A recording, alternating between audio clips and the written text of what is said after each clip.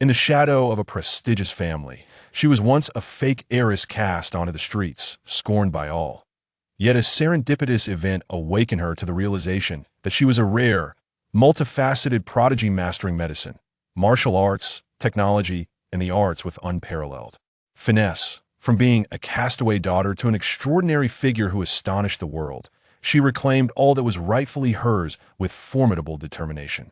Former foes could only look up to her brilliance, past disdain transformed into profound respect. However, as she stood atop her newfound pinnacle, a millennium-old secret surfaced. Her rebirth was, in fact, a meticulously orchestrated scheme. 001, the return of a strategist. Zijin, although you are our daughter, we have raised Xiaoxian for 15 years and share a deep bond. She has been nurtured in luxury since childhood, unlike you who endured hardships in the countryside, so the true heiress of the Ying family is Xiaoxian. It may seem a bit unfair to you, but knowing your kind heart, I am sure you will not mind. Rest assured, you shall not lack anything that is rightfully yours. What? You wish to go as well? Are you jesting? They seek a socialite, and you cannot even play a single piano. Peace, what purpose would your presence serve, other than to bring shame? In her dreams, chaotic figures danced amid a cacophony of voices. Moments later, Ying Zijin fully awakened. Her long eyelashes fluttered as her eyes opened, revealing a sterile white hospital room, the scent of antiseptic lingering in the air. "Ah, you are awake?" Came a sarcastic voice from above her. "I thought you had perished. Don't move, what are you trying to do? If you truly escape, you will bear the consequences." Of a hand pressed firmly against her, gripping her wound with considerable force. Yet, the girl displayed not a flicker of pain. With a deft twist of her wrist, she forced that hand down onto the bedside table. The individual yelped in sudden discomfort, exclaiming, "Are you out of your mind?" "Xiaojin," another young woman in the ward gasped and hurried forward. "This is Dr. Liu, she means you no harm." The girl turned her head, revealing a face so pale it seemed devoid of blood, exuding a sickly aura, lacking vitality. However, upon closer inspection, her features were exquisitely delicate, with enchanting phoenix eyes that shimmered softly, dancing in hues of jade and crimson, flickering like a candle flame. She possessed an intoxicating allure that left one spellbound.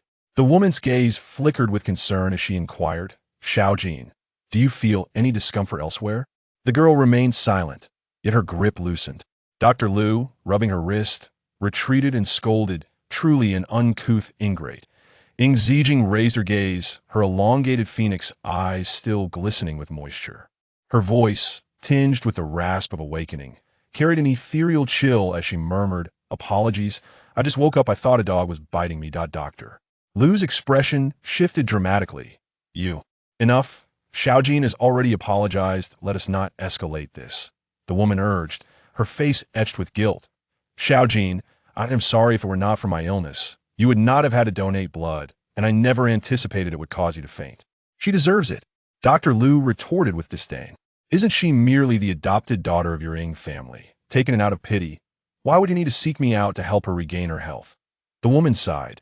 "Xiaojin has endured too much suffering. How can she be compared to Xiaoxian?" "It is indeed an unfair comparison," Dr. Liu replied with a derisive smile. "According to my brother, she ranks second in her class, unlike a certain ingrate who entered the gifted program thanks to wealth and subsequently fell short by over 300 points, finishing nearly last. Quite the disgrace." The woman frowned. "Do not speak so disparagingly. Xiaojin was the top student at her previous school." Dr. Liu scoffed, "Top of the county school, yet she couldn't even qualify for a second-tier university." However, their conversation had no bearing on Ying Zijing, who casually cast a glance at the woman, and a name surfaced in her mind. Ying Luwei. Her sister-in-law, 25 years old, the belle of Shanghai, and a renowned pianist in Huagua. Due to a genetic mutation, Ying Luwei suffers from a rare form of hemophilia. This condition causes patients to bleed profusely from wounds, which are difficult to heal, compounded by her exceedingly rare blood type, Renal, making it nearly impossible to find a match as of now. There is no definitive cure. Ying Zijing glanced at her own slender wrist, where veins were visible, her expression languid. TSK.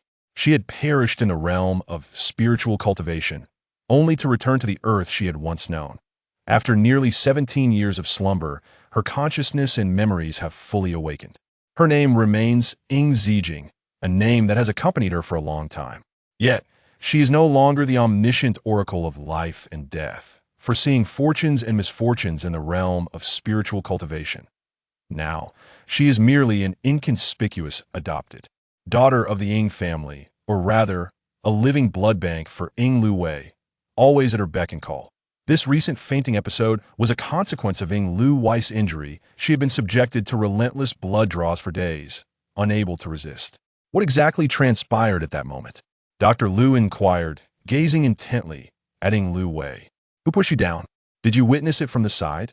The last question was directed at the girl. Noticing her silence, Dr. Lu's temper flared. Am I asking you a question? Have you lost your voice? Too loud. Ying Zijing replied languidly, her eyes half closed. Quiet. What kind of attitude is that? Dr. Lu slammed the folder she held onto the table with force, sneering, Lu Wei, I apologize, but given her demeanor, I shall not treat her condition any further. Ying Zijing leisurely adjusted her collar. The door is over there. Lu had anticipated the girl would soften her stance and plead instead.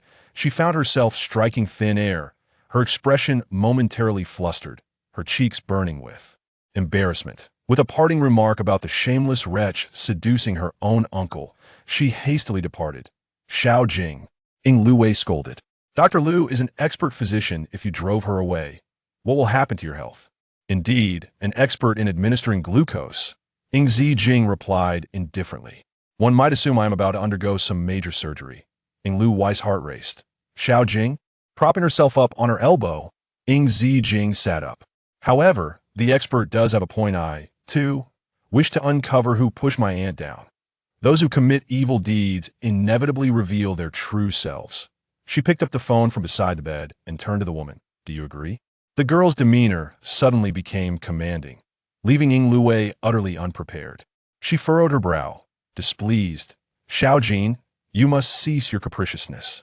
I do not care if you injure me, but if you continue down this reckless path, one day you may provoke someone of significance. And how will your aunt protect you then? Then I shall thank my aunt in advance. I have heard that this hospital room was specifically chosen for me, Ying Zijing remarked, glancing at the door plate, seemingly amused. The number is quite nice. With that, she disregarded the woman's expression and strode out of room 914. Ying Lu Wei bit her lip, her gaze clouded with concern. After a moment's contemplation, she took out her phone and dialed a number. Once connected, she spoke softly. Xiao Jing listens to you more than anyone. Could you help me persuade her? The voice on the other end appeared taken aback by her request, falling into silence for a brief moment before responding coldly. Focus on your health, and do not concern yourself with her. If she continues to overstep, I will have someone send her away. Snowflakes danced through the air, blanketing the world in white. The coastal city of whose city stood resilient, where even the depths of winter rarely witnessed snowfall. Yet this January, the skies began to sprinkle snow, drifting through the night, chilling the atmosphere. On the bustling streets at 9 o'clock, throngs of people moved about, creating a vibrant scene. The girl wore nothing but a simple black shirt, her long, straight legs accentuated as she carried a single shoulder bag, her slow pace starkly contrasting with the lively surroundings. Her complexion was pale, yet she retained an exquisite beauty. Occasionally, the glow of neon lights flickered across her features, reminiscent of scattered stars gently unfolding in the night. Across the street.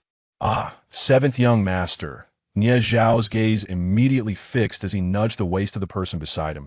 Guess whom I just encountered? The man appeared somewhat distracted. Did you run into your old lover again? Leaning lazily against the wall, his tall figure exuded a certain languor, embodying an air of debauchery. Xiao Ruomiai's delicate fingers toyed with a ring, their hue surpassing that of jade in its pristine whiteness. The swirling snow blurred his features, yet could not obscure the exquisite beauty that radiated from him. Rather, it accentuated his ethereal charm. The man possessed a pair of naturally alluring almond-shaped eyes, slightly curved, which seemed to hold a hint of romance, captivating anyone who met his gaze with an irresistible allured, a naturally enchanting being, thought Nie Zhao. No wonder those socialites could see no one else in the presence of such a visage. Even a man like him felt compelled to kneel in admiration. What old lover? I have never looked back. I saw the girl adopted by the Ying family a few months ago. The man responded with a disinterested his right leg slightly bent, the side profile of his face, both its curve and lines perfectly exquisite, captivating passers-by who stole glances. Nie Zhao recognized his lack of interest and continued, "You just returned. You are unaware that this adopted daughter of the Ying family is seducing her aunt's fiancé." The man's eyebrows arched slightly, finally showing some interest. Jiang Mo Yuan. Indeed. Nie Zhao clicked his tongue. Her audacity is remarkable. Jiang Mo Yuan was slightly older than their group of young masters, merely 5 or 6 years a senior, yet still under 30, already a prominent figure in the company, earning him the respectful title of Third Master Jiang in the bustling city of Shanghai. Jiang Moyuan and Ying Luwei are indeed a match, both hailing from the illustrious Four Prominent families. Point one is the most esteemed socialite in the city, while the other is the man whom all socialites aspire to marry. Nie Chao sighed. Seventh young master, if only you were to engage in a proper profession, with your striking visage, it is certain that you would be their foremost choice for marriage. Aside from Jiang Moyuan, the most renowned figure in the city is none other than the seventh young master of the Fu family, Fu Yunxin. However, the latter does not possess a particularly favorable reputation. It seems that aside from his handsome appearance and wealth, one cannot discern any other commendable traits. Yet, Nie Chao find himself unable to fathom the true nature of this debauched young master, the Fu Yunxin. With his gaze restrained, replied nonchalantly, "I have no desire to be like him." Indeed, Nie Chao concurred, a life of revelry does hold its appeal. Such freedom is enviable. Fortunately, I have siblings, so I shall not be compelled by my father to inherit the family business. Fu Yunxin remained silent. You may not yet be aware, but the Ying family has adopted her solely to provide for Ying Luwei, which is rather pitiable, Nie Chao continued. However, those who are pitiful often possess their own flaws. I find the character of this adopted daughter of the Ying family to be lacking. That he scrutinized the girl, inevitably captivated. Yet, she is truly beautiful. Tsk. None of those from the capital can compare to her. Fu Yunxin still did not respond, his charming eyes cast downwards, lost in thought. With no one to gossip with, Nie Chao found himself growing disinterested. Just as he was about to suggest visiting the newly opened bar, he suddenly exclaimed, "Ah, seventh young master, it seems that the Ying family's adopted daughter has encountered some trouble." 5 street thugs, seemingly emerging from nowhere, obstructed the girl's path, their faces twisted with malicious intent and a lewd smirk, 2 of them brandishing knives. Numerous passers-by witnessed the unfolding scene, yet they merely cast indifferent glances before hastily continuing on their way. "I now believe in the existence of karma," Nie Zhao remarked, remaining motionless, as if relishing the spectacle. "Look at her slender arms and legs, so pitiable." Fu Yunxin, not bothering to look, spoke up, "Go assist her." "Assist?" Nie Zhao questioned in disbelief. "Surely, you jest, seventh young master. You're asking me to help her? Are you aware of her notorious reputation in whose city? Getting involved with her will only lead to trouble. She is merely a young girl," Fu Yunxin replied, lifting his eyelids. "Your knowledge is based solely on hearsay. The aristocracy is fraught with deception, and black and white are often reversed. How could you truly ascertain what kind of person she is?" Upon reflection, Nie Zhao conceded, "But why must it be me who helps?" Fu Yunxin replied lazily, "You are skilled in martial arts." "Very well." Nie Zhao relented. "I shall assist her, but if that adopted daughter of the Ying family clings to me afterward, I will hold you responsible." "Agreed," Fu Yunxin replied indifferently. Reluctantly, Nie Zhao advanced, but before he could reach her, an unexpected turn of events unfolded. The girl, with an impassive expression, seized the arm of the leading thug, swiftly lifting it and executing a shoulder throw with a ruthless precision. Within 10 seconds, she unleashed a flurry of punches and kicks, swiftly incapacitating the remaining thugs, hardly breaking a sweat. Suddenly, everyone was caught off guard, and the bystanders were left in utter astonishment. Nie Zhao stood there, dumbfounded. "What on earth?" Fu Yunxin slowly straightened up, his peach blossom eyes lifted, and then he suddenly smiled.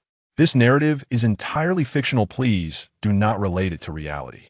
You can find me on Weibo chinchincherry.my new series. I expose my past life, shocking the entire internet, has been launched, featuring the story of Yi Wanlan, a powerful narrative of female empowerment that delivers a satisfying rebuttal. 002. Nourishing the blood of our little one. Ing Zichin retracted her hand, completely indifferent to the peculiar gazes of those around her, rolling up her sleeves and continuing on her way.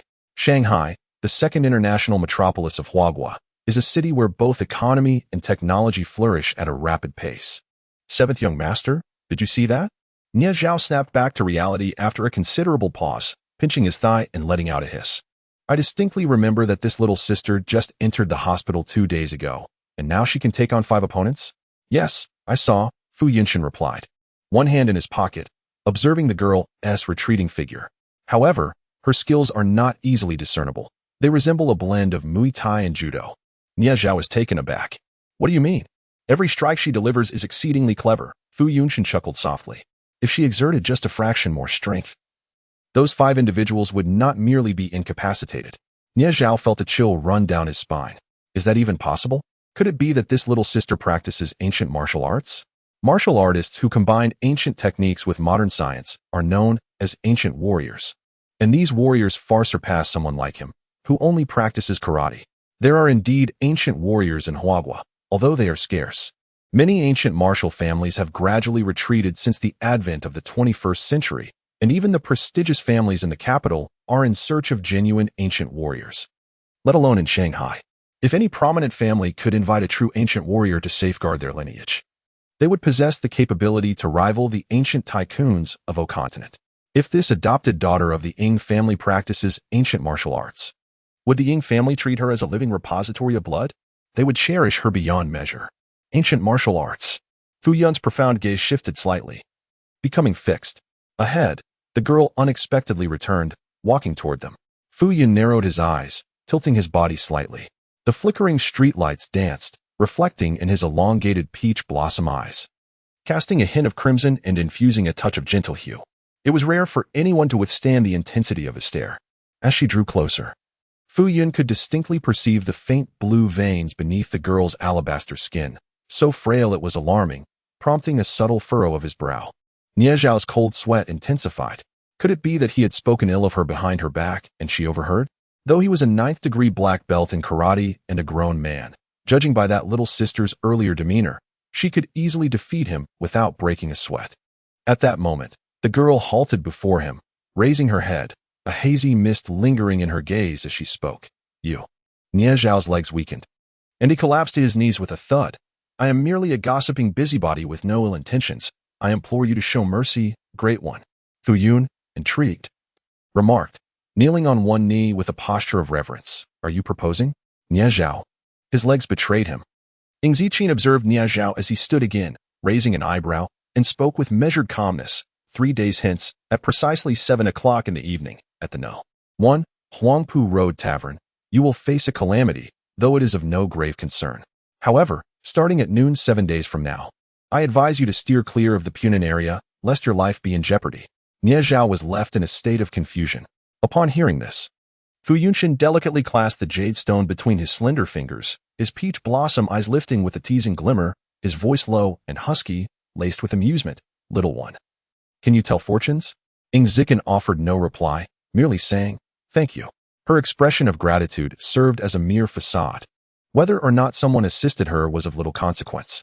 She simply wished to test the remnants of her once formidable divination skills. It seemed that a considerable time would be required for her to fully recover, yet for the present moment, it sufficed. Nie Zhao appeared utterly bewildered. Huh? Fu Yunshin cast a sidelong glance at Nie Zhao before turning his gaze back to the girl, his amber eyes shimmering with an almost intoxicating gentleness. Little one, is it not rather unkind to only express gratitude to him? Ing Zichin paused momentarily. Nie Zhao, taken aback, exclaimed, 7th young master, surely you jest. It is you who is bullying this little girl. Have you taken the wrong medicine today? Is it appropriate for a grown man to act thus? He had never witnessed this young master speak to any other woman in such a manner. Ignoring him, Fu Yunshin's enchanting gaze remained fixed on the girl. As if casting an electric spell, since you have read a fortune for him, why not do the same for me? Ing Zichin narrowed her eyes slightly. Little sister, do not pay him any mind. Nie Zhao, feeling that Fu Yunshin was behaving oddly today, attempted to smooth things over. Where are you headed? Allow us to escort you. It was evident that the depths of the affluent were murky, This girl was clearly not the type rumored about. No need. Zichen shook her head, preparing to depart. However, as she turned, her body swayed slightly, a clear indication of the after-effects of excessive blood loss. She raised a hand to press against her temple, her brow and eyes shrouded in a veil of frost. At that moment, a languid voice emerged from behind. "Little friend." Zichen paused and turned around.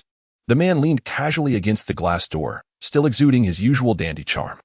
"Your benefactor says he wishes to treat you to dinner tonight as a token of gratitude for your reminder." At Han Pavilion, even after the waiter had set the table, Nie Zhao remained perplexed. He gazed at the girl with her indifferent expression.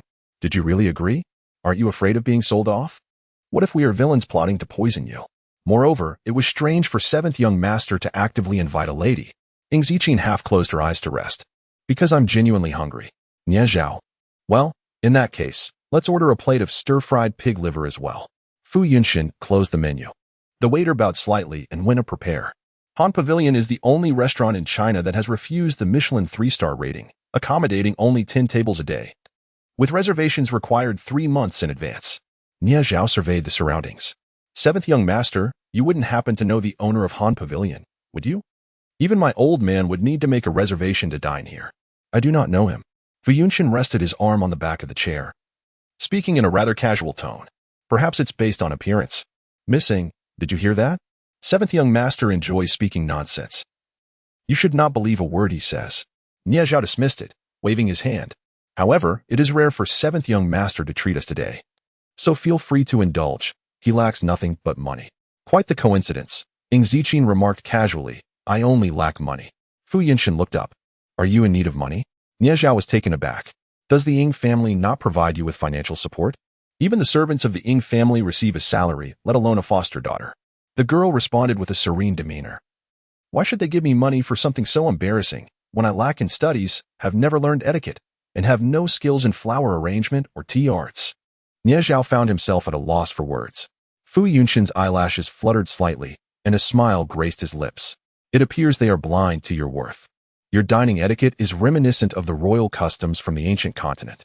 In the ancient realm of O continent, Nie Zhao was once again rendered speechless. What had he just heard? The addition of the word ancient completely altered the meaning of O continent.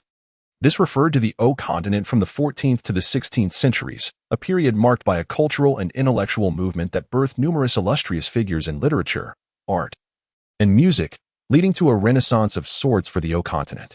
The continent boasted several royal families, most of which have since faded into obscurity. Presently, only 10 royal families remain, with the Wine Nation at the forefront, each possessing distinct ceremonial customs. It was merely a commonplace sitting posture, yet he discerned no particular significance. How could it be a continuation of the O continent's royal etiquette? Nevertheless, Nie Zhao harbored no doubts regarding Fu Yunshin's words. This young gentleman had once conveyed to him that to become a successful dandy, one must possess knowledge of both astronomy and geography. Nie Zhao felt a lingering sense of incongruity regarding this statement, yet he could not quite articulate it, so he chose to remain open to learning. It was hardly surprising for the foremost dandy of whose city to be well-versed in the etiquette of the O continent's royalty, but what of Jia? This young lady hailing from the countryside? Zichen opened her eyes, her expression unchanged. She shifted her posture, resting her chin on her hand. Exuding an air of languor, she had perused the relevant literature. Fu Yunshin leaned back, a smile gracing his lips. "This interest is rather unique." Zichen offered no further response. In a mere span of 10 minutes, all the dishes were prepared. The Han Pavilion did not feature private rooms. Instead, each table was separated by azure curtains, with incense burners placed at the table's edge, filled with various fragrances according to the guest's preferences. Beside her, a small stone bridge meandered over gently flowing water, exuding an air of antiquity. Zichen tilted her head slightly, her gaze flickering. The scents of osmanthus, rosemary, agarwood, lavender, and sandalwood filled the air, all of which were tranquilizing herbs, evidently prepared with intention. In just a short span of time, she felt her spirits lift considerably. Zichen cast her eyes downward. It was her first visit to Earth, back in the mid-15th century. She had not anticipated returning, for she was destined to perish. And her survival was a remarkable feat. Her injuries had been so grievous that her soul had shattered completely, rendering her consciousness dormant for nearly 17 years. Only today had she awakened, and her circumstances were rather dismal. Prolonged anemia had left her body exceedingly frail, akin to a vessel riddled with cracks, shattering at the slightest touch. She required an abundance of jade and medicinal herbs to rejuvenate her body and restore her vitality. Yet, she found herself short on funds. Once, she had amassed a considerable fortune in gold while in O continent, but after all these years, it was likely that the bank had collapsed. She wondered if her gold still remained. After a moment of contemplation, Ingzichin inquired, "What are some interesting places to visit in Hu City?" "There are plenty," Nie Chao replied, his spirits lifted by alcohol as he belched lightly. "Have you not ventured out at all since you arrived? A living blood bank surely lacks the luxury of freedom." Nie Chao was momentarily rendered speechless. "Drink this." Fu Yunshin offered the girl a bowl of longan and red date soup. Upon seeing her accept it, he settled into a bamboo chair. Pondering over how many times Ing Luwei had sustained injuries within the past year, Nie Chao paused to calculate, if we count just the hospital visits. It must be no less than 10. Upon the utterance of that number, even he was taken aback. The fact that Ing Luwei suffers from hemophilia is well known throughout the entire city of Shanghai. Thus the young aristocrats exercise utmost caution in their interactions with her. Moreover, as the fiancée of Jiang Meiyuan, she is proficient in the arts and is cherished by the elders of the 4 prominent families. How could they dare to even touch her, let alone allow her to sustain such numerous injuries? Nie Zhao tentatively inquired, "Boss, you couldn't possibly have lost to her that many times." The words lingered on the tip of his tongue, yet he refrained from finishing them. After more than 10 blood transfusions, who could withstand such a toll? Ing Zichin slowly finished her longan and red date soup, narrowing her phoenix eyes with indifference. Surely not that many. The vitality of this body had been nearly exhausted upon her awakening, and it had only managed to recover a fraction, revealing the extent of its frailty. Nie Zhao's heart was a tumult of emotions. The Ing family had taken in an adopted daughter, providing her with lavish care. All for the sake of that precious blood? The darkness within the affluent circles was something they had long grown accustomed to. There was nothing more sordid than this. With a sigh, Nie Zhao summoned a servant, feigning enthusiasm. "Boss, do eat more. 7th young master is right. You must replenish your blood." Ing Zichin glanced at the plate that had been thoroughly cleaned yet filled with pig liver. At that moment, the intricately carved wooden door of Han Pavilion swung open once more. The sound of footsteps echoed as a group entered. At the forefront was a man, tall and striking. His demeanor was cold, his features sharp. Even the servants of Han Pavilion could not help but stand a little straighter upon seeing the newcomer. This face is one that no one in the city of Shanghai would fail to recognize. Master Jiang Meiyuan, the foremost heir of the 4 great families, possessing beauty, status, and power in abundance. He is the man every socialite in Shanghai aspires to marry. The manager approached, respectful yet unassuming, saying, "Mr. Jiang, your reserved table is this way, please follow me." Jiang Meiyuan nodded slightly and stepped forward. However, at that moment, his secretary, who had been trailing behind, suddenly stepped forward and whispered, "Master." After speaking, he gestured toward a certain direction. Jiang Meiyuan frowned, but turned his gaze in the direction indicated by his secretary. His expression darkened abruptly. A slender girl was seated on a bamboo chair, her head tilted to the side, displaying a look of resistance, clearly unaware of the unfolding situation. Beside her sat someone he recognized, Fu Yunshin, the notorious scion of the Fu family, whose reputation was far from admirable. After being sent abroad for 3 years, he appeared to have made no progress whatsoever. As a thought crossed his mind, Jiang Meiyuan's frown deepened, and he strode forward with purpose, leaving the others behind to exchange bewildered glances. These individuals were clients of the Jiang group and had a reasonable understanding of Jiang Meiyuan's temperament. The 3rd master of Jiang was known for keeping his emotions well concealed. What could possibly provoke such a change in his demeanor? "The master has gone to discipline a disobedient junior. He will return shortly," the secretary explained apologetically. "Please, take your seats in the meantime." What can one compare to Ing Luwei? Upon hearing this explanation, several clients suddenly comprehended the situation, expressing their understanding and hurriedly assuring, "Not at all, 3rd master. Please continue with your business." Were it not for Jiang Meiyuan's presence, they would have been unable to secure a reservation at Hang. After the secretary once again expressed apologies, she followed Jiang Meiyuan's lead as they departed. At this moment, Hang had no other patrons. The attendants stood by, awaiting their next instructions. The manager, having witnessed this scene, furrowed his brow, intending to intervene, but upon noticing the unfolding dynamics, he displayed a hint of astonishment, silently nodded, and retreated. Fu Yunshin withdrew his gaze and inquired, Shall we have a bit more to eat? The girl resolutely declined. I do not wish to. You must listen. Not eating is detrimental to your health. I shall not eat. Nie Zhao remarked. Seventh young master is truly unwell today. Is he really coercing the young lady into consuming pig liver? Observing the girl's expression of complete resistance, Fu Yunshin raised an eyebrow slightly, elongating his tone. You truly will not eat? Ing Ziqin pushed the plate away, stating, I do not like organ meats. The pig liver was indeed peculiar. After finishing a plate of 12 slices, she distinctly sensed an acceleration in her body's blood replenishment, even surpassing her usual recovery rate. Yet, she truly struggled to accept organ meats. This was her limit. Then let us pack it up, Fu Yunshin suggested, tapping the table. A beguiling smile gracing his lips. We can store it in the fridge and reheat it for breakfast tomorrow. Nie Zhao burst into laughter. Seventh young master. Are you not afraid of the big boss reprimanding you? Upon hearing these words, Fu Yunshin lifted his long lashes, his voice gentle. Little one, given how well I treat you, could you truly find it in your heart to strike me? Ing Ziqin cast a sidelong glance at him. Her eyes seemingly enveloped in a mist of apricot blossoms and light rain, responding languidly, Yes, I would not. Fu Yunshin's peach blossom eyes narrowed in intrigue. Nie Zhao was taken aback. He had misjudged her, initially believing this little sister to be reserved and introverted, only to discover she could deftly counter the seventh young master, quite remarkable indeed. At that moment, the bamboo curtain was abruptly pulled aside with such force that it dislodged the wind chimes hanging above, causing them to clatter to the ground. Who dares disturb my esteemed Nie? Nie Zhao turned, only to find a man clad in a black suit, his words choking in his throat as he coughed violently. What on earth? Jiang Mayuan? What a twisted fate. Instinctively, he glanced at Ing Ziqin, only to see her cradling a bowl of longan and red date soup. Seemingly oblivious to the newcomer, she appeared relaxed, her arms draped casually over the table, her brow slightly raised. Devoid of the airs of a socialite, yet exuding an undeniable noble beauty, akin to a princess from a medieval oil painting, Jiang Mayuan regarded her from a lofty stance, his tone gravely serious. You ran away from the hospital, and you've come here to mingle with these people? His words provoked Nie Zhao's ire, yet he restrained himself. While he felt indifferent, he could not allow trouble to befall the young lady. Ing Ziqin, I do not have the time to discipline you. Jiang Mayuan cast a glance at the watch on his wrist, his tone imbued with extreme indifference.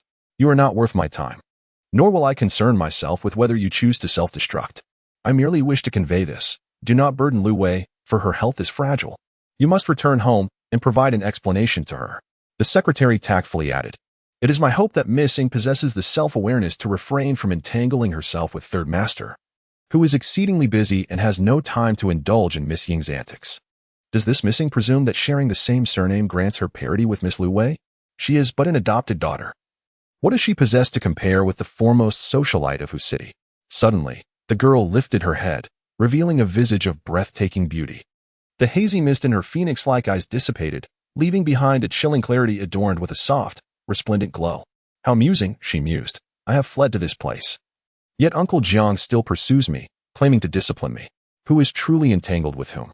Her tone diverged from the previous timidity and reverence, now imbued with a coldness that pierced the heart. Jiang Mayuan's expression shifted. The secretary was equally astonished, nearly incredulous. How could this Miss Ing speak to Third Master in such a manner? Fu Yundong suddenly chuckled, his eyelashes lifting slightly as he surveyed the gathered individuals. His enchanting peach blossom eyes curved with charm, his tone imbued with a playful arrogance. Not particularly impressive, is she? Perhaps this young lady would fare better by turning her attention to me? His casual demeanor, however, clearly belied a protective instinct. Jiang Mayuan frowned.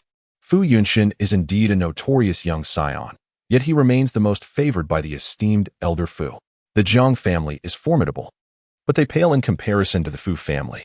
Jiang Mayuan, regardless of your current antics, Fu Yunshin lightly tapped his slender fingers on the table, a smirk playing on his lips. I'm dining. Please refrain from disturbing my appetite. Instantly, a server approached. Mr. Jiang, welcome. Your reserved table is over here.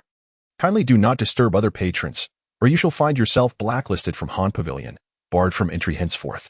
The silent mockery was the most lethal of all. Jiang Mayuan pressed his lips tightly together, his jaw clenched, his expression darkening. Han Pavilion showed no deference even to the families of the imperial capital, let alone the Jiang family. For the first time, he had no choice but to leave. His secretary hurriedly followed, looking rather dejected. The surroundings returned to tranquility. With the gentle sound of flowing water mingling with the melodious strains of the guqin, pure and serene as jade, Nie Zhao felt as though he had just witnessed a grand performance, twisting in excitement. Fu Yunshin cast a glance at him. Have you been possessed by a snake spirit? Pooh, pooh, pooh. Nie Zhao promptly straightened his posture. Isn't this just delightful? Young Master Qi, your synergy with the big shot is truly remarkable. Fu Yunshin no longer engaged, lazily stating, the pedestrian street, Disneyland, and the ocean aquarium are all quite suitable. Ing Ziqin raised an eyebrow. Enough, young Master Qi. Your suggestions are rather commonplace. Nie Zhao, at a loss for words, replied, Miss Ing, allow me to suggest a place that is surely lesser known. He spoke mysteriously. Do you know the location of the television tower? Ing Ziqin nodded. I do. There exists an underground market, teeming with delightful amusements, where one can engage in stone gambling, divination, and unearth a plethora of peculiar antiques. Nie Zhao's eyes sparkled with excitement as she recounted how, during her last visit, someone had struck gold by acquiring a Yuan dynasty blue and white double-gourd vase for a mere handful of coins. Divination? Ing Ziqin perked up her ears, intrigued.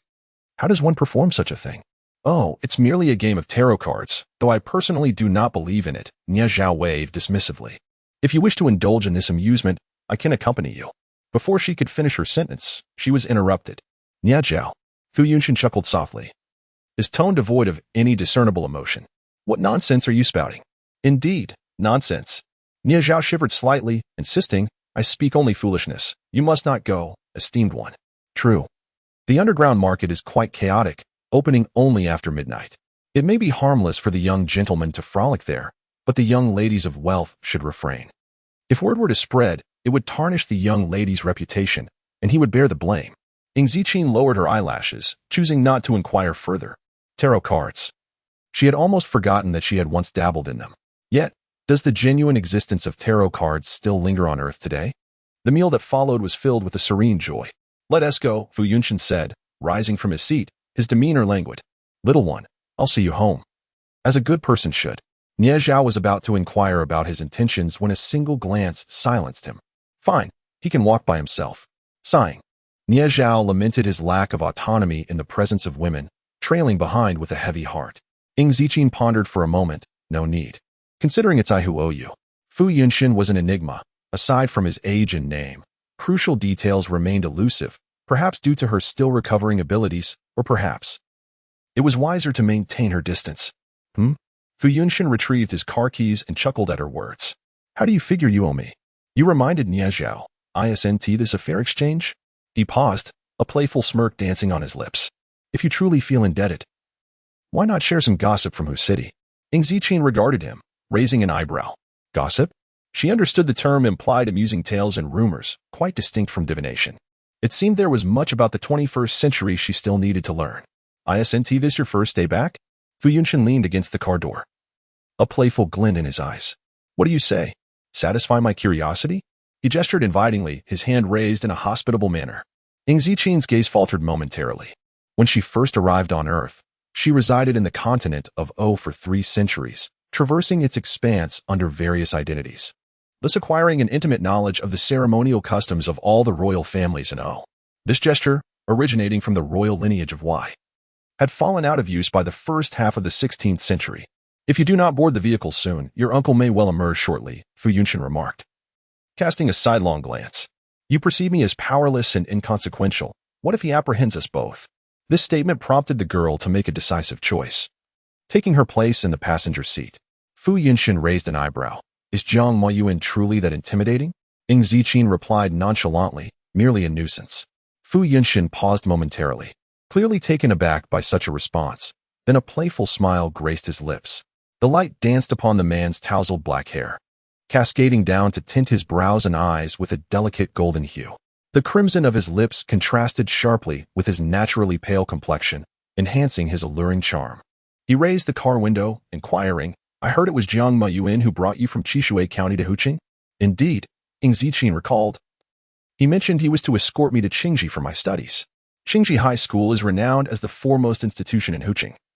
Students emerging from its elite program are almost guaranteed admission to the prestigious Imperial University, boasting an impressive acceptance rate exceeding 98. Parents fight fervently to enroll their children there. Ing Ziqing gazed out the window, squinting slightly. I was involved in a car accident on my way and subsequently hospitalized. The car accident did not result in any fatal injuries. However, it led the Ying family to discover her existence, for she possessed the exceedingly rare Renault blood type, identical to that of Ying Luwei. This blood, often referred to as golden blood, is truly universal, allowing transfusions to individuals of any blood type. But if one with this type suffers from blood loss, they can only receive Renault blood in return. Globally, the number of individuals with Renault blood is fewer than 100. And even the Ying family was unable to provide an adequate blood supply in a timely manner when Ying Luwei was injured. She happened to be the perfect candidate. Fu Yunshin paused momentarily, his fingers hovering. Is this why the Ying family adopted you? Ing Ziqing rested her head on her hand, responding nonchalantly. As if it were of no concern to her, why refuse a living blood bank that comes gift-wrapped? The Renault blood possesses another peculiar characteristic. Each individual can only donate once. After donation, antibodies are produced. A second extraction would be fatal. Yet, she would not perish from it. This is why the Ying family has continued to care for her. Fu Yunshin tilted his head, his gaze lingering for 2 seconds. Then suddenly raised his hand and gently patted her head, akin to a playful kitten. Ing Ziqing slowly turned her head, her expression impassive. A glint of menace flickering in her eyes. What are you doing? To prevent you from overthinking. Fu Yunshin fixed his gaze ahead, fastening his seatbelt, ready to depart. 30 minutes later, the car came to a halt in a hillside villa area. Remember to rest early. Fu Yunshin observed the girl as she exited the vehicle, advising her to drink more longan and red date soup. Ing Ziqing's eyelashes fluttered slightly as she replied, I understand, thank you. Hearing you express gratitude so many times in a single day has left my ears quite calloused. The man's slender forearm rested casually on the car window. And with a light chuckle, he teased, if you truly wish to thank me, perhaps you could offer me a fortune-telling in return. For the first time, Ing Ziqing playfully ruffled her hair, a hint of exasperation in her voice as she said, all right. Upon hearing this, Fu Yunshin seemed to ponder something. Lost in thought for a moment, he lingered for a while longer, lazily adding, all right, hurry and rest. The night is too dark. I shall watch you walk away. Ing Ziqing nodded in agreement. You too. After bidding farewell, she turned and walked toward the cluster of villas. Just before she reached the entrance, the door swung open, revealing the stern gaze of the estate's steward. With an assessing look, he remarked, has the second young lady finally decided to return? Standing on the steps, the girl was adorned with a layer of frost on her long eyelashes, while snowflakes had settled upon her hair tips. Her delicate wrist was pale, veins clearly visible, and her slender form appeared almost fragile enough to be toppled by a mere gust of wind. The steward frowned at the sight but recalled the instructions given to him by those within the house. He spoke. Madam has stated that since the second young lady has exhibited such rebelliousness and has capriciously left the hospital, she is not to return home tonight. The young lady may enter only when she acknowledges her mistakes. With a tone laced with sarcasm, he added, please, young lady. His expression was filled with discontent, tinged with a measure of annoyance. This second young lady seemed perpetually embroiled in trouble and deserved to face a few hardships. He was curious to see how long she could endure such heavy snowfall. Ing Ziqing raised her head and finally spoke. Step aside. This reaction took the butler by surprise, leaving him momentarily stunned. He was well aware of the second young lady's temperament, submissive and timid, never daring to voice a rebuttal. How was it that today she had the audacity to retort? The butler's expression turned to one of disbelief. Young lady, do not act so willfully. Simply charm your mother with a few sweet words and admit your faults, and all will be well. In the midst of uncertainty regarding her identity, the butler's annoyance grew palpable. He attempted to advise the second young lady, stating that her current demeanor would hardly endear her to the mistress of the house, suggesting she ought to reconsider her approach. However, he was abruptly cut short. With a swift motion, her slender fingers ensnared his wrist, rendering him immobile. In the blink of an eye, an overwhelming force propelled him to the ground. Ing Ziqing lowered her eyelashes and coolly remarked, I told you to step aside. The butler, trembling, lifted his gaze in disbelief, his eyes wide with astonishment. Amidst the night, a sudden laughter echoed, laced with a hint of cynicism yet tinged with a chilling undertone. I had no idea that the servants of the Ing family dared to command their master. Is this how Madame Ing instills discipline? The man, tall and poised, donned a black shirt with buttons askew, his skin appearing even more pallid against the backdrop of snow, akin to exquisitely carved jade. As he stood beneath the tree, he became a picturesque scene, effortlessly outshining the elegance of the snowy moonlit night. Ing Ziqin withdrew her foot and raised her head, momentarily pausing before querying, "Haven't you departed?" "Fortunately, I have not," Fu Yunshan replied, his hand casually tucked into his pocket, a smile gracing his lips. "If I were to leave, our little friend here would surely be bullied."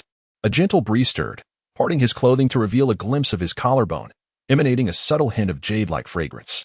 It was a calm yet tender allure, an intoxicating temptation. Ing Ziqin remained silent for a moment, dismissively stating, "I can't be bothered." She preferred action over words, believing that uttering another syllable would be less effective than taking matters into her own hands. "Indeed, I am aware." Fu Yunshan gently patted her head and said, "Allow me to handle this. You may simply observe." He turned his head, lifted his chin slightly, and continued to smile. "Who do you wish to apologize to?" The butler, already stunned from the earlier incident, now stood frozen in place, his face flushed red, alternating between pallor and color, his legs trembling as if he might collapse to his knees at any moment. He certainly recognized the man before him, the seventh young master of the Fu family. Fu Yunshan, Shanghai's most notorious scion, notorious for his lack of ambition. Rumor had it that Fu Yunshan's reckless indulgence had offended the heir of a prominent family in the capital, prompting the Fu family to send him off to O Continent overnight. Why had he suddenly returned? And why was he so protective of the second young lady? Had he lost his senses? "I apologize, second young lady." The butler, unable to withstand the pressure any longer, abruptly raised his hand and struck himself across the face, stammering, "I should not have disrespected you. It is entirely my fault." Fu Yunshan paid him no mind. "Come, young one, I shall escort you inside myself." The butler dared not obstruct him further. "Seventh young master, second young lady, this way please." While feeling quite humiliated, he also breathed a sigh of relief, knowing that at least the madam would not hold him accountable. As the door swung open, a chill swept in, dusting the luxurious carpet with a layer of frost. On the first floor of the old residence, the living room was delightfully warm. A refined lady sat on the sofa, gracefully perusing a book, each of her movements exuding the elegance characteristic of a noble lineage. This was Madame Ing, Zhong Manhua, hailing from one of the four great families, the Zhong family. Upon hearing the footsteps, she did not lift her gaze but remarked indifferently, "Has the second young lady finally yielded?" The old residence boasts excellent sound insulation, rendering any external noise inaudible to its inhabitants. The butler, hesitant and subdued, dared only to whisper, "Madam."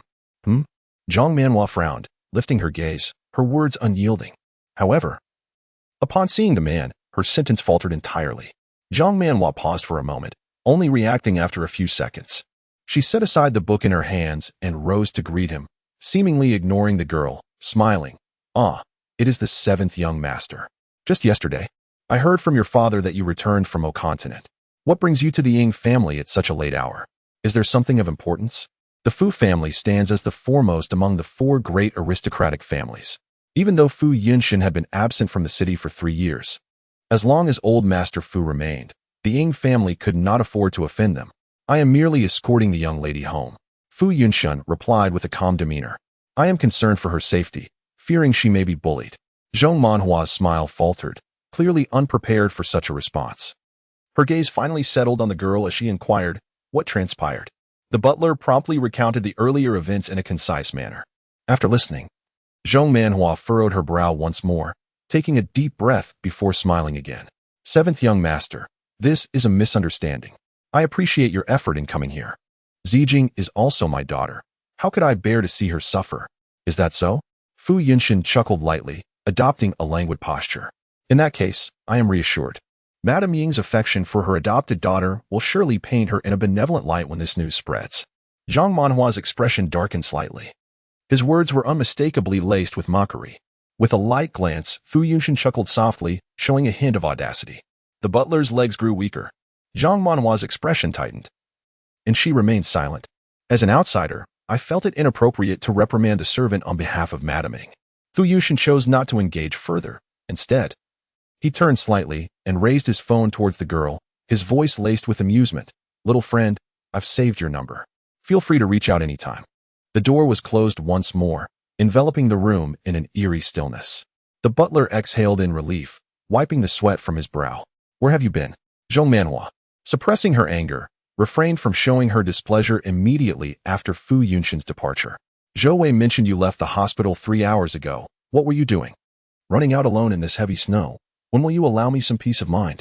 You even went out of your way to bring someone back to vex me. Showing such a lack of manners. Ying Ziqin did not respond, stifling a yawn. Aside from hunger, she was beginning to feel drowsy. Having reverted to a semblance of normalcy, she wished to truly experience it. Zhong Manhua's voice turned icy. I am asking you a question. Why such rudeness? Ying Ziqin raised her gaze, replying nonchalantly. Why concern yourself with a living blood bank? Zhong Manhua could scarcely believe her ears, her mind blank for a moment, her body jolting in shock. What did you say? The butler also turned to look, his expression one of disbelief. The fact that the Ying family had adopted a daughter as a living blood bank for Ying Luowei was not a secret among the four great families. The entire upper-class society was well aware of it. However, no one paid heed to this matter, for it seemed insignificant. Occasionally, it would be brought up as a topic of post-meal banter to add a touch of amusement, and the victors felt no sense of wrongdoing. Yet, when this unsightly truth was so bluntly exposed, Zhong Manhua felt as though all the carefully draped veils of modesty had been torn away, leaving her with a sensation akin to thorns piercing her back, her blood running cold, her hands and feet icy. Being of noble birth, Zhong Manhua swiftly regained her composure, her expression softening slightly, though she still spoke with an authoritative tone. What is this behavior? I've prepared hot water for you. Go take a shower first. I have something to discuss with you shortly. The girl merely stifled a yawn, disregarding her entirely, and ascended the stairs. Zhong Manhua's face turned a shade of deep anger as she slammed the teacup onto the table with a resounding thud. The butler bowed his head, too timid to utter a word. Look at her attitude, and listen to the words she speaks. Zhong Manhua felt a pang of fury that nearly took her breath away. But beneath that was a profound sense of injustice. Did she think I desired to have her blood drawn? Could she not see the pain in losing a part of myself? The eldest daughter of the Ying family, Ying Luowei, is her sister-in-law. How could she stand by and do nothing? Did she not hire a nurse or take to the kitchen herself? Why can't her own daughter show her a modicum of understanding, instead of causing her pain? Madam, please calm down, the butler suggested after a moment of contemplation. The second young lady may simply be going through a rebellious phase. A rebellious phase? Zhong Manhua laughed in disbelief. When has she ever been in accord with my wishes? She shows no regard for me now. Does she wish to disown me? The very thought infuriated her. After all this time spent teaching, she still could not master the piano, could not write properly, and struggled to speak English, lacking any semblance of a refined young lady. The more Zhong Manhua pondered, the angrier she became. A year ago, when Mo Yuan brought her home, she seemed so obedient. Who could have predicted she would turn out this way? The Ying family has lost all face, and now she is pursuing Fu Yunshin. And who is Fu Yunshin? A notorious scion of the Shanghai elite, known for his debauchery and ineptitude, possessing little more than good looks. When the time comes, she will be cast aside, left to pay others with her own fortune. The butler, at a loss for words, gently reminded her, Madam, it is already 10:30, and the young lady is still waiting for your call. Observing Zhong Manhua, torn between sorrow and fury, he shook his head with a sigh. The eldest daughter of the Ying family is not the biological child of Madame Ying, but rather an adopted one. Yet, in many ways, the adopted daughter is more considerate than a biological child could ever be. Fortunately, both the master and mistress are wise and publicly declare that the second young lady is merely a ward. Otherwise, if the truth were to reach the other prominent families, the ridicule would be unbearable. He served the Ying family for over 20 years, having attended to both the venerable Mr. and Mrs. Ying, and thus possessed some knowledge of past events. 15 years ago, the Ying family was embroiled in a significant business deal that extended to the capital, causing the entire company to toil day and night without rest. Fortunately, they ultimately succeeded in securing the contract. On the day the contract was signed, Ying Jinting and Zhong Manhua went out for social engagements, only to return that evening to discover their infant missing from the cradle. There were no signs of disturbance, as if the child had vanished into thin air. The butler was equally perplexed, having merely stepped into the kitchen for a brief moment. How could such a calamity occur in mere minutes? The child, not yet a year old, could not have wandered off. The Ying family mobilized numerous individuals in a desperate search, yet to no avail. Zhong Manhua was utterly devastated, nearly losing her sanity. During that period, she would break down in tears upon seeing other infants in the street, instinctively rushing to embrace them. Unable to bear the sight of his wife's anguish, Ying Jinting devised a plan to adopt a child. This new child bore a striking resemblance to their lost daughter, an infant so young that, Without the benefit of daily nurturing, one could hardly discern any difference. Months later, Zhang Manhua's mental state gradually stabilized. Upon discovering her husband's intentions, she bore no resentment or blame. Instead, her maternal affection shifted to the adopted child, whom she tended to with great care, finding increasing joy in her new role as a mother. Indeed, Ing Jinting had been discreetly dispatching individuals to search for the lost infant. Yet after 2 years of fruitless endeavors, he ultimately relinquished hope. The affluent family was never in want of heirs, with countless illegitimate offspring. Ing Jinting suppressed the matter and cautioned those privy to the information to divulge not a single word. After all, as one of the 4 prominent families of whose city, every action they took was of utmost significance. Such a scandal, if widely publicized, would certainly incite considerable turmoil. Thus, apart from a select few, including the butler, even the eldest son of the Ing family remained oblivious to the fact that his biological sister had gone missing. As the years passed, the incident gradually faded from collective memory. The butler was well aware of the concerns troubling Zhang Manhua. She enjoyed a harmonious family life, blessed with 2 exemplary children, presenting herself as an elegant matron admired by many. However, the true heiress's sudden return, which should have been a cause for celebration, was marred by her lack of understanding of etiquette, resulting in numerous embarrassing situations that rendered her unworthy of the Ing family's esteemed status. Nevertheless, the bloodline of the Ing family could not be allowed to dissipate into obscurity, even if it bore a blemish. Hence they ultimately chose to acknowledge her through adoption. Neither Ing Jinting nor Zhang Manhua perceived any impropriety in this decision, considering the second daughter consistently paled in comparison to her elder sister. The Ing family of whose city was far beyond the comparison of a mere county. It was a stroke of fortune for the true heiress to enter high society. And she should not be overly greedy. How forgetful I am, to have overlooked such a significant affair. Zhang Manhua gently massaged her temples, picked up her phone, and dialed a number. Upon hearing the voice on the other end, she immediately smiled. Hello, Xiaoxian. It's Mom. How was your day? Good. That's wonderful. Focus on your studies in Ozu. If you need anything, just let me know. I don't mind the trouble. In the room, Ing Ziqing glanced at the old desktop computer on the table. She randomly tapped a few keys, only to find the screen frozen. TSK. Although she had never used a computer before, she recognized this as the most inferior model. She turned her gaze away, lowered her head, and retrieved a bank card she had brought from Chishui County from her wallet in the drawer. Counting it, she found 562 yuan and 8 jiao. It was somewhat lacking, but just enough for her needs.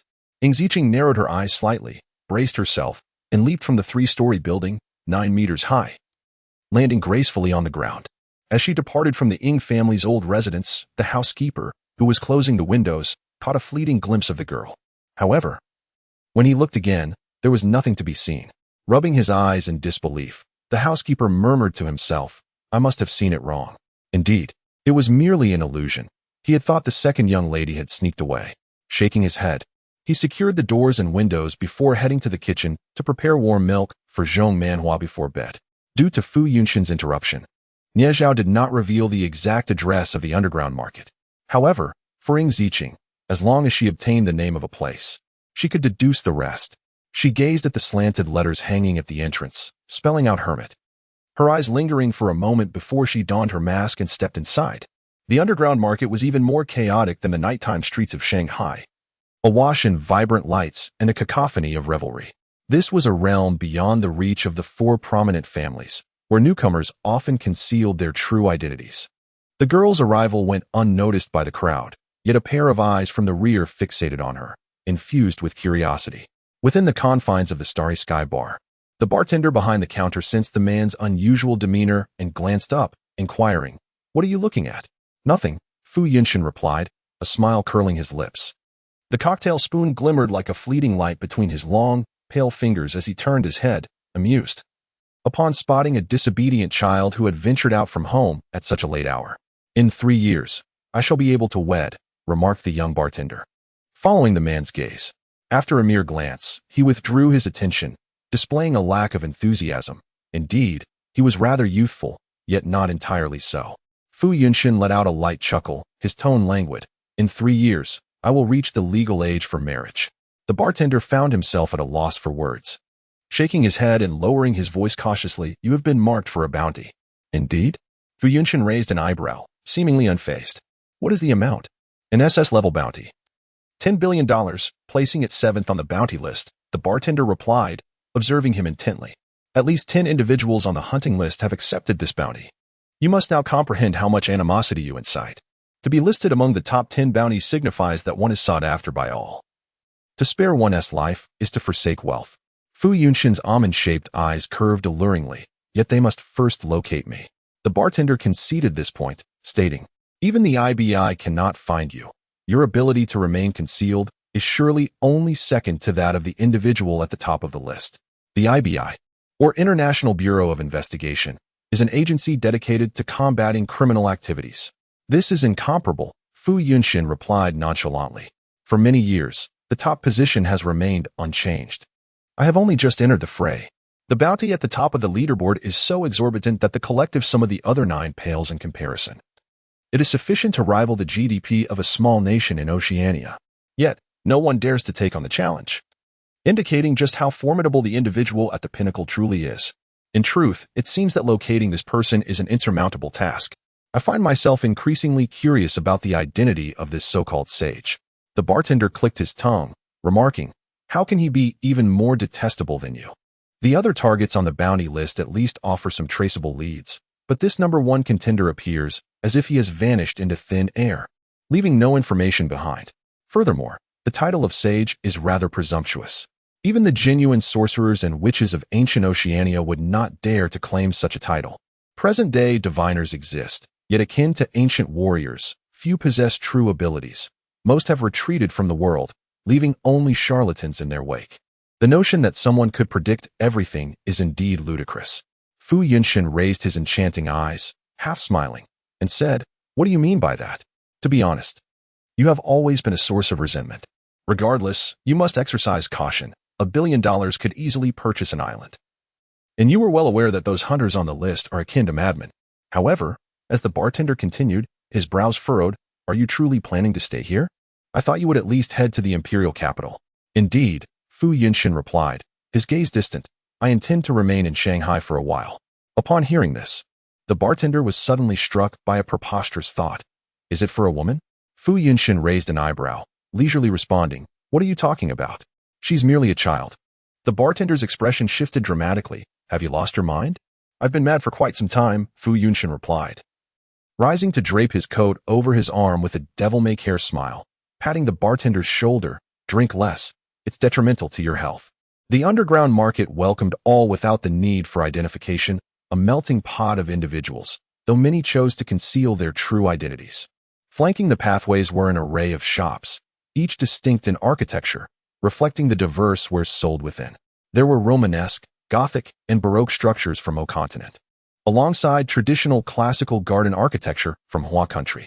Ing Zichin looked up and noticed numerous shops displaying divination signs, easily counting over a dozen. However, only one emanated a faint aura of spiritual energy. Tarot cards, originating from O continent, became immensely popular during the Middle Ages. She had dabbled in them herself. Yet their origins remained shrouded in mystery. Genuine tarot cards are scarce, with most available on the market being barely serviceable for trivial divination, rendering them little more than mere scraps of paper. Perhaps, before her abilities were fully restored, she should seek out a genuine deck of tarot cards. Ing Zichin, lost in thought, adjusted her mask, lowering her eyelashes as she ventured deeper into the market. In addition to the shops, numerous stalls dotted the surrounding area, primarily showcasing fragmented antiques. Yet this did not deter eager buyers from falling prey to deception in their quest for hidden treasures. The girl casually glanced around, and within mere seconds, she had observed over 100 antiques, all of which, as anticipated, were unequivocally counterfeit. It was not until half an hour later that Ing Zichin finally discovered what she sought. It was an ancient coin, inconspicuously nestled among a collection of Celadon wares. The inscriptions on the coin had been significantly eroded, and it was coated with dirt, giving it the appearance of being handmade from clay. She lowered her gaze, her eyes narrowing as she instantly deduced the coin's era and name, a Qin silver half-tail coin, minted in 339 BC during the Warring States period. 2 millennia later, its value would exceed 5 million. Crouching slightly, Ing Zichin inquired, how much for this? However, she was referring not to the ancient coin but to a nearby stone bowl. The stall owner, a young man, glanced at her and scrutinized her from head to toe before dismissively stating, $500, and it's yours. Only then did Ing Zichin's fingers gravitate towards the silver coin. What about this? She asked.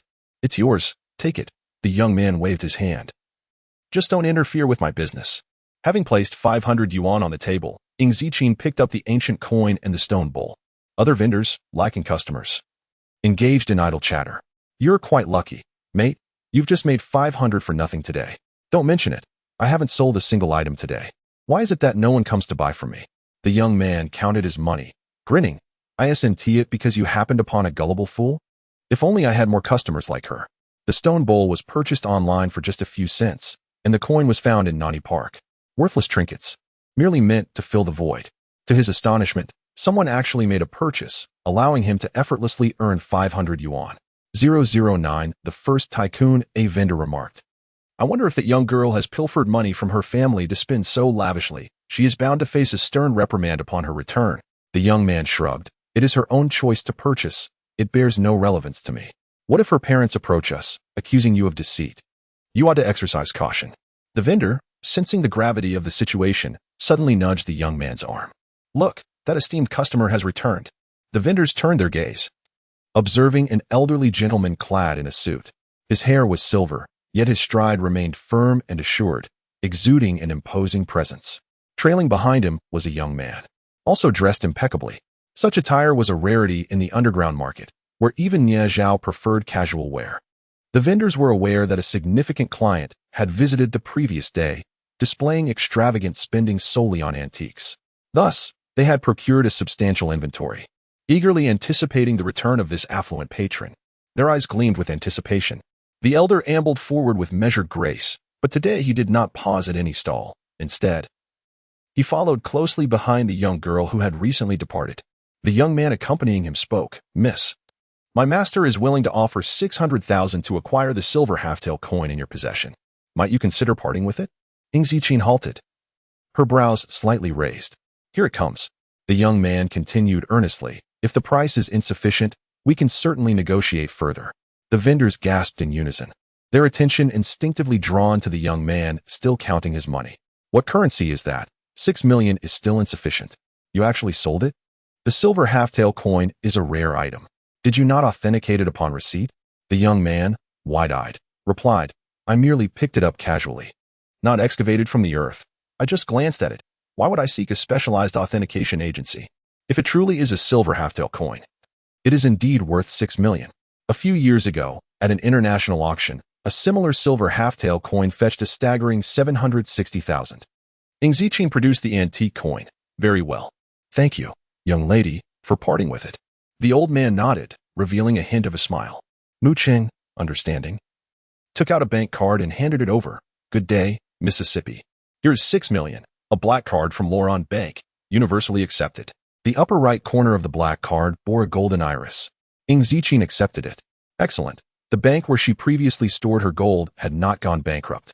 The 6 million on-site transaction left the vendors envious. The young man lamented, deeply regretful. I should not have sold it. 6 million. Money is secondary. What matters is the ability to present 6 million directly. Such a client must come from a distinguished lineage. He has squandered an opportunity to forge connections with the powerful.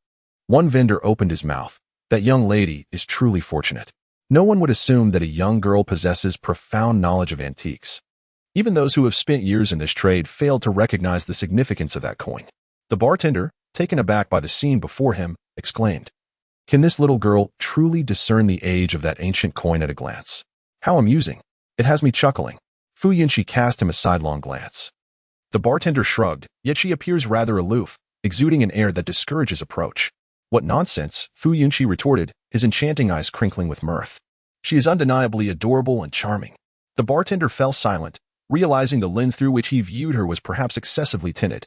He inquired further. Why not go over and greet her? It is indeed perilous for a young girl to depart with 6 million, considering your capabilities. Why not allow the staff to escort her discreetly? Fu Yunxi's eyelashes fluttered as he chuckled softly. I cannot approach her. The bartender was taken aback. Why ever not? After a brief pause, Fu Yunxi replied, I must consider her feelings. After all, we exchanged goodnights just 2 hours ago. Encountering her again in such a setting would be rather awkward. Though he had anticipated her arrival at the underground market following Mia Zhao's remarks, the timing had proven fortuitous. The bartender, at a loss for words, remarked, "It seems upon your return, your time has been devoted to winning a woman's favor. Do I require such efforts?" Fu Yunxi replied, lowering his gaze to the cocktail he was preparing. The bartender, observing the man's captivating visage, found himself utterly speechless. Indeed, with such striking looks, one could indulge in whims. It was no wonder that this gentleman could masquerade as a frivolous dandy without anyone doubting him. Across the street, in a narrow alley. "Master, if only we had arrived earlier," Mu Cheng sighed, lamenting the squandered 6 million.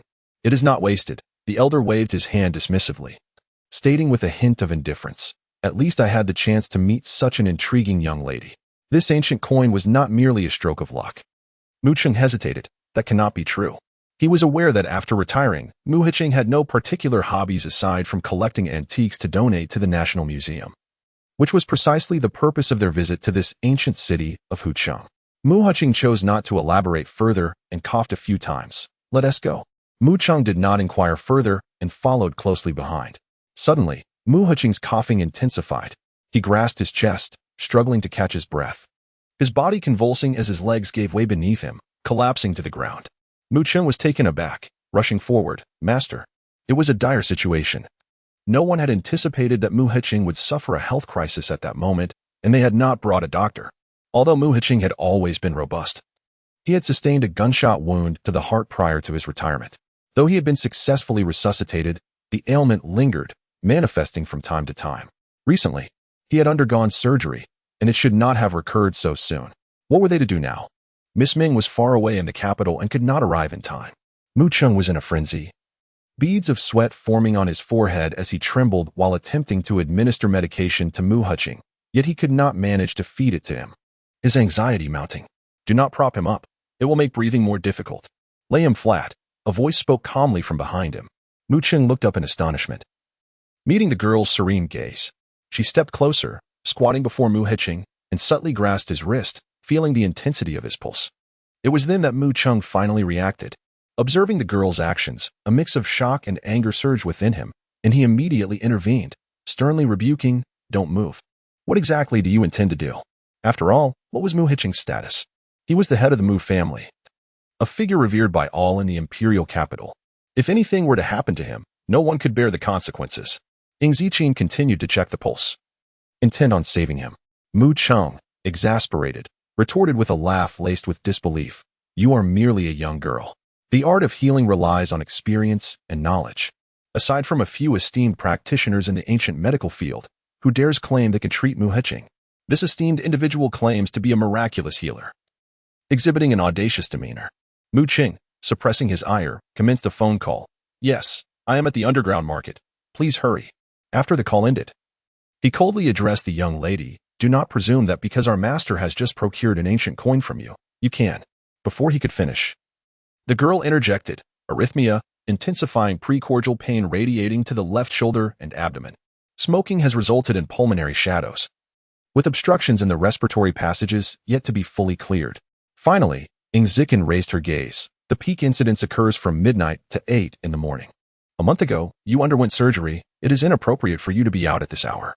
Mu Cheng was taken aback, incredulous. "You are remarkably precise, even regarding the timing of the surgery." Before he could fully recover from his astonishment, the girl spoke again, "Silver needles." Mu Cheng had no time to ponder how she knew he carried silver needles and hastily presented the box containing them. Ing Ziqin opened the box and deftly grasped the 7 silver needles, preparing to proceed. Observing this, Mu Cheng could not help but caution, "No more than 4 needles at a time." Upon hearing this, Ing Ziqin finally cast a glance his way. Her pupils, starkly contrasting in black and white, exhibited no discernible emotion, shrouded in mist, rendering her feelings indiscernible. "You may remain quiet." "Yes, my apologies." Mu Cheng felt a twinge of embarrassment, yet he saw nothing amiss. In the past, when witnessing Miss Meng from the ancient medical realm treat Mu Hicheng, she also employed a maximum of 4 needles simultaneously. He had inquired about it and discovered that it was virtually non-existent in the realm of traditional medicine for anyone to wield 7 silver needles simultaneously. It was understandable. After all, with only 2 hands, how could one possibly control 7 silver needles? However, in the next moment, Mu Cheng's eyes widened in astonishment. He beheld 7 silver needles in the girl's grasp, forming a blur of motion, as one acupoint after another was swiftly penetrated and withdrawn. Mu Cheng strained to track the needles' positions, but found it utterly impossible, his heart racing with trepidation. What extraordinary speed was this? Once Ing Ziqin completed the final acupoint, Mu Huqing, who had collapsed on the ground, finally caught his breath, the pallor of his face gradually giving way to a healthy glow. The entire treatment had taken less than a minute. Ing Ziqin carefully stored the silver needles back in their box. Rising to her feet, she casually slipped one hand into her pocket, standing languidly without a hint of disarray. All done. Mu Cheng remained in a daze, feeling as though he were in a dream. Even Miss Ming would feel exhausted after treating Mu Huqing, yet here was this. Cough, cough, cough. Mu Huqing suddenly erupted into a fit of coughing, laboriously opening his eyes. Previously, he had been in a semi-conscious state, albeit still aware of his surroundings. After steadying his breath, with Mu Cheng's assistance, he gradually stood upright. He coughed a few more times, his expression solemn yet gentle, his tone soothing. Young lady, you have saved my life. Should you require anything, do not hesitate to ask. He distinctly sensed that his heart felt considerably better than before. Such medical prowess, one might assert, is unparalleled even in the ancient medical realm. However, Ing Ziqing remained indifferent, treating it as a mere pastime. It had been a while since she had treated someone, and it seemed her skills had not faded, should she find herself in need of funds again. She could still rely on this craft for sustenance. Mu Huqing did not press the matter further. After contemplating for a moment, he produced a jade pendant, stating earnestly, "Then please keep this safe. If you encounter any issues, as long as they do not involve illicit activities, I shall certainly assist you." Mu Cheng was taken aback. This was no ordinary promise. It was a commitment from the head of the Mu family. Ing Ziqing had not intended to accept it. But upon noticing the character for Mu inscribed on the pendant, her gaze momentarily sharpened, as if recalling something, before she ultimately acquiesced, saying, "Very well." Satisfied, Mu Huqing smiled and inquired, "Might I have the pleasure of knowing your name?" It was rare to encounter such an enchanting young lady. He felt compelled to make her acquaintance. Ing Ziqing pondered briefly before responding, "My surname is Ing." Ing? Upon hearing the surname, Mu Cheng instantly thought of one of the 4 prominent families of whose city, for the surname Ing was indeed uncommon. This Miss Ing appeared to hail from an extraordinary background. The innate nobility she exuded was unmistakable. However, Mu Cheng furrowed his brow. Surely, they had encountered the Ing family before, but given their limited influence, how could they have raised a daughter proficient in ancient medicine? Mu Huqing also contemplated this but refrained from further inquiries, simply smiling as he asked, "Miss Ing, would you be interested in accompanying this old man to the capital?" Ing Ziqing raised her eyebrows slightly, surprised, and replied, "Not at the moment. She now yearns for a tranquil life, tending to flowers and raising pigs. Aspiring to be a contented sloth. That is well enough." Mu Huqing nodded, "And should you wish to visit in the future, do remember to contact me, Mu Cheng." Stepping forward, Mu Cheng offered a business card, feeling a twinge of embarrassment. "I apologize, Miss Ing, for my previous doubts and any offense I may have caused." "There is no need for apologies. After all, trust is scarce among strangers," Ing Ziqing replied with a nod. "I shall take my leave now." Yet Mu Cheng felt a deeper sense of shame, for he had yet to encounter a young lady as perceptive. After watching the girl depart, Mu Huqing lingered in place, contemplating for a moment before suddenly inquiring, "Mu Cheng, what do you think of arranging a marriage?" Before Mu Cheng could respond, he continued, "Never mind. None of these scoundrels are worthy of such a fine young lady. It would be best not to bring her misfortune."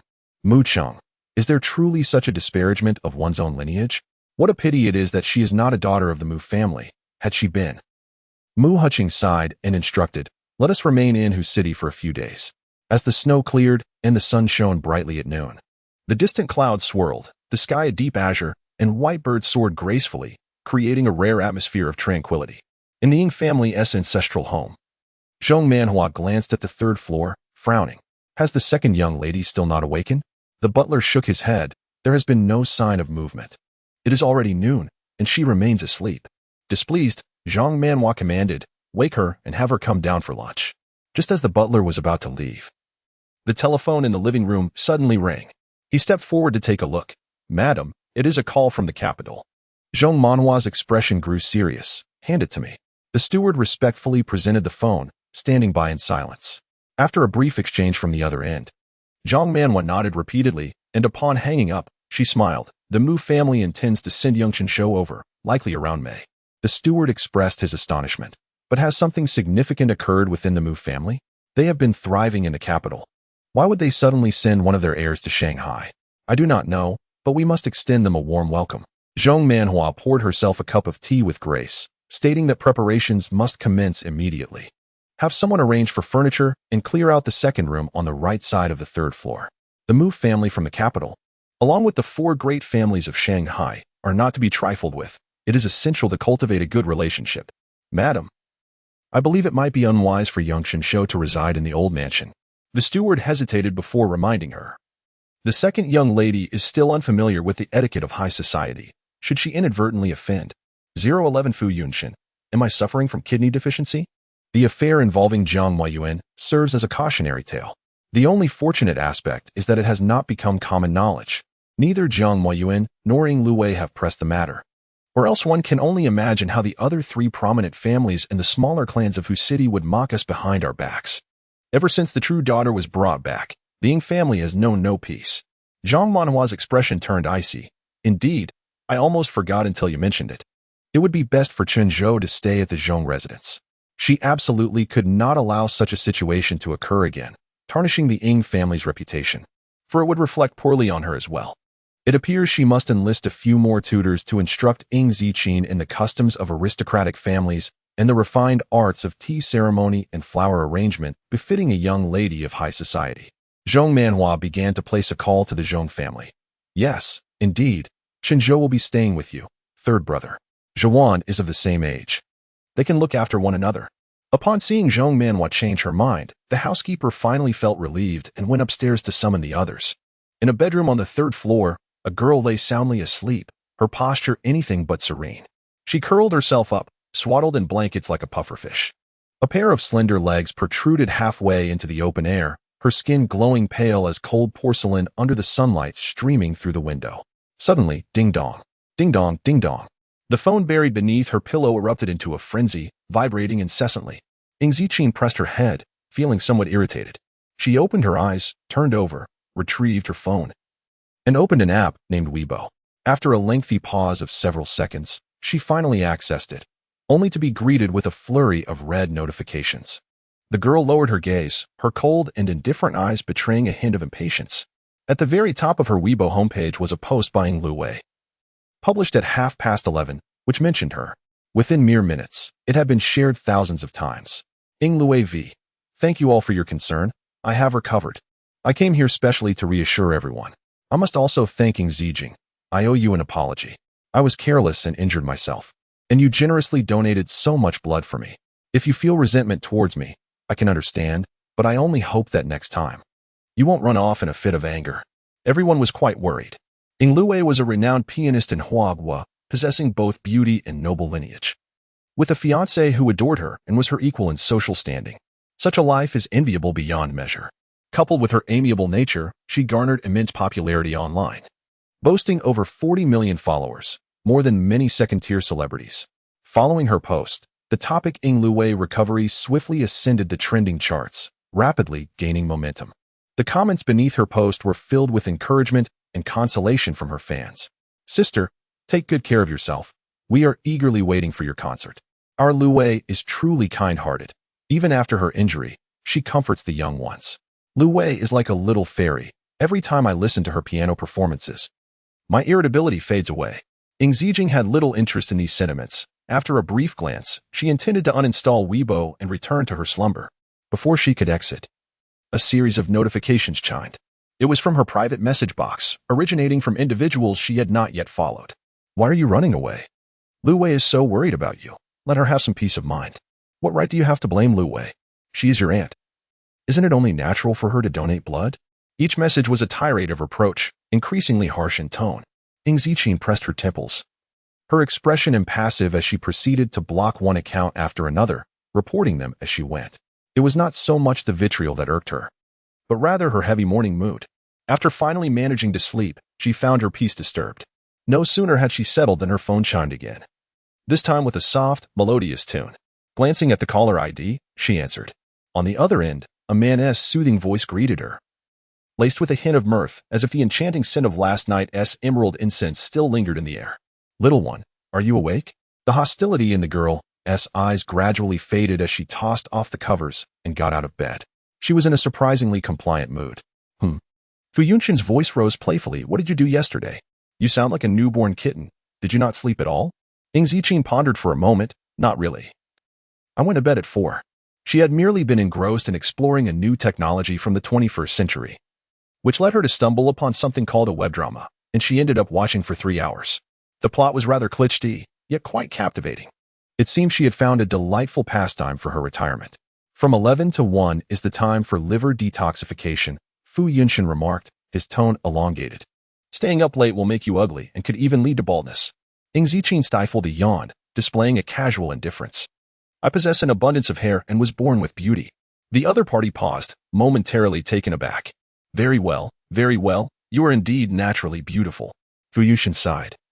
"As for me, being an elder, a mere hour less of sleep leaves my back and waist aching." The girl leisurely remarked, "That indicates kidney deficiency." Upon hearing this, Fu Yunshin chuckled softly. "Me? With kidney deficiency?" Ing Ziqin, biting on a hair tie, lifted her empty left hand to grasp her long hair. "If you don't mind, I could concoct a remedy to help you." Her original alchemical furnace was also in O-continent, so she would need to create a new one. He had assisted her considerably. A little medicine in return would be appropriate. "Oh," Fu Yunshin inquired with intrigue. "You possess such remarkable skills, aside from fortune-telling. You also dabble in ancient medicine?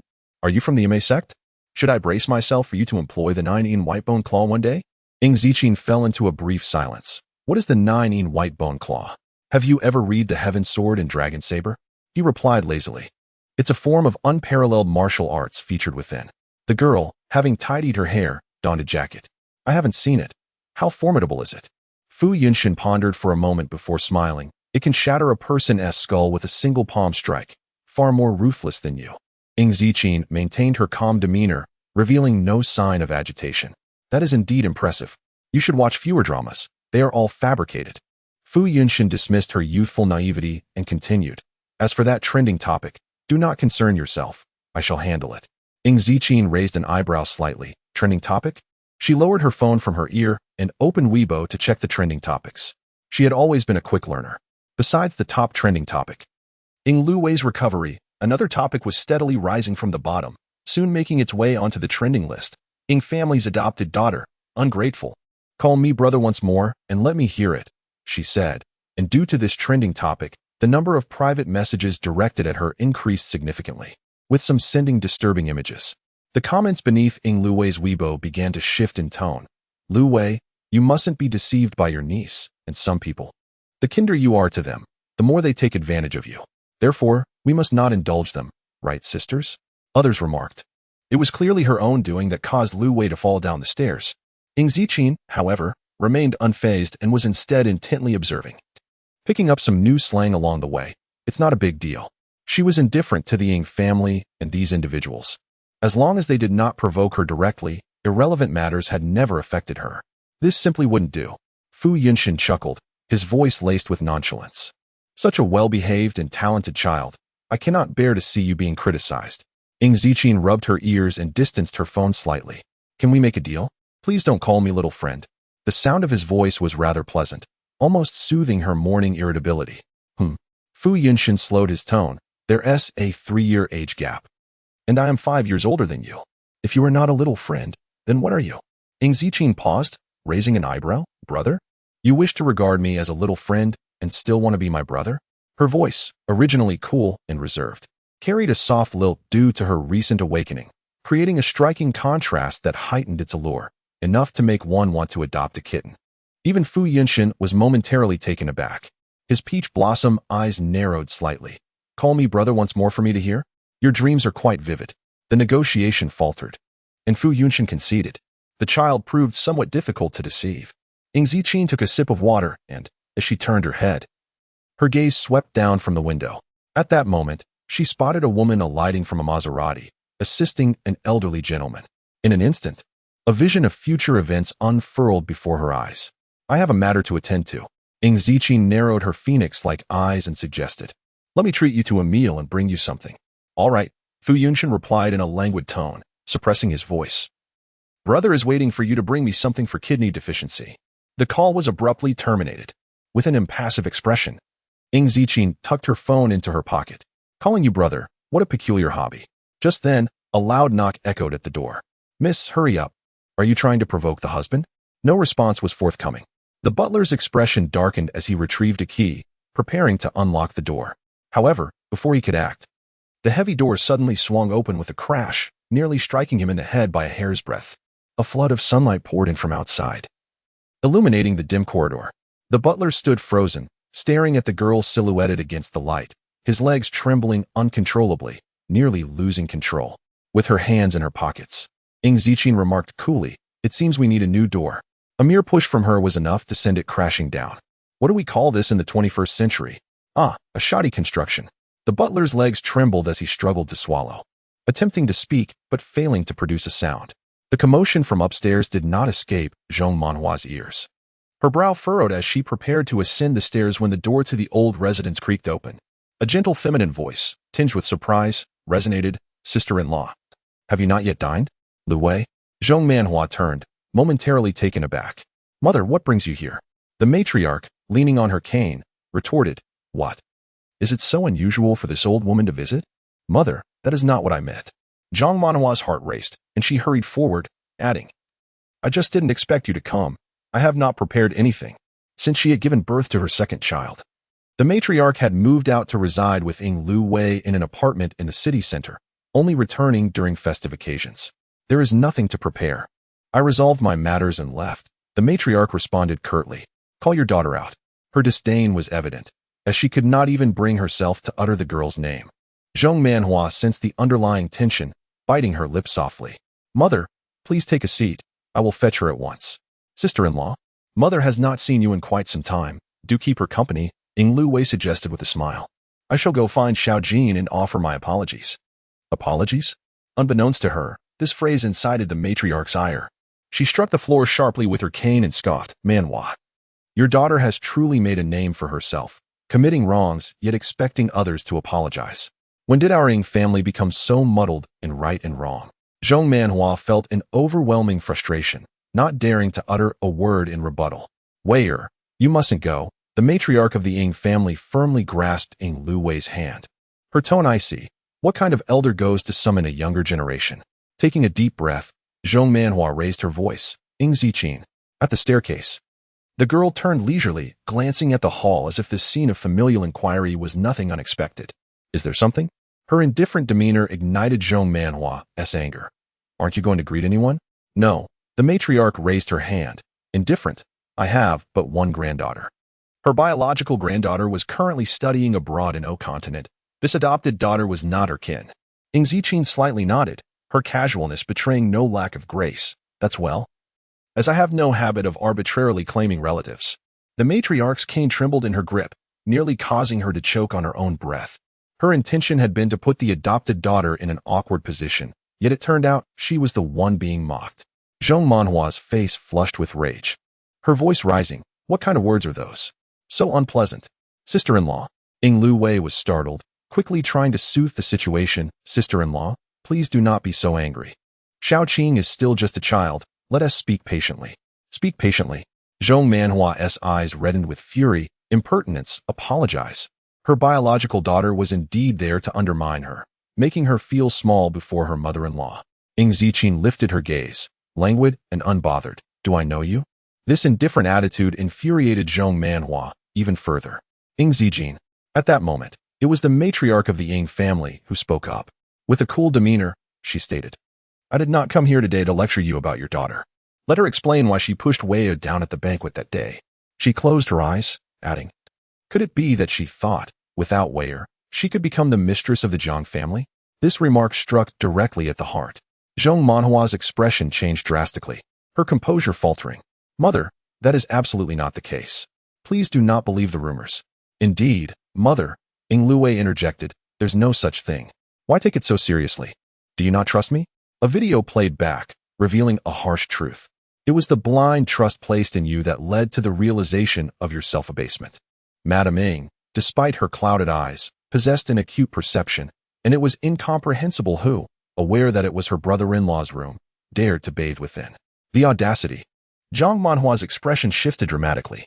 Irrespective of the circumstances, the fact remained that Ing Ziqin had indeed seduced Jiang Mo Yuan. This transpired over a month ago, on January 17th. Shortly after Qingji Middle School had commenced its winter break.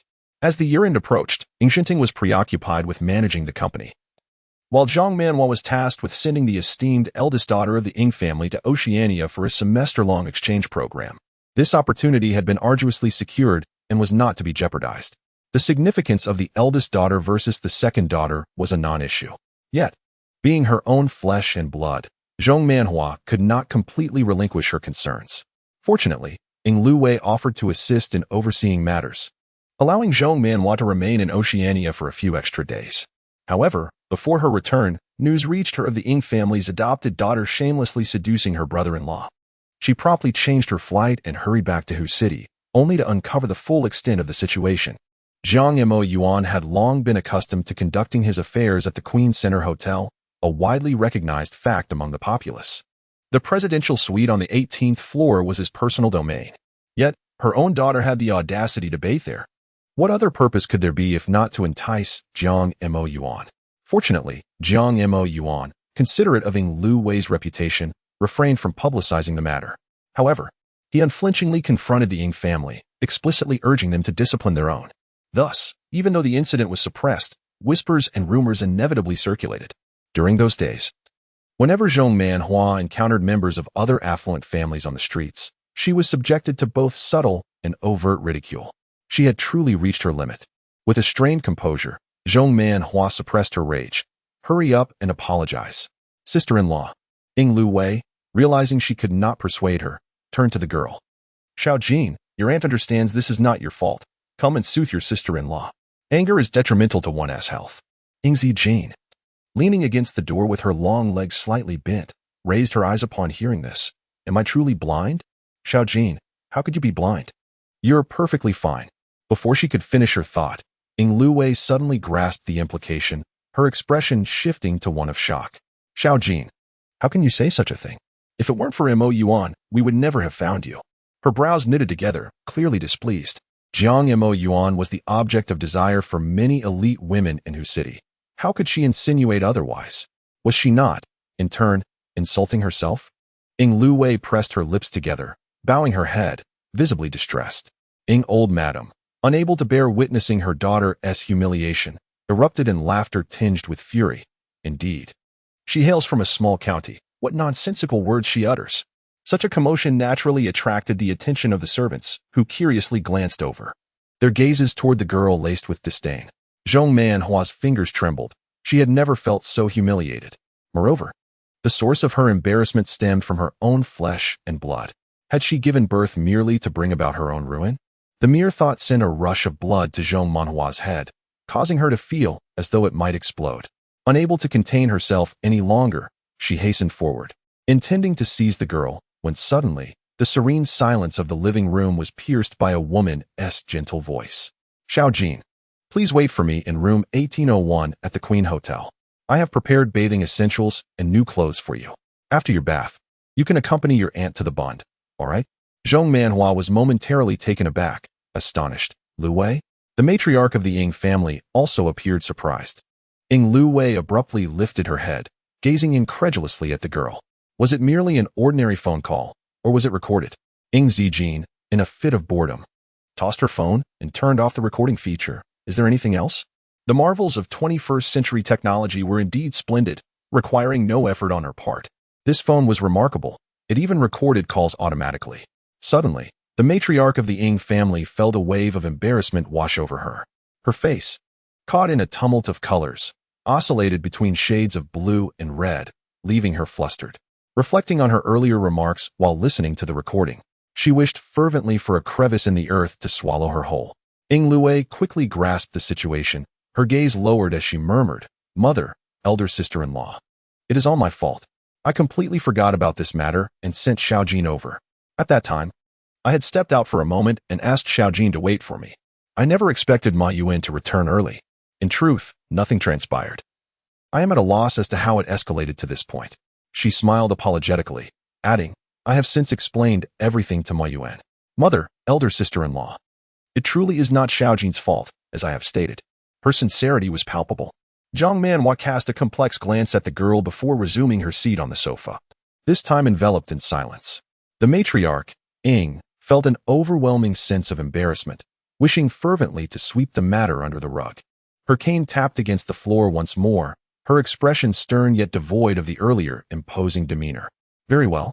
If this is not about the position of matriarch of the Jiang family, then why did you push Wei'er?"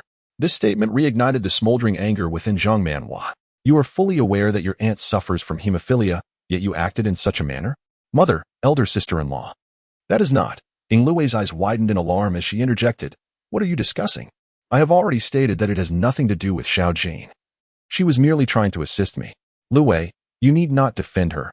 She has a penchant for deceit, as she has shown in the past. Why do you continue to indulge her?" Zhang Manhua slammed her hand on the table, a sharp pain coursing through her chest. "Do you have any idea what people on Weibo are saying about you? Ungrateful. What a heavy accusation to bear." At that moment, the butler, who had been browsing Weibo, suddenly spoke up. "Madam, the old lady, it's terrible. A video from the banquet has been leaked." "A video?" Zhang Manhua was taken aback and demanded to see it. That was a private New Year's banquet. How could there possibly be a recording? If a recording existed, would there be no room left for concealment? "A recording is indeed beneficial," the matriarch sneered. "Now the truth stands before us, and the lies shall crumble." The butler hurriedly handed over his phone, placing it before Zhang Manhua and the matriarch. Ying Luwei seemed to sense something amiss. Her expression shifted slightly as she attempted to intervene. However, the video began to play automatically, and by the time she tried to turn it off, it was already too late. In the footage, a woman elegantly descended the staircase, and midway, she stepped back with her right foot, caught her skirt, and tumbled downwards, grasping the girl behind her in a sudden jerk. The girl, clearly startled, managed to grasp the handrail just in time to prevent herself from falling alongside her. This brief segment of less than 20 seconds quickly ascended to the top of the trending topics list. The post titled "My Little Friend I Spoil Him" originates from a relatively obscure account with the unassuming username "Call Me Invincible Hero." The Weibo account lacks any description, merely accompanied by the hashtag "The winner raises a daughter, ungrateful." However, due to its placement among trending topics, any user clicking into the hot search list would immediately encounter this video. Upon viewing it, the previously exuberant fans abruptly ceased their enthusiastic reactions, hastily deleting their prior comments. What purpose would those comments serve if not to be used against them? Consequently, just as the deletions were completed, the user known as Call Me Invincible Hero leisurely posted a second Weibo update. "Call Me Invincible Hero, the internet has a memory." This was accompanied by 14 images, all screenshots of vitriolic comments directed at Ying Zijin from Ying Lui's fans. This incited a state of panic among Ying Lui's ardent supporters, who fervently sent private messages in hopes of persuading Call Me Invincible Hero to delete the post. But their pleas vanished into silence, leaving them exasperated and restless in the comment section. Moreover, as the trending topic was artificially sustained, remaining steadfastly at the 17th position, an increasing number of visitors began to arrive, leading to the emergence of diverse opinions. What kind of delusional fans are these? What does it mean to say that blood transfusion is a given? Moral coercion? These misguided fans are truly amusing. The main subject hasn't even spoken. Yet they start imagining conspiracies against them. What kind of ailment is that? Paranoia? Among these comments, other perspectives also surfaced. Does no one find Ying Lui's action to resemble a deliberate fall? What is her intention? Upon deeper reflection, it is frightening to consider that she might simply wish to exploit someone for blood. Could it be that a foster daughter poses a threat to her status? Who are these detractors from above? Luo Wei is so kind-hearted that she wouldn't even harm an ant. Such accusations are unfounded. Luo Wei is entirely unaware of the situation. She did not claim that the foster daughter was responsible. This is solely the fault of the fans, and we apologize on their behalf. Please refrain from implicating Luo Wei in this matter. I have long harbored a distaste for Ying Luo Wei, while she may not have openly stated her feelings. Her insinuations are clear as day. What a splendid facade she presents. Why not be forthright? Indeed, where is the rightful Ying Luo Wei? Why doesn't she come forward to issue an apology? Why should Luo Wei apologize? She has reiterated countless times that this is not her fault. There are far too many delusional fans of Ying Luo Wei. Everyone should steer clear of such folly. The Weibo platform has devolved into a chaotic battleground of fans and critics, drawing in a multitude of onlookers. Yet, the Ng family estate remains eerily silent. This segment of footage lays bare all the facts, striking like a resounding slap across the faces of Zhong Manhua and the matriarch of the Ng family, forceful and unrelenting. The color drains from Zhong Manhua's face, revealing her embarrassment. Her lips tremble slightly, her voice faltering. Zijin, if you tell your mother, I won't. But upon meeting the girl's cold, unyielding gaze, her words falter completely, leaving her frozen in terror, unable to utter a single syllable. Even the matriarch of the Ng family finds herself at a loss for words. She originally intended to alleviate her embarrassment and regain a semblance of dignity. But little did she know that the situation had only become more humiliating. What began as a simple request for an apology had devolved into this chaos. The matriarch of the Ng family was infuriated but lacked the courage to voice her displeasure. Clearly, the family's penchant for slander had been passed down through generations. Ng Ziqing casually removed one of her earbuds, seemingly unfazed, maintaining her composure. With one succinct remark, she delivered another stinging blow. The matriarch's face turned ashen, her breaths quickening. Clearly incensed. Yet, the girl had already exited through the door, ignoring everyone in her wake. A chill breeze swept in, causing Zhong Manhua to shiver. She instinctively wrapped her arms around herself, watching the girl's retreating figure, suddenly seized by an inexplicable sense of panic, as if something irrevocable was slipping away, beyond her grasp. Truly, it felt like madness. Zhong Manhua shook her head, silently chiding herself for overthinking. Today, she was leaving, but she would inevitably return. The Ng family was her home. Where else could she possibly go? It was impossible to sever ties.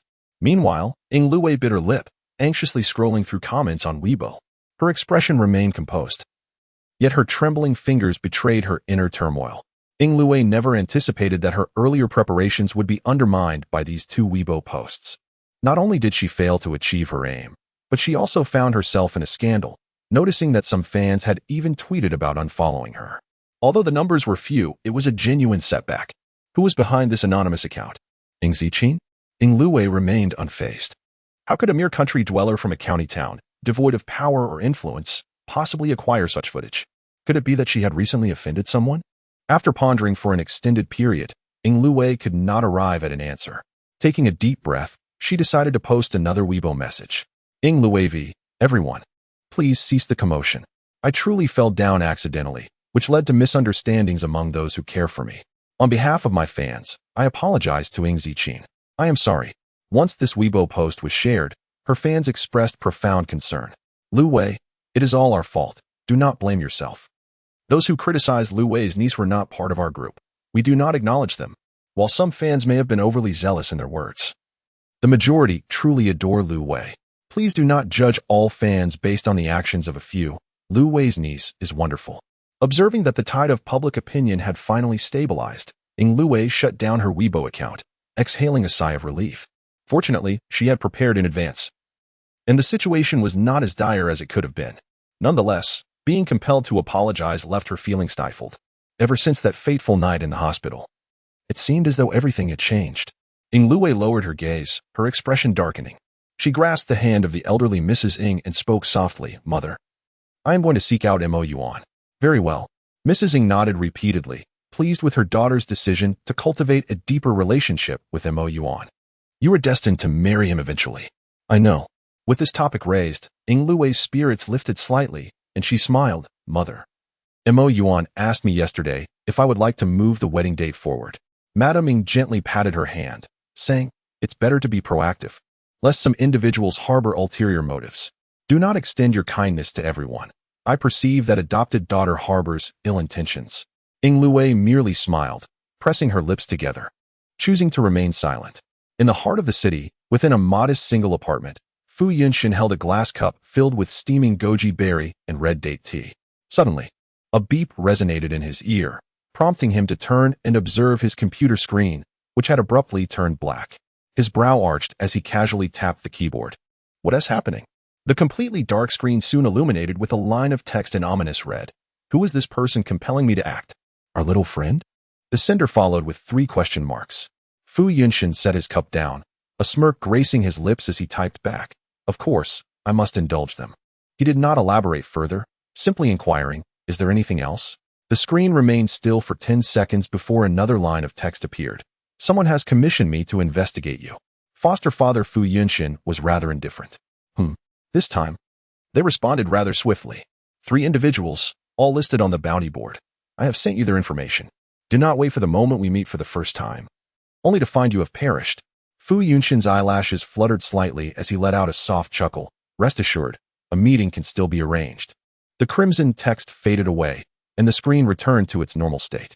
On the previously barren desktop, 3 folders appeared, labeled Sharpshooter Number 4, Killer Number 5, and Hypnotist Number 7.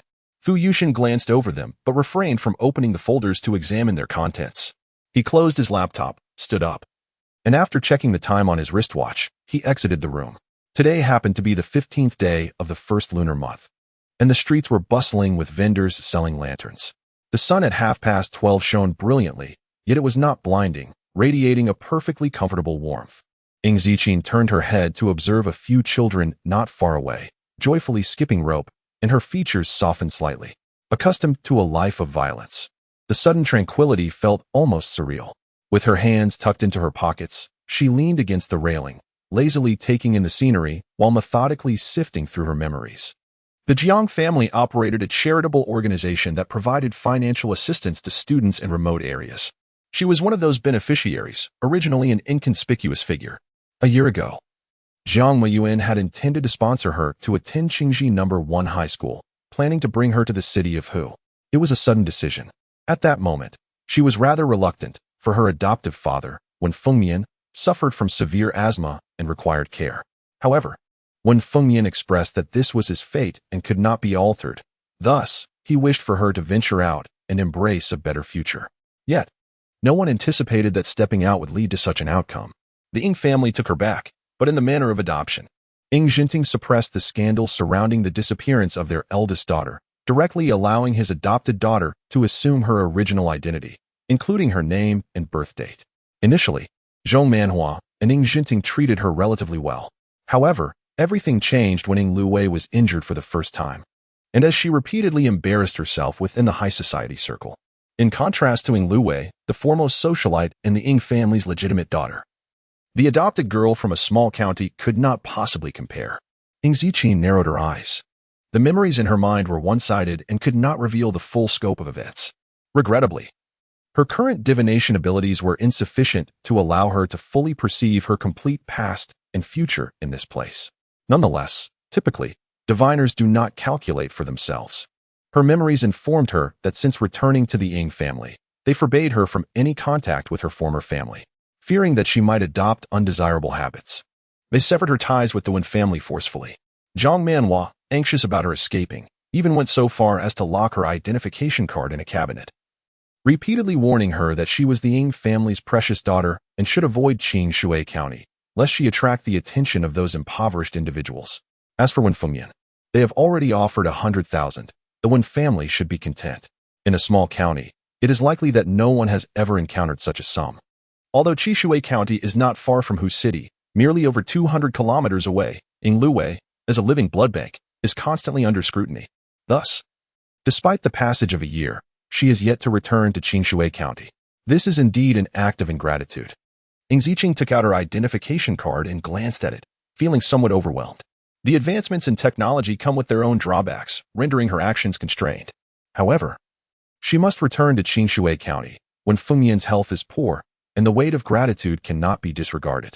After some contemplation, Ing Ziqing picked up her phone and began searching for the nearest traditional Chinese medicine shop on the map. 30 minutes later, on South Zhongshan Road. As she alighted from the taxi, a faint aroma of medicinal herbs wafted towards her, soothing her agitated spirit somewhat, a result of her sleepless night. She pressed her temples, uncertain if it was due to having experienced death once, but upon this awakening, her temper had been rather difficult to manage. It seemed she must concoct some calming medicine. Ing Ziqing first entered a bank. The afternoon was quiet, with service windows largely unoccupied. The girl was still dressed in a simple black shirt, meticulously buttoned up, with a khaki coat draped over it. She wore deep black trousers and marten boots, her hair styled in a half ponytail, exuding an air of restraint and aloofness. Such striking beauty drew the attention of passers-by. While waiting for her number to be called, Ing Ziqing turned her head and inadvertently caught sight of the golden iris flowers on the wall, momentarily pausing in her thoughts. After a considerable moment, she slowly recalled that the emblem was one she had sketched long ago. Unbeknownst to her, over the years, the Loran family had expanded their banking empire from O continent to the entire globe. Ing Zijing stifled a yawn and sauntered to the counter. Her phoenix eyes, shrouded in a misty haze, resembled moonlight cascading from the branches, accentuating her porcelain skin beneath the collar, a beauty that sent a shiver down one's spine.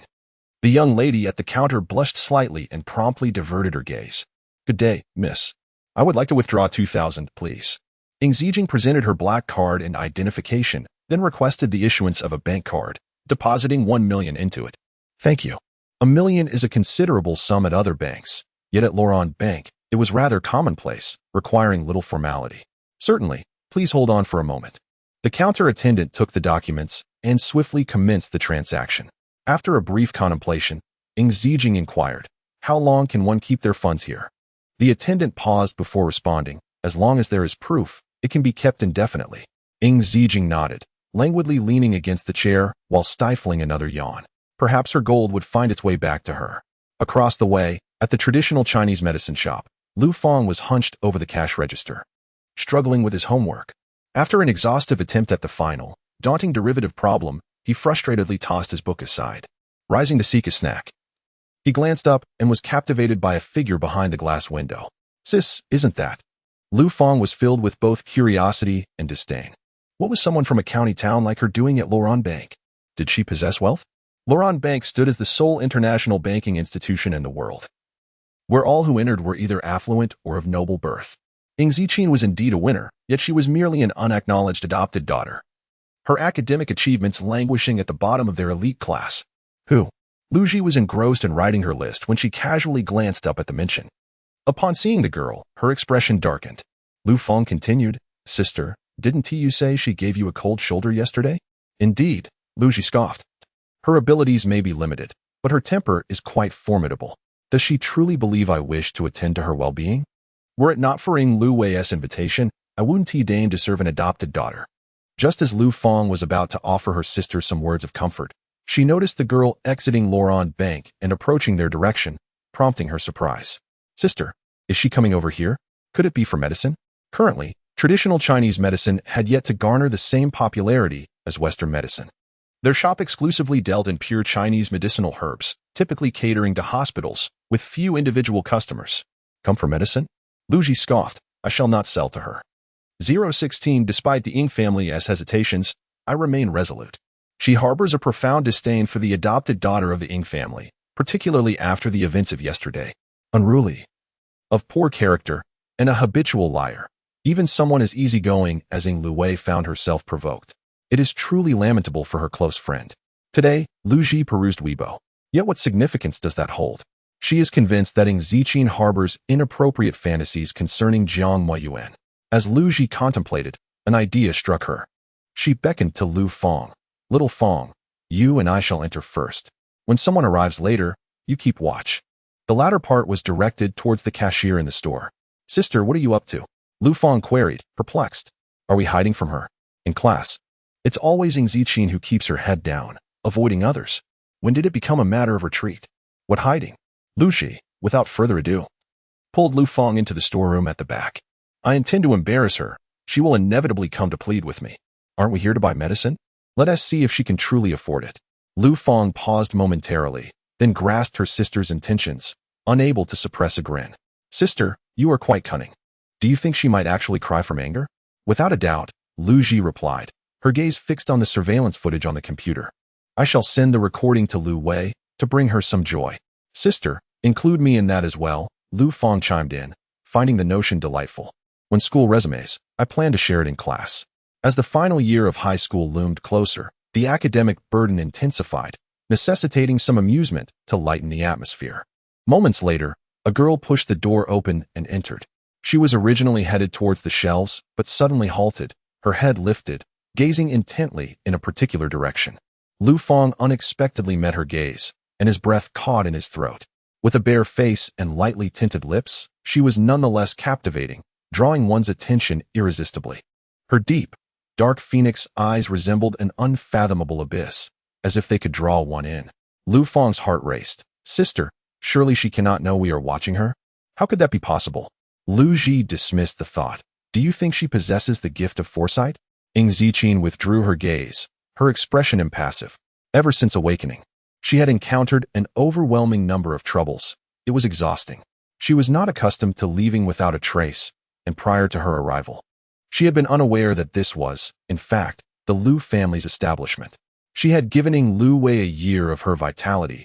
Her body weakened, prompting Zhong Manhua to bring in a caretaker. In truth, Lu Ji had been recommended by Ing Lu Wei.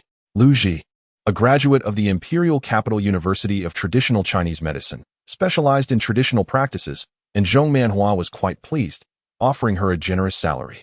The Lu family was merely a small clan in Hu City, and aligning with the Ing family was a coveted opportunity. However, this was of no concern to her. Ing Ziqin contemplated the traditional Chinese medicine displayed on the shelves, lost in thought. Many medicinal herbs had become completely extinct, and finding substitutes was increasingly difficult. Sister, it seems she genuinely intends to purchase medicine. Witnessing this scene, Lu Fang clicked his tongue. Does she even know her way around? She can't even remember English words. Yet she recognizes Chinese herbs? Lu Ji replied impatiently. What business is it of yours? Just enjoy the spectacle. In front of the shelves, Ing Ziqin took a thorough glance around, realizing that she had overestimated the quality of the medicinal herbs here. Even through the wooden planks, she could discern that the age of these herbs did not exceed 20 years. However, with Wen Fengmian's ailment demanding immediate attention, she resolved to make do with what was available for the time being, planning to venture into the mountains herself to gather herbs in a few days. Miss, may I inquire what you wish to purchase? The cashier, having received Lu Ji's words, suggested discussing the symptoms to assist in selecting the appropriate herbs. Not necessary. Ing Ziqin replied casually, listing a series of 30 traditional Chinese medicinal herbs, atractalodes, 5 spirit resin, moon-watching sand, ambergris, 10 pounds of each. Initially, Lu Fang was astonished that a mediocre student could remember so many names of medicinal herbs, but upon hearing the final request, she couldn't help but laugh mockingly. 10 pounds? Does she think she is buying vegetables? Indeed, she was just a naive country girl, unaware that Chinese medicine could be purchased by the pound. Regardless, she wouldn't be able to buy any. Lu Ji exchanged a knowing glance with the cashier. The cashier, understanding, then said, Miss, the quantity you require is too large. We need to restock. Please sign the order first. All right. Ing Ziqin replied indifferently. How much in total? Lu Ji gestured with her hand, indicating 5. The cashier smiled. 500,000. Lu Ji and Lu Fang awaited the moment when the girl would become embarrassed to the point of tears for lacking the funds. However, 500,000. Ing Ziqin remained unfazed. Is this specifically for offerings to the Supreme Old Lord? The cashier's smile faltered. Lu Ji's expression soured as well. What was it to her if it were an elixir? If she couldn't afford it, she should just leave promptly. The cashier received a signal, restored her smile, and politely remarked, Miss, our medicinal herbs are sourced directly from the mountains, which makes them rather expensive. If you cannot afford. Ing Ziqin lifted her gaze and uttered 2 words. Sign here. The unexpected response left several people momentarily stunned. What was she up to? Lu Ji, filled with suspicion, wondered if she truly had the audacity to spend so much. The Ing family would never part with such a sum. Lu Fang speculated that she, being a country bumpkin, was oblivious to the market prices. Her purchase would merely benefit them. While some of the herbs were indeed costly, the total would amount to no more than 50,000. At most 500,000, an absurd 10-fold increase. Only a fool would make such a purchase. Upon hearing this, Lu Ji felt reassured and nodded at the cashier. With approval granted, the cashier swiftly printed out a receipt. Ing Ziqin glanced at it, took it in her hand, but instead of signing, she retrieved her phone and leisurely dialed a number. After 3 rings, the call connected, and she switched to speaker mode. The girl's voice, cool and measured, stated, I wish to file a complaint regarding the store at 148 Zhongshan South Road. The prices of their traditional medicinal herbs are 10 times higher than the market rate. Yes, indeed. Lu Ji was utterly astonished. She could hardly believe that the girl had the audacity to make a complaint call. Sister, she is quite cunning, Lu Fang exclaimed. No wonder she wanted to sign the receipt. She was plotting against them. The Lu family did not possess the same financial foundation as the 4 great families. If a complaint were truly lodged, panic-stricken, Lu Ji dashed out, vehemently scolding, Are you trying to get us killed? The girl, with a calm demeanor, merely raised her eyes, displaying no emotion.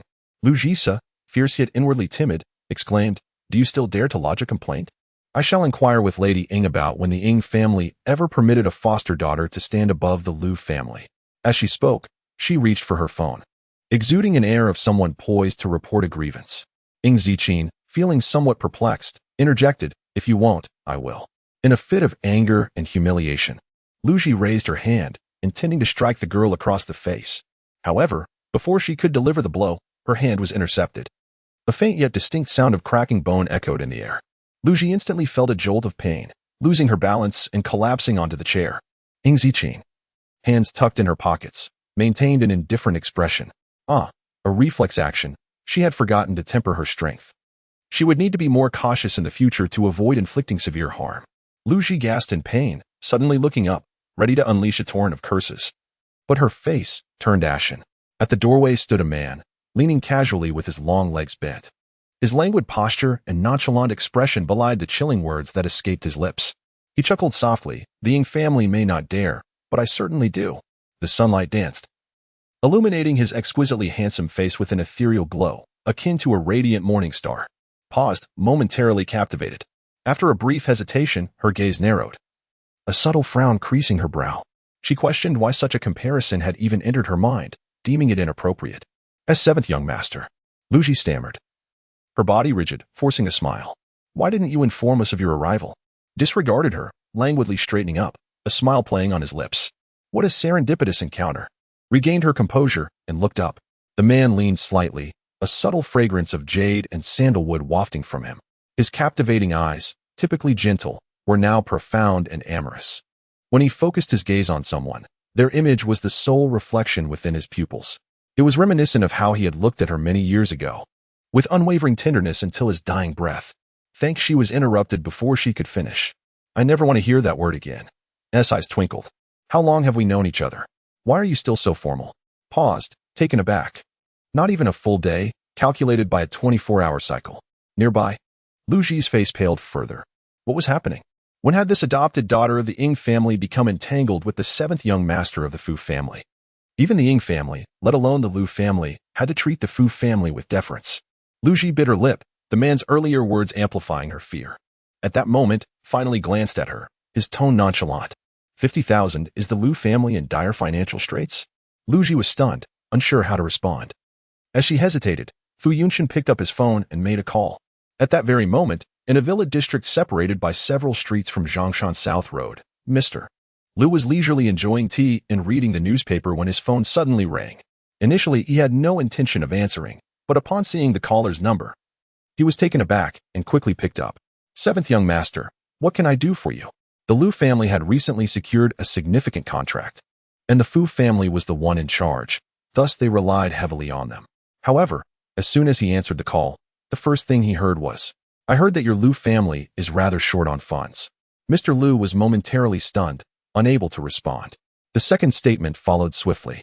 "To avoid potential losses, it would be better to hold off on that contract in the Northern District." The man spoke casually, his voice tinged with amusement, exhibiting neither joy nor anger, yet carrying an immense weight of pressure. In the store, Lu Ji overheard this exchange, her eyes widening in disbelief as she exclaimed, "Seventh young master, you cannot." Fu Yunshin ended the call and turned his head, asking, Lu Ji felt a chill run through her limbs, her lips trembling uncontrollably. She never anticipated that her intention to teach the adopted daughter of the Ing family a lesson would lead to the Lu family losing a contract worth over $1 million. The Lu family was not a wealthy clan. Losing such a sum would be a significant blow to them. Lu Ji found herself at a loss for words. Her teeth clenched as she glared at the girl. It was all her fault. If it weren't for her insistence on coming here to buy medicine, the Lu family would not have faced such an unwarranted calamity. "Ing Ziqin, you have gone too far." In the back room, Lu Fong could no longer bear to watch. He stepped out, his expression grave, questioning why this minor issue needed to escalate to such proportions. With a hint of annoyance, she remarked, "It was merely a jest. You have not suffered any loss. How about this? I shall agree to tutor you in mathematics, and we shall consider the matter settled. What do you say?" Lu Fong understood that Fu Yunshin was nothing more than a dandy, engaging in such antics merely to win a woman's favor. Thus the opportunity lay with this naive fellow. It remained a mystery why Fu Yunshin had taken an interest in her, deserving of such treatment. Ing Ziqin raised her gaze, finding the individual somewhat familiar. Who are you? She inquired. Realizing the absurdity of the situation, Lu Fang's expression darkened. Have we not been classmates for an entire semester? How can you not recognize him? Stop pretending, Ing Ziqin. Your grades are at the bottom of the elite class. If you do not improve, you will be expelled. I am certain you would not wish to endure such humiliation, would you? Ing Ziqin cast another glance at Lu Fang, yet still could not recall who he was. However, her mind wandered to other matters. Qingji High School had an elite class in each grade, consisting of the top 50 students, and thus there were always changes following each examination. Will you agree or not? Lu Fang pressed impatiently. You must think carefully. Not everyone can receive my tutoring. What is that look in your eyes? Do I appear foolish? Lu Fang was infuriated. Ing Ziqin raised her hand and tapped the counter lightly, stating coolly, wrap the herbs and deliver them to the hotel across the street. Please, wait a moment. The cashier stammered, hastily beginning to process the order, clearly unable to accept any payment. She was merely a lowly employee, one who could not afford to offend anyone. Lu Ji stared at the golden iris flower on the black card held between the girl's fingers, momentarily taken aback. Was that not? Lu Fang was infuriated. He wanted to step forward, yet Fu Yunshin stood beside him, his head slightly bowed, lost in thought. Despite an air of arrogance surrounding him, there was an inexplicable allure to his presence. Lu Fang couldn't help but shiver. In less than 10 minutes, 300 pounds of medicinal materials were prepared, leaving Lu Ji with a pale face as she watched the employees of the Lu family warmly escort away the person she detested. It was utterly glaring. Sis, they have gone too far. Lu Fang slammed his fist on the table, seething. When school starts in a few days, I'll make her pay. Lu Ji also felt a knot in her stomach, her tone dripping with sarcasm. Who told her to climb the social ladder? She must be feeling quite pleased with herself. She could hardly believe that Ing Ziqin could bind Fu Yunshin for a lifetime. Shaking her head, she prepared to report back to Ing Luwei when a call from her father interrupted her. Dad. She barely managed to speak when a roar came from the other end. What, Dad? I don't have a daughter like you. Hurry up and get back. In the hotel room, Fu Yunshin glanced around at the pile of medicinal materials on the floor, about to speak when he noticed the girl leisurely extracting a peculiar cube from her backpack. It was indeed cookware. Ing Ziqin rested her chin on one hand while sifting through the materials with the other. After weighing a few, she tossed them into the pot.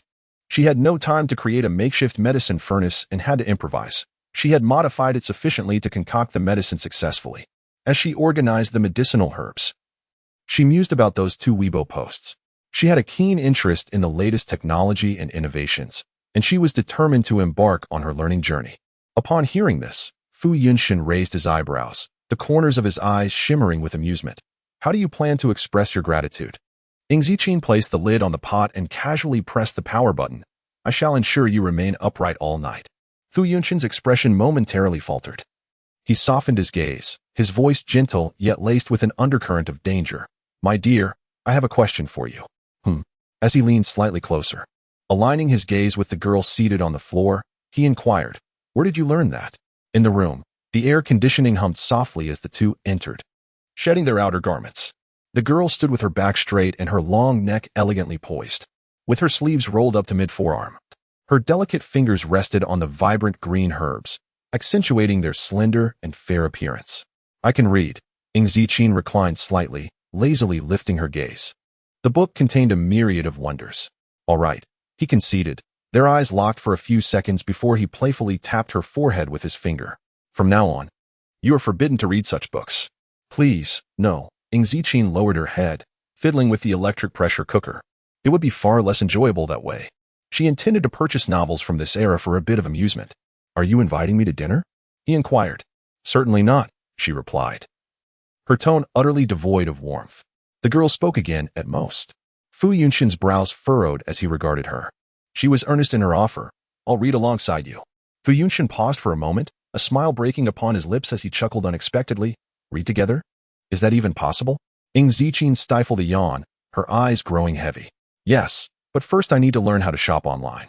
Observing her drowsy demeanor, Fu Yunshin noted the authenticity in her expression.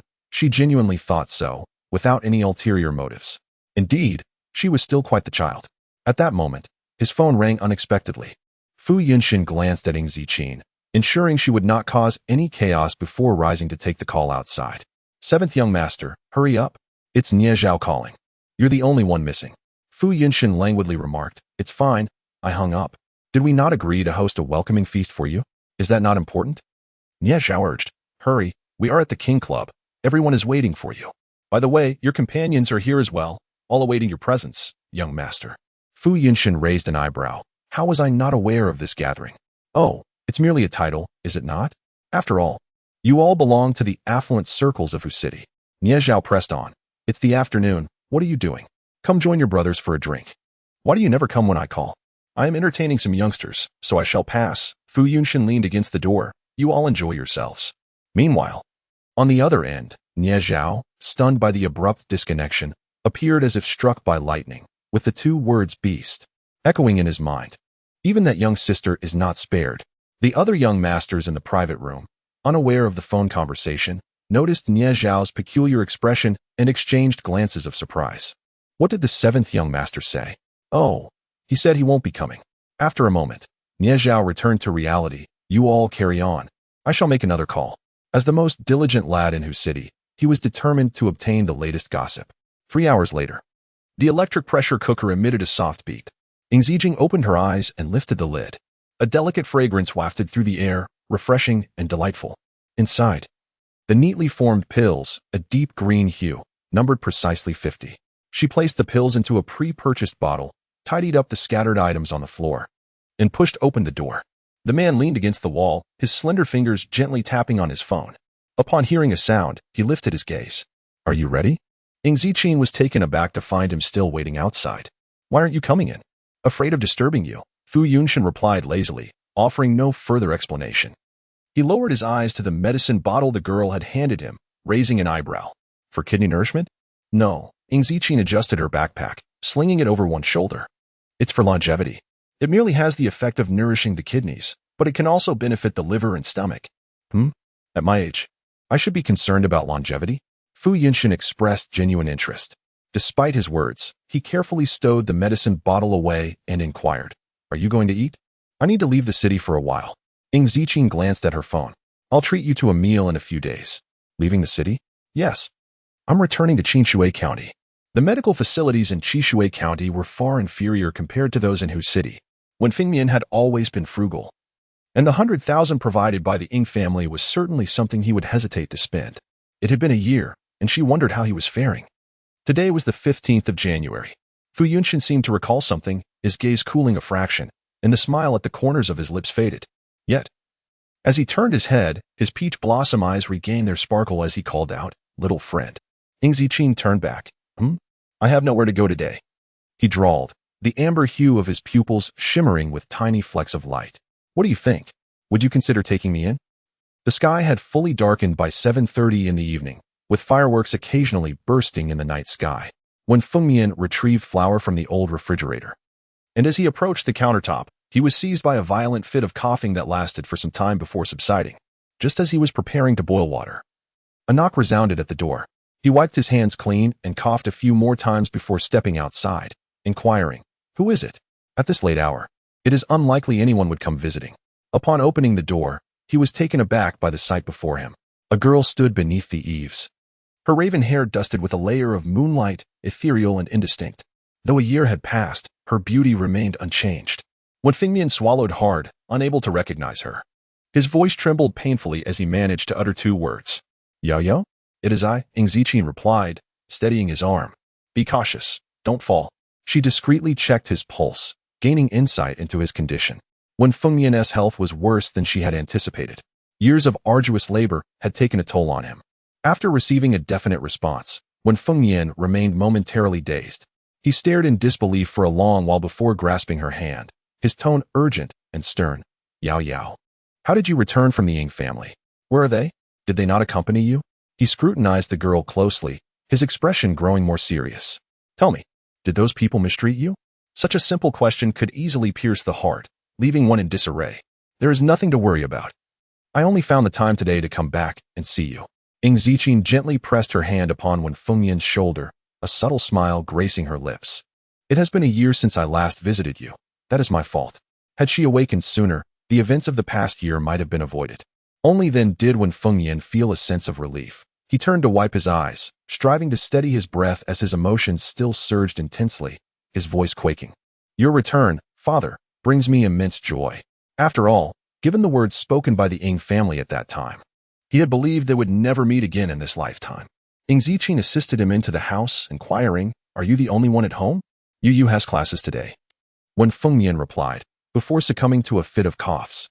Once he regained his composure, he smiled, but she should be back soon. No sooner had he uttered these words than a voice rang out from outside the courtyard. Dad, I'm home. Today I bought some meat, and we can. The remainder of her sentence fell silent upon her gaze meeting the girl.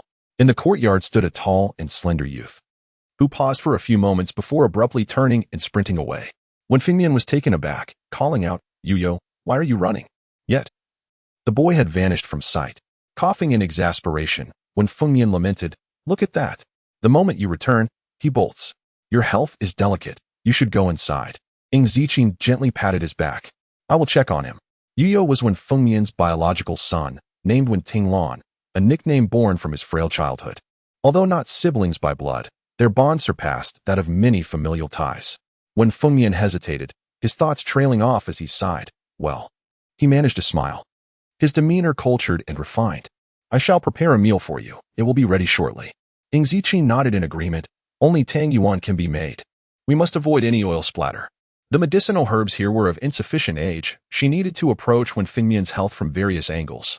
Wen Fengyan cleared his throat, feeling somewhat uneasy. Father knows. You should hurry and find Yu. His tone suggested urgency. If I return to find you casually glancing around the kitchen, you know what to expect. Suddenly, he sensed a change in his daughter's demeanor, as if she had grown more formidable upon her return. Wen Fengyan found the situation both vexing and amusing. All right, I will heed your advice.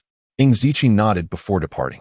As he gazed at the receding figure of the girl, Wen Fengyan let out a soft sigh, his emotions tangled and a hint of crimson creeping around his eyes.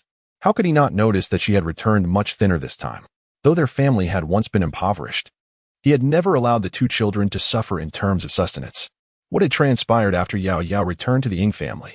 Had they not claimed they would welcome her back to a better life?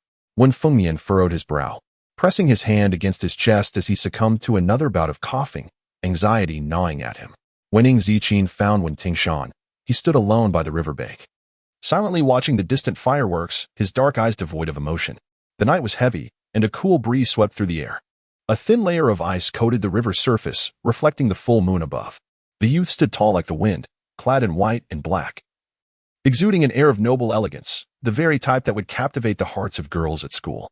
Ing Ziqing approached him, retrieving a lollipop from her pocket and offering it to him, peach-flavored. Yet, Wen Tingshan did not accept it, remaining motionless. He laughed. But the sound was chilling. I thought you would never return in this lifetime. Why have you come back? He waited in vain for a response. After a full 10 minutes, the boy turned, his gaze frigid. However, upon a closer look, his expression shifted. The girl appeared noticeably more fragile than when they had parted a year prior. In the moonlight, he could see the multitude of pinprick marks on her arms. They were dense, countless, and while they might have been inconspicuous under normal circumstances, her pallid skin rendered them starkly apparent. It was a sight that struck one to the core. When Tinglan's body stiffened, and he stared blankly at the pinholes before him. When he finally spoke, his voice was hoarse. Sister, are you ill? She had not returned for an entire year, and it was due to her illness? Ing Ziqing did not respond, instead retrieving a lollipop and raising an eyebrow. Aren't you angry anymore?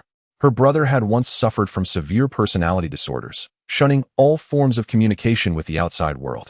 It was only after turning 10 that he began to improve, yet this had instilled in him a demeanor that was both aloof and reserved. In the early days, when Fengyan found it impossible to approach him, her prolonged absence had undoubtedly inflicted considerable harm on him. Guanhai Tinglan soared with the winds, reaching heights of 90,000 miles. The name Wen Tinglan embodied Wen Fengyan's lofty aspirations. What is happening? Wen Tinglan still did not respond, his eyes dark and deep. Sister, has the Ing family treated you poorly? What have they done? It's nothing, I am well, Ing Ziqing replied, idly kicking a pebble on the ground with a faint smile. Focus on your studies, do not concern yourself with anything else. Wen Tinglan had always been a prodigy, but due to his frail constitution, he only began schooling at the age of 13. Even so, he had advanced several grades. a year younger than her. He was already in his third year of high school and would be taking the college entrance examination in June. Upon hearing this, Wen Tinglon pressed his lips tightly together, his arm trembling slightly as he accepted the lollipop. He unwrapped the candy and placed it in his mouth, crunching it between his teeth. It was sweet, just as it had always been, yet he felt an inexplicable heaviness in his heart. Even after all this time, he would never forget the grotesque faces of those individuals from a year ago. What is Wen Zijing? Zijing is the daughter of the Ying family, and naturally, she bears the surname Ying. Please do not make unfounded connections. If the students of Qingji were to learn that she has a farmer for a father and a brother, what would they think of her? It is imperative to forget that you have a daughter. She shall not see you again, for you would only hinder her progress. Do you understand? As it turned out, his sister indeed did not return for an entire year, nor did she make a single phone call. He waited and waited until he finally gave up. He thought that after moving to the city, she would forget them. However, it now seems evident that the Ying family must have done something, and she is not leading a good life. Wen Tinglon pressed his lips together and whispered, "Sister, I am sorry. I should not harbor grievances against you." He was aware of his mental struggles and the bitterness within him, yet he found it difficult to control. His head hung low, fingers clenched tightly. He was striving to change. He desperately wished to become a normal person. "It's not your fault," Ying Zijin said, hands tucked into her pockets.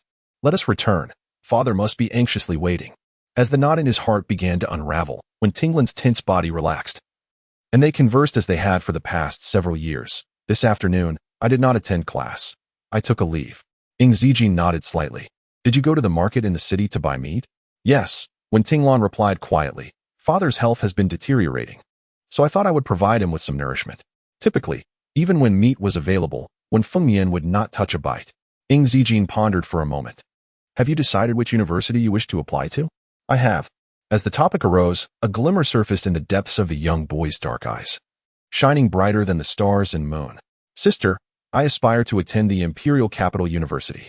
The Imperial Capital University, the foremost institution in Huagua, is the dream of countless students. Ying Zijing was not surprised by this declaration. With Wen Tinglon's capabilities, even without ample study resources, admission would be effortlessly within reach. Wen Tinglon continued, "However, my true desire lies with Norton University. Yet, without a personal recommendation from the principal, it remains unattainable." Ying Zijing paused, her expression shifting. "What university?" "Norton University." Assuming she was unaware, Wen Tinglon retrieved his phone and displayed the relevant entry. Here it is, ranked first in the QS World University rankings, an unchanging accolade. Ying Zijing gazed at the screen, enveloped in silence. She sensed that upon her return, many things felt amiss. The Loron family establishing banks worldwide was one thing. After all, miserly individuals accumulate wealth swiftly. But how could a madman solely devoted to theology elevate a university to world-class status? Was he intent on driving the entire world to madness as well? She wished fervently it were merely a case of shared names. However, as Ying Zijing's gaze fell upon the name following the title of the first principal, her expression turned devoid of emotion. Indeed, it was that lunatic. During their initial encounter, he had even contemplated dissecting her. Wen Tinglon noticed the subtle shift in the girl's demeanor. "Sister?" Ying Zijing snapped back to reality, her expression a blend of complexity. "Which major do you wish to pursue at Norton University?" She recalled, if memory served her right, that during her tenure at Norton University, there were only disciplines such as theology, spiritual studies, research on supernatural phenomena, and alchemy, which rendered it quite incongruous with other institutions. The thoughts of the deranged are indeed incomprehensible to the rational mind. However, Wen Tinglon merely shook her head and remarked nonchalantly, "Just think about it." But it remains unattainable. Unlike other universities, Norton University does not require examinations, nor does it consider college entrance examination scores. Only a letter of recommendation personally sent by the institution grants one the preliminary qualification for admission. In other words, even if one were the top scorer in the National College Entrance Examination or achieved a perfect score on the SAT, without that recommendation letter, entry is impossible. No one knows the true admission criteria of Norton University, nor is there any knowledge of the type of students it enrolls each year. Yet, despite this enigma, Norton University consistently outperforms other institutions, maintaining its position at the pinnacle. If you wish to attend, then you shall. Ying Zijing pondered for a moment, finding nothing to be impossible. However, if it pertains to theology, she deemed it best to refrain. With this thought, She glanced once more at the encyclopedia entry for Norton University, feeling reassured upon confirming the existence of conventional subjects such as physics, mathematics, and engineering within its curriculum. When Tinglan tightened her jaw, her lips pressed firmly together and clenched her fingers. "Sister, if you return from hooching, I can support both you and Dad." He sensed a change in his sister. She had become somewhat different. Though she had always been taciturn, the current indifference was unprecedented, as if nothing could shake her resolve. What had the Ing family done? That would be a matter for much later, to be discussed after your graduation from university. Ing Ziqin appeared languid. Her intention upon returning was to bring them to hooching. When Tinglan's gaze turned cold once more, his lips pressing downwards, "I will not go." He harbored a disdain for hooching and its inhabitants. "Well, we shall discuss this further upon our return." The siblings proceeded towards home, walking in tandem. As they approached the courtyard, a fragrant aroma wafted through the air. Upon opening the door, Ing Ziqin paused, her gaze lifted. In the kitchen, a familiar tall and slender figure caught her eye. The man was engaged in some task, his head bowed. His beguiling peach blossom eyes glimmered softly, exuding tenderness and charm. "Yao Yao, you brought guests back without a word?" When Fengmian, washing his hands, turned at the sound, caught unprepared. Ing Ziqin hesitated momentarily, rubbing her head. "I forgot." It was not that she had truly forgotten. Rather, she had assumed he, being a pampered young master, might find such an environment unbearable. Hence she had reserved the finest inn in the county for him. Yet, to her surprise, he had come on his own accord, even preparing a meal. "Uncle." Do not blame her. Fu Yunshin emerged from the kitchen, revealing half of his figure. "It was my own insistence to come. Thus I have been abrupt." Ing Ziqin raised her eyes slightly, noticing the Peppa Pig apron adorning the man. Fu Yunshin, aware of her gaze, looked up and smiled. "Why are you staring at your brother again? Is he handsome? Ugly?" Her retort was even more cutting. "Yao Yao, how can you speak like that?" When Fengmian coughed a few times, covering his mouth with a clenched fist. "Isn't this your favorite cartoon character?" "Favorite?" Fu Yunshi raised an eyebrow, glancing down at the cartoon figure on the apron. "Peppa Pig? Quite adorable indeed." Ing Ziqin remained expressionless. "I no longer like it." It was somewhat difficult to accept that before she was fully awake, she would have an affinity for such things. It was not in her nature. When Tinglan also glanced at the Peppa Pig apron, his brow twitching. "Dad, how many years ago was this?" Although his sister had once saved up to buy a pig plush toy, without which she could hardly sleep, when Fengmian merely smiled. No matter how many years have passed, a father can always remember. As if recalling something, he turned to the young man, frowning. "Yuyo, why did you run away when your sister returned?" When Tinglan was about to respond, but hesitated. He couldn't very well admit it was out of resentment that he had turned away. Ing Ziqin strolled into the kitchen, leisurely adding, "He.s. just shy." "Shy?" When Fengmian was taken aback. "You never felt shy while receiving all those love letters, yet you find your sister's shyness surprising?" When Tinglan could only concede, "It's been a long time since I last saw my sister." "That doesn't justify running away," when Fengmian replied, his smile fading as he grew serious. "What if something happens this late?" "Nothing will," when Tinglan retorted, disliking conversation. He settled beside Wen Fengmian, gazing into the kitchen with a wary expression. "Who is that?" The man possessed a flawless physique, tall and upright, and even clad in a comical apron. It was impossible to conceal his innate nobility. With broad shoulders and a narrow waist, he was a natural fashion model. Mr. Fu was a friend of Yao Yao. When Fengmian explained that, since there was no one at home today, he would celebrate the Lantern Festival with us. When Tinglan remained silent, his gaze cast downward, still cold and guarded. "Yu, Dad understands you may harbor some resentment towards Yao Yao." After a moment of contemplation, when Fengmian continued, "But after all, you are siblings. Dad cannot accompany you for eternity." "Dad." The single word was icy. All right, I want to say more." When Fengmian coughed lightly, offering a slight smile. "Let us watch the evening show." In the kitchen, Ing Ziqin looked at him. "What brings you here?" Fu Yunshin replied, his peach blossom eyes sparkling. "Didn't you promise to take me in? Are you deceiving your brother?" "Of course not." Ing Ziqin crouched down and retrieved the vegetables from the bag on the floor. "I was worried that you might not be well taken care of."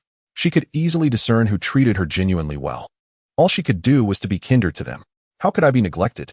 Fu Yunshin chuckled softly. "If you hadn't taken me in, I would have been homeless today." Ing Ziqin lowered her gaze, not delving deeper. "Let me handle it. We cannot expect a guest to do the work." She raised her hand to take the flower from Fu Yunshin, but as he turned at that moment, Her cool fingers inadvertently brushed against the man's lips. The temperature simultaneously scorched both of them. In an instant, Ing Ziqin withdrew her hand, her expression remaining unchanged, yet her fingertips still radiated warmth. The cramped kitchen was filled with the rich aroma of jade and agarwood emanating from the man. Utilizing his height to his advantage, Fu Yunshin gazed down at her, his brows slightly lowered, his tone as irreverent as ever. "Little one, why have you taken action?" A box of children's literature lay beside her as fireworks blossomed outside, their brilliance scattering and illuminating his picturesque features. In the gentle curve of his peach blossom eyes, it seemed as though the entirety of the galaxy had settled. Deep and enchanting. Ing Ziqin gazed at him for a considerable moment before slowly retrieving a tissue from her pocket and extending it toward him. "I apologize." Fu Yunshin did not accept it. "It's nothing," he replied, bending down to pat the girl's head once more, his touch delicate, akin to coaxing a kitten. A smile gracing his lips. "Big brother doesn't mind. The little one is still quite well behaved." Yet, Ing Ziqin remained lost in thought, her expression contemplative. It was not until a slender hand waved before her eyes, followed by a gentle tap on her forehead, that she was roused from her reverie. Above her, a light chuckle resonated. "What are you thinking about?" "Nothing," Ing Ziqin replied, snapping back to reality as she rolled up her sleeves and poured flour into a bowl. Adding a bit of water, she was merely pondering what to gift Fu Yunshin, perhaps a cat or a dog, to satisfy his penchant for petting. Otherwise, at this rate, she might genuinely find herself balding. After that, the two fell into a comfortable silence, one boiling water while the other chopped vegetables in harmonious cooperation. In the living room, when Feng Yan was laughing and conversing with Wen Tinglan, their atmosphere filled with warmth. Ing Ziqin's gaze solidified momentarily. She had little recollection of her childhood. Her memories began to form within the one household. When Feng Yan was preoccupied with caring for the two children, utterly consumed by the demands of motherhood. The year when Tinglan turned 5 was marked by tremendous trauma, adding to the woes of the Wen family. While she was studying, she also sought out some odd jobs. Yet the three of them could barely make ends meet. It is no wonder that when the Ing family came for her, when Feng Yan urged her to leave, as the Ing family could provide her with superior resources. However, throughout it all, when Feng Yan never once considered her own interests, Ing Ziqin lowered her gaze. She would ensure their safety. 2 days later, as the weather warmed and the sun shone brightly, temperatures had risen to 20 degrees Celsius, making the recent snowfall seem like a mere illusion. The girl donned a black hoodie, exuding a casual nonchalance. One hand tucked into her pocket while the other held an ice cream cone. Behind her, a young boy carried 2 cups of milk tea, clearly exasperated. "Sister, when did you develop a taste for sweets?" Ing Ziqin finished her ice cream in a few bites, replying, "Life is too bitter. One must indulge in a little sweetness." The culinary delights of the 21st century were indeed enjoyable, providing a semblance of joy. However, when Tinglan misinterpreted her words, after a brief silence, he quietly asked, "Sister, are you going to live with us?" "Not for now," Ing Ziqin responded with a slight nod. "I still have matters to resolve. You two should settle in comfortably." After dinner that day, she had discussed her plans to take them to Huqing with Wen Fengmian. Initially, he had reservations, fearing he would be a burden. But he eventually acquiesced. She purchased an 80-square-meter apartment in the Inner Ring Road for 4 million, furnished it, and made arrangements for Wen Fengmian's comfort. With Wen Fengmian relocating to Huqing, Wen Tinglan naturally decided to transfer to Qingji. He received the invitation from the Qingji early on, yet he had consistently refrained from accepting it. As for the Ing family, Ing Ziqin narrowed her eyes. Though her ability to divine had not been restored, the art of divination still adhered to the principle of cause and effect. The ties between her and the Ing family had yet to be completely severed, rendering her unable to depart for the time being. Furthermore, while gazing into the future, she discerned some crucial elements. They were related to the Ing family, albeit shrouded in ambiguity. It would be more advantageous to investigate further within the Ing household. When Tinglan furrowed his brow, yet those individuals. He found it hard to fathom the extent of the grievances his sister had endured within the Ing family, to the point where she now sought solace in sweet treats. "Fear not," Ing Ziqin replied nonchalantly, "a trivial matter, truly." She had always preferred action over words, for speaking could be far more exhausting than fighting. When Tinglan was initially skeptical. However, just yesterday he had witnessed his sister decisively topple a man who had dared to provoke her, leaving him incapable of rising. The youth lowered his gaze, fingers clenched tightly. He vowed that the Ing family would face retribution. "I am leaving," the girl declared, sipping her milk tea through a straw. I shall escort you home. At the Ing residence, the butler frowned as he observed several servants transporting boxes through the front gate. What is this? He inquired. One of the servants wiped the sweat from his brow. It is the second young lady's delivery. The second young lady's delivery? The butler's frown deepened. What has the madam not provided for her? What more does she require? She only adds to the chaos throughout the day. Just place it in the courtyard. The steward commanded, as the lady was engaged in a meeting and must not be disturbed. The servants set the box down, and as the steward approached to unpack it, he inadvertently noticed a golden, faintly embossed word on the box, star. Startled, he leaned in for a closer inspection when footsteps halted beside him. A sudden chill swept over him, causing him to shiver. Upon looking up, he froze. The girl regarded him with an indifferent gaze. Miss, he stammered, hastily retreating, unable to show anything but respect. Your items have arrived.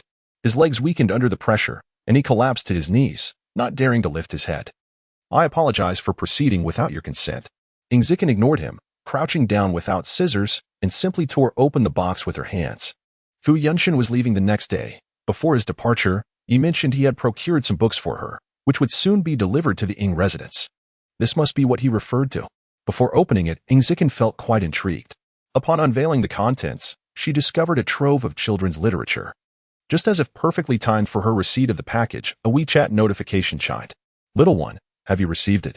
Before she could respond, another message followed.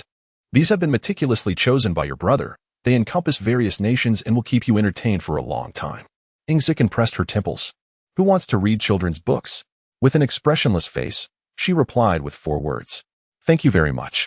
The response from over there was swift. No need for thanks, but do remember to eat well, dear brother. Ing Ziqin felt little inclination to reply. She was rather tempted to hurl the entire box of children's literature at him. The servants stood nearby, their expressions tinged with disdain upon glimpsing the contents of the box. It was evident that this adopted second miss could not possibly compare to the eldest daughter, as even the choice of reading material revealed such disparity. The eldest had already delved into English classics during her first year of high school, while the second miss, at her age, was still engrossed in fairy tales. Clearly, she hailed from a small town and likely knew far fewer English words than they did. Ing Ziqin closed the box, reluctantly accepting its contents as a makeshift bedtime reading to soothe her. She did not call for assistance, choosing instead to carry the books herself as she made her way inside. Second miss, you cannot enter right now, the steward interjected hastily. The madam is currently. Before he could finish, the door swung open. In the living room, Zhang Manhua was animatedly conversing with a guest, her expression one of delight. The sound of the door opening interrupted her forthcoming words. Zhang Manhua frowned. Upon seeing Ing Ziqin, her smile vanished instantly. What brings you back at this hour? Eventually, she would come to regret it. Ever since the incident on Weibo, Zhang Manhua had been burdened with a sense of guilt.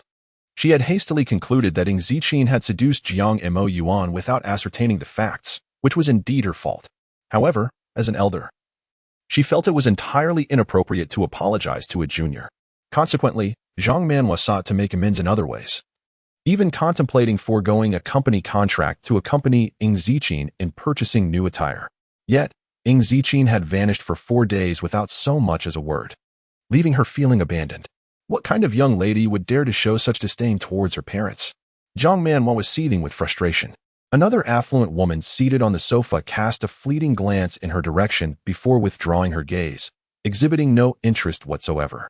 Zhang Manhua, acutely aware of this, clenched her fingers and coolly commanded, "You may step outside and wait." "I have always harbored a perplexing question," Ing Ziqin replied with a slight nod, her tone indifferent. "How is it that you can call yourself a mother?" A moment of silence enveloped the living room as the affluent woman couldn't help but steal another glance at the girl. This time, she was momentarily captivated by the girl's striking visage. However, her curiosity quickly shifted to scrutiny. Zhang Manhua was taken aback by the audacity of the statement, her eyes reddening with indignation. "Would you care to repeat that?" The girl, however, chose to ignore her, her expression cold and unyielding, as if to convey that her restraint in not retaliating was a gesture of mercy. She gathered her books and ascended the stairs. Zhang Manhua felt as if she were choking on her own words, unable to express her indignation. She pressed her hand to her chest, overwhelmed by a sense of suffocation.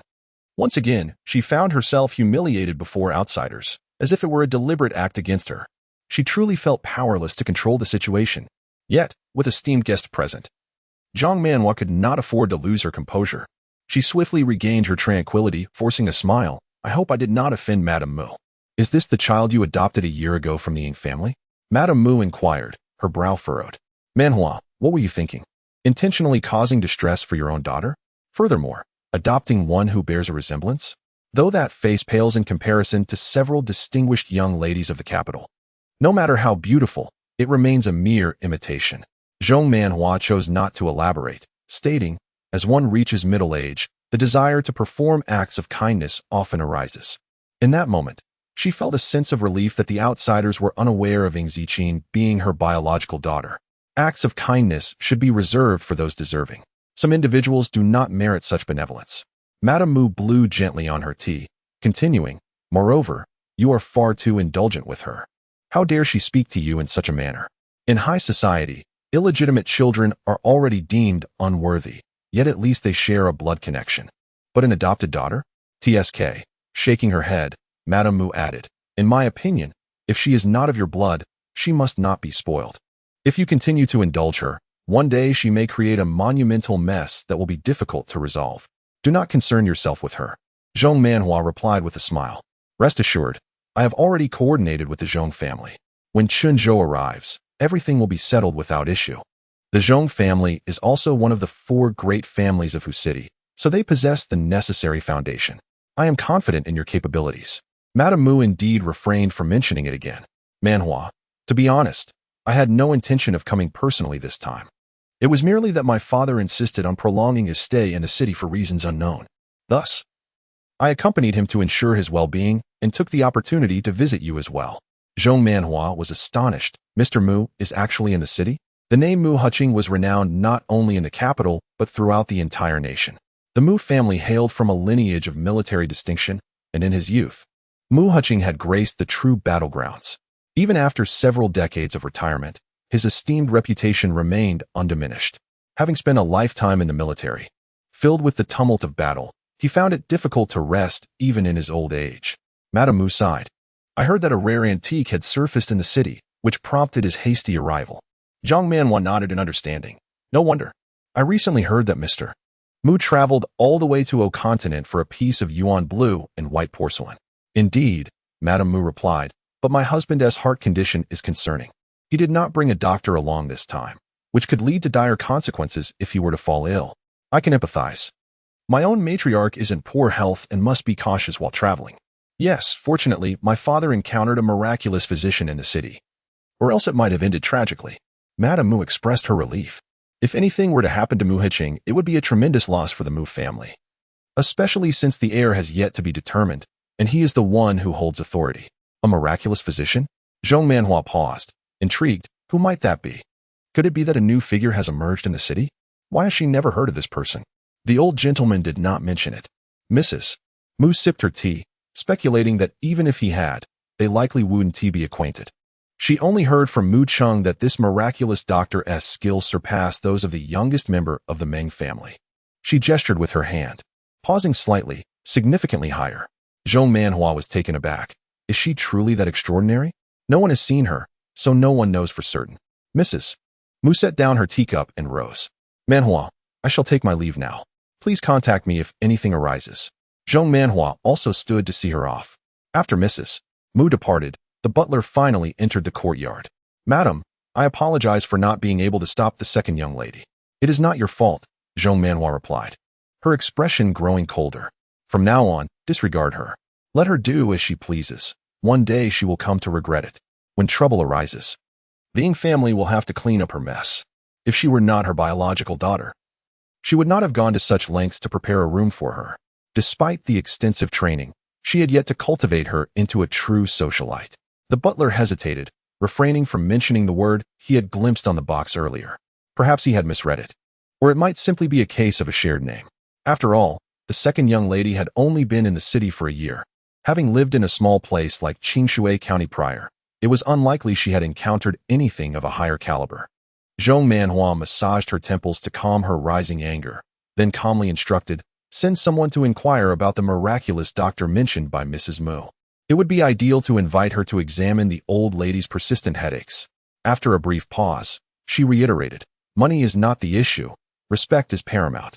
The butler, understanding her intent, withdrew. On the third floor, Ing Zichin placed a box of children's literature on the bookshelf before settling in front of her computer. With practiced ease, she powered on the main unit, reclining in her chair as she resumed watching the web series she had not finished earlier. This novel approach to retirement was perfectly suited to her, devoid of conflict and the burdensome worries of life. She had no intention of informing anyone of her return. After all, she had quite a few adversaries. With ample leisure time at her disposal, she found herself intrigued by the technological advancements of the 21st century, each innovation proving to be quite fascinating. After finishing a cup of milk tea, Ing Zichin rose to fetch another. Suddenly, the computer emitted a sound. The screen freezing on the scene where the female lead kicked the male lead into the pond, her hands on her hips, laughing uproariously. Ing Zichin lifted her gaze to the darkened monitor, her phoenix eyes narrowing slightly. "My young friend is truly remarkable." On the darkened screen appeared a chilling line of red text, accompanied by the haunting sounds of wailing. "Child, who are you to him?" Ing Zichin's expression remained unperturbed, her brows slightly arched. Even while enjoying a show, she found herself disturbed. It seemed she had unwittingly acquired the troublesome nature of someone else. She lowered her gaze and raised her hand to type in the dialogue box. "And who are you?" Upon reading this line, a person in a basement across the ocean glanced up while indulging in instant noodles. Is this girl foolish? How could she expect to be informed of such matters? "I am a hacker." "A hacker?" Ing Zichin appeared to recall something, instructing, "Please wait a moment. 1 hour." Question mark. A large question mark adorned the screen. Ing Zichin retrieved a book she had purchased earlier from her backpack, settling down to read, seemingly unfazed by the still blackened computer. She read with remarkable speed, flipping through pages as if merely skimming. "What are you reading?" Receiving no response, the curiosity on the other end intensified. Having infiltrated the computer, he naturally gained control over the camera and all devices. Thus, he zoomed in with the camera and discovered she was engrossed in a book titled Fundamentals of Computer Science for College Students. "Are you a college student? You don't truly believe that finishing this book will enable you to thwart my intrusion, do you?" What a jest! As if he were unaware of the content of Fundamentals of Computer Science for College Students. It was merely the fundamental operations of software such as Word and PowerPoint, accompanied by a detailed explanation of computer chips. The girl remained quietly engrossed in her book, oblivious to her surroundings. The camera captured her delicately lowered long eyelashes, fluttering gently like the wings of a butterfly. Her skin was remarkably pale, soft and delicate, reminiscent of pure cream, possessing a translucent quality. Her long black hair cascaded freely, shimmering brilliantly in the sunlight. She was breathtakingly beautiful, creating an almost mesmerizing effect that made it difficult to avert one's gaze. Suddenly, an unrealistic thought emerged. Could it be that the gentleman had taken a liking to this young girl? However, as soon as this notion surfaced, it was promptly dismissed. How could that be possible? He was curious to see what would transpire in an hour. The basement was cluttered with instant noodle boxes. And just as he picked up the third bowl of noodles to eat, Ing Zichin made a move. She set down her book and raised her head. Her slender fingers danced over the vintage keyboard, typing rapidly. Within less than half a minute, the basement across the ocean was suddenly engulfed in darkness. Beep, beep, beep. A frantic and chaotic noise erupted. Damn it! He spat out his noodles, staring in shock at the simultaneous chaos of over a dozen computers, utterly astonished. Yet, he quickly regained his composure and began mounting a counterattack, attempting to restore the computers to normalcy. However, to his dismay, no matter what code he entered, there was no response whatsoever. It is simply inconceivable. A cold sweat broke out, and even instant noodles lost their appeal. He could not forcibly shut down these computers. Several tasks were underway and could not be interrupted. He could only plead, "My dear, I was wrong. Please spare me. Sister. Sister, I still need to make a living. I am on my knees, truly on my knees. You are the hacker here. And I am but a mere nothing before you." Upon reading these lines, Ing Zichin stifled a yawn and replied, "You are overthinking.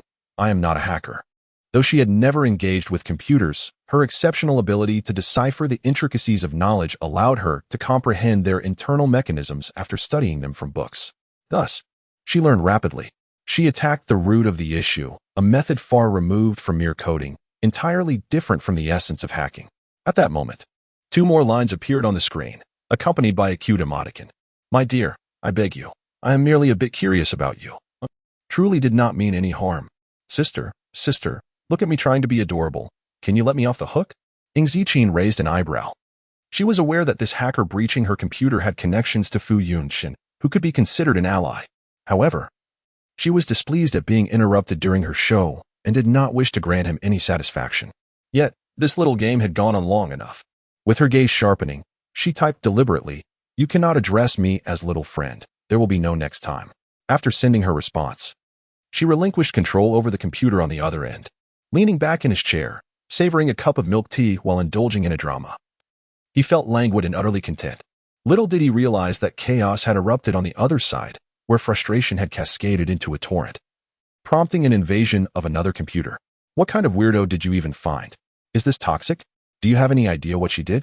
As Fu Yunshin was brewing tea, enveloped in the mist that blurred the contours of his deep-set features, it was as if a vast expanse of clouds had drifted in, partially veiling the radiant hues of the sky. Yet, his striking handsomeness remained undiminished, accentuating his noble demeanor. A mere glance at the computer revealed yet another flurry of messages that had appeared in the brief moment he had looked away. She finished Fundamentals of Computer Science for college students in just an hour, and then hacked back into my computer. Damn, is this humiliation? I am someone who has previously infiltrated Loran Bank and Norton University. The rapid succession of exclamation marks underscored the intensity of his anger. Fu Yunshin raised an eyebrow, genuinely surprised. After meticulously wiping his hands, he replied, "My little friend is truly remarkable." This single remark sent the other side into further disarray. Get lost. I've only been tormented by you two weirdos. What business do you have in wreaking havoc on others? I've made up my mind. I will sell all your information to the people on the hit list and have them eliminate you. Fu Yunshin smiled softly, his demeanor languorous. Be good. Go ahead. Jiang Group. Jiang Mo Yuan loosened his tie and took a seat, surrounded by a sea of verdant hues. Weary, he said, please report on recent matters. Yes, Third Master, replied the secretary, opening a folder. The Jiang family's investment in the Youth 101 project has concluded, yielding returns many times over, though it has attracted considerable online criticism. Youth 101 is the first large-scale talent show in Huagua, with several prominent families in the entertainment industry in the capital also investing, alongside renowned actors and singers joining the fray, making it quite the sensation. The Jiang family has certainly benefited from this. Jiang Mo Yuan merely grunted, showing little interest. The secretary, sensing this, turned to another document. Old Master Fu's health has deteriorated further. The situation with the Zhong family remains stable, and the Ying family is aligning with the Mu family in the capital. As he listened to the shifting landscape of Fu City, Jiang Mo Yuan clasped his hands, his expression inscrutable. Third Master, there is one more matter. The secretary hesitated, recalling the Weibo post from that day regarding missing. Before he could finish, he was interrupted. Jiang Mo Yuan raised his hand, his tone cold. I do not wish to hear about her affairs. The memory of Ing Ziqin's attitude from that day sent a chill through him. Ing Luwei never anticipated that her secretary would pause, comprehending the implications. This signified a complete abandonment of the adopted daughter of the Ing family. Jiang Moyer closed his eyes and said, if there is nothing else, please see yourself out. Master San, do take care, the secretary responded before gently closing the door behind him. Once outside, he shook his head. He had previously accompanied Master San to inspect the area of Chishui County, where the Ying family's adopted daughter had been quite innocent. But now, it was evident that she had succumbed to the temptations of the bustling city, restless and eager to ascend the social ladder. Fortunately, Master San had seen through her facade. The secretary pondered for a moment before walking to the tea room, retrieving his phone to make a call. Miss Luwei. After several days of recuperation, when Fingmin's health had improved considerably. However, due to the long-standing illness, a full recovery could not be achieved overnight. The initial batch of medicine had been exhausted, prompting Ing Ziqin to specifically order some fresh herbs. The city of Shanghai, lacking in natural resources, relied on imports for medicinal materials, as she required only the finest herbs. The cost had soared into the hundreds of thousands for just a few dozen pounds. While waiting, Ing Ziqin entered a nearby dessert shop and ordered a serving of mango glutinous rice balls. She took out her newly purchased phone, activating the screen filled with an array of apps, all of which she intended to explore. The greatest advantage of modern technology was that it spared her from boredom. Ing Ziqin opened one of the applications, observing her reflection adorned with rabbit ears, lost in contemplation. She had heard that this was called a selfie, which seemed rather intriguing. After experimenting a little, she selected a filter and some accessories before capturing the moment. A crisp snap echoed through the air, prompting the individual seated at the adjacent table to glance up. It was a young girl, her face obscured by a sun hat and sunglasses, rendering her identity a mystery. She furrowed her brow in displeasure, pondering how they had managed to track her down to this place. Make her delete the photo. I certainly do not wish to trend for unflattering images, she asserted. Understanding her intent, the assistant promptly approached, stating, please delete the photos you took. Miss Luo does not appreciate being photographed by fans. Do you comprehend? Should you insist on taking pictures, we may have to consider legal action. Though the tone was not loud, it resonated throughout the dessert shop, capturing the attention of curious patrons. Is a celebrity here? Quick look. Could it be that one? What astounding beauty. Are you referring to the lady in the black shirt? Absolutely impossible. With a face like that, one would never forget it. She's not in the entertainment industry. Not her, but rather the one over there. Have you heard of Luo Ziyue? She was the 10th place contestant on Youth 101, a rather popular talent show. I think I've heard of her, but she doesn't leave much of an impression. Whispers filled the air as the assistant noticed the girl had no intention of deleting the photos. Without hesitation, she attempted to seize the phone from the girl's grasp. But instead, her hand plunged directly into a mango sticky rice ball. Only then did Zijing lift her gaze, coolly remarking, you have sullied my dessert. Why did you not delete the photos? The assistant, filled with frustration, retorted. Is it too much to ask for you to show some respect by not following Miss Luo here? At this, the customer suddenly understood the situation. Such striking beauty. Yet she turns out to be a stalker? Zikin closed the app. Who? A sudden awkwardness enveloped the room. The assistant stood frozen in place. Luo Ziyue, who had remained motionless until now, rose to her feet, removing her sunglasses to reveal a radiant face. Her expression one of palpable impatience. You need not pretend not to recognize me. I have encountered your kind numerous times. Yesterday, I was pursued by your lot to the extent that I lost a shoe. Are you truly so relentless? She harbored a disdain for stalkers, who deprived her of even the slightest semblance of personal space. Zikin looked up, casting a glance that was surprisingly graceful. I do not pursue the unattractive. Thank you. Laughter erupted from those surrounding them. Luo Ziyue, filled with rage, was about to retort when a female student from a nearby table interjected.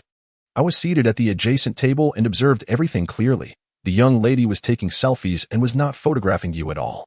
She murmured under her breath. With such beauty, why would she take pictures of you instead of herself?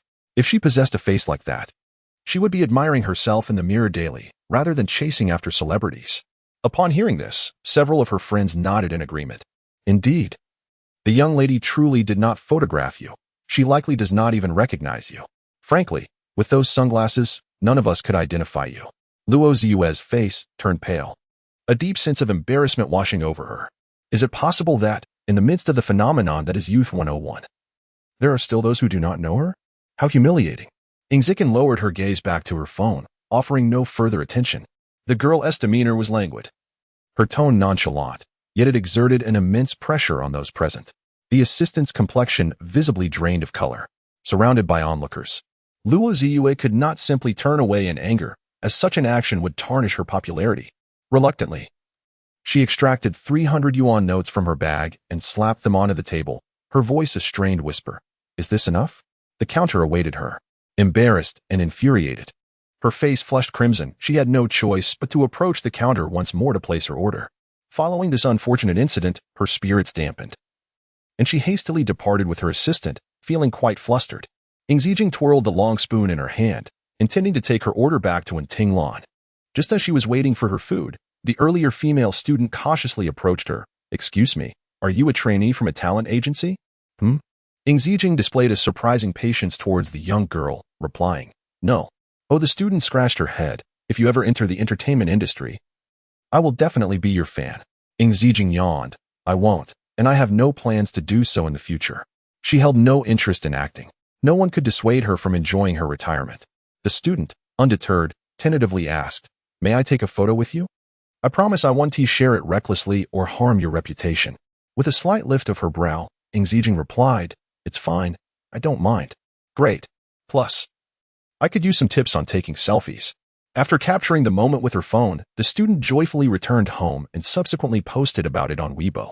In the vibrant city of Shanghai, a delightful encounter unfolded with a charming young lady, who appeared to possess a remarkable aura. In a particular episode of Youth 101, a certain well-connected figure mistakenly believed she was the focus of attention, only to realize that the lady in question was entirely unaware of her presence. To safeguard the young lady's privacy, I have chosen to blur her image.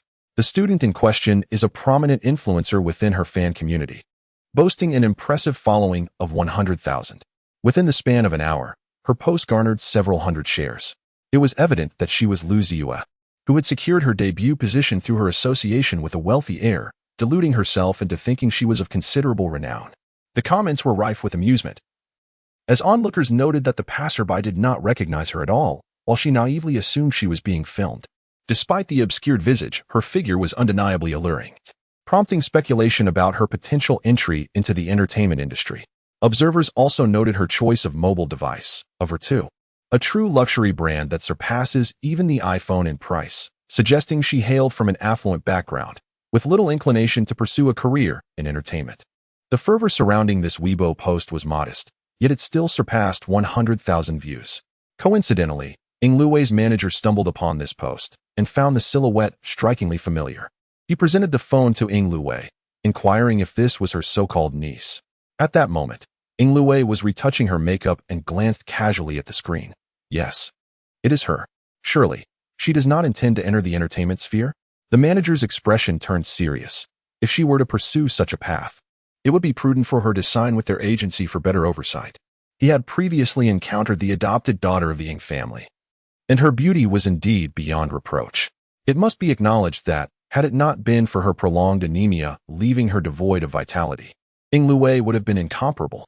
She must not allow this to affect her. Upon hearing this, Ing Lui hesitated momentarily.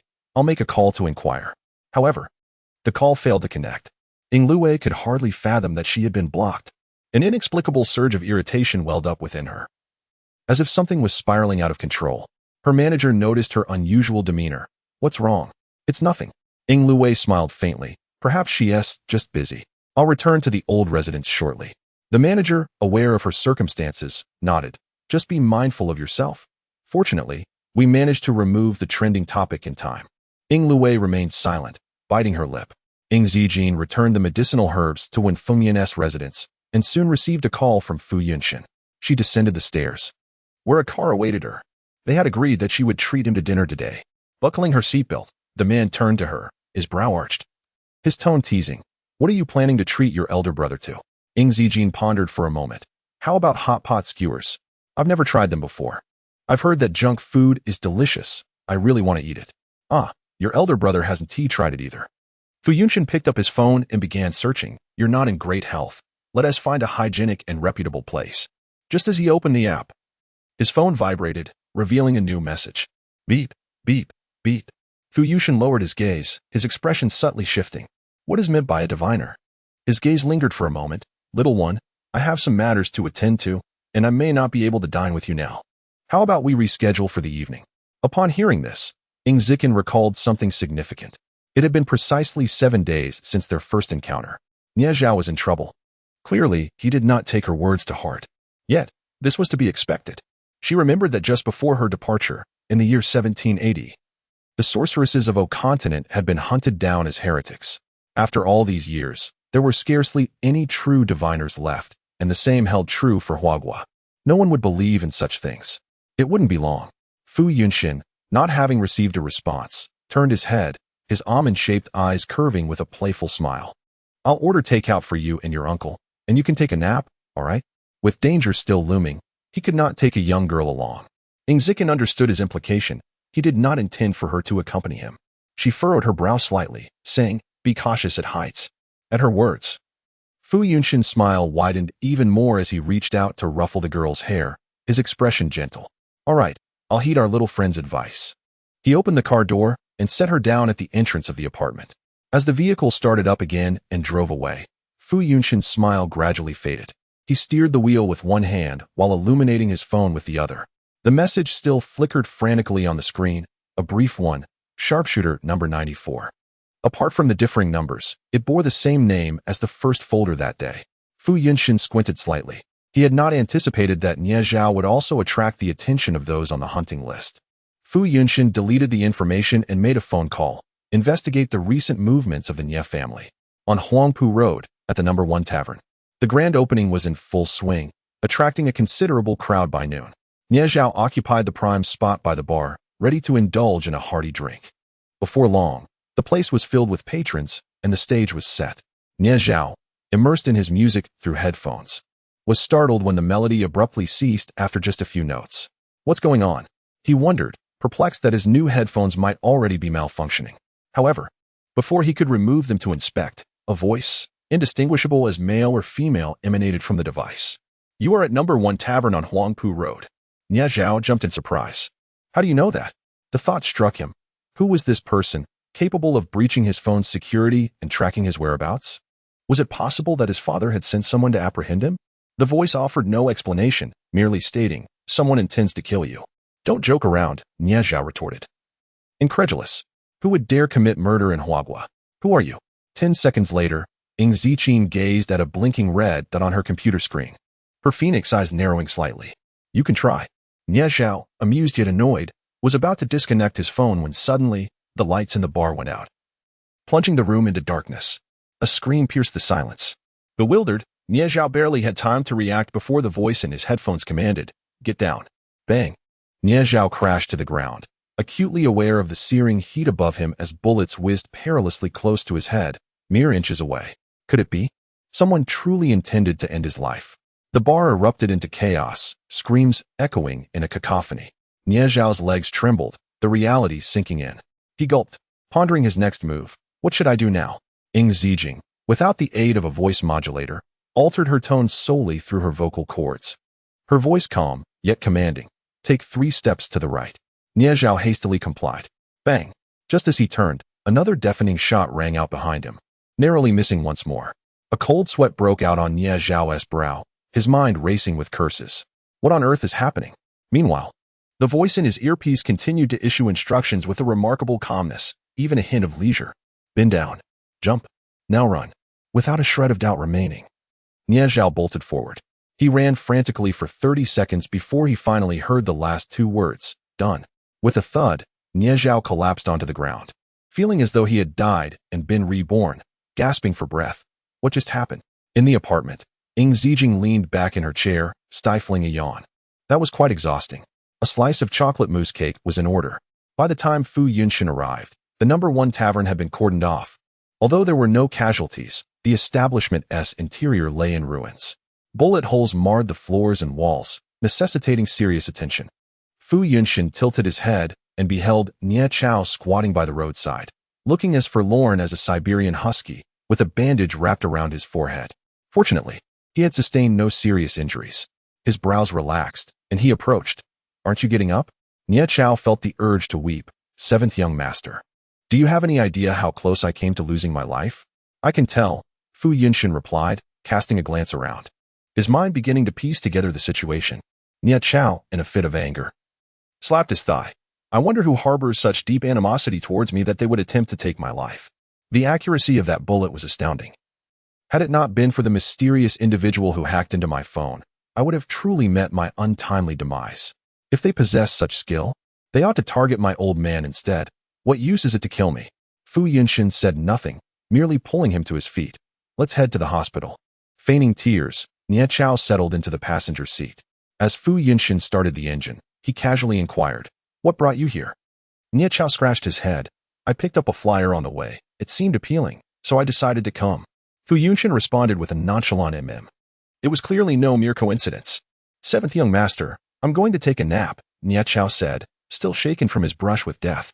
Fatigue washed over him. And he added, "Wake me when we arrive." Fu Yunshin cast a sidelong glance at him, ensuring he was fast asleep before finally answering the persistent call on his phone. "Yunshin?" A deep, melodious male voice resonated with charm. "Your brother has been targeted for a bounty. The hunter is ranked 94 on the sharpshooter list." Fu Yunshin chuckled softly, languid yet relieved that his brother had escaped unscathed, aside from a bump on his head from the hurried escape. Anyone listed on the gun god rankings, even those languishing at the bottom, possesses an unparalleled accuracy against ordinary individuals. Today, however, it is rather peculiar. He has spotted 5 bullet holes, yet none have found their mark. It is a disgrace to the title of gun god. Upon hearing this, there was a brief silence from the other side. I understand. I shall return shortly. After parting ways with her agent, Ing Luwei first made a phone call to the ancestral home. It was only in the evening that she drove back. Miss Luwei, the waiting butler approached with utmost respect. The lady is inside. You may enter directly. Ing Luwei smiled and pushed open the door. In the living room, Zhong Manhua was arranging the flowers in a vase. Upon hearing the sound, she looked up and smiled. Luwei, you seem in a hurry. Is there something on your mind? Indeed, there is a matter, Ing Luwei replied. I came to inquire whether my sister-in-law knows if Xiaojin wishes to enter the entertainment industry. Ing Luwei nodded. She aspires to join the entertainment world, and I can offer my assistance. After a moment's hesitation, she added, but if that is the case, what about the Qingtian elite class? Is she unable to attend? He recited once more, Yao Yao. In an instant, Zhong Manhua's expression darkened. Did she aspire to enter the entertainment industry? Those 6 words were forced out through clenched teeth. Huh? Ing Luwei was momentarily taken aback. Sister-in-law, didn't Xiaojin mention it to you? Zhong Manhua took a deep breath and coldly replied, she shouldn't even think about it. Who among the elite would resort to performing in the entertainment industry? It's one thing to struggle with academics, and while a lack of piano proficiency could be tolerated, now she wishes to act? Day by day, what does she truly want? Perhaps I have misunderstood, Ing Luwei replied gently, pressing her lips together. Sister-in-law, please don't be upset. I am merely curious, given Xiaojin's qualifications. She would be quite sought after in the entertainment realm. Upon hearing this, Zhong Manhua's anger intensified. Luwei, not everyone can be like you. You have personally taught her for so long, yet she still cannot play the most fundamental piece, F. Elise. Ing Luwei is a renowned pianist in Huagua. Can Ing Zijing possibly compare? Ing Luwei felt a pang of guilt. I am not particularly adept at teaching. I have wasted Xiaojin's time. It is her own lack of diligence. Zhong Manhua's frustration boiled over. If you were to teach a 3-year-old, even with hands-on guidance, they should have learned something. Sister-in-law, you're... Ing Luwei paused, feeling helpless. Is Xiaojin around? I have something to bring her. Zhong Manhua remained irate. She is not here. You may simply leave it in her room. Ing Luwei nodded and took a few steps before stopping again. Sister-in-law, did elder brother mention when he would return? Your elder brother and your nephew are still in the capital. Zhong Manhua remarked that she had heard a prominent family from O Continent had come to explore potential connections and would return in a few days. Indeed, your elder brother is quite impressive. Ing Luwei chuckled, attributing his success to the exemplary teachings of his wife. Tian El has inherited his father's business acumen. The Ing family is a century-old aristocracy, flourishing under the stewardship of the late Mr. Ing, who unfortunately passed away a few years ago. Had he been alive, the Ing family might have eclipsed the Fu family. Speaking of Ing Tian El, a smile graced Zhong Manhua's face. This child has been clever since childhood, making my life easier. Ing Luwei sighed. If only Ing Zijing hadn't gone missing, she certainly wouldn't fall short of Tian El. In that instant, the smile vanished from Zhong Manhua's face. The truth of the situation was known only to her, Ing Jinting, and Ing Luwei, as they discreetly concealed it from the old matriarch and Ing Tian El, let alone the other prominent families. They had all been raised together, and it seemed acceptable to perpetuate the misunderstanding. Yet, it has become evident that those nurtured closely are indeed the true kin. Zhong Manhua felt a surge of restlessness, questioning whether Ing Zijing was truly her biological child, pondering how she failed to inherit even a single commendable trait. It was then that Ing Luwei ascended the stairs. She navigated her way to Ing Zijin's room with familiarity. Producing the key, she had prepared to unlock the door. The room's furnishings were quite simple: a bed, a wardrobe, a computer desk, and a bookshelf, all in a natural wood tone, exuding a sense of austerity. Ing Luwei casually surveyed the items in the room, and when her gaze fell upon the half-filled bookshelf of children's literature, she could not help but smile, her eyes reflecting a hint of disdain. Perhaps she was overthinking it. She tucked a strand of hair behind her ear and, without casting another glance, pushed the door open and exited. Once outside the room, she felt a strange itch on her skin. Absent-mindedly, she scratched it, only to be startled by a sharp sting. Alarmed, Ing Luwei swiftly covered her face. With her trembling hand, she retrieved her phone, barely having time to think. Hello? Quickly, schedule an appointment at the first hospital. Meanwhile, the city was ablaze with lights, a sea of people flowing like a tide, the sound of honking horns incessantly filling the air. Inside the car, Fu Yunxin glanced at the timer of the red light, then turned his head to see the girl, who had been dozing with her eyes squinted shut, straightening up. Had she been haunted by a nightmare? No. Ing Ziqin propped herself up on her elbow, her expression languid as she recalled an amusing incident. That day, besides procuring medicinal herbs for Wen Fengmian's treatment, she had also purchased a few other items. Upon her return, she had taken the opportunity to concoct some new medicines, which she had left in her room. Naturally, highly toxic herbs would not be available for sale in the market. Thus, no matter how she refined them, the toxicity would remain manageable. At most, it would result in a month of red rashes. If medical attention were sought, it could intensify, leading to unsightly facial issues. The poison she had formulated was beyond anyone's ability to neutralize. The red light turned green, and Fu Yunshin started the car. What amusing antics could bring a smile to his brother's face? The girl had just awakened, her enchanting eyes glistening with a watery sheen. Her voice cool and detached. I taught someone a lesson. My mood has improved somewhat. The man, with his long fingers, lightly tapped the steering wheel, his gaze profound. He had investigated the Ing family. Even though they sought to conceal the events of 16 years past, a thorough inquiry would still unveil the truth. The four prominent families were driven by self-interest, willing to cast aside even their own flesh and blood without hesitation, just as it had always been. Fu Yunsin produced a piece of chocolate and extended it towards her. Ing Ziqin accepted it, dividing it into two halves. Fu Yunsan cast his eyes downwards, a light smile gracing his lips. The little one was quite thoughtful. He regarded the girl with a contemplative glance, his lips curling slightly as he inquired, "Yao Yao?" Ing Ziqin, unable to catch his words clearly, removed her headphones and asked, "What?" "Yao Yao," Fu Yunsin repeated, his peach blossom eyes veiled with a seductive allure. "Isn't that your nickname?" Ing Ziqin paused for a moment, then replied softly, This nickname, Yao Yao, was not bestowed upon her by the Ing family, but by Wen Fengmian. Wen Fengmian had explained that Yao Yao carried two meanings. One signified a serene and comfortable life, akin to the beauty of blooming flowers. He wished for her to live in tranquility. The other denoted premature demise. In Qingshui County, there existed a custom that giving a child a less auspicious name would enhance their chances of survival. "Very well then," Fu Yunsin said, his demeanor relaxed. "I shall call you Yao Yao from now on, if you don't mind." Ing Ziqin yawned lazily, responding, "I don't mind." During her years in O Continent, she had acquired many names. To her, a name was merely a designation, aside from its special significance. The two ultimately arrived at a hot pot skewers restaurant beside the pedestrian street, where the evening crowd necessitated a wait in line. Ing Ziqin was enticed by the rich and alluring scent of spicy flavors, feeling somewhat regretful that she had spent more time in Huagua, missing out on such culinary delights. "I'll go park the car," Fu Yunshin said, raising his hand as if to ruffle her hair, but ultimately refrained, adding, "You go ahead and take a number, don't wander off." This hot pot skewers establishment was tucked away in an alley, quite a distance from the parking lot. Ing Ziqin nodded in acknowledgement. After obtaining her number, she leaned casually against the wall with one hand in her pocket. With the other hand, she took out her phone and opened Weibo. After Ing Luwei had tagged her Weibo account that day, she had deactivated it and registered a new one. Scanning the trending topics, she found nothing of interest and was about to log off to play a game when a post from a marketing account suddenly popped up in the Hot Topics section. 027 The Dreaded Face. Breaking news. Ing Luwei mysteriously enters hospital late at night, suspected to be pregnant. The trending topic is right beneath the hot search. One can see it as soon as they enter Weibo. Swiftly, Ing Luwei's fans, affectionately known as Lu Shui, rush to the scene. "Wow, sister.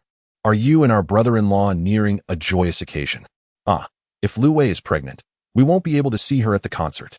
I am so looking forward to it. With Lu Wei's stunning beauty and brother-in-law's charm, the child will be undeniably exquisite." The engagement between Ing Luwei and Zhang Mo Yuan is no secret, and the fans endearingly refer to Zhang Mo Yuan as brother-in-law. Amidst a flurry of celebratory comments, there are always a few dissenting voices. Zhang Mo Yuan must be blind to marry such a pure white lotus. What? Does he wish to bear a little white lotus? Planning to cultivate a pond full of flowers? One remark disparaged both individuals, infuriating the fans who were ready to retaliate. However, due to the events of that day, fearing another public embarrassment, the prominent fan quickly intervened. "Here come the haters again. Sisters, do not give them the attention they crave. The more you engage, the more they thrive." Report swiftly. While the fans busily reported the negative comments, They jubilantly celebrated in the discussion forum. Little did they know, at that very moment, Ing Luwei was on the brink of madness. She gazed at her reflection in the mirror, her face riddled with red rashes, too afraid to even cry. What was happening? Her manager was equally alarmed, questioning what she had come into contact with. With a choked voice, Ing Luwei replied, "Nothing at all. She had merely returned to her ancestral home." How perplexing. Even the doctor could not identify the allergen, rendering them unable to provide an effective remedy. The agent furrowed his brow and said, "I will call Third Master and let him know." "No, we cannot let Mo Yuan see me like this," Ing Luwei suddenly exclaimed, her agitation evident. The agent, feeling quite troubled, replied, "All right, I will contact the doctor in the capital and prepare to go there for a while." Ing Luwei adjusted her mask. Feeling a sense of despair, the agent cautioned her again, "Do not touch your face. No matter how itchy it gets, bear with it. For the next few days, keep your mask on and avoid showing your face." Meanwhile, in a hot pot restaurant, within a private booth, the aroma of spicy broth filled the air, tantalizing the taste buds. Ing Ziqin rested her chin on her hand, pointing at the image of a fiery red soup. "I want this one." Fu Yunshin glanced at it and then ordered a mushroom soup base. "It's not good for your health to eat too much spicy food." He leaned back in his chair, smiling. "If I'm treating you to a meal, shouldn't you let me make the decision?" Ing Ziqin rubbed her head and reluctantly agreed. "Fine. I will come by myself next time." The selection of ingredients and the cooking process flowed seamlessly. Before long, the steam enveloped them, providing a sense of warmth. The girl held a cup of iced cola, lost in thought, with droplets of water clinging to her lowered eyelashes.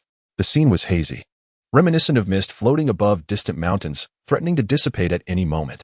It was a beauty that seemed almost ethereal, as if it were not meant to exist in this world. Fu Yunshin turned his head, calling out, "Yao Yao." Ing Ziqin came back to her senses, responding, "I remember that in 3 days, Qingji will commence the new term." The man appeared somewhat indifferent. "Do you need me to escort you?" Upon hearing this, Ing Ziqin, who was contemplating whether to tend to flowers or raise pigs, thought to herself, her retirement life seemed to have been cut short before it even began. It wasn't that she had never attended school. In fact, she rather enjoyed learning new things. During her time in O Continent, she had engaged in alchemical discussions with that eccentric at Norton University. The alchemy practiced in O Continent was akin to the pharmacology of the ancient medical realm of Huagua. Moreover, to facilitate her navigation on Earth, she had dedicated 3 centuries to studying its mathematics, physics, biology, astronomy, and more. She had also participated in discussions led by some of the top scholars of the time, acquiring a wealth of knowledge. Yet, now to return to school? Ing Ziqin pondered the subjects she would need to study at Qingji Middle School, recalling them from memory. Aside from the composition and the language arts that she had never encountered, the rest seemed manageable. Fortunately, she could continue her leisurely retirement while also experiencing the campus life of the 21st century. "It's fine, I can manage on my own," Ing Ziqin replied with a slight shake of her head, for it wasn't far. Qingji Middle School was located within the Second Ring Road, with convenient transportation. "If there's anything you need me to assist with, just let me know at any time." Fu Yunshin nodded. "By the way, Yao Yao, about that medicine of yours." Before he could finish, another vial appeared before him, white in color, an upgraded version. Ing Ziqin yawned, indicating there was indeed more. Fu Yunshin seemed taken aback by her action. He paused momentarily, a slight smile forming on his lips. "Yao Yao, how generous of you." Ing Ziqin replied nonchalantly. "Not everyone has such a luxury. In truth, there are only a few who genuinely treat her well." Fu Yunshin's eyelashes fluttered slightly, and he smiled tenderly. "Thank you, Yao Yao." He understood that these medicines were far from ordinary. Within the realm of traditional medicine in Huagua, there were scarcely a dozen capable of concocting such remedies. Each grain held immense value, yet remained elusive in the market. However, she offered him a whole bottle without uttering a word. Fu Yunshin chose not to inquire further or investigate. Everyone harbors their own secrets, and he was no exception. 3 days later, at Qingji High School, apart from the senior class, which had returned to school early on the 6th day of the Lunar New Year, the first and second-year students commenced their studies today. Morning self-study began at 7:15, yet by 6:40, the second-year gifted class was already filled to capacity. This year, upon graduating from the 3rd year, they would ascend to the status of seniors, and thus could afford no semblance of complacency. Yet, one seat remained conspicuously vacant. This position resided in the most inconspicuous corner of the classroom, adjacent to the trash can, its desk and chair shrouded in dust, with numerous disordered footprints scattered about. The duty student, while performing their tasks, had inadvertently overlooked this area. A few boys cast furtive glances in that direction, whispering among themselves. Do you think she is too afraid to come back? I reckon it's quite possible. After all, her presence would be in vain. With a total score of 387 out of 750, she drags down our class average. Indeed, if I were in her position, I'd feel embarrassed to remain in the gifted class. In the gifted class, what type of student is most looked down upon? One who contributes nothing yet still reaps the benefits unattainable by others, occupying the finest resources without any aspiration for progress. The elite class comprises only 50 individuals. And with Ng Ziqin occupying one spot, it signifies that the student ranked 50th cannot gain admission. Ng Feifei is seated directly in front of these boys. Upon overhearing their conversation, she nudges the desk in front of her and whispers, "Zhuan, what do you think your aunt is thinking? Why would she choose to send an adopted daughter to the elite class?" Zhang Zhiwan, engrossed in her physics book, smiles faintly at the remark. As for my aunt's thoughts, I cannot say, but her admission to the elite class is indeed thanks to teachering. Ng Luwei serves as a distinguished music instructor at Qingji High School and occasionally imparts knowledge to the students. Teacher Ng is exceptionally kind to her, isn't she? Ng Feifei expresses her dissatisfaction, realizing that even if she performs poorly, she will not be expelled from the elite class. Everyone desires Ng Ziqin's departure, as her presence undeniably hinders their progress.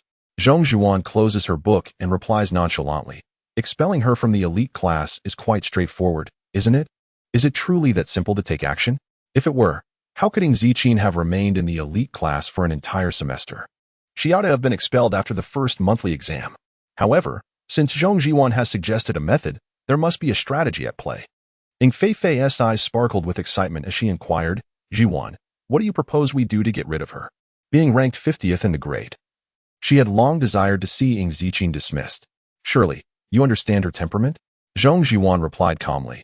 "If we press her a little more, she will collapse on her own. How could she possibly remain in the elite class then? Press her?"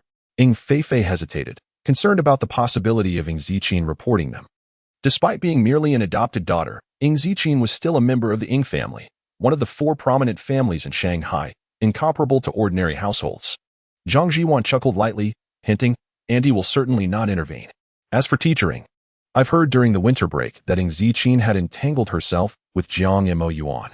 How could she possibly have the audacity to seek help from Ng Luwei? Reassured, Ng Feifei's spirits soared.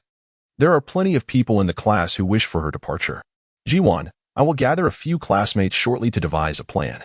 Zhang Jiwan remained silent, retrieving her English notes from her backpack to continue studying. Nearby, Lu Fong, who had been eavesdropping for quite some time, could no longer contain himself and chimed in. "Are you really planning to drive that bumpkin out? Isn't that obvious?" Ng Feifei shot him a glance, exclaiming, "Do you not find her to be a nuisance? Which graduating class of the elite program has averaged above 698 in their college entrance exams?" Ng Ziqin, with her solitary strength, managed to drag down their class's score significantly. How could that be possible? Lu Fong recalled the incident at the pharmacy that day, feeling a sense of indignation. Her actions had even led to my sister being confined by my father. Upon hearing this, Zhang Jiwan raised her head. "Your sister?" Lu Ji, in her early 20s, could not possibly compare her medical expertise with that of seasoned practitioners who had been in the field for decades. Nevertheless, she graduated from the prestigious Capital University of Traditional Chinese Medicine and had extensive connections. It was said that Lu Ji's mentor had some ties to the Meng family in the capital. And Feifei, with a hint of skepticism, asked, "How is your sister's confinement related to her?" Zhong Jiwan listened attentively. Lu Fong succinctly recounted the story, sneering, "I don't know what luck that bumpkin stumbled upon, but she actually caught Fu Yunshin's eye." Zhong Jiwan frowned. "The 7th young master has returned from O continent? I believe his time there was of no use." Lu Fong scoffed, "Still a useless young scion. When old Master Fu passes away, he will surely wail for his father and mother." Zhong Jiwan coldly retorted, "Lu Fong, how dare you speak such words?" "Jiwan, I was merely expressing my thoughts, nothing more." Lu Fong raised his hands in surrender, indicating it was unintentional. Fortunately, there were no members of the Fu family in the elite class to overhear. Otherwise, he would have been in serious trouble. Zhang Jiwan maintained a frosty demeanor. "Classmate Lu Fong, we are not that familiar. Please refrain from addressing me in such a manner." Lu Fong felt a wave of embarrassment. Yet he bore no anger. Zhong Zhuan was recognized as one of the goddesses by Qingji, and he had admired her for quite some time, though he had never found the opportunity to approach her. At this moment, he is determined to expel that unsophisticated bumpkin from the elite class. When Ying Ziqin arrived at school, it was 10 minutes past 7. Although she had declined Fu Yunxin's advances, he had promptly called her at 6:30 to rouse her from slumber. At the entrance of the school stood members of the student council, along with the director of moral education, specifically tasked with identifying students who were inadequately attired or tardy. According to school regulations, students were mandated not only to don their uniforms but also to display their school badges. Ying Ziqin surveyed her blue and white uniform, deeming it to be a rather unique kind of unattractiveness. With her hands tucked into her pockets and her backpack slung casually over her right shoulder, she ambled towards the campus with an unhurried gait. Each grade occupied its own distinct building, with the second-year students situated conveniently in the center. The pathway was bustling with students, all hurrying along. At that moment, another individual entered the school grounds. It was a young man clad in a white shirt, a blue bow tie, and black dress trousers. His features bore the mark of mixed heritage, with a prominent nose adorned by a pair of gold-rimmed glasses, exuding an aura of austere elegance. The duty-bound female student quickly lowered her head and softly uttered, "Teacher he." The young man caught her words, turned slightly, and nodded in acknowledgement, saying, "Thank you for your hard work." The girl's face flushed crimson as she stammered, "Thank you, teacher he." Students in front turned to glance back while those behind quickened their pace, engaging in hushed conversations.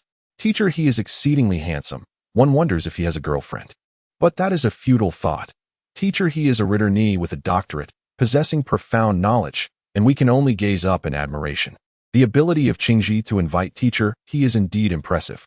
Alas, I am not part of the international class. Otherwise, I could attend teacher he's lectures." Ying Ziqin, disinterested in listening or watching, paused momentarily as she ascended to the third floor, her phoenix eyes narrowing suddenly. After a brief moment, she concealed her gaze and continued forward with an impassive demeanor.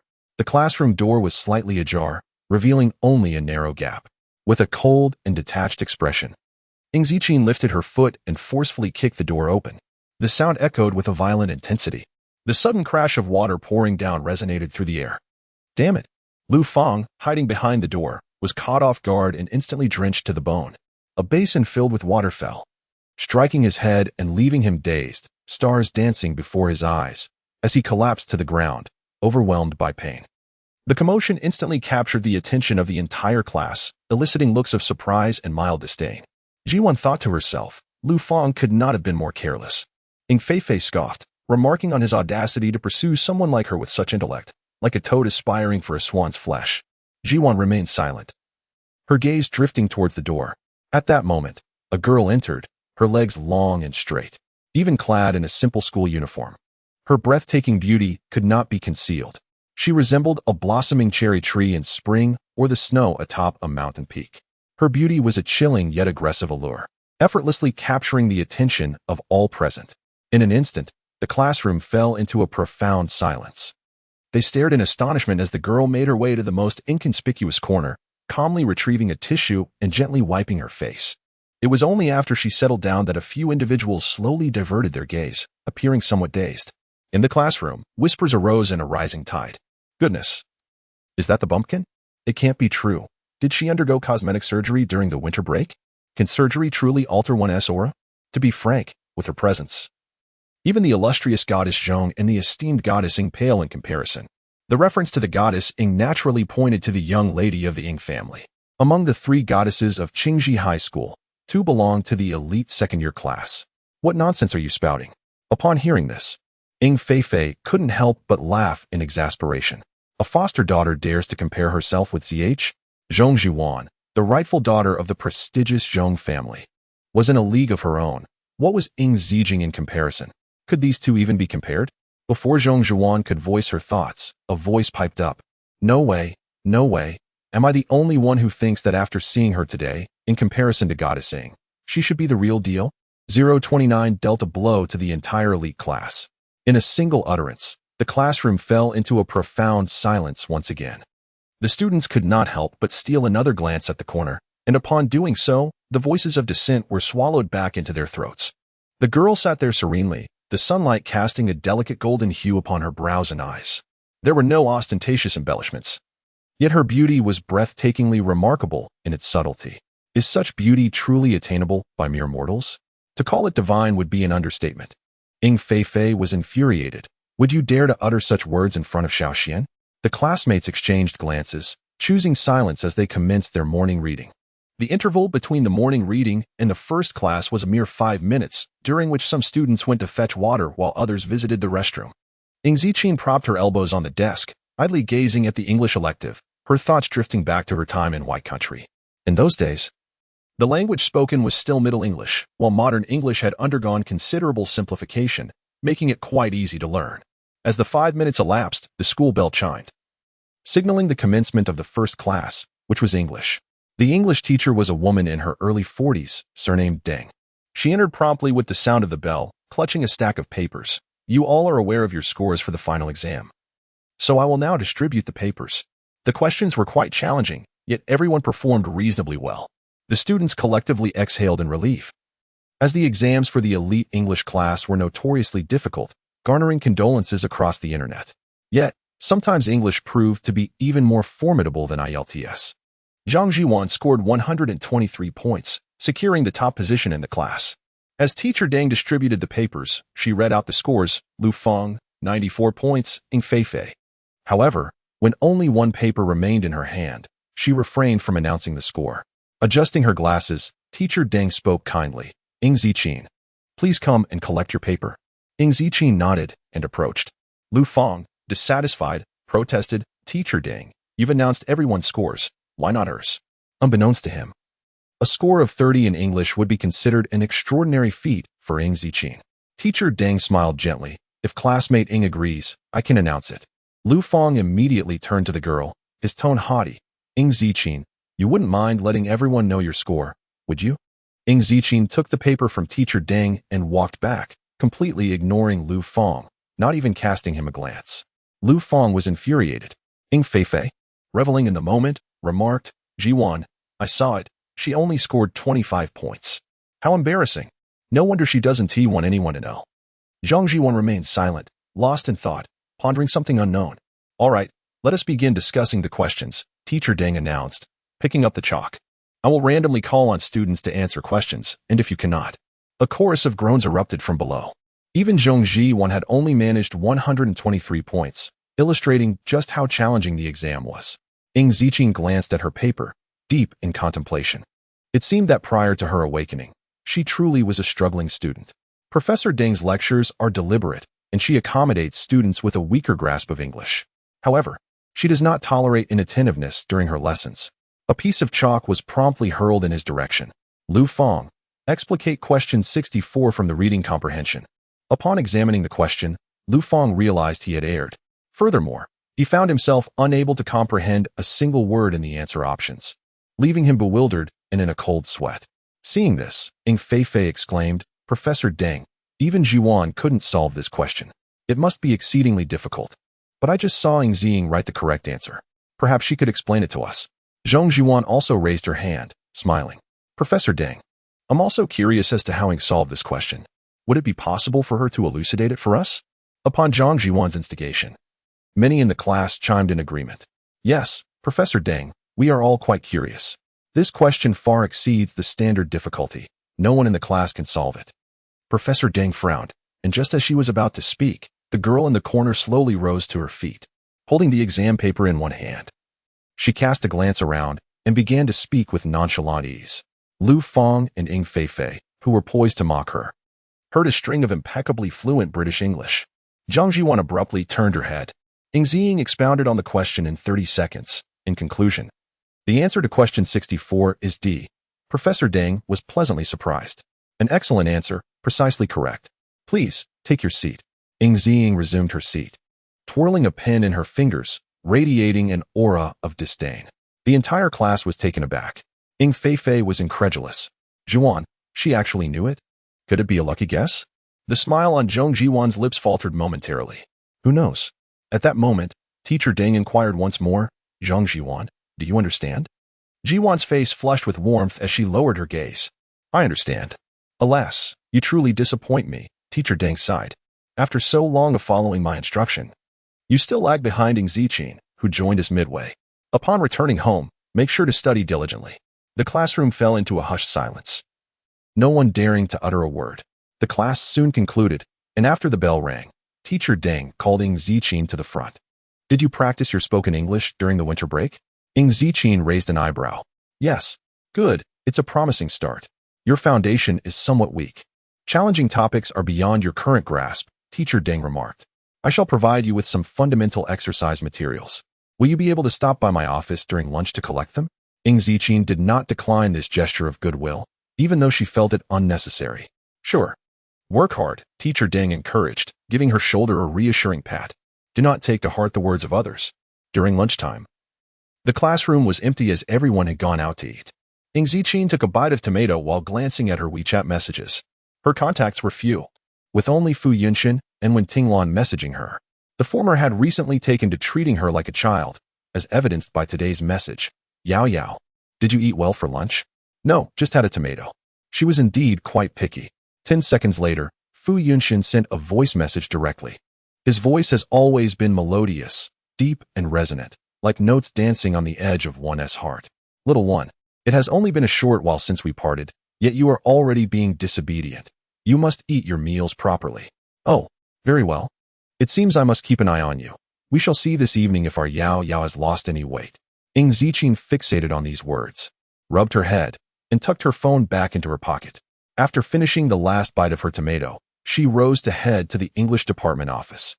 After knocking on the door, she entered. Aside from Teacher Deng, a young man occupied the office. Once the door was closed, Teacher Deng turned to him and remarked, Teacher, this child has truly surprised me today. Her spoken English is remarkably pleasant. It is not merely an ordinary British accent, but rather the purest Queen's English. Truly royal. It is simply astonishing. Hearing this, He-sun responded indifferently. What purpose does that serve? He had assisted Teacher Deng with a few lessons for the gifted class and was well aware of Ing Ziqin's nature, unambitious and lacking in diligence. Such students were those he disliked the most. Upon discovering that Ing Ziqin had gained entry into the elite class through her family's connections, He-sun found himself increasingly disdainful of her. He harbored no affection for her whatsoever. As for spoken English, it was merely a fundamental skill expected of students at Qingji. Teacher Deng was momentarily taken aback by this notion, which reminded her of a particular incident. During a week-long academic exchange in Oceania, she had entrusted He-sun with her classes. Upon her return, she heard from the students in both the elite and international classes that He-sun had posed the simplest questions, which Ing Ziqin struggled to answer, questions so basic that she seemed to comprehend not at all. At times, she even dozed off in class. While He-sun remained silent during the lessons, it was evident to all that he was perturbed. Teacher Deng sighed, hesitating to speak further. This child indeed faced her own difficulties. When teaching, she usually tailored her approach to suit the needs of her students. Moreover, academic prowess is undeniably linked to innate talent.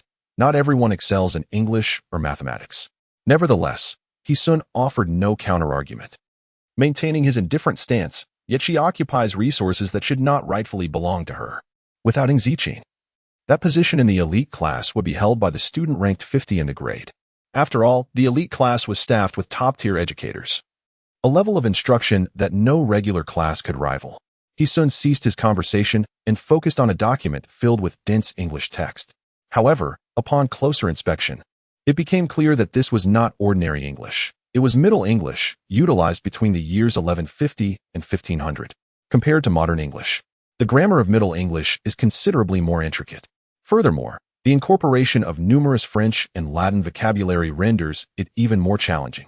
The annotations in red within the literature were meticulously crafted by He-sun, who consulted an extensive array of sources, yet he managed to translate only a brief segment. The number of individuals proficient in Middle English is exceedingly scarce. Even among the native residents of country Y, no one employs it. To find someone well-versed in Middle English is akin to searching for a needle in a haystack. He-sun rubbed his temples, setting aside the literature as he turned to the international class's textbook to prepare his lesson. Perhaps due to the morning's English class, Lu Feng and Ing Feifei had settled down considerably and ceased their harassment of Ing Ziqin. The first day of school was entirely devoted to reviewing test papers, and Ing Ziqin felt little regarding her scores across 6 subjects. She understood the underlying reasons. Although she had not fully awakened in the past, lacking in memory and ability, her intelligence remained intact to some extent, preventing her from performing so poorly. However, the pressure from the affluent social circle, coupled with the obligation to periodically provide blood transfusions for Lu Wei, rendered her a mere puppet, devoid of any freedom. Her physical condition was inadequate, leaving little room for diligent study. When her exam results faltered, Zhong Manhua grew increasingly irate, creating a vicious cycle over time. Ing Zijing's demeanor was subdued as she tucked the test papers into her backpack. It was no wonder her temper had soured. The oppression she had endured during her year in the Ing family was the true culprit. She had not become mentally deranged. That was a consolation. Knowing this, she departed. As they exited the classroom, Ing Ziqin deliberately raised her voice, suggesting they visit her grandfather. Zhang Zhiwan's grandfather, who was also Zhang Manhua's father, was a figure of significant importance. As an adopted daughter, Ing Ziqin presumed she was not entitled to meet him. However, Zhang Zhiwan's expression shifted subtly. Ing Feifei remained unaware. Yet she understood clearly. Despite having met him only twice, the elderly gentleman had shown remarkable kindness towards Ing Ziqin, often overlooking Zhong Zhuan entirely. Recalling a seemingly inconsequential remark made earlier that morning, Zhang Zhuan hesitated briefly, casting a faint glance at the girl before stating, "Let us go." The elite class did not have evening study sessions, and upon dismissal, the students each pursued their own activities. Ing Ziqin glanced at the time and prepared to leave. Just as she was about to step out, she was called back by the class monitor. "Ing Ziqin, it is your turn to take duty today. There isn't much rubbish on the first day, so just wipe the blackboard." He hesitated for a moment, then whispered, "This morning, I noticed Lu Fong placed a basin filled with water at the door. You should be cautious." Acknowledging his concern, Ing Ziqin nodded slightly. "Thank you. No need for thanks." The class monitor quickly averted his gaze, a blush rising to his cheeks, and hurriedly departed with his backpack. Ing Ziqin pondered for a moment before deciding to send a message to Fu Yunshin. After sending the WeChat message, she rolled up her sleeves, retrieved a cloth from beneath the podium, and headed to the restroom. In March, twilight descended rather early, and within a few minutes of back and forth, the sky outside had turned completely dark. From the corridor, one could see the low-hanging canopy of the night. The clusters of buildings are veiled within the ever-shifting ebony clouds, while the long street bustles with a torrent of vehicles, and the throng of people surges like the tide, enveloping the entire city. Ing Ziqin stood in quiet contemplation for a moment before returning to the classroom. Upon entering, her footsteps faltered. A tall man leaned against the window, his amber-hued eyes reflecting the myriad lights, more dazzling than the Milky Way. Fu Yunshin heard her approach. He straightened, turning to her with a smile that brightened his peach blossom eyes. "Yao Yao." Ing Ziqin furrowed her brows slightly. "Didn't you say there was no need to wait for me?" After all, he had numerous matters to attend to and no obligation to tend to her constantly. "It's nothing," Fu Yunshin replied, nonchalantly slipping one hand into his pocket. "Brother has been relatively free lately, so I'll accompany you for your duty." As he spoke, he took the cloth from her hand and adeptly began to wipe the blackboard. Ing Ziqin remained silent for a moment, sighed, and walked to the back to retrieve a broom, commencing her sweeping. After 10 minutes, they had completed their cleaning. Fu Yunshin dusted off his shirt and squinted his eyes. Quite tidy. I'm off then." When they stepped outside, it was already 7:30. "Shall we grab a bite?" Ing Ziqin pulled out her phone, opened the app, and added, "Then I'll head home." Home, of course, referred to Fengyan's residence. Fu Yunshin chuckled lightly, "As you wish." Just as he was searching for nearby restaurants, a voice filled with surprise called out, "Miss Ing." Ing Ziqin turned around. Suddenly, a sleek black Maybach screeched to a halt in front of her, and the window on the passenger side slid down. Meanwhile, across the street, Zhong Manhua had just emerged from the Century Center shopping complex, having summoned her driver. She lifted her gaze and spotted a girl clad in a pristine school uniform, slightly bent over in front of a vehicle. Beside her stood the notorious scion, Fu Yunshin. A frown of displeasure creased Zhong Manhua's brow as she moved to intervene and taking Ziqin away. "Manhua," Mrs. Mu remarked, her attention piqued. "Nothing." Zhong Manhua quickly averted her eyes, eager to depart. She wished to avoid any implication that her daughter was foolishly pursuing the heir of the Fu family. However, Mrs. Mu had already turned her gaze in that direction. Zhong Manhua's heart raced as she grasped her arm. "Mrs. Mu, let us leave." Yet, Mrs. Mu remained unmoved, her eyes fixed on the sleek black Maybach, seemingly entranced, as though she were lost in thought. It appeared to be the exclusive vehicle of Mu Huqing. In the realm of traditional medicine, no one can rival her. The Mu family is one of the prominent clans in the imperial capital, with numerous members comprising both the main and branch families. Mrs. Mu has been married into the Mu family for over 2 decades, yet she has scarcely encountered Mu Huqing more than a few times. Nonetheless, she is aware that Mu Huqing travels in a customized black Maybach, a singular vehicle in all of Huagua. However, Mrs. Mu furrows her brow. It is not that she fails to recognize the adopted daughter of the Ying family. Rather, it is precisely because of this that she hesitates. Given Mu Huqing's status, the leaders of other prestigious families in the imperial capital regard her with utmost deference. How could she possibly be acquainted with an adopted daughter who lacks formal recognition? Lost in thought, Mrs. Mu lowers her gaze and retrieves her phone from her bag. Manhwa, please hold on a moment. I need to make a call. If that truly is Mu Huqing's vehicle, she cannot approach directly, as it would be disrespectful. Yet, if at ISNT, she has no desire to approach at all. Zhong Manhua forces a smile, left standing awkwardly, her hands trembling slightly from the embarrassment flooding her heart. She strives to suppress her rising anger, diverting her gaze and unwilling to glance back even once. Inside the Maybach, Mu Qing glances at his phone but disregards the incoming call. Missing, we have finally located you. Given the Mu family's influence, uncovering one's identity is a straightforward task. Moreover, Ing Zijing has not gone to great lengths to conceal her identity. Lowering her head, she replies, yes, do you need something? Mu Qing casts a sidelong glance at Mu Huqing before continuing. The master is set to depart from Huqing tomorrow and wishes to see you once more before he leaves. Upon returning to his residence in Shanghai that day, he deliberately reached out to the esteemed Ming family of the capital. Mu Qing did not disclose the identity of the miraculous physician but rather vaguely inquired, which led him to realize the extraordinary prowess of Miss Ying's medical skills. Even the most renowned figures within the ancient medical community would likely find themselves inadequate in comparison. Missing nodded, stating that as long as old Mu refrained from smoking and drinking, his health would significantly improve. Mu Huqing cleared his throat awkwardly, his expression turning solemn. I am capable of that. Mu Qing's foot twitched, nearly pressing the accelerator in a rush. It had been years since anyone could persuade Mu Huqing. Yet a single remark from Miss Ying had proven effective. This was quite astonishing. Miss Ying, I have nothing suitable to offer. Mu Qing discreetly wiped away a bead of sweat, producing an exquisite box. This is a token of appreciation from the old master. I implore you to accept it. Inside were silver and gold needles, procured specifically by the Mu family from the ancient medical realm, valued at over 10 million. Miss Ying's gaze sharpened momentarily. She did not refuse but accepted it with gratitude. Thank you. The specially crafted silver and gold needles would enhance treatment efficacy exponentially, precisely what she required. Moreover, here is this. Mu Qing presented a piece of paper, revealing that it pertained to a property owned by the old master in Shanghai, generating an annual revenue of approximately 50 million, a modest sum, indeed. The name of a hospital was boldly inscribed on the paper. Miss Ying raised an eyebrow in surprise. She had not anticipated that this rather substantial traditional Chinese medicine hospital in Shanghai would belong to the Mu family of the capital. Please do not decline.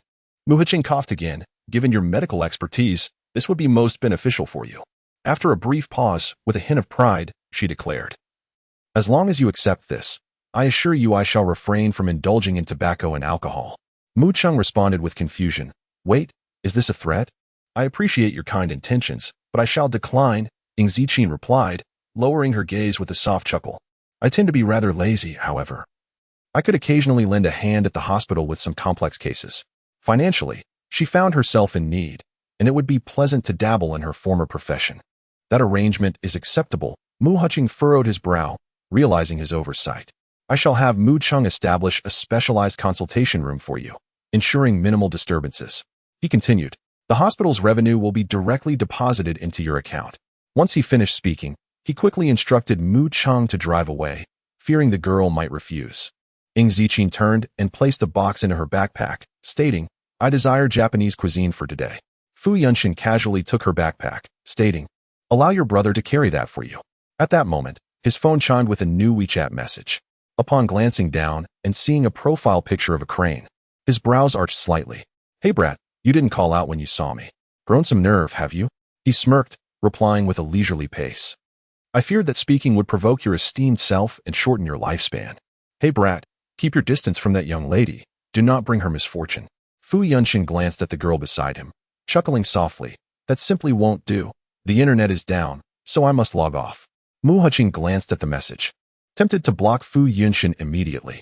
His fingers twitched, yet he restrained himself. Anger was not an option. He simply could not afford to be angry. Sir, the fifth master's household called just now, perhaps inquiring about your return. Mu Chung spoke up. Shall I respond? Mu Huqing closed his eyes and replied coolly, no need. The following day, Ing Ziqin arrived at school a bit earlier, at 7 o'clock.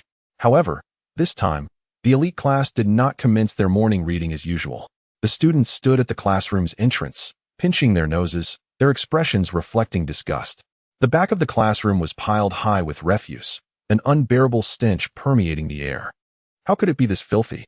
Who is responsible for this? Our class has never been this dirty. Zhong Zhuan frowned, perplexed. What happened? Did yesterday's duty student neglect to clean? Who was on duty? The life committee member hesitated. It was Ing Ziqin, but when she left, the trash can was empty. Someone interjected. What do you mean but? She simply did not fulfill her duty. Ing Feifei scoffed. She deliberately made our class look bad. The elite class was expected to excel in every aspect, cleanliness included. How could they possibly earn the moving red flag under such conditions? Suddenly, Lu Feng exclaimed. She is here. She is here. The students immediately parted to create a path. Ing Ziqin walked in, her face devoid of makeup, clad in a simple school uniform. She cast a cursory glance at the students gathered around before striding directly to the trash can, her gaze indifferent. In the trash bin lay her textbooks, reference materials, and the exercise book that teacher Deng had given her the previous day, all torn into fragments of varying sizes, sullied by grease, rendering them unrecognizable. The girl quietly gazed at the ground, her expression devoid of any emotion. Yet, inexplicably, the atmospheric pressure in the classroom began to drop.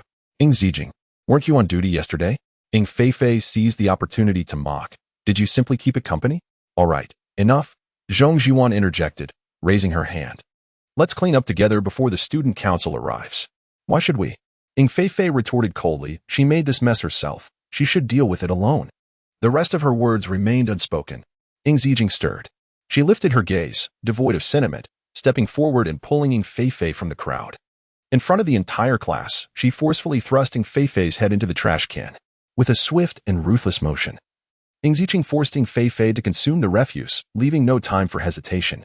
Ing Feifei managed only a fleeting scream as her entire head, along with half her body, was thrust into the trash bin. The receptacle was spacious enough to accommodate a person without difficulty. Ing Ziqing raised her leg and delivered another powerful kick. With a resounding thud, Ing Feifei was completely engulfed by the refuse. Everyone stood in a state of shock. Utterly bewildered, they gazed, dumbfounded, as Ing Ziqing rolled up the sleeves of her white school uniform, casually donned 2 garbage bags over her hands, and hoisted Ing Feifei from the depths of the bin. With her other hand, she retrieved an apple from the ground and offered it to Ing Feifei's mouth. Just as Ing Feifei caught her breath, a wave of putrid odor assaulted her senses, causing her to widen her eyes in terror. She thrashed desperately, attempting to scream, but could not break free, forced instead to swallow the apple piece by piece. Finally, Zhong Zhuan regained her composure and exclaimed in fury, Ing Ziqing, what are you doing?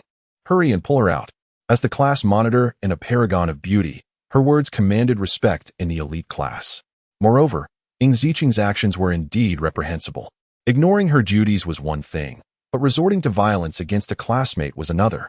Several boys immediately stepped forward, but the girl abruptly turned her head.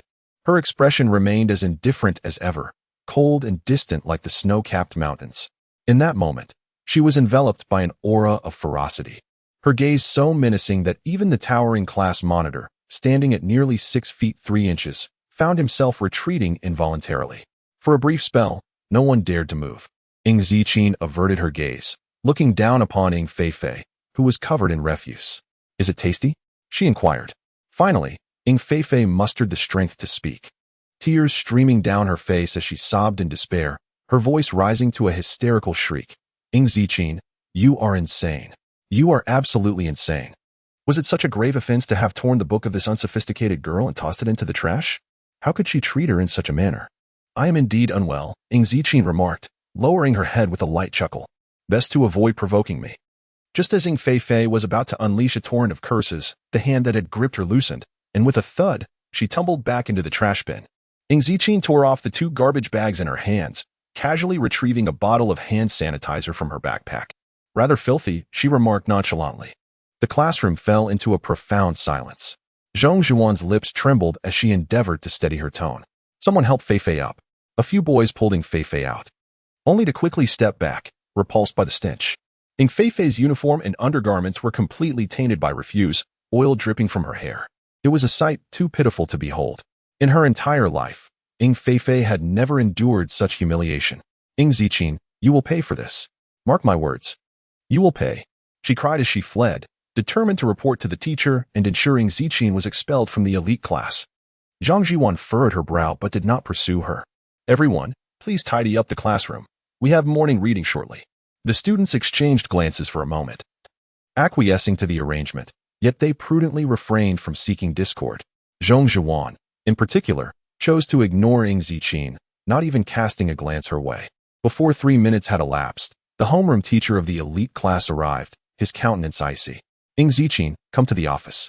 When Zhong Manhua received a call from Qingji, she was reclining in the courtyard, sipping her morning tea. Initially, she presumed it pertained to Ing Ziqin's academic performance. However, to her astonishment, the homeroom teacher informed her that her daughter had assaulted a female student in the class and had coerced her into consuming refuse. Zhong Manhua could hardly believe her ears. A surge of indignation and disbelief washing over her as she abruptly rose, startling the masseuses attending to her. Manhua? Madame Mu, hearing the commotion, opened her eyes. What is the matter? Zhong Manhua stiffened, concealing her emotions, and took a deep breath. Nothing, just a trivial matter at the company.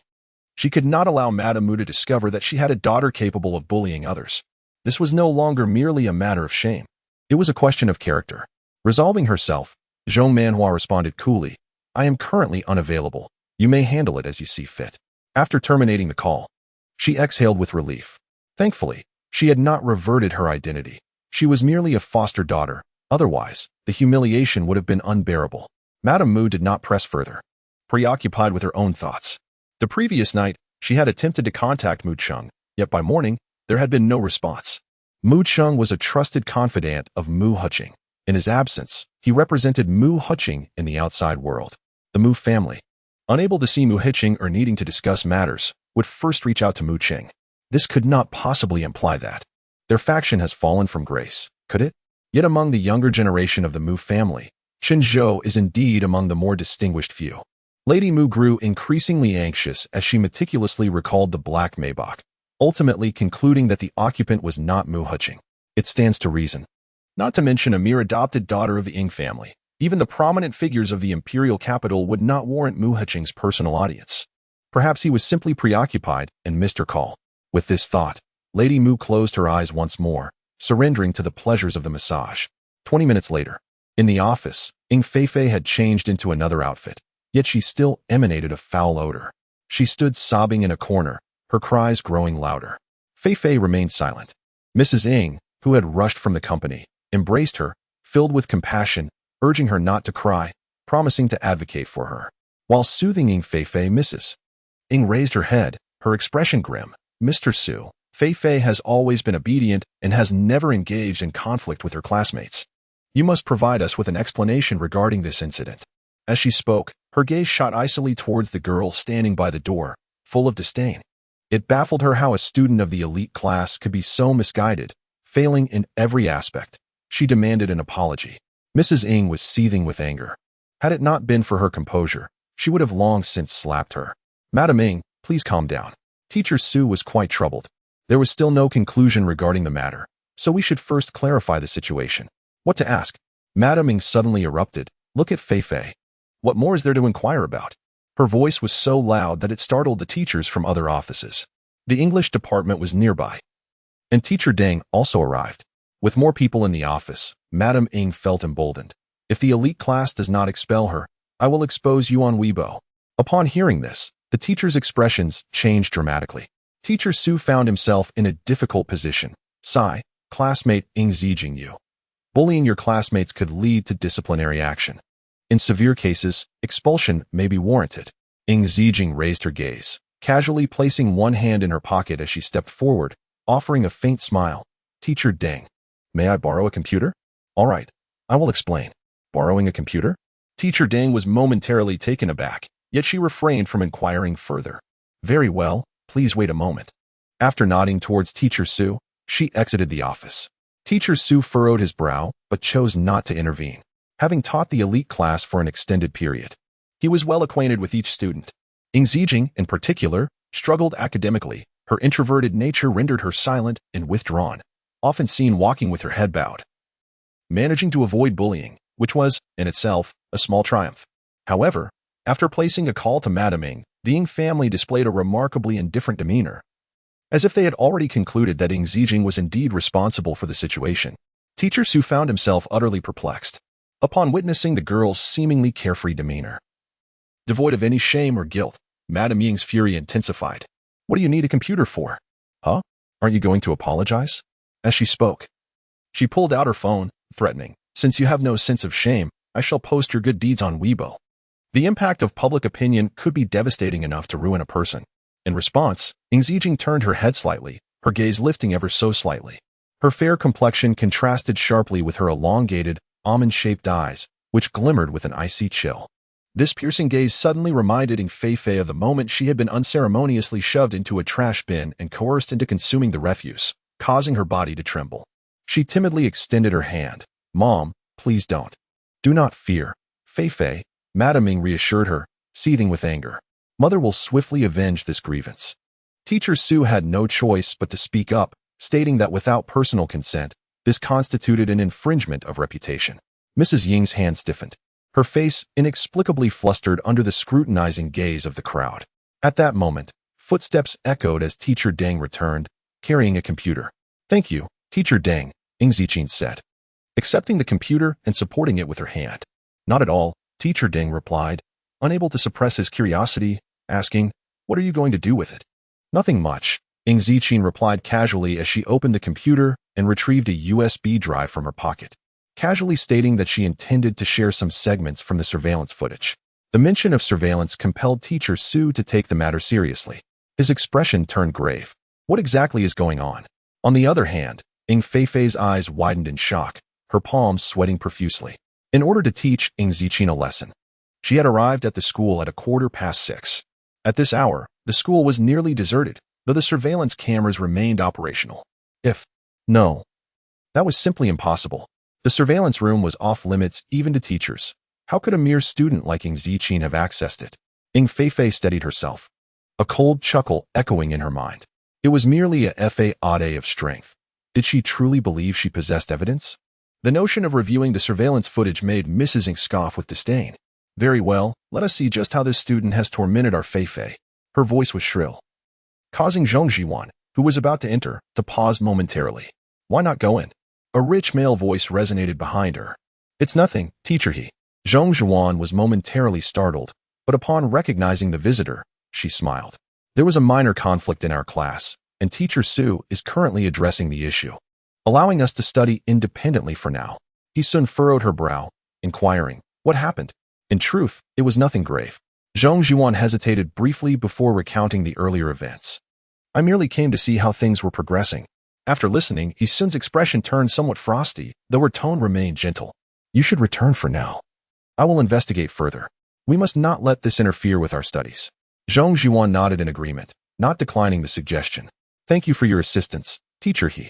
As He Sun entered the room, she immediately noticed a girl reclining with her legs crossed at the desk, her forearm resting on a notebook. With her head slightly bowed, she was furiously typing on the keyboard with one hand.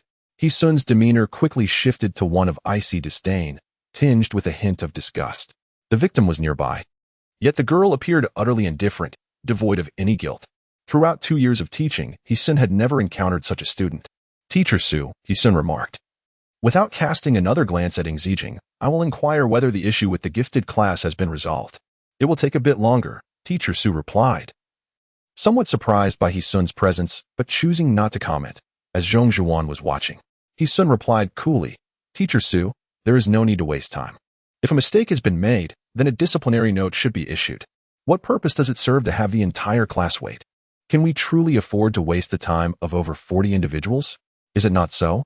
Madame Ying's domineering demeanor, coupled with her insistence on reviewing the surveillance footage, only adds to the humiliation.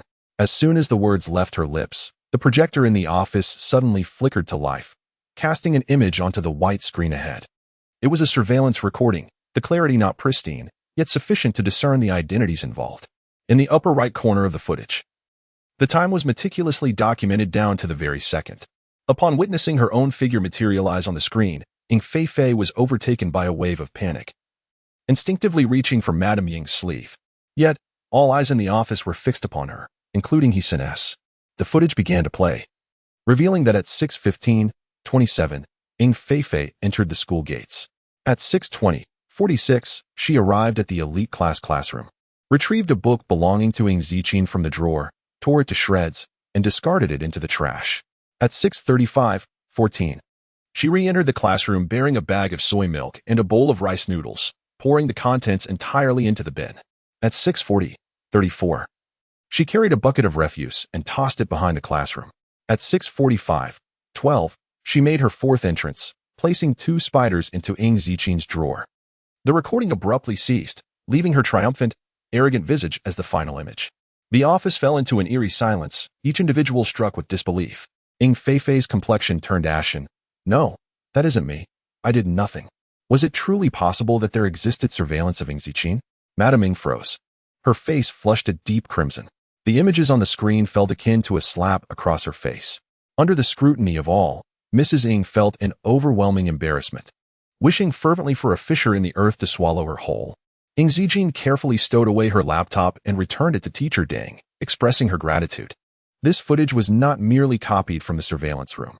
Rather, she had directly infiltrated the monitoring system to extract several segments. The utilization of advanced technology alleviated her need to intervene physically. Teacher Deng recognized the torn pages belonged to the practice workbook she had meticulously prepared. And despite her typically amiable demeanor, she was incensed. He-su was momentarily taken aback, clearly unprepared for the revelation of the truth. He pressed his lips together, casting a complex glance at the girl without uttering a word. He was aware of Teacher Deng's efforts in compiling the workbook. It was only then that Teacher Su emerged from his shock, his voice heavy with disappointment. Ing Fei, do you even comprehend the gravity of your actions? Why did you tear up Ing Ziqin's book? I. Ing Fei found herself bereft of any plausible defense, crying out in anguish. Who told her to hold our class back? It was not her intention. Ing Ziqin simply needed to learn her lesson. Could she truly be blamed? That is hardly justification. Teacher Su exclaimed, his frustration mounting. Do you still dare claim that Ing Ziqin has bullied you? Have you no shame? He could hardly fathom that such a student existed within the elite class. What a lack of character. Ing Fei wept even more bitterly, having never before faced such harsh words from her homeroom teacher. Teacher Su, even if Fei has done these things, it does not justify her actions, Mrs. Ing interjected. Swiftly enveloping Ing Fei in her embrace, her voice laced with derision, she must apologize. Her tone was assertive. In any case, it is your fault. Mrs. Ing was not the least bit intimidated, for she recalled what Teacher Su had previously mentioned, that Ing Ziqin's parents were too busy to attend. The implication of being too busy was that they would not intervene. The Ing family would undoubtedly remain aloof. What could evidence accomplish? Could it truly turn the tide? Ing Fei gradually regained her composure. Indeed, Teacher Zhang had long asserted that Zhong Manhua would not concern herself. How could a foster daughter possibly compare to a genuine heiress of a prestigious family? With this thought, Ing Fei finally exhaled in relief, albeit vexed that she hadn't executed her plans more thoroughly. In her triumph, she provocatively lifted her chin. However, Ing Ziqin did not cast a single glance their way. She tilted her head, her voice calm and devoid of emotion, even managing a slight smile. Teacher Su, may I inquire what the punishment is for the deliberate attempt to murder a classmate? A reprimand? Or expulsion? Teacher Su's expression changed abruptly. What is going on? Teacher Su. You may not be aware, spoke Teacher Deng, her tone icy. This child, Ziqin, has a severe phobia of spiders, to the extent that it can induce fainting and suffocation. I discovered this by chance and specifically advised her classmates to be cautious. I never anticipated that Ing Fei would exploit this. Ing Ziqin paused, surprised that Teacher Deng would come to her defense. Before she fully regained consciousness, she had been bitten by a spider and nearly lost her life. Fortunately, with Wen Tinglan by her side, although she ultimately suffered no major harm, she developed arachnophobia, a psychological disorder. Upon awakening, she naturally encountered no obstacles in this regard. However, Ing Fei was unaware of the complexities involved. After struggling to restore the color to her face, it paled once more. How would I know? This is merely a coincidence. Silence. Mr. Su slammed the table in exasperation.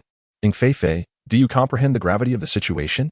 If anything were to happen to Ing Ziqin today, you would be apprehended, do you understand? Ing Fei found herself at a loss, unable even to shed tears. Under the weight of so many scrutinizing eyes, Mrs. Ing felt an even deeper sense of embarrassment. She had not anticipated that Ing Fei would act in such a manner. But what could be done? Was it truly possible for a person to be completely unscathed? Enough. Let us consider this matter settled. You are unharmed. So why dwell on it? Mrs. Ing extracted 10 bills from her wallet, along with a few books and exercise notebooks. Here, I'll compensate you 1,000. Is that sufficient? You lack even a formidable backing to contend with her, so what else do you desire? Tossing the money aside, Mrs. Ing firmly grasped Ing Fei's arm. Fei, we are leaving. Let us go. Ing Ziqin remarked leisurely. See you on Weibo. Mrs. Ing halted abruptly, her ire barely contained, when the door was suddenly kicked open. With a resounding crash, it swung wide, knocking her aside and misaligning her nose. Shortly thereafter, a carefree voice boisterously echoed through the room. Oh, seventh young master. Look at this, a mere 1,000 yuan, and they dare to act so arrogantly. Is there truly no one left in whose city? 035 Fu Yunshin. No one protects her. So I shall. Nie Zhao was furious.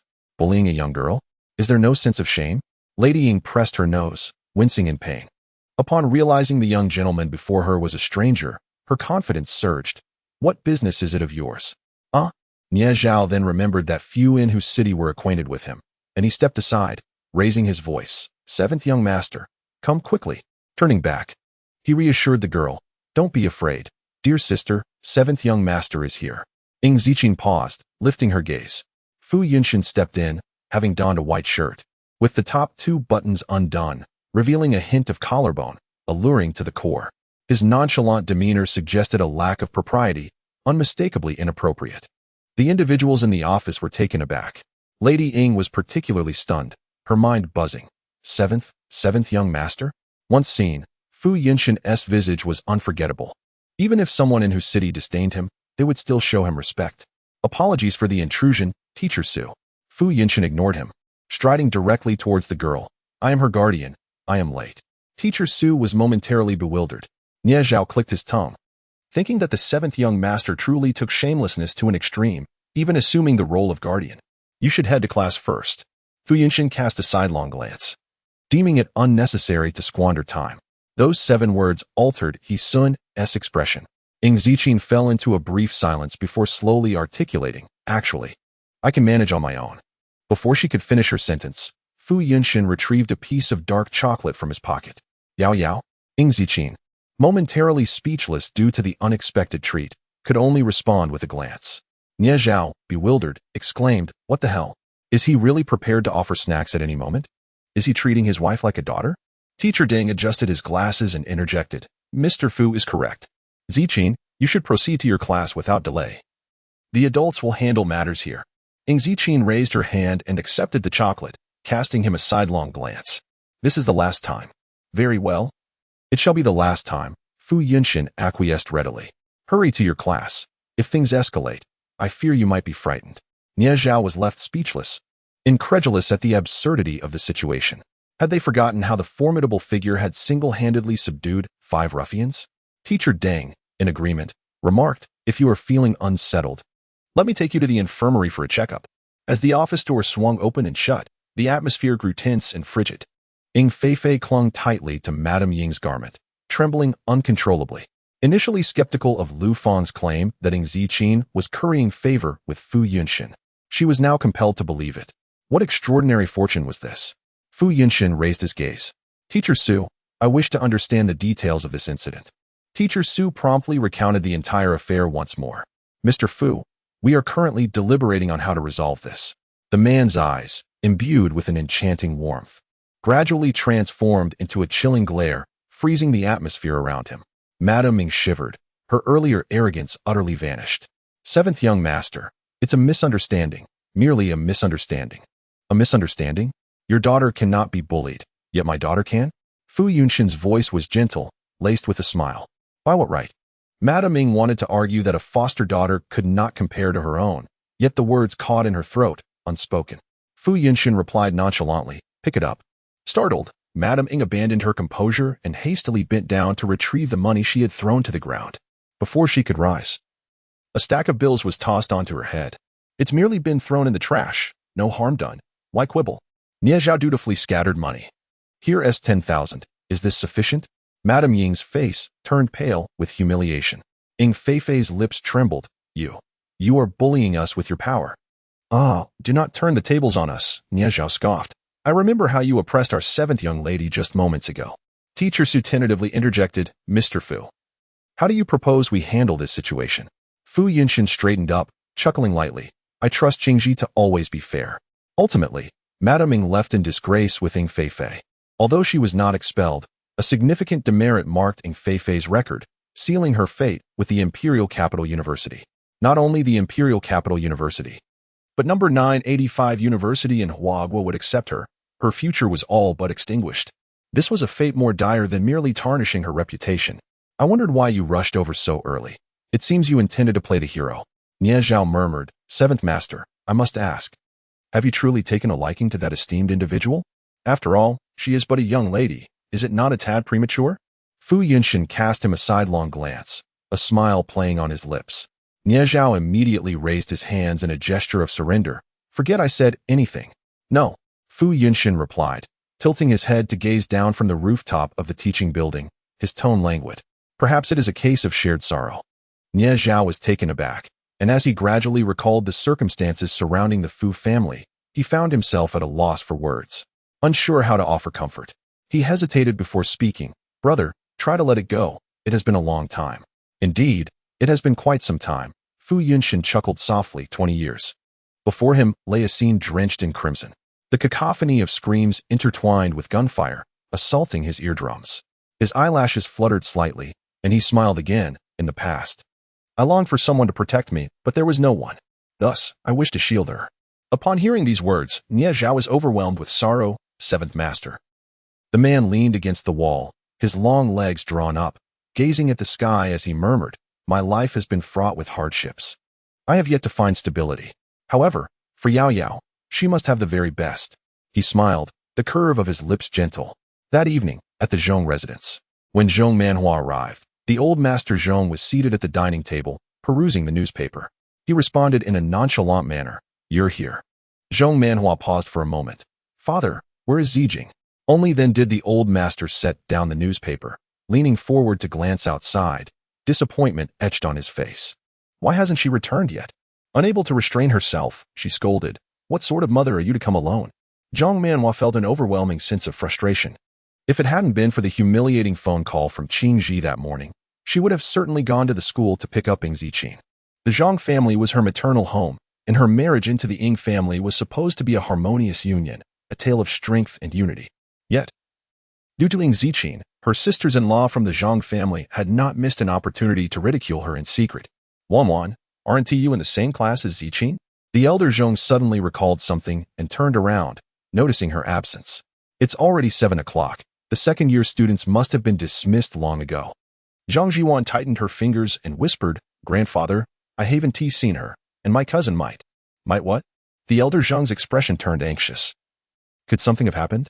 Zhong Jiwan quickly glanced at Zhong Manhua and added, "My cousin is likely to be expelled by Qingji. Is your mother merely a decoration?" As these words escaped, the living room fell into a momentary silence. Mrs. Zhong, who was in the kitchen, leaned out and, preempting Mr. Zhong's response, admonished Wanwan, "Refrain from speaking recklessly." She then addressed Zhong Manhua, "Wanwan is merely rambling. There's nothing to take seriously. Just ignore her." Zhong Manhua forced a smile, replying, "How could the third sister say such a thing? Wanwan is so well behaved." Yet, her heart raced uncontrollably. At that time, due to Madame Mu's presence, she hadn't inquired deeply, only aware that Ing Ziqin had struck someone. Subsequently, she received no further calls and had forgotten the matter. If Ing Ziqin were indeed expelled, how would she face the world? Mr. Zhang, however, remained silent. Adjusting his reading glasses, he slowly picked up his phone and said, "I shall make a call to Qingji." "Dad, please do not fret unnecessarily. Let me handle this," Zhong Manhua insisted, suppressing her voice. not wishing to lose face. Am I unaware of your obstinate nature? Mr. Zhong waved his hand dismissively. You may call, but I fear you might scold the child first. Zhang Manhua felt a blend of embarrassment and anger. Father, what are you talking about? Ignoring her, Mr. Zhong retrieved the phone number of the principal of the gifted class from his contacts and dialed. The line connected swiftly. Hello. Teacher, this is Ziqin's grandfather. I would like to inquire about her situation today. Listening to the conversation between Mr. Zhong and Teacher Su, Zhong Jiwan tightened her grip on the cup. Given the events of that morning, it was certain that no one would intervene, and expulsion was inevitable. Even were grandfather Zhong to depart presently, it would avail not. She genuinely could not fathom why her grandfather held such affection for a foster daughter. When even the illegitimate sons of the Zhang family, regardless of their accomplishments, had failed to elicit a modicum of leniency from him, what merit could a foster daughter, unskilled in all matters, possibly possess? What? Grandfather Zhang exclaimed, his countenance abruptly shifting. Very well, I comprehend. My gratitude to the instructor. Zhang Manhua was fraught with unease, her agitation palpable. With bated breath, she awaited grandfather Zhang's disengagement from the call, whereupon she ventured, Father, it is my failing in not having properly instructed her. Rest assured. Upon our return, I shall. Grandfather Zhang interjected, cutting her short. Where did you spend your morning? Zhang Manhua was taken aback. I was partaking in morning tea with Madame Mu at the old residence, discussing matters. Father, why do you inquire? You have time for tea, yet none for the school? Grandfather Zhang retorted, his voice laced with fury. Do you comprehend the extent of the injustice Zijing has endured at the school? Did you not deem it necessary to inquire into the circumstances before presuming her guilt? Did you abstain from attending due to a sense of shame? Had it not been for the intervention of that young man from the Fu family, Zijing would have been expelled outright. Are you, as her mother, merely an ornament? Indeed. A mere vase would prove more useful than you. Zhang Manhua was rendered speechless by the reprimand. Her face flushed crimson. Zhang Jiwan was mildly astonished. Ying Zijing had not been expelled? And Fu Yunshin had been instrumental in her reprieve? Zhang Jiwan pursed her lips, her mood soured. You harbor no faith in your own daughter? What manner of mother are you? Grandfather Zhong fumed, his ire unabated. Upon Zijing's arrival, you shall offer her an apology. Zhong Manhua suddenly lifted her head. Dad. However, the old man Zhong turned his back on her, dialing another number. When Ying Ziqin answered the call, she had just completed a new round of therapy for Wen Fengyan. Glancing at the caller ID, she picked up the phone, her tone softening. Yes. I have no plans tonight. All right, I will return to see you shortly. What is the matter? Wen Fengyan, concerned, asked if it was something from the Ying family. No. Ying Ziqin reassured him, pressing down on his shoulder. I will come back tomorrow, Dad. Please remember to take your medication on time. Yao Yao, don't overexert yourself. When Fengmian hesitated, you are still young, take care of yourself, and refrain from purchasing unnecessary medicines, indulge in some good food instead. As parents, they always prioritize their children's well-being. You need not worry about that, Ying Ziqin replied, unwrapping a piece of chocolate. I will not deprive myself of good food. Indeed. She was short on funds, but money could be earned again. Delectable cuisine was not to be missed. Still, do take care, Wen Fengmian cautioned as he saw her off. Protect yourself, avoid conflicts with classmates, and if you face academic challenges, let you assist you. Don't put too much pressure on yourself. Ying Ziqin acknowledged with a casual waving lazily as she shouldered her bag and departed. 40 minutes later, she arrived at the Zhong family's ancestral home. The residences of the four great families were strategically located at the four cardinal points of the city, making even casual visits quite distant. Ziqin, come here. The old man Zhong exclaimed joyfully upon finally seeing her, waving for his granddaughter to approach, eager to see if she had lost weight recently. Ying Ziqin paused momentarily before approaching. Grandfather, you've lost some weight, remarked old Master Zhong, stroking his chin with a hint of reluctant satisfaction. But you've become more beautiful. Splendid indeed. I shall buy you some clothes. Wearing black all the time is not ideal. Ying Ziqin responded affirmatively. Please, have a seat. Old Master Zhong gestured to the space beside him. Today, I have prepared black-bone chicken soup. It will be good for your health. With the old gentleman's permission. The servants began to serve the meal, and the others took their seats. Zhang Jiwan grasped her chopsticks, lacking any appetite, feeling an overwhelming sense of distress. Old Master Zhong cast a nonchalant glance at Zhong Manhua, exuding authority without anger. Zhong Manhua endured the pressure and mustered the courage to apologize. Yet the girl offered her no acknowledgement, seemingly oblivious, as she diligently consumed her golden corn. Zhong Manhua's expression darkened.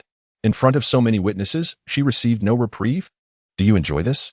Old Master Zhong inquired, noticing her preference, and instructed for another plate to be prepared. Ing Ziqing gently shook her head. No need, grandfather. I cannot eat that much. Old Master Zhong, fearing she was merely being modest, insisted, just say what you like. The kitchen is on standby. Unable to bear the situation any longer, Zhong Zhuan stood up, her demeanor icy. Grandfather, I am full. I will return to my room. Old Master Zhong nodded.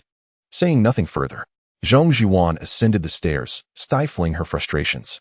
Madame Zhong, fully aware of her daughter's sentiments, smiled and said, Old Master, the gifted class has been demanding lately. One is merely returning to study diligently. Please do not think ill of her for not speaking much with you. This remark indeed reminded the esteemed elder Zhong. Zijin, is the pressure from your studies overwhelming? Should we arrange for one to tutor you? Madame Zhong nearly lost her composure in laughter. With Zhong Zhiwan being the top student in her grade, when would she find the time to tutor a foster daughter? Thank you for your kind intentions, grandfather. Ing Zijin reclined in her chair, her demeanor languid. However, I am considering transferring to another class. Transferring? Elder Zhang was taken aback. Why? Ing Zijin sipped her soup. I simply do not wish to remain. It has become rather tedious. Zhang Manhua had been holding back her emotions but could no longer contain herself. With a loud clap, she slammed her chopsticks onto the table, her anger flaring. The elite class is the finest at Qingxi. Do you have any idea the effort it took for the Ing family to secure your place there? To say you want to leave without a second thought, do you think you represent only yourself? 037 Ing Ziqin. What does it matter to you? Why are you so oblivious? Zhong Manhua, infuriated to the point of pain, squeezed her words through clenched teeth. If you no longer wish to attend school, then withdraw from the elite class. Where else could you possibly go? Ing Ziqin, dismissive, did not even bother to glance her way. She leisurely peeled a shrimp, her languid demeanor radiating an unmistakable air of indifference. Provoked, Zhang Manhua was ready to explode, but once again, Old Master Zhong's fury erupted. Zhang Manhua, can you not express yourself civilly? Have all those years of upbringing been wasted? If you cannot articulate your thoughts, then leave. Just get out. If she behaves like this in front of me, what might she say in private? Zhong Manhua was enraged, but restrained herself from speaking in the presence of Old Master Zhong. With a heavy heart, she picked up her shawl and exited with a stern expression. Good riddance, walking around with that sour face as if to impress someone. Old Master Zhong, his blood pressure rising in agitation, began to cough. Ing Ziqin gently patted his back and offered him a cup. Grandfather, please drink some water. Instantly. Old Master Zhong's anger dissipated, and he accepted the cup with a smile. After sipping, he felt a wave of relief wash over him, invigorating his spirits. He did not ponder deeply but simply thought how wonderful his granddaughter was. Old Master, please calm down. Madame Zhong hurriedly intervened. Explaining that Manhua had to manage the company while caring for the children, it was not known to him, but she had always been strong-willed, albeit a bit brusque in her speech. The elder Mr. Zhang was not appreciative. It depends on the person. I can't bear to say a harsh word to Zijin. Yet she unleashes a torrent of criticism. I haven't seen her so articulate about anything else. Madame Zhong finally comprehended Zhang Manhua's sentiments. The elder Mr. Zhong treated an adopted daughter so well. Was he intending to let outsiders trample upon blood relations? This meal spoiled Madame Zhong's appetite, and she hastily finished, excusing herself to go upstairs. After dinner, the elder Mr. Zhong summoned Ing Zijing to his study. Zijing, I heard about what happened at school today. If you suffer any grievances in the future, call me directly. Although your maternal grandfather has retired, I am still hale and hearty. I know. Thank you, grandfather. Ing Zijing massaged his shoulders. However, please refrain from calling me that. Just call me by my name. The elder Mr. Zhang was taken aback.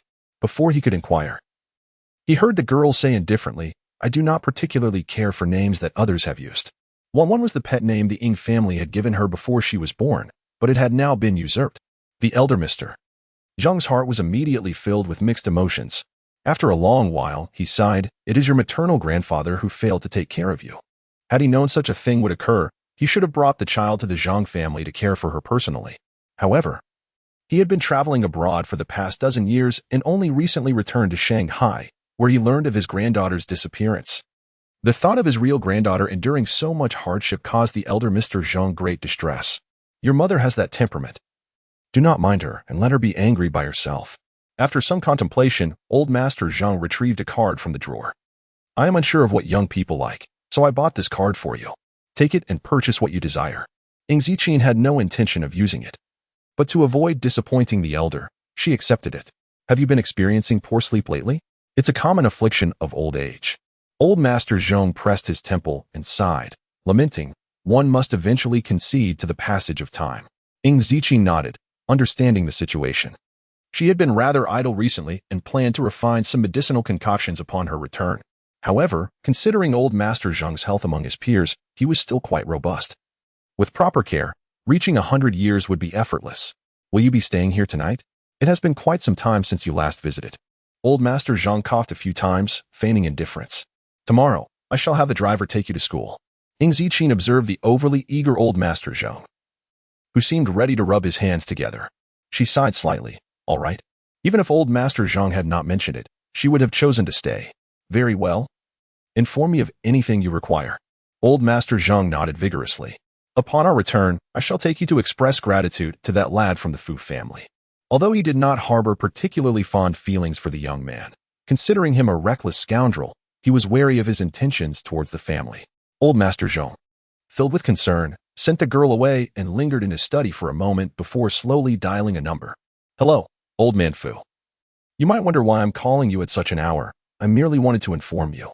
Within a day, the events concerning Ing Feifei had spread throughout the entire second year, yet most were disinterested in the matter. Due to old Master Zheng's favoritism, Zheng Zhuan had a restless night, her mind wandering during the morning reading as her gaze frequently darted towards the vacant corner. Whispers circulated among a few classmates, speculating that she had gone to the principal's office upon her arrival, the reasons unknown. It was likely that she would be expelled from the elite class, at last. Our class would be rid of a hindrance. Listening to their chatter, Zheng Zhuan felt her spirits lift slightly. She set her book down and exited the classroom, intending to visit the academic building. Unbeknownst to Zheng Zhuan, in the principal's office at that moment, several teachers were present alongside the principal. You are all aware of yesterday's events. The principal began after a brief moment of contemplation. I have conferred with Ying's family regarding a change of class. Teacher Su was taken aback. Principal? The principal merely responded vaguely. The elite class may not be the best fit. He too found it exasperating. Countless individuals in the city yearned to enter the elite class, yet here was someone who wished to leave. Teacher Su understood. A change of class could indeed be beneficial, allowing her to keep pace with the curriculum without excessive pressure. That is precisely my intention, the principal nodded.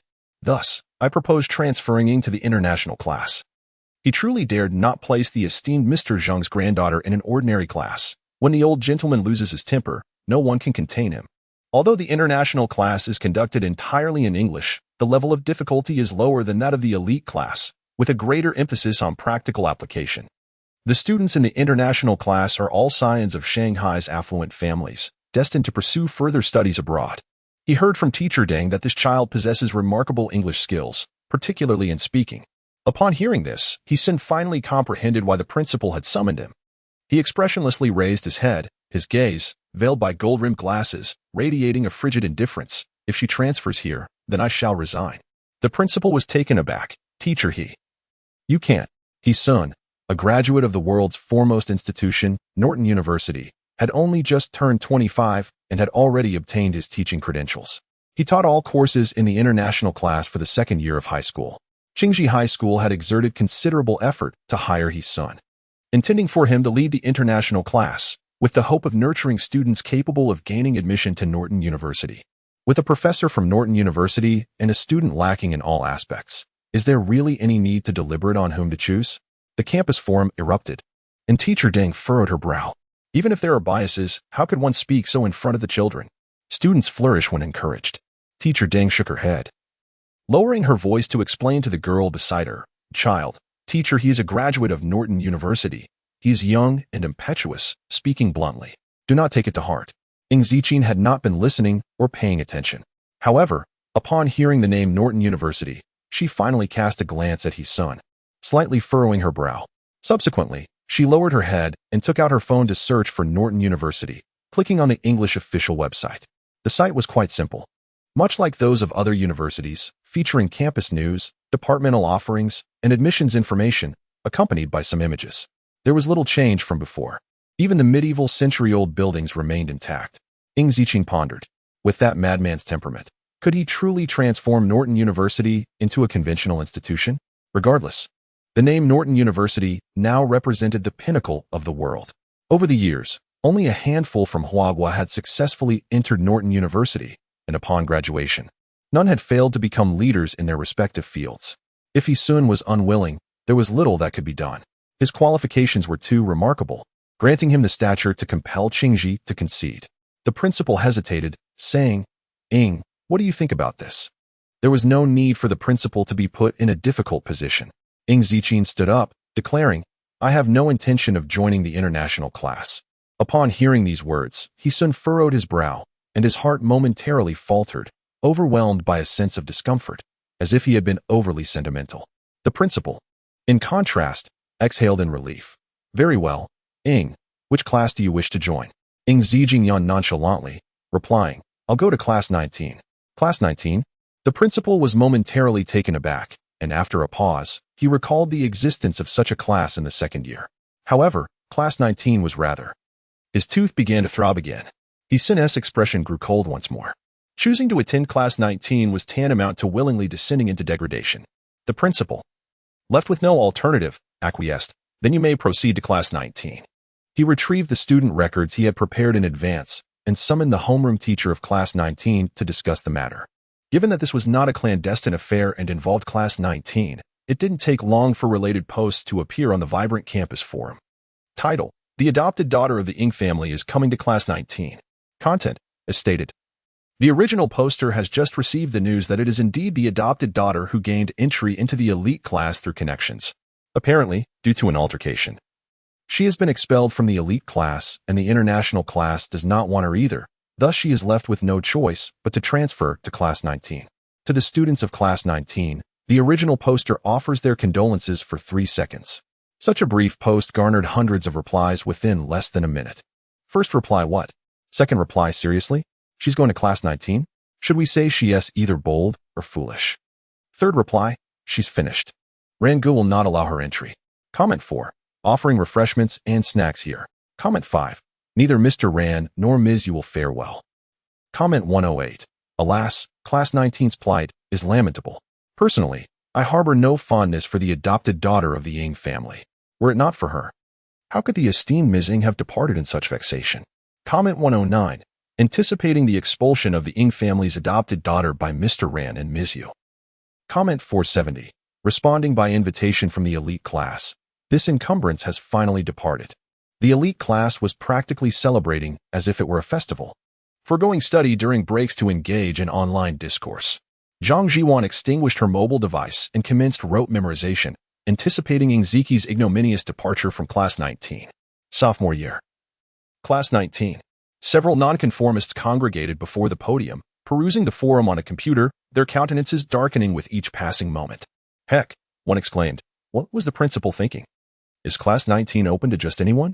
Sophomore class 19 bore a peculiar moniker, the unmentionable class, owing to its assortment of incorrigible students, ungovernable by teachers and neglected by parents. Moreover, the preeminent figures of Qingxi resided within its confines. Who would dare provoke them? Students from other classes would invariably deter upon encountering members of class 19, loath to court trouble. And yet, someone had voluntarily sought admission to class 19? A female student approached, delivering a swift kick to several individuals. Keep it down, she admonished, lest you disturb Mr. Rant's slumber. The group promptly quieted, instinctively casting glances to the left. Sunlight streamed through the window, yet the individual in question remained supine upon the desk, lost in slumber. His entire head was buried in his school uniform, obscuring his features.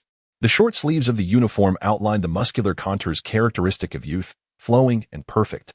The cacophony of the classroom abruptly ceased, but it was too late. The figure stirred, lifting his head from the desk. With tousled hair partially veiling his striking brows and eyes, he appeared quite impatient. The other students instinctively kept their distance in deference. A younger student approached with a grimace. Ran, brother Ran, someone wants to transfer to our class. It's that. Jiang Ran didn't let him finish. His voice hoarse and irritable. Whoever it is, tell them to go back to where they came from. Upon receiving his approval, the younger students erupted in cheers. Brother Ran was indeed commanding. Brother Ran, give her a taste of reality. Scare her to tears. The younger boys scrambled to fetch chairs and water. eager to serve Jiang ran as he settled at the classroom entrance. It was then that footsteps echoed in the corridor. Jiang Ran took a sip of water, squinting slightly as he followed his classmate's gaze. A girl clad in a blue and white uniform, with a backpack slung over her right shoulder, appeared. It seemed she sensed something, turning her head, her phoenix-like eyes sweeping in their direction, as her profile transformed into a full view, even from a distance. The impact was palpable. Jiang Ran tightened his grip on the water bottle, his Adam's apple bobbing. A momentary silence fell among the group of younger boys, before one exclaimed, "What kind of beauty is this? Is she real? Shut your mouth. So what if she's beautiful? Beauty alone doesn't grant her entry. Indeed, we are not superficial individuals, Ran. Yet I implore you to exercise some restraint." Jiang Ran scoffed, "Get lost." The younger subordinates fell silent. Upon reflection, it is evident that aside from you, Jia, Ran has never shown any pretense of politeness towards any other female, let alone exhibit any tenderness. Jiang Ran rose, discarding the bottle of mineral water in his hand, and sauntered forward with a leisurely demeanor. It was at this moment that Ng Zijing approached and came to a halt. The younger subordinates fixed their gaze ahead, eager to witness how this esteemed daughter of the Ng family would fare. Suddenly, the imposing figure spoke. "You wish to join Class 19? Very well. If you can defeat me, I shall grant you entry. Otherwise, you may return to your elite class." The younger subordinates immediately displayed expressions of admiration. Truly, Ran is remarkable. He can even confront a girl of such striking beauty without hesitation, which explains his prolonged status as a single nobleman. Typically, young girls are timid and would likely be intimidated. However, contrary to expectations, the girl, upon hearing his words, set her backpack down. She leisurely rolled up her sleeves to the midpoint of her forearms and stepped back, creating ample space. The younger subordinates were momentarily taken aback. Jiang Ran slowly raised his gaze. Ng Zijing, with her alluring phoenix eyes half closed, languidly replied, "Very well, you may proceed." 039 Hey, little friend, have a candy. Jiang Ran began to doubt the integrity of his hearing for the first time. His companions gasped in disbelief. Was this girl actually challenging Ran Gu to a fight? Did she not know that Ran Gu had secured the first place in the citywide taekwondo competition last year? Unbelievable. Transferee Jiang Ran licked his lips. Are you serious? Ng Zijing yawned. Yes, after the fight, I'm going to sleep. His companions fell silent once more. This seemed to be a blatant provocation against Ran Gu, was it not? Be confident. Dispense with the uncertainty. All right then. Jiang Ran chuckled, tossing his school uniform jacket to a nearby companion. I'll fight you, but don't cry afterward. 3 minutes later, Jiang Ran lay on the ground, expressionless as he stared at the ceiling, having endured the first significant blow in his otherwise smooth life. Nearby, Ng Zijing picked up her fallen backpack, stepped over him, and walked inside. No one dared to intervene. The companions watched as the girl leisurely approached an empty seat, retrieved a pillow from her backpack, placed it on the table, and promptly fell asleep, draping herself with a blanket. Quite the equipped setup, indeed. Could this be considered Ran Ji's failure to drive someone away? Did you see her skills just now? I suspect she didn't even go all out. To be fair, it was somewhat impressive. Who would believe that Jiang Ran was bested by a girl had they not witnessed it firsthand? It's all right, Ran Gu, his companions consoled. If you can't handle it, we still have you, Jia. I'll call her right away and ensure she comes back to drive her out. Rest assured, Ran. What you cannot accomplish, you will manage effortlessly. Jiang Ran gritted his teeth. Get lost. The younger ones hurriedly vacated the scene. One of them, clutching a phone, rushed off, exclaiming, You must return quickly. Something grave has occurred. Ng Zijing awoke languidly, finding it was already noon. The classroom stood desolate, devoid of students. Today, the principal had intentionally suspended a class for the 19th grade, fearing that even the teachers might fall victim to unforeseen calamities. She rubbed her temples and unlocked her phone, where a message lingered from 5 minutes prior. Little one, come out for a meal. Your brother is waiting at the school gate. After a moment's silence, she donned her coat and stepped outside. The school gate bustled with activity. Numerous small stalls surrounded the area, and at this hour, students were busy procuring their lunches. Only the scions of the prominent families in whose city would have someone assigned to deliver their meals. A man leaned against a tree in front of the school emblem, his head bowed as he perused his phone. His languid demeanor, devoid of formality, nonetheless captivated the attention of many passers-by. A woman approached with alluring grace. Hello. Fu Yunshin lifted his gaze, the playful glimmer in his eyes suddenly dimmed. The woman tucked her hair behind her ear demurely requesting, "Could I have your WeChat ID? Well, I have a child to support at home. If you do not mind and wish to assume the role of a stepmother," Fu Yunshin replied with intrigue. "That would certainly be acceptable." The woman's face flushed with indignation as she turned on her heel, muttering a curse under her breath. Fu Yunshin pocketed his phone and turned to see a girl walking towards him, savoring a candied hawthorn stick. Gentle and soft, he suddenly smiled. Raising his hand in a beckoning gesture, "Yao Yao, over here." Ing Ziqin had already spotted him. She approached and offered him a skewer of candied hawthorn. Fu Yunshin paused momentarily. "You eat it. Your brother does not fancy sweets." That hand was promptly withdrawn, as if merely observing a polite formality. Fu Yunshin raised an eyebrow. "Eating so much, aren't you concerned about gaining weight?" "Oh," Ing Ziqin replied, slowly nibbling on the hawthorn. "I run 10 kilometers every day. Even though I need to save for the future, I cannot neglect my physical fitness." Fu Yunshin lazily lifted his gaze. "How is the new class?" "Quite enjoyable. A group of silly children brings much joy. It's much easier than the gifted class." Neither of them were extravagant, opting to dine near the school. On their way back, as Ing Ziqin pondered ways to earn money effortlessly, a voice suddenly resonated above her, stirring her eardrums. "Little one, open your mouth." Ing Ziqin looked up to see a man with long, porcelain-white fingers holding a piece of candy. What should she say? She glanced at him. "Didn't you say you didn't want to hear that anymore?" "I don't wish to hear you say thank you. But I do long to hear Ayaya say it." His peach blossom eyes curved with a smile. "Thank you, brother. Then I want to eat it." "All right." Fu Yunshin tore open the candy wrapper. "Your brother is just joking. This is specially for you. Go ahead and eat it." This piece of candy appeared quite ordinary, with no brand even on the wrapper. Once it melted in her mouth, Ing Ziqin felt a surprising loosening of the hidden injuries within her body. "I fear it is not merely sugar." Her eyelashes fluttered slightly. No wonder she could not discern his deeper intentions. "I will escort you here." Fu Yunshin paused. "Now, return." Just as he turned, for words drifted into his ears. Fu Yunshin was taken aback, turning to see the girl had already entered the school gates. After a moment, he chuckled softly, his gaze languid.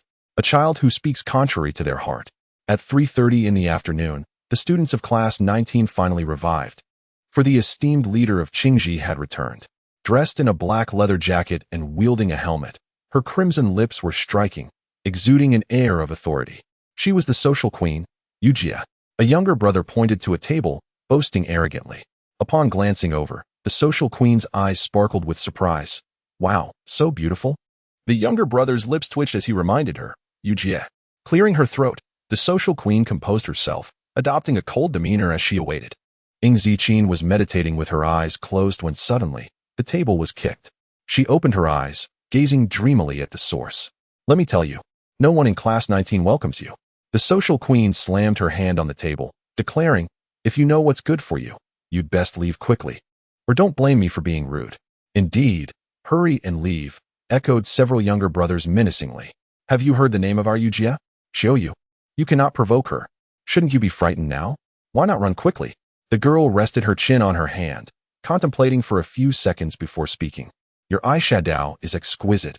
Would you be so kind as to teach me?"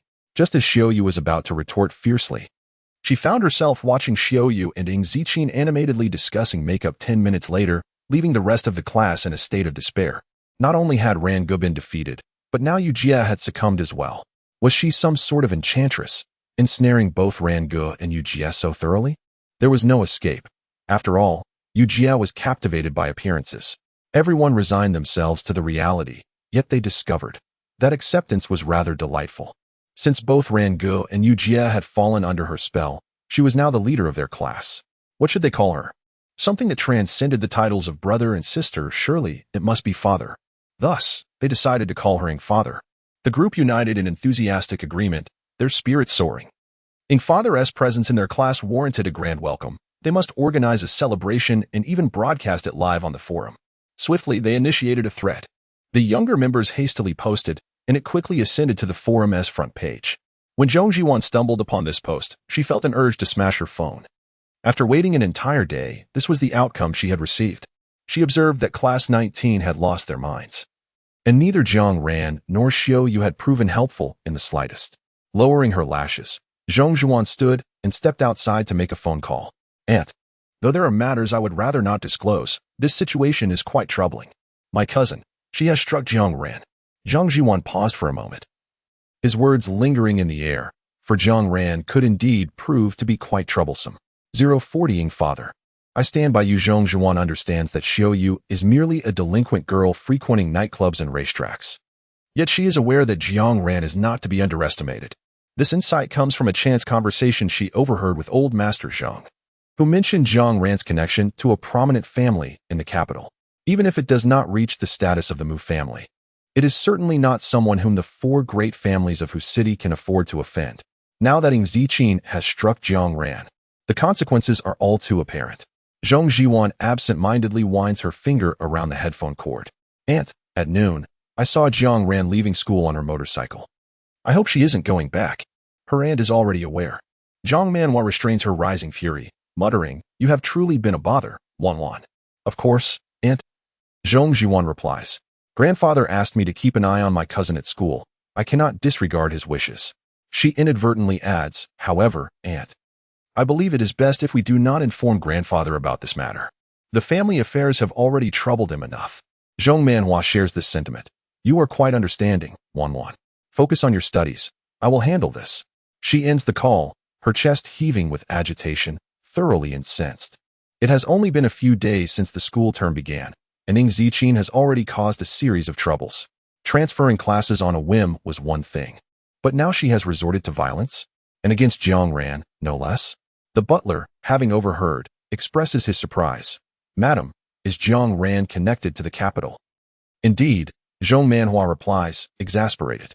"The capital has deliberately concealed his identity. Even I only know that he takes after his mother's surname. Jiang Ran's mother hails from the Jiang family in Shanghai. Thus, Jiang Ran must address Jiang Mo Yuan as uncle." The steward deliberated. "Madam, the second young lady has struck young Master Jiang Ran. Setting aside the capital, the Jiang family will not let this matter rest easily, if it is not handled properly. The Ying family shares are bound to face turmoil, leading to losses exceeding hundreds of millions. I knew it. It is always I who must clean up her mess." Zhang Manhua scoffed. "You go prepare the check. I will go to the school and escort her to apologize to the Jiang family." The steward understood her intent. "How much does Madam deem appropriate?" 5 million, and also take along the jade piece that the master acquired at the auction recently." As Zhang Manhua contemplated the substantial resources she must expend to apologize to the Jiang family on Ing Zijing's behalf, the flicker of guilt that had momentarily sparked within her extinguished once more. The steward nodded and departed to make preparations. Meanwhile, Xiao Yu was exuberantly imparting makeup knowledge to Ing Zijing, perched with her legs crossed atop the table. "I shall recommend some affordable cosmetics to you." Ing Zijing listened attentively, diligently jotting down notes in a small notebook. Midway through her discourse, Xiao Yu abruptly paused. "Surely you have not been entirely unfamiliar with these?" Ing Zijing responded with a simple Xiao Yu, who had always lived a life of luxury, felt a twinge of discomfort, realizing how unfortunate the girl before her truly was. "No worries. I will have your back from now on," she declared, confidently draping her arm over the girl's shoulder. "Just mention my name, Xiao Yu, at school, and no one will dare to bully you." Ing Zijing was momentarily taken aback. After a moment, she lowered her eyes and smiled lightly. "Your words remind me of someone." Xiao Yu, intrigued, asked, "Who?" "My best friend," Ing Ziqin replied softly. She had once uttered similar sentiments. "Oh," Xiao Yu did not press further. "Have you practiced martial arts?" Ing Ziqin opened a pouch of yogurt and said, "I suppose so." She had spent some time in Huagua, during which traditional martial arts had just begun to flourish. She vaguely recalled having taken on a few disciples. Due to the enhancement of their physical capabilities, practitioners of traditional martial arts enjoyed a lifespan exceeding that of ordinary individuals.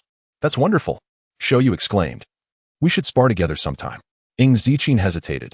She was genuinely concerned that she might lose control and inadvertently harm her opponent. "Ing Dad." At that moment, a junior hurried in, exclaiming, "Ing Dad, the moral education director requests your presence in the office." Ing Ziqin finished her yogurt and rose. "Thank you, I understand." The junior, taken aback, scratched his head and chuckled. "Ing Dad, don't be so formal. Once you enter class 19, your family." "The moral education director?" Xiao Yu frowned. "You shouldn't go. The principal of class 19 can't do anything anyway." "I'll go see," Ing Ziqin replied nonchalantly, preferring to avoid accumulating trouble. "Indeed." Xiao Yu agreed, standing up. "I'll accompany you, but what does Ing Dad mean?" The last question was directed at the junior. Sister, you don't understand, the junior explained. You and Rangu have already stepped back to the second generation, while Dad belongs to the first generation, hence the title. Unable to find a retort, Shiyu kicked lightly and jested, hurry up and go check if your Rangu can still get up. In the moral education office, Madam Ing. I have summoned the students. The head of moral education mentioned that they would arrive shortly. Please have a seat and enjoy some tea. No need for that. Zhang Manhua replied, her mind preoccupied. Wan, has Jiang Ran still not returned to school? Aunt, there is no need to worry so much. Zhang Zhuan replied with a faint smile. Jiang Ran has never been one to abide by rules. She often slips away. Zhang Manhua pursed her lips, feeling increasingly anxious. How could she not be concerned? What if the Jiang family refused to accept the apology? After a full 15 minutes, the door finally creaked open. The girl entered. Clad in a neat school uniform, her hair tied in a high ponytail. This appearance pleased the head of moral education. Classmate Ing Zijing. Your parent has arrived and wishes to speak with you. However, as soon as he finished speaking, he witnessed Zhang Manhua rise abruptly, her expression frigid. She raised her hand, delivering a swift slap with considerable force. The head of moral education was taken aback, exclaiming, Madam Ing, let us discuss this calmly. No need to strike the child. Zhang Manhua, accustomed to acting independently, paid no heed. The sharp sound of the slap echoed painfully. Yet, the recipient of the blow was not Ing Zijing. Zhang Manhua stared in disbelief at Zhong Zhiwan, who had stepped in front of her. Wan? Ing Zijing, unfazed, released Zhong Zhiwan's shoulder and remarked nonchalantly, Apologies, my hand slipped. Zhong Manhua's slap was delivered without restraint, leaving Zhong Zhiwan utterly bewildered. Pain surged through her, causing tears to well up in her eyes, while a relentless buzzing filled her ears. Are you all right? Xiaoyu asked incredulously. Is she truly your mother? No, Ing Zijing replied. Her voice lowered with a hint of amusement. She's adopted. Wan. Zhong Manhua faltered, and did not mean to do that. I apologize. No, it's fine. Zhong Zhiwan struggled to speak, her words only bringing forth more tears. Unable to contain herself, she covered her face and fled. Do you dare to hide? Zhong Manhua's anger flared. Not only do you hide, but you also shield Wan. Is this how I discipline you? Dear aunt, your sense of humor is truly remarkable. Xiaoyu stepped forward, placing herself protectively in front of the girl, scoffing. You have neither raised nor nurtured. What right do you have to speak of discipline? Even a dog knows to rescue its own. Yet you come forth to strike, proving yourself lesser than a dog. Zhong Manhua opened her mouth to retort, but her words faltered. Indeed, to outsiders, Ing Zijing was merely an adopted daughter. With a biological daughter of such poor character, any gossip would leave her reputation in tatters. Parental discipline was deemed natural. Zhong Manhua sneered. And who are you to meddle in the affairs of the Ing family? Suddenly, a water bottle whizzed past Zhong Manhua's face, startling her into collapsing onto the sofa. Xiaoyu was momentarily taken aback. Had she just been protected by her father? Ing Zijing looked up, her expression devoid of emotion. Mind your words. Zhong Manhua could hardly believe that Ing Zijing dared to lay a hand on her. Anguish, sorrow, and a profound sense of injustice surged within her. Her eyes reddening as she exclaimed, Who do you think I am doing this for? I SNT it for you. Do you have any idea the cost the Ing family will incur because you struck someone? It was at this moment that Xiaoyu realized the purpose of Zhong Manhua's visit, and a bitter laugh escaped her lips.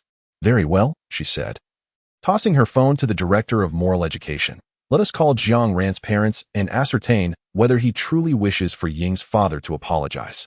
The director, coming to his senses, hurriedly took the phone, which was already dialing a number. A flicker of surprise crossed his face as he had no time to ponder how Xiaoyu had acquired Jiang Ran's parents' number. He hastily answered, Hello, good day. Jiang Ran returned to his solitary apartment, a band-aid adorning his face, his expression decidedly sour as he kicked the door open. The moment he stepped inside, he was met with a ghastly visage, two bright eyes glistening like those of a ghost. Jiang Ran nearly jumped out of his skin, but once he recognized the figure, he paused in astonishment. Mom?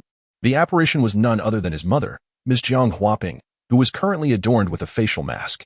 She cast a languid glance at him and said, How many times must I tell you? I am still young, call me sister. Jiang Ran replied, Mom, could you please refrain from being so frightening? He had already endured significant emotional turmoil that day, and now his mother was only adding to his woes. Ms. Jiang maintained her aloof demeanor. Oh, I cannot. Jiang Ran, feeling defeated, resolved to bury himself in sleep and forget the humiliation of the day. Yet, before he could even settle down, he heard Jiang Huaping's voice. Have you been beaten? Jiang Ran's tension instantly escalated. Mom, how did you know? Jiang Huaping shook her phone, lamenting, you truly have a knack for disrupting your mother's moments of joy. After a brief pause, she pondered, the caller mentioned it was a girl? Yes, Jiang Ran reluctantly admitted, harboring a deep resentment towards the person who disclosed this to his mother. Jiang Huaping clapped her hands in delight. Well done. Jiang Ran exclaimed in disbelief. My own mother? She had long wished for someone to discipline this troublesome boy. Jiang Huaping removed her facial mask, finally satisfied. At last. I've been waiting for this. Mom. Jiang Ran was infuriated. Could you please say a little less? TSK. What more can I say? You're truly pathetic. Jiang Huaping retorted as she stood up and prepared to leave. Jiang Ran was taken aback. Where are you going? To school, she replied elegantly, lifting her bag. I am going to express my gratitude to that young lady for helping me manage my son. Madam Ing, Jiang Madam is on her way, announced the moral education director, who held no fondness for Zhong Manhua. You two should discuss this matter thoroughly. He had never encountered such a parent, despite being labeled a killjoy for addressing early romances. He had never witnessed such physical confrontation. What is there to discuss? Zhong Manhua seethed with embarrassment and anger. She had no intention of escalating the situation and attempted to take the girl's hand. Ing Ziqin, come with me to apologize to the Jiang family. Shou Yu immediately produced a realistic-looking wolf Fong club from behind. What are you doing? Zhong Manhua was left dumbfounded. The moral education director could only blink in confusion. Is it permissible to bring such matters to school? Do they not regard him at all? Just as Zhong Manhua was about to lose her temper, the butler, who had been waiting outside the office, suddenly pushed the door open with urgency. Madam, Ms. Jiang has arrived. Ing Ziqin, your actions have compelled someone to confront us directly. Is it not enough to bring shame upon ourselves? Zhong Manhua's expression darkened, her anger simmering. She immediately stood up and demanded an apology. The door swung open, revealing a woman clad in a qipao. Zhong Manhua hastily rose, filled with embarrassment. Greetings. I must apologize for my lack of discipline with my child. I hope you can. Jiang Huaping strode forward, not sparing a glance at Zhong Manhua, and directly approached the girl, clasping her hand firmly. You must be Ing Ziqin, correct? I am immensely grateful. Please don't hesitate to give him a good beating in the future so that he may learn the harsh realities of life. 042 Do you understand what it means to traverse the golden needle? Following closely behind, Jiang Ran exclaimed, what on earth, is he even her biological child? It was at that moment that Jiang Huaping realized the young girl before her was astonishingly beautiful. Unable to restrain herself, she gently pinched the girl's fair, rosy cheek and said, oh dear, Auntie is just so overwhelmed. I hope I haven't frightened you. Ing Ziqin slightly shook her head and politely greeted her. Shou Yu, having put away his realistic wolf Fong stick, was also quite surprised. Sister Huaping, what brings you here in person? Just returned, Jiang Huaping replied, her heart blooming with joy. Xiao Yu is indeed well-behaved. Jiang Ran thought to himself. Finally, I understand why my mother insists I call her sister. It seems she's been spoiled. His expression darkened further, radiating an unmistakable aura of displeasure. The moral education director appeared utterly bewildered. Meanwhile, Zhong Manhua stood frozen in place, her face flushed with embarrassment, her lips trembling. She felt an unprecedented sense of humiliation, as if her blood had turned against her, a prickly sensation running down her spine. The Jiang family was not here to hold her accountable. Instead, they expressed gratitude. Jiang Huaping then turned to her. Mrs. Ing, may I inquire what you wish to discuss with me? Zhong Manhua was well aware of Jiang Huaping. They were contemporaries. Jiang Huaping was the second sister of Jiang Weiyuan. Yet she had moved to the capital at the tender age of 5. After her marriage, she had surpassed even the most prominent socialites of Shanghai. Zhong Manhua had always been intolerant of anyone undermining her status. Yet, facing Jiang Huaping, she found herself devoid of the right to be angry. It was hardly a matter worth contention. Zhong Manhua inhaled deeply, forcing a smile, as she heard that her child had been involved in a fight at school, which required her to make another trip. How embarrassing. Wow, Andy, your expression changes remarkably fast, Shou Yu remarked in astonishment. Weren't you just insisting that Ying's father apologize to the Jiang family, even going as far as physical confrontation? And now it's no big deal? Zhong Manhua's face flushed crimson, yet her gaze remained fierce. Adults are speaking. What business do children have interrupting? Jiang Huaping repressed her smile, her demeanor turning solemn. Madam Ming, are you not aware that today my son was punished for preventing a young girl from entering the classroom? This situation originated from my son's wrongdoing, and he instigated the fight. Why then must your daughter apologize? The inquiry, though seemingly straightforward, dripped with sarcasm. Zhong Manhua faltered, her confidence waning, feeling a wave of shame. Zijin, why didn't you tell me sooner? Ing Zijin lifted her gaze, her expression indifferent. That is obvious. After expressing her gratitude to Jiang Huaping, she exited through the door. Ying's father implied that engaging in further conversation was pointless. Xiaoyu snorted derisively. Sister Huaping, we shall take our leave. Jiang Huaping waved cheerfully, then spoke in a measured tone. Madam Ming, even if one is not the biological parent, there is no need to treat the child as an adversary. Wouldn't you agree? Zhong Manhua's face burned with embarrassment. Yes, yes. Jiang Ran finally grasped the situation, sneering. Who needs to apologize? Are you out of your mind, meddling in affairs that do not concern you? As a grown man, he had nothing to prove. The sharp rebuke from a younger generation left Zhong Manhua feeling even more humiliated, and she hurriedly departed, her face aflame. Jiang Ran was quite displeased. Mom, you haven't explained how you returned. The Meng family has developed a new medication, and your mother has brought you a sample.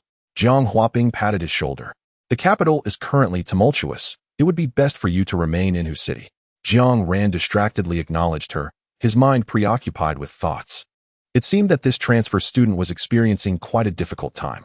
TSK, considering she had managed to defeat him once by sheer luck. He might as well treat her with a bit more kindness in the future. At 6 o'clock, outside the school gates, Nie Zhao was dozing in the back seat. He was jolted awake when the car door swung open and found a girl seated in the passenger seat. Ah, my sister has arrived. Ing Ziqin turned around, raising an eyebrow. Is your injury healed? You're quite remarkable. Upon mentioning this, Nie Zhao excitedly inquired, do you really possess the ability to tell fortunes?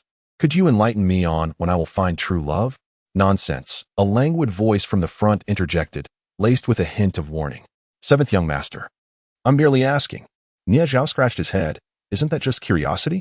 Oh, certainly not. Ing Ziqin leaned against the window, resting her head on her hand. Her gaze distant, just teasing you to frighten you a bit. Nie Zhao pondered. Indeed, it must be mere coincidence. But why is it that my sister is not as gentle with him? Fu Yunshin handed Ing Ziqin a bag of chocolate beans before starting the car. Half an hour later, they arrived in front of Sharon Hospital. Don't wait for me, Ing Ziqin said as she exited the vehicle, shouldering her backpack. You carry on with your business. I will return on my own. All right, he replied.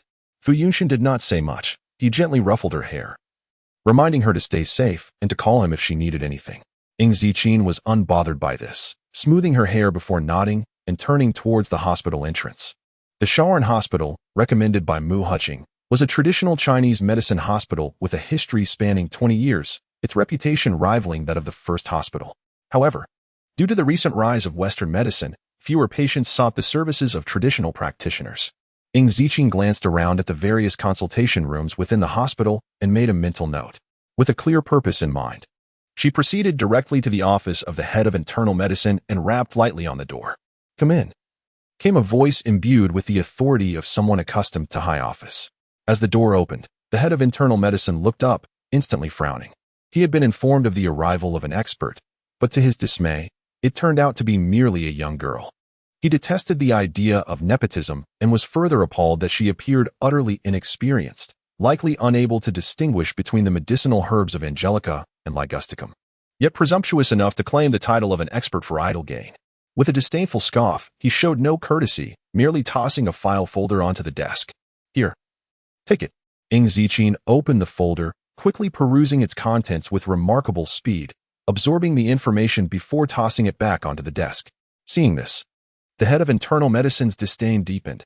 He was about to dismiss her with a curt suggestion to leave when the closed door suddenly swung open.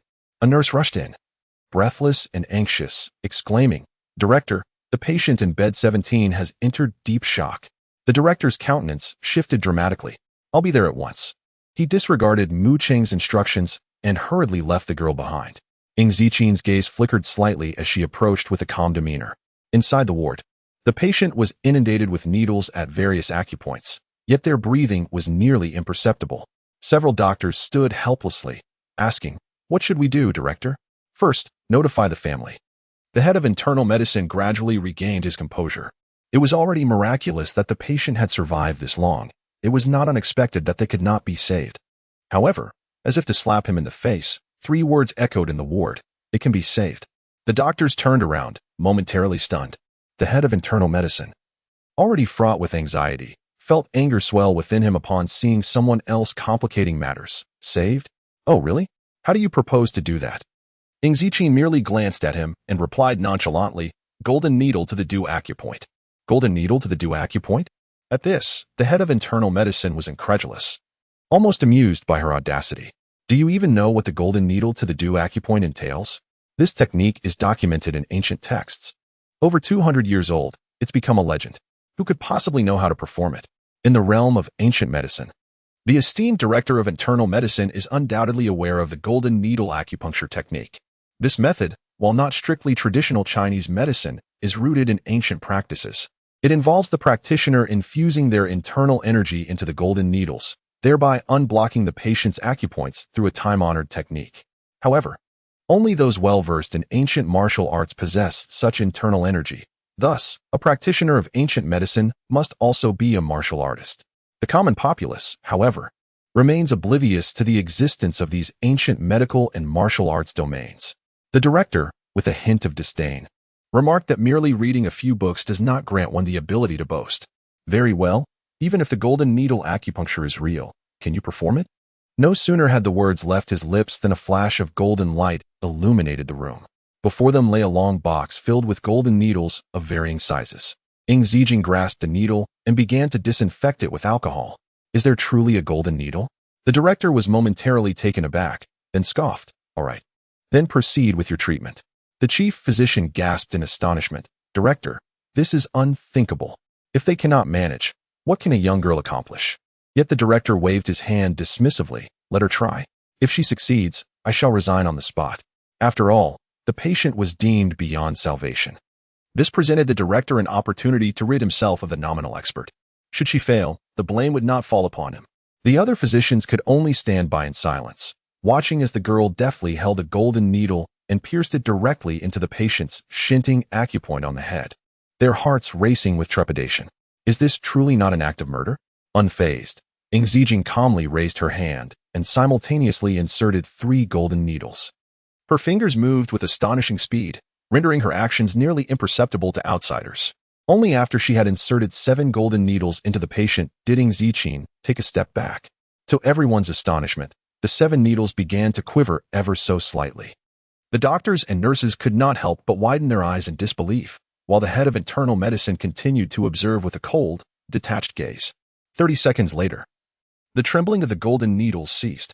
Ing Ziqin carefully removed them, disinfected them, and returned them to their long case, declaring, "It is done." Is this what you call a cure? The head of internal medicine scoffed, pointing at the patient who continued to struggle for breath. What a blatant lie. Have you contacted the family yet? The nurse stammered. I have. I'm just going to the director's office. The head of internal medicine glanced at his watch, indicating that there was more to be said. Just then, the heart monitor began to beep incessantly. The nurse exclaimed joyfully, the patient has a heartbeat. The head of internal medicine halted in his tracks, turning abruptly as he witnessed the once flat line of the electrocardiogram now displaying a rhythmic fluctuation, disbelief washing over him. Before he could fully comprehend the situation, the sound of the patient's painful cough filled the air. She had awakened. Instantly, the gazes of the doctors towards the young girl shifted, filled with newfound respect. How could someone so young possess such remarkable medical skills? The head of internal medicine's face flushed crimson. Had she truly achieved a cure? Did that mean his earlier words had been a slap in the face? As if reading his thoughts, Ing Ziqin lifted her gaze and said, there is no need for you to resign. The chief physician of internal medicine felt a slight reduction in the flush on his face, scoffing disdainfully. What a joke. Do you really think I would resign? After all, he was a cornerstone of Shaoran Hospital. If he were to leave, what would become of it? Ing Ziqin regarded him coolly. You have been dismissed. Dismiss me? The chief physician found it utterly amusing. You, a mere consulting expert, should consider yourself fortunate that I don't dismiss you. Before he could finish his retort, a hasty voice interrupted. Miss Ing, my sincerest apologies for my tardiness. There were some pressing matters at home. I hope you can overlook it. Upon seeing the person rushing towards them, the chief physician's throat tightened in astonishment. The director? The director ignored him, wiped his brow, and bowed to the young woman. Miss Ng, I am truly sorry for the trouble. You have just arrived and already must deal with the aftermath of our mess. The chief physician's mind buzzed in confusion. No problem, Ng Ziqin replied, handing her phone to the director. Please address everyone on this list. The director's expression shifted drastically as he perused the information on the phone. Very well, thank you for your effort. Could you send me a copy of this? Ng Ziqin nodded and, after retrieving her phone, exited the room. The chief physician remained stunned, his ears ringing. This is none of your concern. Stop dawdling, the director commanded, gesturing to the doctors and nurses to check on the patients. The ward soon buzzed with activity once more. Only then did the internal medicine chief find his voice, chuckling. Director, tell me, isn't it amusing? She actually said she would dismiss me, not realizing that I. Suddenly, a phone was flung at his face. The dean bellowed, look at the mess you've created. The head of internal medicine hastily took the document, his eyes widening in an instant, breath quickening. Dean, I didn't. On the screen was a string of bank transactions, ranging from a modest 100,000 to a staggering million. This was a record of bribery and embezzlement. You dare to embezzle public funds? The dean interrupted with a cold smirk. 5 million, enough to land you in court. Await the summons. With that, he turned on his heel and exited the ward without a backward glance. The head of internal medicine collapsed onto the floor, his face ashen, cold sweat streaming down his brow. It was over. He was utterly finished. At Qingji High School, class 19 of the second year, during the third period designated for biology, the bell rang, but the teacher had yet to arrive even after 5 minutes. Jiang Ran kicked the chair of the boy next to him, suppressing his impatience. Go find out what's going on. The boy nodded and swiftly exited the classroom. 3 minutes later, he returned, his expression filled with indignation. What is the matter? Xiaoyu, who was grooming his eyebrows, looked up. Is the white old witch hospitalized? No, the boy glanced at the girl beside Xiaoyu, stammering. The white old witch said as long as Ng Dad is in our class, she won't return to teach. A moment of silence enveloped the classroom. Ng Ziqin raised an eyebrow. White old witch? You mean our biology teacher? Xiaoyu clicked his tongue. She often curses. That's what we call her. But Ng Dad, what did you do to offend her? Ng Ziqin flipped through her book. I haven't heard anything about it. Xiaoyu pondered, stroking his chin. How curious. What could her motives be against you? If she refuses to attend class, let her be. Jiang Ran scoffed. Does she truly believe anyone is eager to attend her lessons? And she dares to issue threats?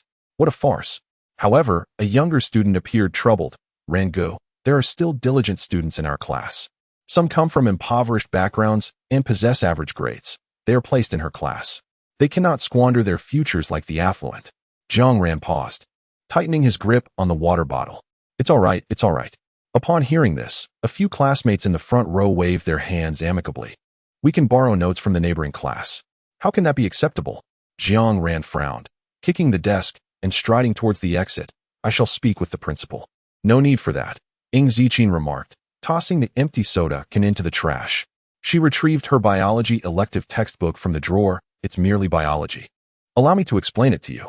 In the classroom, an air of perplexity enveloped the students as they processed the unexpected turn of events. Xiaoyu nearly nicked his brows, stabilizing himself before exclaiming, Ng Dad, you cannot be jesting, can you? Isn't he merely a confirmed underachiever? Ng Ziqin rose, her tone casual yet earnest. No, this book is even newer than yours. I just finished reading it. Xiaoyu responded with admiration. Indeed, you never cease to amaze. Ng Dad, as the class remained in a state of bewilderment, a girl leisurely ascended to the podium, clutching a book. She rolled up the sleeves of her uniform and grasped a piece of chalk. She commenced her lecture on genetic engineering. Turning to the blackboard, Ng Ziqin sketched a circle, representing a circular DNA which possesses one or multiple cleavage sites that can be severed by restriction endonucleases. These enzymes are generally categorized into 3 types.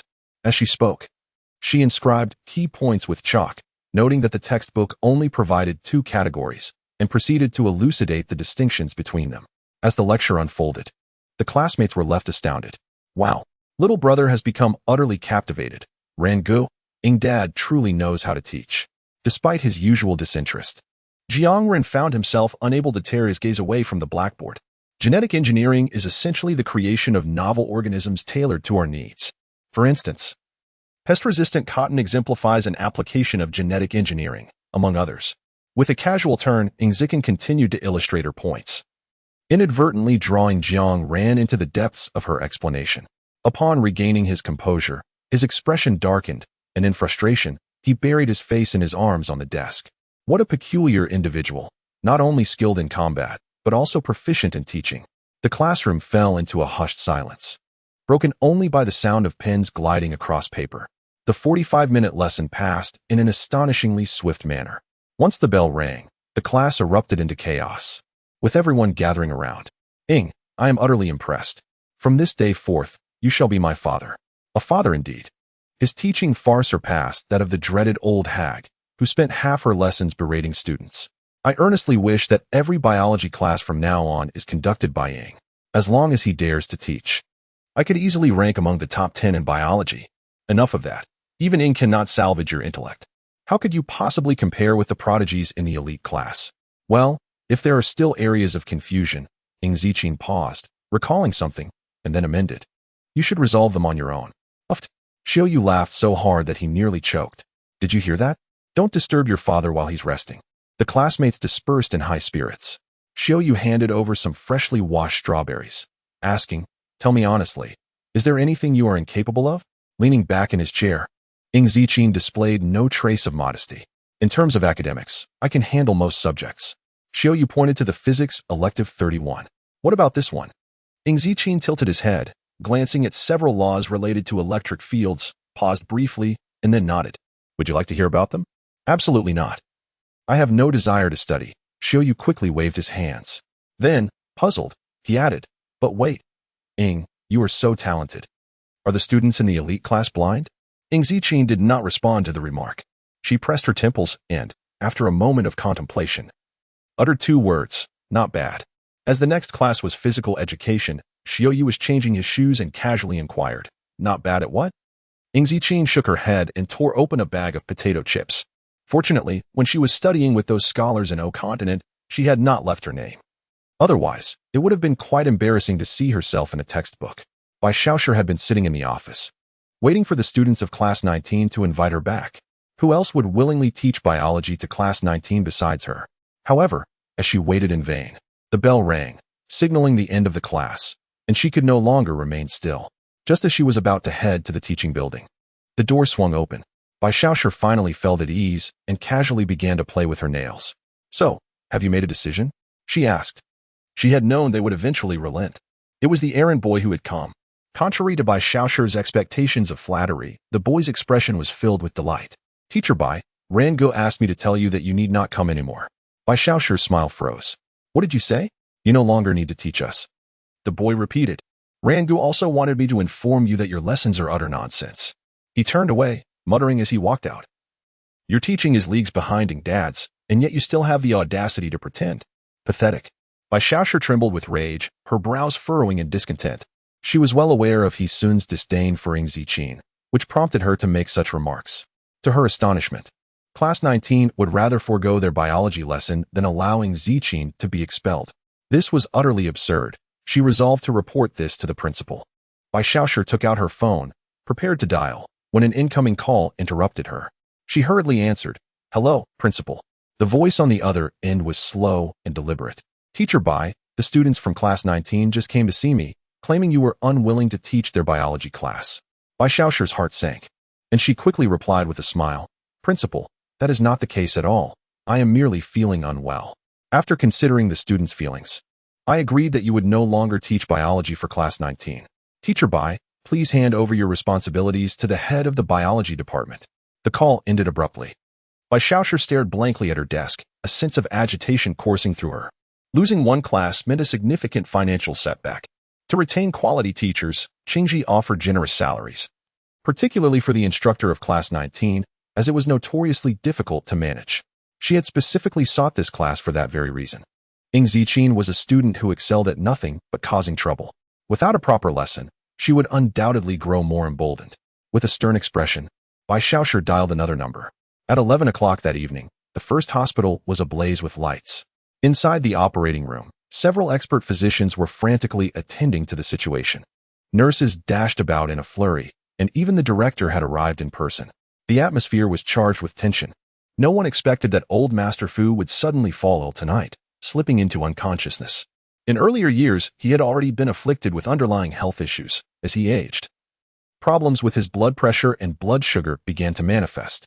3 years ago, the doctors had advised the Fu family to prepare themselves mentally. Yet old Master Fu astonishingly endured for so long it could be deemed a miracle. The members of the Fu family sat together, anxiously awaiting news, while Fu Yunshin stood alone against the wall, appearing utterly out of place. None of the Fu family members cast a glance in his direction, with an expression of indifference. Fu Yunshin held his phone.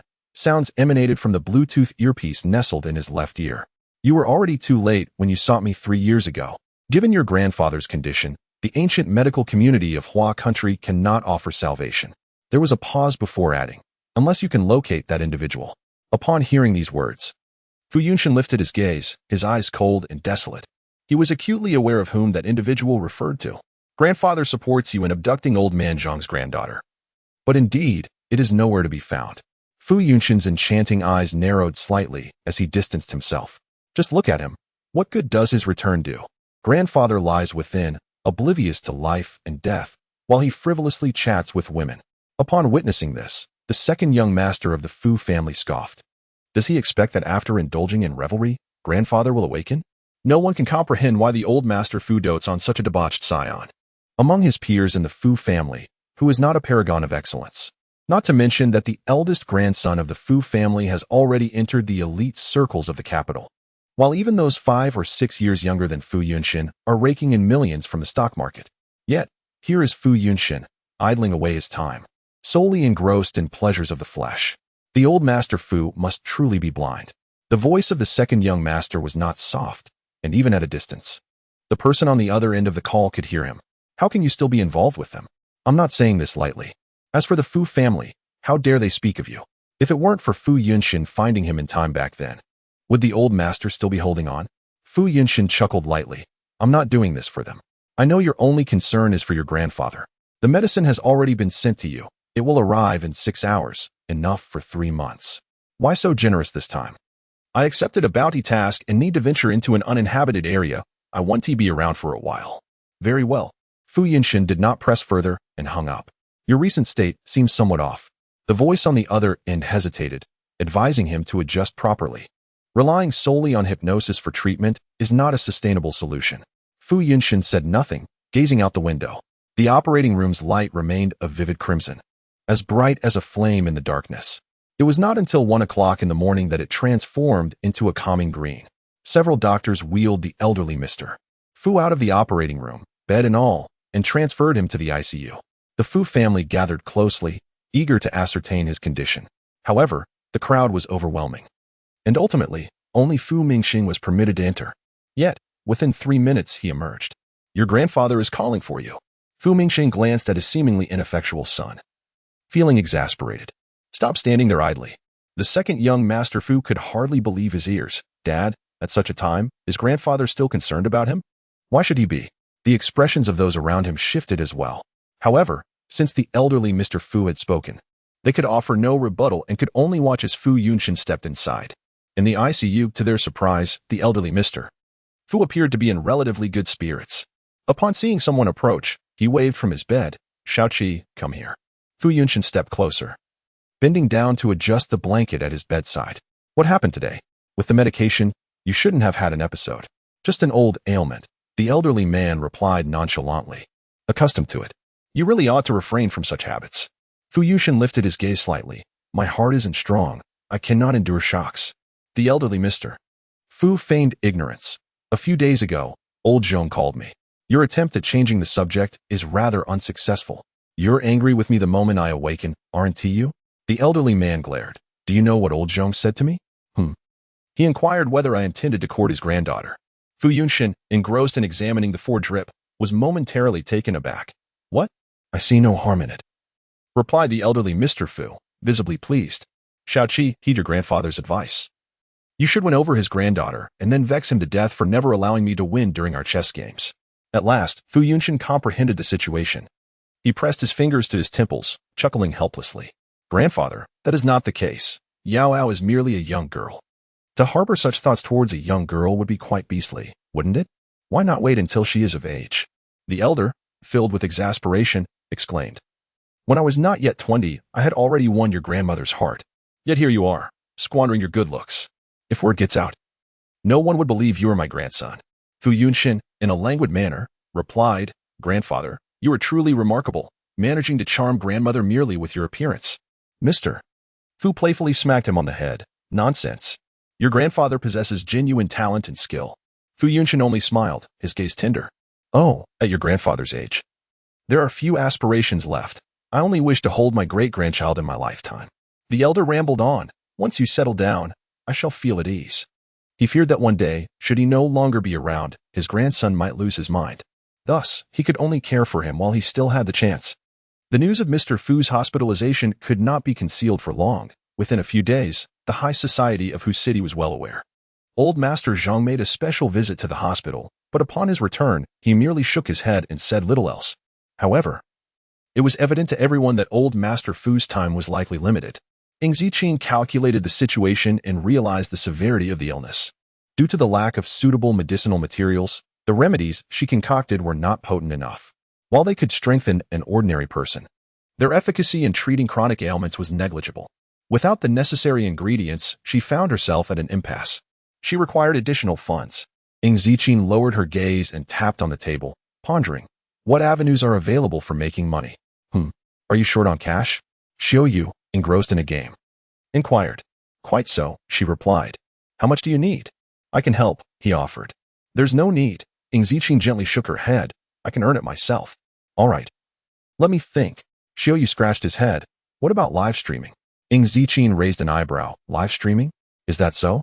Xiao Yu opened an app on his phone to show her. Currently, streamers earn quite a bit.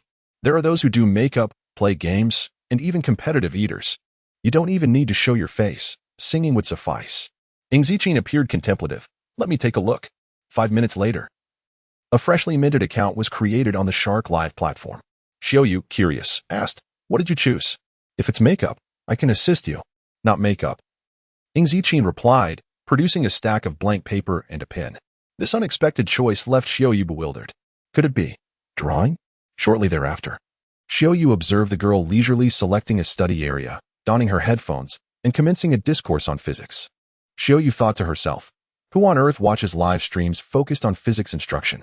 Is this not a form of self-inflicted torment? Ing, why not leverage your charm instead?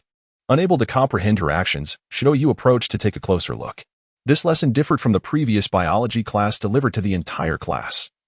Ing Ziqing was merely writing, occasionally uttering a few words. Within just a few minutes, Xiao Yu found herself lost in confusion, her head spinning from the information. She mustered her resolve and said, Ing, hold on a moment. Let me send you a gift to attract some attention. Their commotion did not disturb the others. It was currently a self-study period for the second year, and many from class 19 had stepped out to play basketball, leaving the classroom quite empty. He soon, responsible for duty that day, checked other classes before arriving at class 19. He had not anticipated that class 19 would engage in quiet study. He merely glanced in from the back door. The girl sat in the last row, casually and languidly holding her phone. Her silhouette effortlessly captured one's gaze. However, He-sun's expression remained indifferent. Last semester, while substituting for teacher Deng, he would encourage her to study diligently. Now, he found no desire to utter such trivialities. Indeed, class 19 was a place of decline. Just as he soon was about to leave, his gaze fell upon a piece of scrap paper on the desk, causing him to pause. He recognized a familiar physics formula. A bank card was tossed onto Jiang Mo's face. This is the formula for the maximum symbol transmission rate of an ideal low-frequency communication channel. If one's profession does not involve physics, it would be impossible not only to comprehend this formula but even to grasp the Chinese terminology associated with it. It is certainly not a formula that a high school student could encounter. He soon was momentarily taken aback, staring blankly for 3 seconds until the girl, who had been engrossed in her phone, slowly lifted her gaze. Her eyes flickered, and her brows were delicately arched. The slanting sunlight cast a cool outline on her features, reminiscent of mist enveloping snow, chilling yet captivating. Upon meeting her gaze, he soon was momentarily entranced once more. Ing Ziqing handed her phone to Xiao Yu and stood up, saying, "Wait for me a moment." Xiao Yu, who was in the midst of recharging, looked up in confusion. "What's the matter?" She glanced over, noticing he soon standing motionless by the back door. While she pondered why he soon remained there, she witnessed the girl decisively shut the back door and affix a piece of white paper to the window, concealing her face entirely. Xiaoyu remarked. Well, when it comes to arrogance, she only bows to Ing Dad. Even the top students at Norton University are given no regard. Ing Ziqin resumed her seat, retrieving her phone. As there were no viewers in the live stream yet, she merely began to write. Her calligraphy was exquisite, characterized by vigorous strokes and elegant flourishes. Xiaoyu returned to reality, saying, I sent you 100 rockets, which will trigger a meteor shower on the screen that all users can see. Don't be disheartened, Ing Dad. There will surely be people watching the physics live stream. I'll return the favor later. What a polite gesture, but I have an abundance of wealth that I cannot exhaust. For the second time, Ing Ziqin felt particularly impoverished. She sighed, massaged her head, and redirected her gaze to her phone. Due to Xiaoyu's extravagant expenditure of 100,000 yuan, the popularity of the live stream surged dramatically. However, newcomers were utterly bewildered. They neither saw a face nor heard a voice. Instead, they were confronted with a page filled with text. What is the host writing? I cannot comprehend it. This is clearly a physical formula derived from Nyquist. Newark. What? Wow, the host is impressive. I've never seen this formula utilized in such a manner. Incredible! The host's academic prowess must surpass that of my university mentor. I wonder which scholarly deity is behind this persona. Wait, did the brother who just floated by actually understand that? I don't understand it, but what does that have to do with how attractive I find the host's hands? As soon as that comment floated by, the commenter launched 100 rockets. Host, please say something. How can we engage in this live stream without conversation? I would prefer to hear about chemistry rather than physics. Ing Ziqin adjusted her posture, picked up another sheet of paper, and spoke. All right. When I saw the host write down the Boltzmann formula, I finally realized that the host might be a polymath in the sciences. Why can't I discern the host's voice as male or female? Yet, it is quite pleasant to listen to. Xiaoyu suddenly recalled the voice she had just heard, which was markedly different from Ing Ziqin's usual manner of speaking, yet she paid it little mind. She gave a thumbs up and exclaimed, Ing Dad, you were truly impressive. If the elite class finds out, they will surely regret it. The mere thought is exhilarating. In the corridor, He-Sin remained in a daze, having been abruptly shut out. A few seconds later, his expression gradually turned icy. Teacher Deng had claimed that Ing Ziqin's future was boundless, yet he soon failed to see it that way. Instead, he felt a sense of hopelessness. Teacher He, a voice emerged from behind. He soon turned around, his demeanor softening as he recognized classmate Zhong. He had always been lenient towards diligent students. Teacher, you seem a bit unwell, Zhang Jiwan remarked, glancing at the class sign with hesitation. Is it because of my cousin? He-Sin furrowed his brows. Had Zhang Jiwan not mentioned it, he would have almost forgotten the formula he had seen earlier. Upon reflection, it seemed that Ing Ziqin had hastily copied a theorem from the internet to conceal her phone usage, likely not anticipating that it was a concept reserved for university-level studies. An attempt to imitate the tiger had resulted in a mere dog. Teacher He, please do not take it to heart, Zhang Jiwan said with a faint smile. My cousin has this temperament. She has probably been under pressure for too long and has recently been a bit irritable. We all must be more accommodating. At these words, He-Sun's frown deepened, and he replied coldly, one must possess the awareness of being a guest under another's roof. Zhang Jiwan smiled again, saying nothing further, tacitly acknowledging his point. On the third day, which happened to be a Sunday, Class 19 reserved a private room at the King Club to celebrate with singing and card games. Ing Ziqin noticed the absence of her desired snacks and decided to step out to purchase some. Observing this, Jiang Ran feigned nonchalance and coughed lightly, suggesting, I'll accompany you. This was a perfect opportunity for him to challenge her once more. This time, he was determined not to hold back. He could hardly believe that he would actually be outmatched by a girl. Ing Ziqin cast him a sidelong glance, but chose to remain silent. Xiaoyu, watching Jiang Ran follow the girl outside, wondered aloud, has this guy truly succumbed to the pressure from Ying's father? The younger members were equally bewildered, prompting them to hand Xiaoyu a microphone, urging, Sister Yu, it's time to sing. Jiang Ran, however, would not yield easily.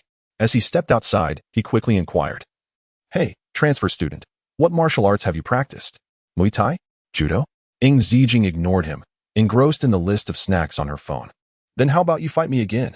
Jiang Ran clicked his tongue, proposing, how about I take you to a supermarket instead? Finally, Ing Ziqin looked at him and remarked, You are truly annoying. Then tell me, what makes you willing to face me in a match? Jiang Ran responded, his competitive spirit ignited. As long as I can manage it. Ing Ziqin continued to focus on her phone, replying to a message from Fu Yunxin. Jiang Ran simply watched her. And thus they stood in a silent standoff. Across the street, Jiang Mo had just exited the hotel and caught sight of this scene. His secretary, equally astonished, remarked, "Third master, isn't that young master Jiang Ran? How could he be with missing heir? And so intimate," yet the words remained unspoken, merely hinted at. Jiang Mo Yuan's expression shifted. "Wait for me here." With that, he strode forward decisively. Jiang Ran was unaware of Jiang Mo Yuan's presence nearby. He boldly declared, "How about this? I will buy you 10 cups of milk tea, all right?" Without awaiting the girl's response, he turned and entered a nearby tea shop, his steps exuding a carefree audacity. Just after Jiang Ran departed, Jiang Mo Yuan arrived. His voice retained its customary aloofness, now laced with a hint of disdain. "Ingzi Jin, what are you still fussing about? Is it merely because I do not favor you that you have chosen to engage with Jiang Ran?" Ingzi Jin slowly lifted her gaze. Meeting the girl's unadorned visage, Jiang Mo Yuan momentarily paused. Then his tone turned even frostier. "This is the last time I will tell you. Your tricks of allure will not work on me. Keep your distance from Jiang Ran. He is not someone you can covet. I support your education, not for you to engage in such antics. And furthermore, you have yet to apologize to Lu Wei." Ingzi Jin remained silent, her expression unyielding, even her gaze unperturbed by his words. This blatant disregard unsettled Jiang Mo Yuan, causing his heart to falter inexplicably. Yet, he found himself unable to speak again, for the girl regarded him for 3 seconds before raising her hand and pouring her unfinished cola over him. The action was deliberate, yet imbued with an icy severity. In but a moment, his custom suit, worth 300,000, lay ruined. As Jiang Ran emerged, he was met with this astonishing scene, rendering him momentarily speechless. But this was not the end. He witnessed the newly appointed darling of their class pull a bank card from his pocket and nonchalantly slap it onto Jiang Mo Yuan's face. The bustling sounds of honking filled the streets, and for Jiang Ran, time seemed to stand still. The bubble tea he held slipped from his grasp, splattering onto the pavement. Meanwhile, his secretary, waiting across the road, was left in a state of shock. When had the esteemed Jiang Sanyi of Shanghai ever been treated in such a manner? Jiang Moi could effortlessly dictate the fate of entire families with a mere utterance. Who would dare provoke him? Jiang Moi. Surveying the cola stains on his attire and the bank card that lay on the ground, wore a fearsome expression, his voice seething through clenched teeth. Ingzi Qin. Ingzi Qin. Having replied to the last message from Fu Yunxin, placed her phone aside and slipped her hands into her pockets.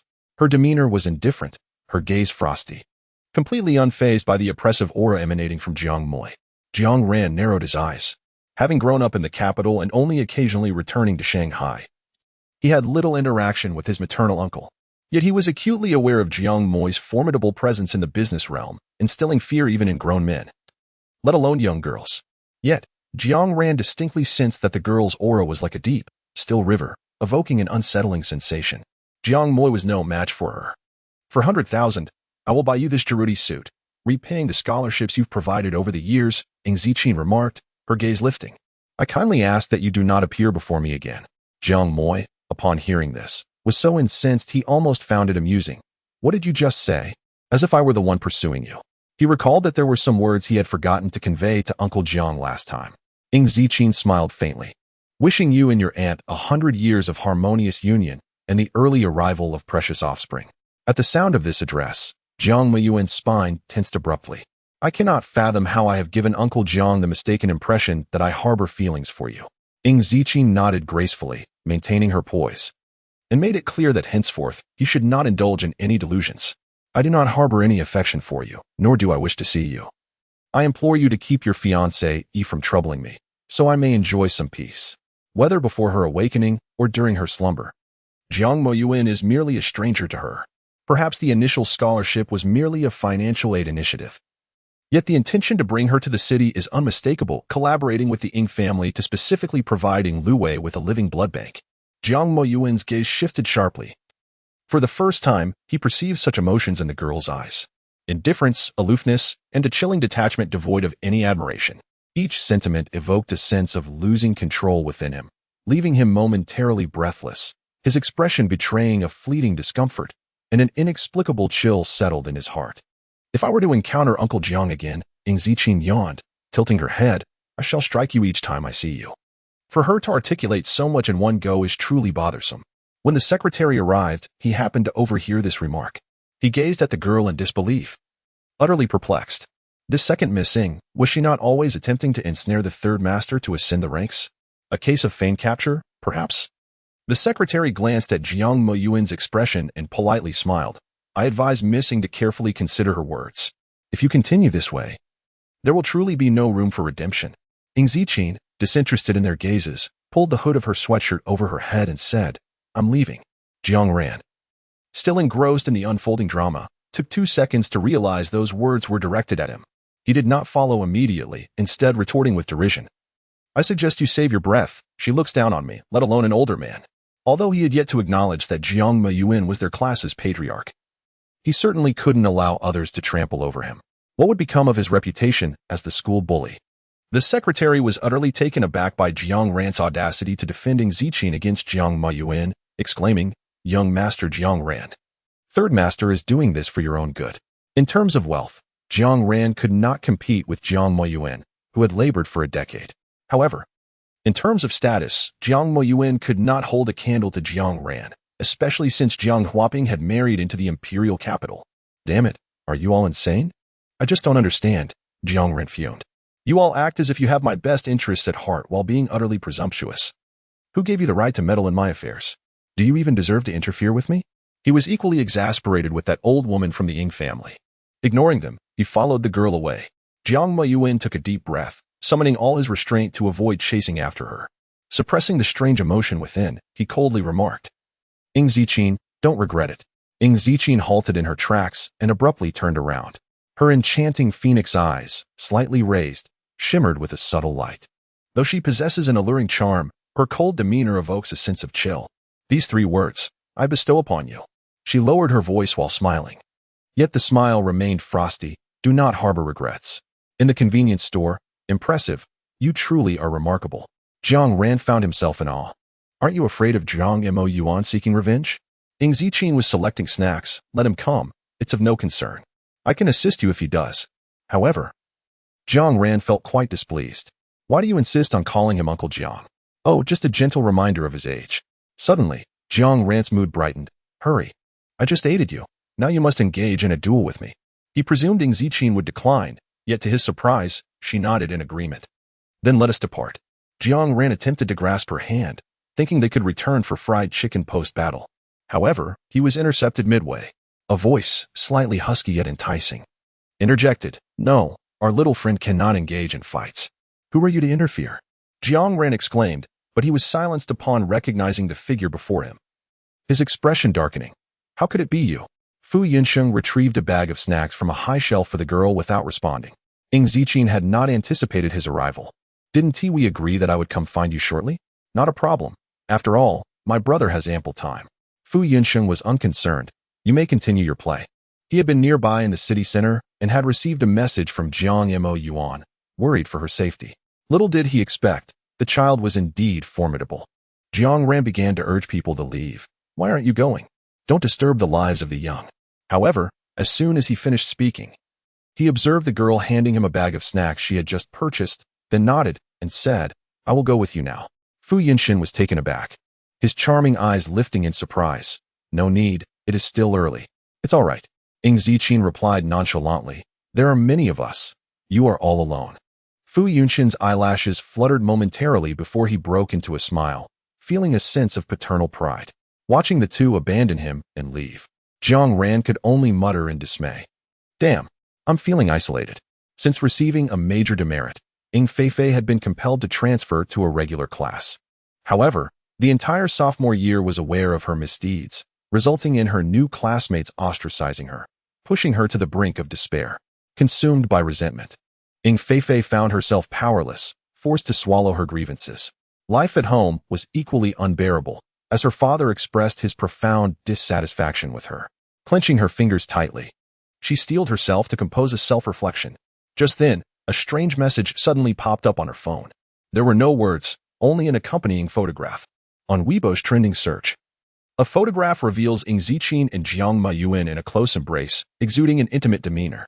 Moreover, there are dark stains on Jiang Moyuan's suit, reminiscent of spilled beverages. His profile is marred by an expression of displeasure.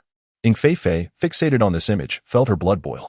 Just as she pondered how to teach Ing Ziqin a lesson, an opportunity materialized. Once this photograph is unveiled, not only would Ing Zichin's reputation be tarnished, but she would also be ousted from the Ing family. Filled with excitement, Ing Feifei contemplated messaging Zheng Jiwan for Ing Luowei's contact details, but swiftly dismissed the notion. No, she couldn't share it with Ing Luowei. Given Ing Luowei's kindness towards Ing Zichin, she might simply overlook the incident. After much deliberation, Ing Feifei resolved to hand over the photograph to Ing Luowei's fan club. Although the previous Weibo scandal was ultimately clarified, it had cast a shadow over Ing Luowei, leading her fans to harbor discontent towards Ing Zichin. Naturally, this dissatisfaction remained unspoken, yet it was rife with veiled mockery. Should the fans discover that Ing Zichin had seduced their prospective brother-in-law, Zhang Meiyuan, it would undoubtedly incite outrage. With a cold smirk, Ing Feifei opened Weibo and promptly sent the image to several moderators of Ing Luowei's fan club. She was eager to see how Ing Zichin would manage to extricate herself from this predicament. Meanwhile, Jiang Ran returned to the KTV booth, his face darkened with displeasure.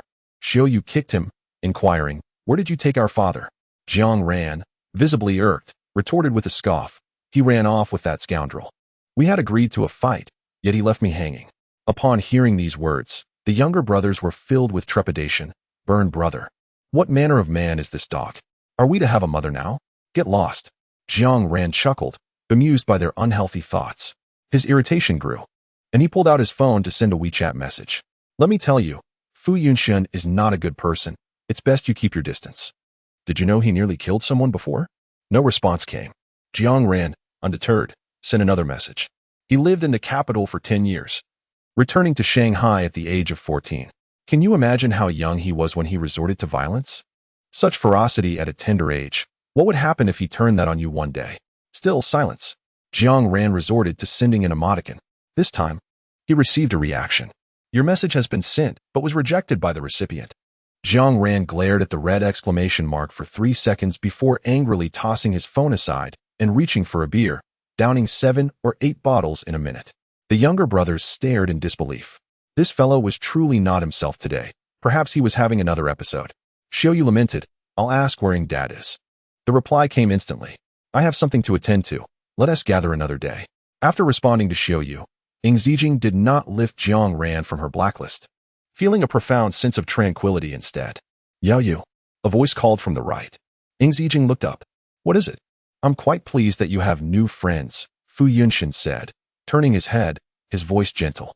"At your age, you should interact more with your peers." He was genuinely concerned that the pressures Ying's family had placed upon her might adversely affect her mental well-being. One cannot simply be like him. There is no rush. Ing Zichin brushed off the dust from her sleeves, her voice calm and measured. "You have assisted me, so naturally, I shall assist you in return." She did not deliberately conceal her medical skills, even though it might expose her true identity. Even after all these years, there remain many across the 7 continents and 4 oceans still searching for her. Fu Yunxian, unusually silent for a moment, remarked, "Where can one find a brother seeking assistance from his sister? It's not as if you have rendered me an immense favor. You have aided me far more." "Oh, you mean those medicines?" Ing Zichin seemed indifferent. "They are not as delectable as candy." Fu Yunxian raised an eyebrow, a low chuckle escaping his throat. He had specifically sought someone to analyze the components of the pills. They were not composed of rare herbs. Their efficacy, within the realms of traditional Chinese medicine and the alchemical world of O continent, could only be deemed ordinary. However, the fact that the child had concocted the pills using commonplace ingredients further attested to her remarkable medical prowess. Yet, it was still insufficient. The elder of the Fu family harbored not only an ailment, but also a toxin within him.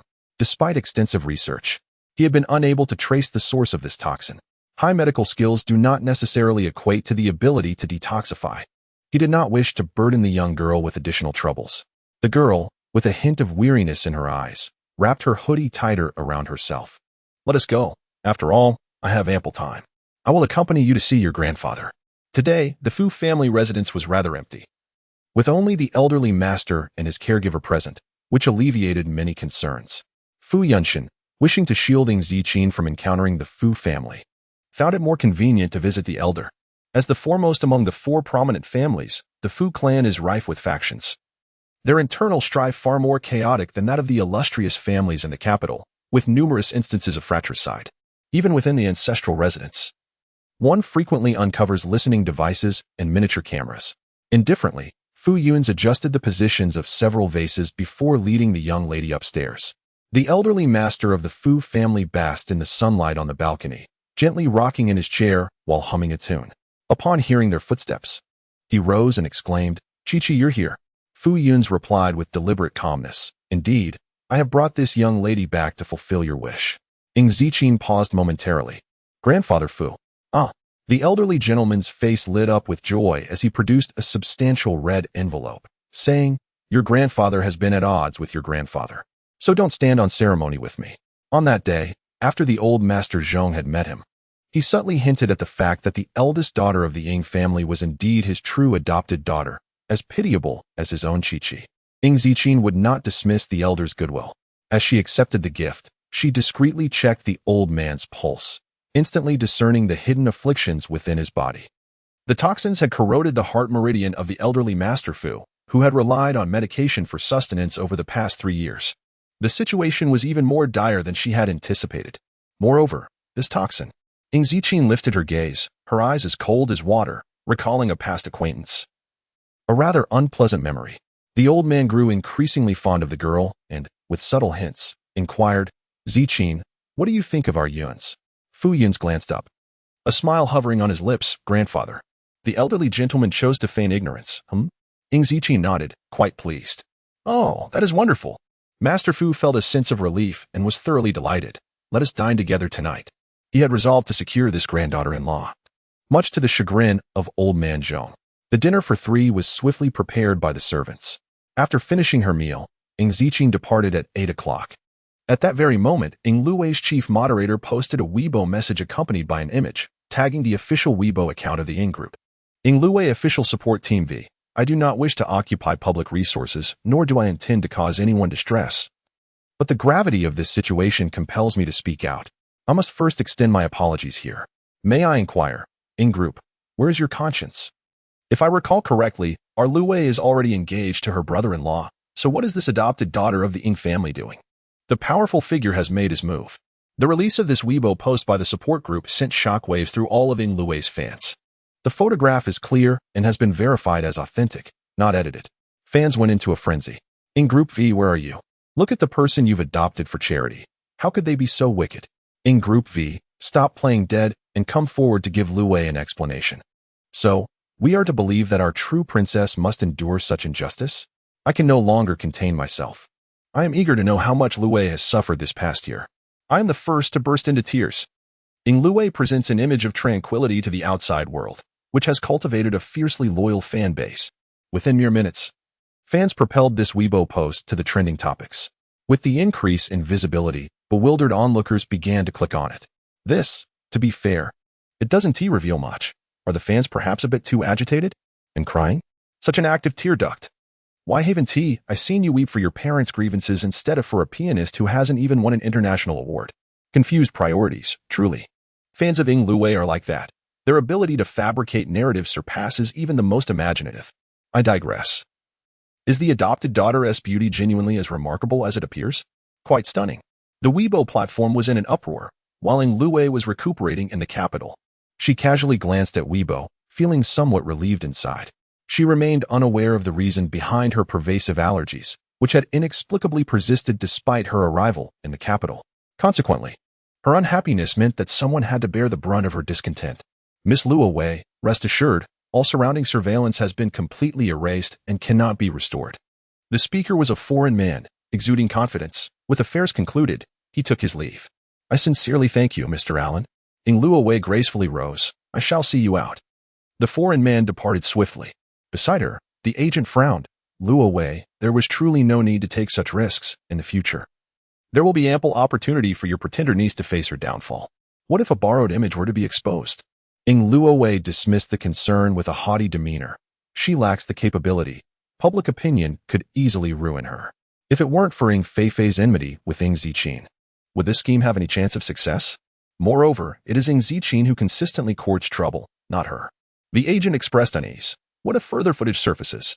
Impossible. Ing Lue smiled. The last incident was likely facilitated by Fu Yunshin. The venue indeed had surveillance, and that was my oversight. She playfully tossed her hair, exuding charm. However, this time is different. All surveillance from 4 streets has been obliterated. Could Fu Yunshin possibly find a hacker more formidable than Mr. Allen? He is one of the chief hackers in the Anonymous Hacker Alliance, the foremost hacking organization in the world. I, too, have relied on connections and invested a considerable sum. The agent contemplated. Very well, I shall assist you, but should this endeavor fail, the repercussions will be severe. Although Ying Lue is not a conventional figure in the entertainment industry, she relishes the adulation of her fans, managing a multitude of marketing accounts. Under the influence of her agent, these accounts have mobilized in unison. The trending topics on Weibo read: a shocking scandal in a wealthy family, niece seduces uncle, and Ying family's adopted daughter dares to bite the hand that feeds her. Amidst an avalanche of criticism, the Weibo platform is rife with vitriol. Not only on Weibo, but the campus forum of Qingji Middle School has also erupted. Wow, did you see the Weibo posts? It's utterly shattered my worldview. She seemed so low profile at school. I can't believe she could pull something like this. No wonder she got kicked out of the gifted class. Our Ying father simply looked down upon the gifted class. You understand? Dare to utter another word, and Brother Ran will come knocking at your door. Sister, you will smash your head with the Wolf's Font Club. When Tinglan typically avoids the internet and was initially unaware of these events. However, the class group chat buzzed with discussion, even sharing Weibo screenshots. His expression shifted as he walked into the kitchen. Sister, have you seen Weibo? About that incident. Ying Ziqin was busy juicing fruits and, upon hearing him, narrowed her phoenix eyes. Yes, it's all right. Don't worry, and don't let Dad know. When Tinglan furrowed his brow, about to speak, when she inquired, have you completed the exercises I gave you? When Tinglan paused, not yet. His sister had somehow procured a stack of exercises for him. The difficulty far exceeding that of the gifted class in his senior year, although it wasn't particularly challenging for him. After wiping her hands, Ying Ziqin leisurely remarked, then hurry back to your work. For every mistake, you must tackle 10 more. The young boy, resembling a rabbit with drooping ears, returned to his room in a sullen manner. Ying Ziqin furrowed her brow slightly. The external disturbances would inevitably exacerbate when Tinglan's emotional turmoil, further aggravating his condition. Mental illness cannot be remedied by ancient medicine. Perhaps it was time for her to seek out her former associates. Ying Ziqin also retreated to her chamber. She closed her eyes, activating her divination abilities to review the circumstances that transpired on that street, piecing together the sequence of events. Ying Lue had dispatched someone to follow Jiang Maiyuan, capturing photographs before forwarding them to Ying Feifei, all while erasing the surveillance footage. Leaning back in her chair, Ying Ziqin sighed in exasperation. It was truly bothersome. Daily interruptions were disrupting her tranquil retirement plans of cultivating flowers and raising pigs. Nevertheless, Ying Lue's animosity towards her appeared to be rather intense, which was quite peculiar. Ying Ziqin pondered thoughtfully. Unfortunately, her abilities had yet to fully restore, preventing her from discerning events that lay too far in the past. She tapped her fingers lightly on the desk and, after a few moments, powered on her computer. Meanwhile, across the ocean, in the eastern region of O continent, a hacker stared at his suddenly blacked-out computer screen, nearly choking on his instant noodles. In this world, there had only been one person daring enough to disrupt him, but recently he had unwittingly created a second. He typed with a forlorn expression. Sister, I've been quite well behaved lately. I swear I haven't caused any trouble. That's not what I'm referring to. I need your assistance. Sister, please go ahead. Please assist me in restoring the surveillance for the 4 streets, Zhongshan Street, Jixiang Street, Xiaozhai Road, and Textile Street. Why don't you do it yourself? I am too lazy. In truth, infiltrating his computer was far more challenging than merely restoring a modest surveillance system, wasn't it? All right, sister. I will send the surveillance to your computer shortly. The minor details will be handled immediately. Only then did the screen return to normal. A certain hacker, feeling utterly despondent, began to diligently type code. It was quite humiliating for the esteemed leader of the Anonymous Hacker Alliance to be so thoroughly outmatched by a young girl. The commotion on Weibo was escalating rapidly, capturing the attention of numerous influential figures. Fans were expressing their outrage fervently. Why has the Ying Group made a statement? Are they feigning ignorance? If the Ying Group fails to address this matter properly, I will cease purchasing any products from your company starting today. Are the representatives of the Ying Group blind? Last time, they said nothing. This time, with photographic evidence, what excuse can they possibly concoct? They must come forward and explain. The official Weibo account of the Ying Group was inundated with over 10,000 scathing comments. Yet, this was insufficient. Fans were determined to continue their tirade on Ing Zichin's Weibo, just as they had done previously. To their astonishment, they could not locate her account. This only intensified the situation. Sisters, she actually deactivated her Weibo account. She must have foreseen the day when these photos would surface. It's infuriating. Perhaps we should remain calm for a moment. There might be a twist in the tale. Is someone up there a fan? True fans must protect Lu Wei. What is this hesitation? Ing Lu Wei anti-black station V, smear her. It's evident that the Ing Corporation has noticed, yet remains silent. The fans are astute. With such commotion online, major enterprises certainly employ personnel dedicated to monitoring Weibo, so it's impossible for them to be oblivious. However, the unfortunate reality is that it is now 9 in the evening, and the matriarch of the Ing family has already retired for the night. They cannot disturb her. The head of the Ing family, Ing Zhenting, is preoccupied in the capital with significant business dealings, leaving him no time to intervene. As for Zhong Manhua, she departed for O Continent on Friday and will not return until tomorrow afternoon, further diminishing the likelihood of any action. The staff have dismissed the matter entirely and exited Weibo. 10 minutes later, Ing Zijin received surveillance footage from a hacker. Not only was it restored, but the clarity was also adjusted to the highest level. After watching it once, she felt a twinge of regret for having maintained too much composure at that moment. She ought to have doused Jiang Mo Yuan with soda. Sister, are you going to post it now? Perhaps I should assist you with that, suggested her companion. Ing Zijin lowered her gaze and typed 2 words, not urgent. The other person was perplexed. But I see those fans are beginning to dox you. What if someone throws acid at you? Ing Zijin observed the online comments, her expression unchanged, as she casually tapped on the keyboard. The optimal moment has not yet arrived. Ing Lu Wei aims to stir public opinion to undermine her, but this is an opportunity for her to leverage. It is still in the early stages. The discourse has not yet reached its zenith. Prematurely posting would fail to achieve the desired effect, thereby preventing the maximization of benefits. Very well, sister, as long as you are happy. However, the person who erased the surveillance truly possesses some skills. If you were to seek others, they would indeed find it quite impossible. Truly, he is remarkable. A certain hacker continued to enjoy his instant noodles when suddenly, his phone buzzed beside him. He glanced at it and answered. The man's voice was deep, stripped of its usual mirth, cloaked in a chill. Restore the surveillance on Zhongshan Street, Jixiang Street, Shaozhai Road, and Fangji Street in Hu City, and then upload it online. The hacker, once again choked by his noodles, thought, is this a joke? He can even recite the order of the streets? A perfect match, 2 oddities. Reluctantly, he set down his noodles, exasperated. Did I not tell you that day? Her computer skills surpass mine. She can solve it herself. What need is there for you? Fu Yunshin caressed his teacup, replying nonchalantly, my involvement in resolving this and her prowess are 2 distinct matters. Oh, what difference does it make? No matter how skilled she is, she remains just a child. Fu Yunshin lowered his gaze, chuckling softly. She hasn't grown up yet. How could I not protect her? I understand now. It's akin to how a father still sees his daughter as a child, regardless of her age. Fu Yunshin cast a glance at the screen. If you wish to avoid being hunted, refrain from idle chatter. Fine, forget I said anything. But your own hacking skills aren't exactly. Suddenly, he fell silent. I apologize, I misspoke. Fu Yunshin's eyelashes fluttered, his voice as gentle as ever. It's all right. Brother, if it weren't for you back then. I said, it's all right. Fu Yunshin interrupted him, patiently stating, it's all in the past. After a moment of silence, the other person shifted the topic. Actually, you arrived a little late. I've been keeping an eye on your little one and just sent her the surveillance footage. She said she wants to choose the right moment to post it. He could not possibly admit his embarrassment. Fu Yunshin expressed mild surprise. You possess such emotional intelligence? Get lost. The call was angrily terminated. Fu Yunshin fell silent, rising to walk to the balcony. The night air was slightly cool, and the moonlight flowed like water. Shadows of the trees fell upon the ground, casting a lonely frost-like glow. He stood for a good 10 minutes before retrieving another phone. It was quite ordinary. Still a keypad model. Hello. Fu Yunshin leaned against half a wall, bending his long legs, returning to his languid, dandy demeanor. I will give you 2 days to ensure that the Jiang family stocks plummet.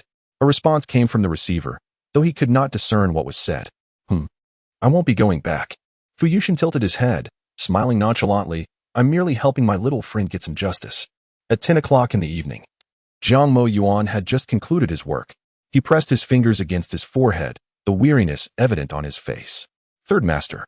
The secretary entered quietly, bowing slightly. Miss Lu Wei has trending on Weibo. Jiang Mo Yuan's gaze sharpened.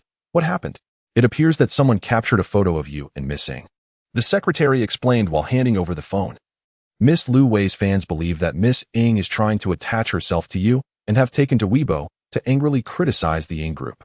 It is likely due to her recuperation in the capital that Miss Lu Wei has yet to see it. Otherwise, she would have already made a call. Jiang Mo Yuan cast a glance at the photograph, his expression growing cold. How foolish.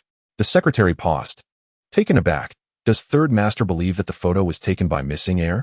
Jiang Mo Yuan remained silent, yet his thoughts were evidently aligned with this notion. The atmosphere around him grew increasingly oppressive. After a moment's contemplation, the secretary concurred. It seemed likely that the intention was to leverage this photograph to coerce Third Master. But instead, it backfired, leading to its discovery by Miss Lu Wei's fans, resulting in today's trending topic. The secretary respectfully inquired, Third Master, shall we clarify the matter? There is no need, Jiang Mo Yuan replied, organizing the documents with indifference. It has nothing to do with me. The secretary understood. Public opinion would not tarnish the Jiang group, and it could even serve to strengthen Miss Lu Wei's fanbase, rendering clarification unnecessary. Had it not been for Miss Ng Heir's impulsiveness earlier in the day, Third Master might have extended a helping hand. The secretary shook his head at the online discourse.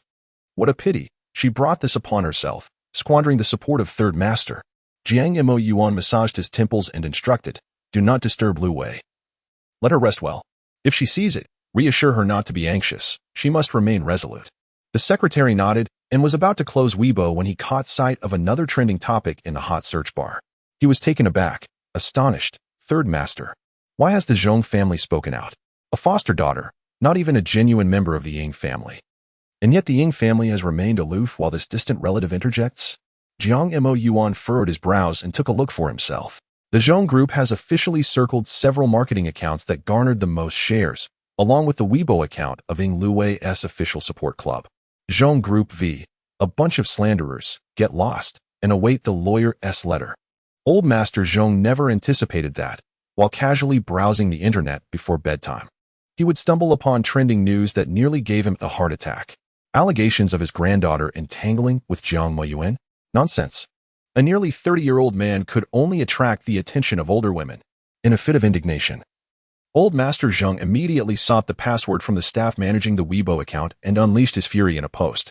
His temper had always been explosive in his youth, and it had only intensified with age, particularly when it came to protecting his family. How could he possibly endure such slander? The Zhong and Ng families are indeed related, a fact well known to many. With the Zhong family's public statement, Ng Lu Wei's fans were left dumbfounded. Has the Zhong group gone mad? Why are they defending a false heiress? Could there be some TSK dealings at play? Is it that she failed to seduce our brother-in-law and has now turned her sights on some high-ranking official in the Zhong group? And yet they accuse us of slander. The photographs are right there. How can that be slander? If it were, let her sue us. The more Old Master Zhong read, the angrier he became, feeling as if his heart might explode. Just as he was about to post another update, a phone call came through. He set aside his anger and hurriedly answered. Zijin, you haven't seen Weibo, have you? Whatever you do, don't look. Those people are deliberately trying to provoke you. Rest assured, your grandfather will stand up for you. First and foremost, I extend my gratitude to my grandfather. However, I possess my own means of resolution. When Ng Zijin came across the Weibo post from the Zhong group, she instinctively surmised it was penned by the elderly patriarch. You should rest early and not let your health suffer. I am perfectly fine. The old gentleman fell silent, and after a prolonged pause, he sorrowfully replied, Zijin, I am deeply sorry. I am unable to assist you in proving your identity. Alas, it is a regrettable situation. The passage of time had rendered the circumstances too distant, and he had come to understand far too late. Furthermore, the Ng family had meticulously eradicated every trace of the scandal from the past to prevent its exposure. Even if the old man publicly declared that Ng Zijin was indeed his beloved granddaughter, without the Ng family's acknowledgement, it would amount to nothing. Not to mention, the elder's advancing years had diminished his absolute authority, with many within the Zhong family eagerly awaiting any misstep on his part. Ng Zijin was acutely aware of this, which is why she intervened on behalf of the old gentleman. In comparison to his safety, the title of a true heiress was utterly inconsequential. How can that be? Ng Zijin lowered her gaze, offering a gentle smile. I am fortunate to have a grandfather. Please rest.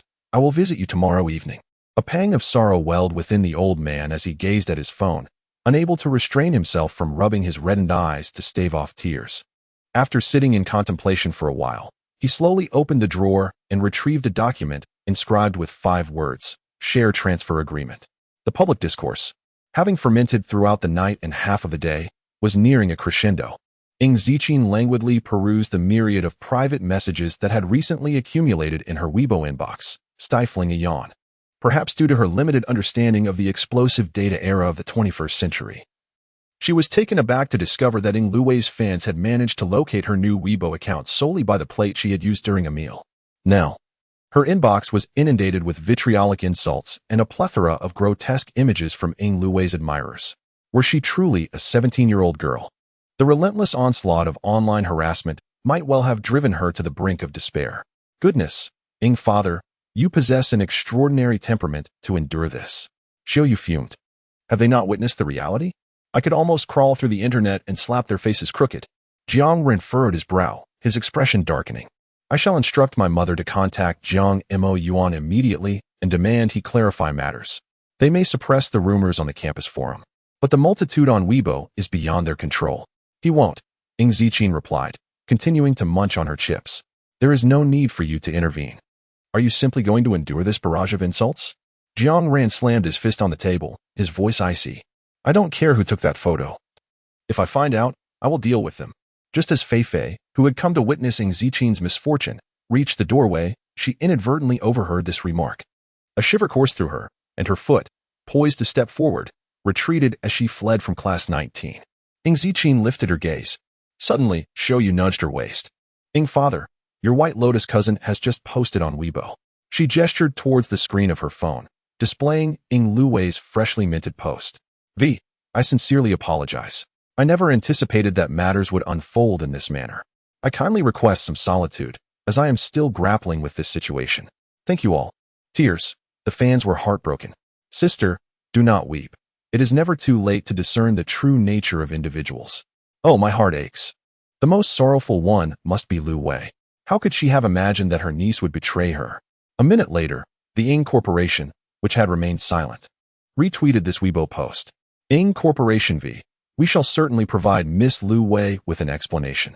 Ing Ziqin gazed at these 2 tweets, her phoenix eyes narrowing. As she tapped on the table, it is time to post. Xiaoyu acted swiftly, promptly sending out the pre-edited Weibo. Do not disturb retirement. This is the final time. Please do not bother me again. Thank you. Video, fans, prepared for another round of insults, were met with this new Weibo post upon entering. The video boasted a remarkable clarity of 1080p, with sound meticulously noise-reduced, ensuring that everything was clear and audible. Consequently, the fans who clicked and witnessed the girl pouring cola over Jiang Meiyuan, then tossing him a bank card, all while she spoke in a cool, unhurried tone. I wish you and my aunt a blissful union. May you soon bear children. I am uncertain how I have given Uncle Jiang the impression that I harbor feelings for you. Let me clarify that you should not mistake my indifference for affection. I do not like you, nor do I wish to see you. I kindly ask that your fiancé refrain from bothering me, allowing me some peace. The fans were momentarily bewildered, their minds buzzing. Yet, before they could regain their composure, a second Weibo post arrived. The identities of the individuals involved in harassment, abuse, and the dissemination of grotesque images have been submitted to the authorities. Meanwhile, the foremost law firm in the capital also issued a statement on Weibo. V. Acting on behalf of Miss Ing Ziqin, Shifeng Law Firm will take full responsibility for this incident and provide legal services to Miss Ing. The internet is not a lawless realm. Everyone must be accountable for their actions, and those who violate the law shall face severe legal consequences. Miss Ing has expressed that despite her youth, she intends to pursue legal action solely to ensure that you are forever barred from public office, various honors, and academic awards, carrying a criminal record for your misdeeds. A lengthy list of fan IDs was attached below. At the top was the official support group for Ing Luwei. More significantly, following this ID were several other fan IDs, indicating that these accounts were managed by a single individual. A long image showcased, without exception, fans of Ing Luwei, totaling 3,000 to 4,000. These accounts were at the forefront of the verbal conflict, exhibiting exceptionally fierce language. Furthermore, to assist fans who might not fully comprehend the situation, Shifeng Law Firm issued another Weibo post. Shifeng Law Firm. To put it simply, once you have a criminal record in Huagua, you will find it exceedingly difficult to secure employment in public institutions, banks, or state-owned enterprises. Careers such as civil service, law, and judiciary will be out of reach. Young people, this is the consequence of your youthful ignorance.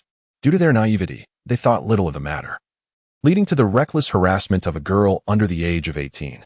2 consecutive Weibo posts struck like a thunderbolt, leaving fans in a daze, their minds blank, unable to even comment. It was as shocking as a bolt from the blue. Unlike the fans, bystanders maintained a detached, spectator's attitude. Upon witnessing the reversal of events, they clicked to watch the video. Ha ha ha, I can't take it anymore. This is hilarious. So Jiang Maiyuan fancied himself in love, believing his sister liked him? And even went to seek her out? This is just the epitome of a greasy old man. The sister has too good of a temper. If it were me, I would slap him awake. No bias intended, but with her looks, Jiang Maiyuan is truly unworthy. The sister is only 17. In the prime of her youth, surely those who pursue her would line up around the equator? Why bother flirting with an older man? Ying Lui's fans should think twice. Do they truly believe their brother-in-law is the treasure of the world? Once Ying Zichin's clarifying Weibo was posted, both Ying Lue and the Ying group's tweets became a source of ridicule. Observant individuals noted the deliberate timing of the posts. Immediately, some ventured to mock both parties in the comments. So what does this mean? Are you implying that the sister seduced your fiancé? Have you even watched the video? Is it truly a slap in the face? To be honest, I feel quite embarrassed for you. Although she may not be your biological niece, she at least donated blood for you. Did she not? Your fans claim that you treat your sister well. Is this the extent of it? It seems rather disingenuous. As if you are intentionally placing the blame on your sister. How distasteful. What kind of exquisite lotus spirit were you in your past life? The official Weibo account of the Ying group, once filled with applause from Ying Lui's supporters, has now been drowned out by comments from bystanders. Please, keep your distance from my sister. She wants to donate blood and yet is subjected to your moral coercion. Is this how a prestigious family behaves? Have some dignity. I have made my decision. I shall learn from Ying Lui's fans. Henceforth, I will refrain from purchasing any products from Ying Enterprises. Who knows if the money ends up in Ying Lui's pocket? Count me in. We are upright citizens who refrain from insults and merely state the facts. After the mockery, the onlookers grew intrigued and began exploring the Weibo posts from, delving into the recent musings of Ying Zichin. Excerpts from Weibo, February 25th. Spicy crayfish is simply delightful. 3 pounds is not enough. Accompanied by a picture of a large bowl of crayfish. February 28th. My retirement life has come to an end. The school uniform is quite ugly. Accompanied by an image of the Qingji Middle School uniform and a hand. March 1st. Chocolate, cucumber-flavored chips, and spicy strips. I hear this is referred to as chubby joy water. Accompanied by a plethora of snacks. March 3rd. Silly children have so much joy. Accompanied by a picture of the Qingji Middle School playground filled with students playing ball. March 4th. Paid another visit to the pet store, contemplating the purchase of a pig. Attached is a picture of a small pink pig. The audience's reaction was one of utter surprise. Hold on.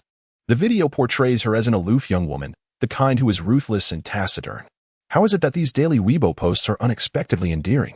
Confirmed, this young lady is a gourmand. The contrast is incredibly charming. Today, I shall become a member of this young lady's fan base. What an ethereal young woman. They've become fans. The online sentiment has undergone a complete reversal, even more intense than before. Other fan bases at most receive evidence when they ask for it. But this is the first time I've seen people beg to be sued. As fans, are you not delighted? I support this young lady suing them into oblivion. This is not the first time. As a mere bystander, I've witnessed at least 5 instances of this in the past year. Is cyberbullying amusing? Speaking of which, are you all unaware of what the Zephyr Law Firm is? As a native of the capital, I'm here to inform you that since its inception, the Zephyr Law Firm has never lost a case. And they always ensure that the opposing party suffers significant financial losses and penalties. Congratulations to fans, your wish has been granted. Fans are now utterly panicked. Having been thoroughly informed, how could they not understand the gravity of the situation? Gone was their previous aggressiveness, one by one. They humbled themselves and began sending private messages to. Sister, I did not intend to. I cannot have a criminal record. I genuinely aspire to take civil service examinations in the future. Tearful. Sister, we are also unclear about the facts. Harbor no ill will. I seek forgiveness. I implore you to withdraw the lawsuit. Kneeling. Sister, I am only 16 years old. Sobbing. Upon witnessing these remarks, Xiao Yu scoffed derisively. Where were you earlier? It's too late now. You hurled insults with such venom. If Ing father has a weak heart, wouldn't he be hospitalized? She retweeted a fan's comment. It SUUGV. They haven't even celebrated their 17th birthday. Why should I call you sister? And on what grounds should I forgive you? Jiang Ran was quite perplexed, wondering why the backlash was so severe. He had presumed it would merely cleanse the negative points. But he never anticipated such a dramatic turnaround. The golden period for public relations is 24 hours. Ing Ziqing casually peeled chestnuts for herself, indifferent. Beyond this time frame, it would be too late. The window for public opinion to ferment is exceedingly brief. The prior suppression was fierce, and the retaliation would be equally potent. This was precisely the outcome she desired. Xiao Yu tossed her phone aside and exuberantly declared, "Let us go, Ing father. I shall treat you to barbecue." Jiang Group. The secretary stared at Weibo, his hands trembling uncontrollably, unable to maintain a steady grip on his phone. He frequently glanced at the tightly shut conference room door. Dawned to report the situation. Jiang Morian did have a Weibo account, but it was strictly managed by him, devoid of personal posts, merely forwarding the company's business updates. Now, the comments and private messages on Jiang Morian's Weibo were inundated with mockery from passers-by, albeit of a rather polite nature. The secretary never anticipated that events would unfold in such a manner. Due to a lack of clarification, Jiang Mo Yuan has now become the target of ridicule across the internet. The secretary swallowed hard and dialed a number, her voice trembling. "Miss Lu Wei, have you seen Weibo?" At the moment of receiving this call, Ing Lu Wei had just finished a massage. She smiled, feeling quite pleased. "Not yet. But I will check now." With that, she paid no heed to the fact that the secretary seemed to have more to say and ended the call. As Ing Lu Wei retrieved her lipstick, she opened Weibo. She had specifically indulged in a fragrant massage at the hotel upstairs after posting a sympathy-seeking lament on social media, intending to ease her body before examining Ing Zijin's plight. A smile graced the corners of her lips as her fingers hovered over the message tab. As she had anticipated, there were numerous comments and private messages. However, upon clicking to view them, her expression shifted dramatically. Not a single message offered her comfort. Instead, they were all laced with sarcasm. "The White Lotus Award goes to you. What brand of plastic bag are you to be so adept at containing? I truly envy the skin on your face. It must be heavily maintained. You label your niece as a seductress based solely on a picture. Your ability to shift blame is remarkable. It's a pity you don't pursue a career as a chef. In case you pretend not to have internet access and miss the video, I've specifically sent it to you. Please do not claim you haven't seen it." Ing Lu Wei furrowed her brows and opened the video.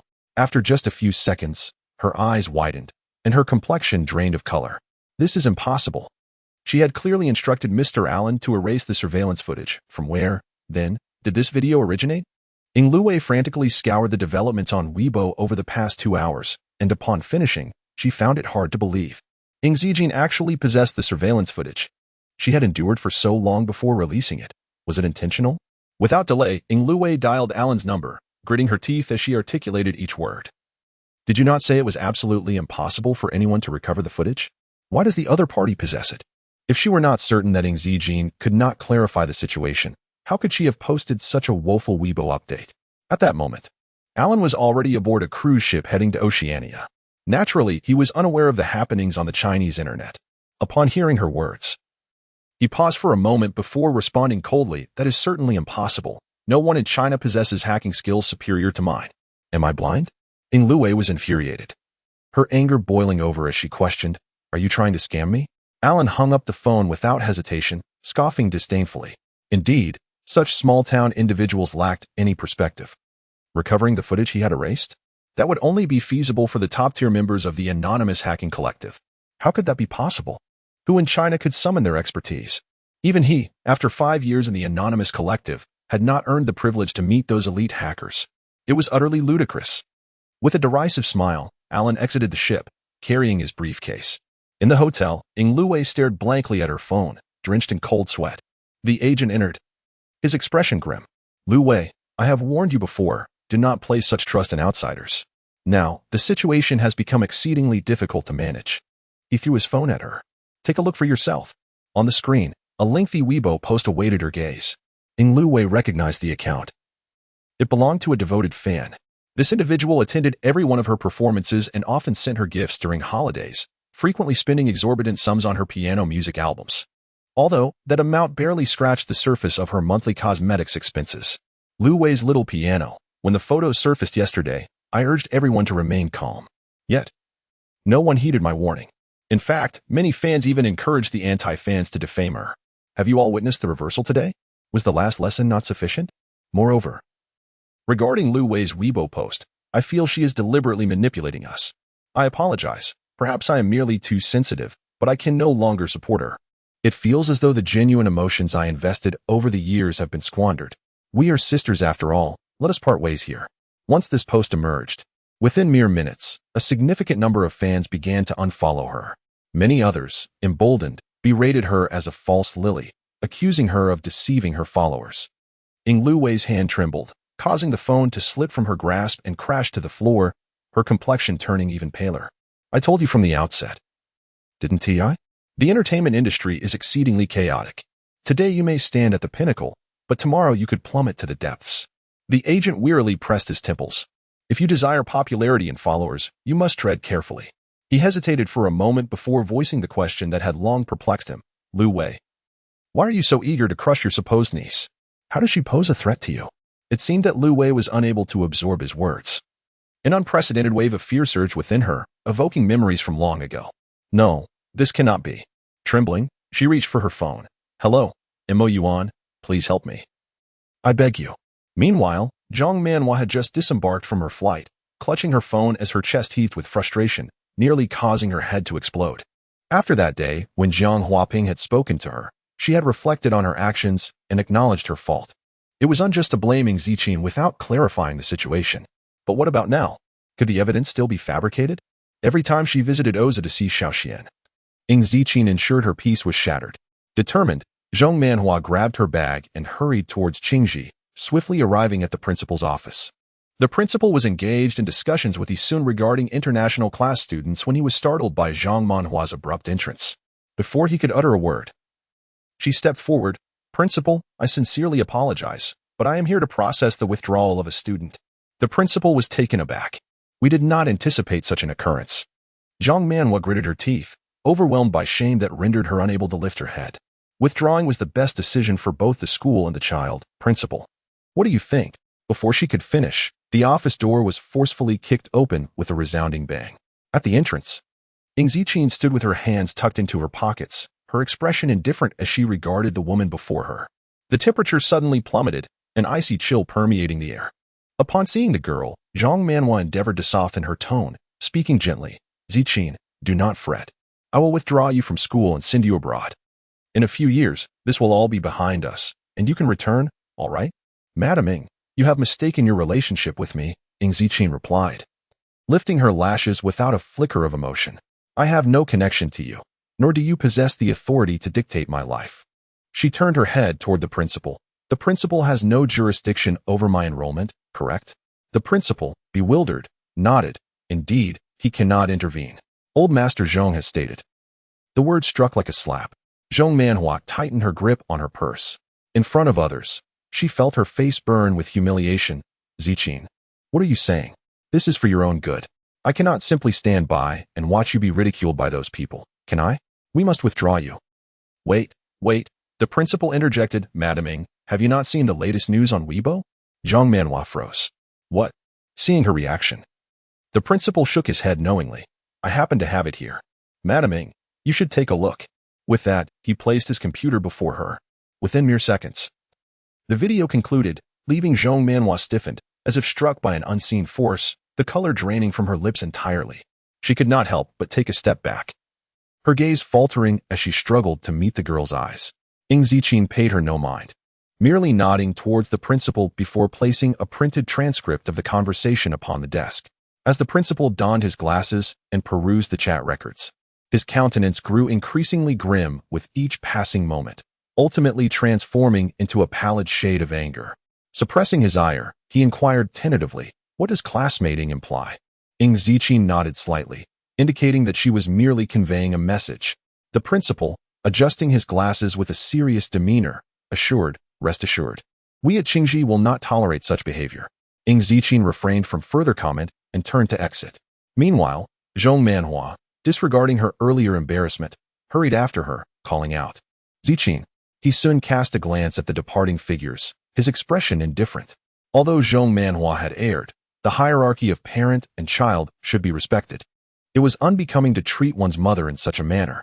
He chose not to intervene, furrowing his brow. "Principal, what did she show you?" The principal, as if just recalling He Sin-'s presence, replied, "If you're curious, why not take a look for yourself?" He then handed over the chat records. Upon receiving the documents, He Sun was momentarily taken aback. The contents revealed a conversation between Ing Feifei and the official support group for Ing Luwei. "Ing Feifei, I witnessed it firsthand. Ing Ziqing is attempting to entice Jiang Mayuan. This is not an isolated incident. You are unaware that she frequently uses the pretext of visiting Ing Luwei to draw closer to Jiang Mayuan." Ing Feifei, but does Jiang Mayuan even have any feelings for her? She was completely disregarded, yet lacking in self-awareness, she shamelessly followed along. One might wonder how a man of such gentlemanly demeanor as Jiang Mo Yuan could possibly deal with her. Ing Luwei official support group, rest assured. If she dares to flirt with our brother-in-law, we shall make her pay dearly, hee. This is slander. Fei Fei has indirectly incited a wave of online harassment. He Xian looked up. What, then, is the punishment for Fei Fei? What else could be done? The principal retrieved the student records. Such atrocious behavior warrants expulsion. A student expelled from Qingji is not welcome in any high school across Huaguo. He Xian swallowed the words that suggested the punishment was overly severe. Downstairs. Zijin. Zhong Manhua, facing the curious gazes of her classmates, struggled to contain her fury. Can you please stop and listen to me? Why must you always act so willfully and disregard my feelings? Zhong Manhua quickened her pace, intending to grabbing Zijin. However, before she could touch the hem of the girl's garment, she was obstructed by two boys from Class 19 wielding imitation spike clubs. Zhong Manhua's expression shifted. What do you want? The two boys glared menacingly, declaring, Old woman, let us warn you. Do not bully our Ing dad. We are not to be trifled with. You. Zhong Manhua trembled with rage, yet being a member of a prestigious family. She could not lower herself to converse with such individuals and had no choice but to leave, her face ashen, beneath a tree ahead. Ing Zijin did not even glance at Zhong Manhua. She was on the phone. Thank you, Mr. Mo. Without you, I might not have easily contacted the Shifeng law firm. No need for thanks, it's my duty, he replied. Mentioning this matter, Mu Hiqing felt a bit displeased. Why complicate things? I can assist you directly. Ing Ziqing raised an eyebrow. So you intend to place a marriage advertisement on behalf of the Mu family? Mu Hiqing cleared his throat awkwardly and said seriously, how could this possibly be a marriage advertisement? My dear Ing, to be honest, if you are willing, any of the young men from the Mu family are at your disposal. Oh, I'm not interested. Mu Hiqing felt a pang in his heart. Mr. Mu, I have one more favor to ask. Ing Ziqing pondered for a moment and whispered, do you know where I can procure rare medicinal herbs? Mu Hiqing paused slightly. Rare medicinal herbs? After a moment's reflection, he frowned. If you are referring to something as rare as the century-old snow lotus, then it is absolutely impossible to find in the market. The Mu family, with its roots in military lineage, boasts a history dating back to the Tang dynasty. Yet it is not part of the ancient medical community. Mu Hiqing had only established connections with the ancient medical world due to the need for healing.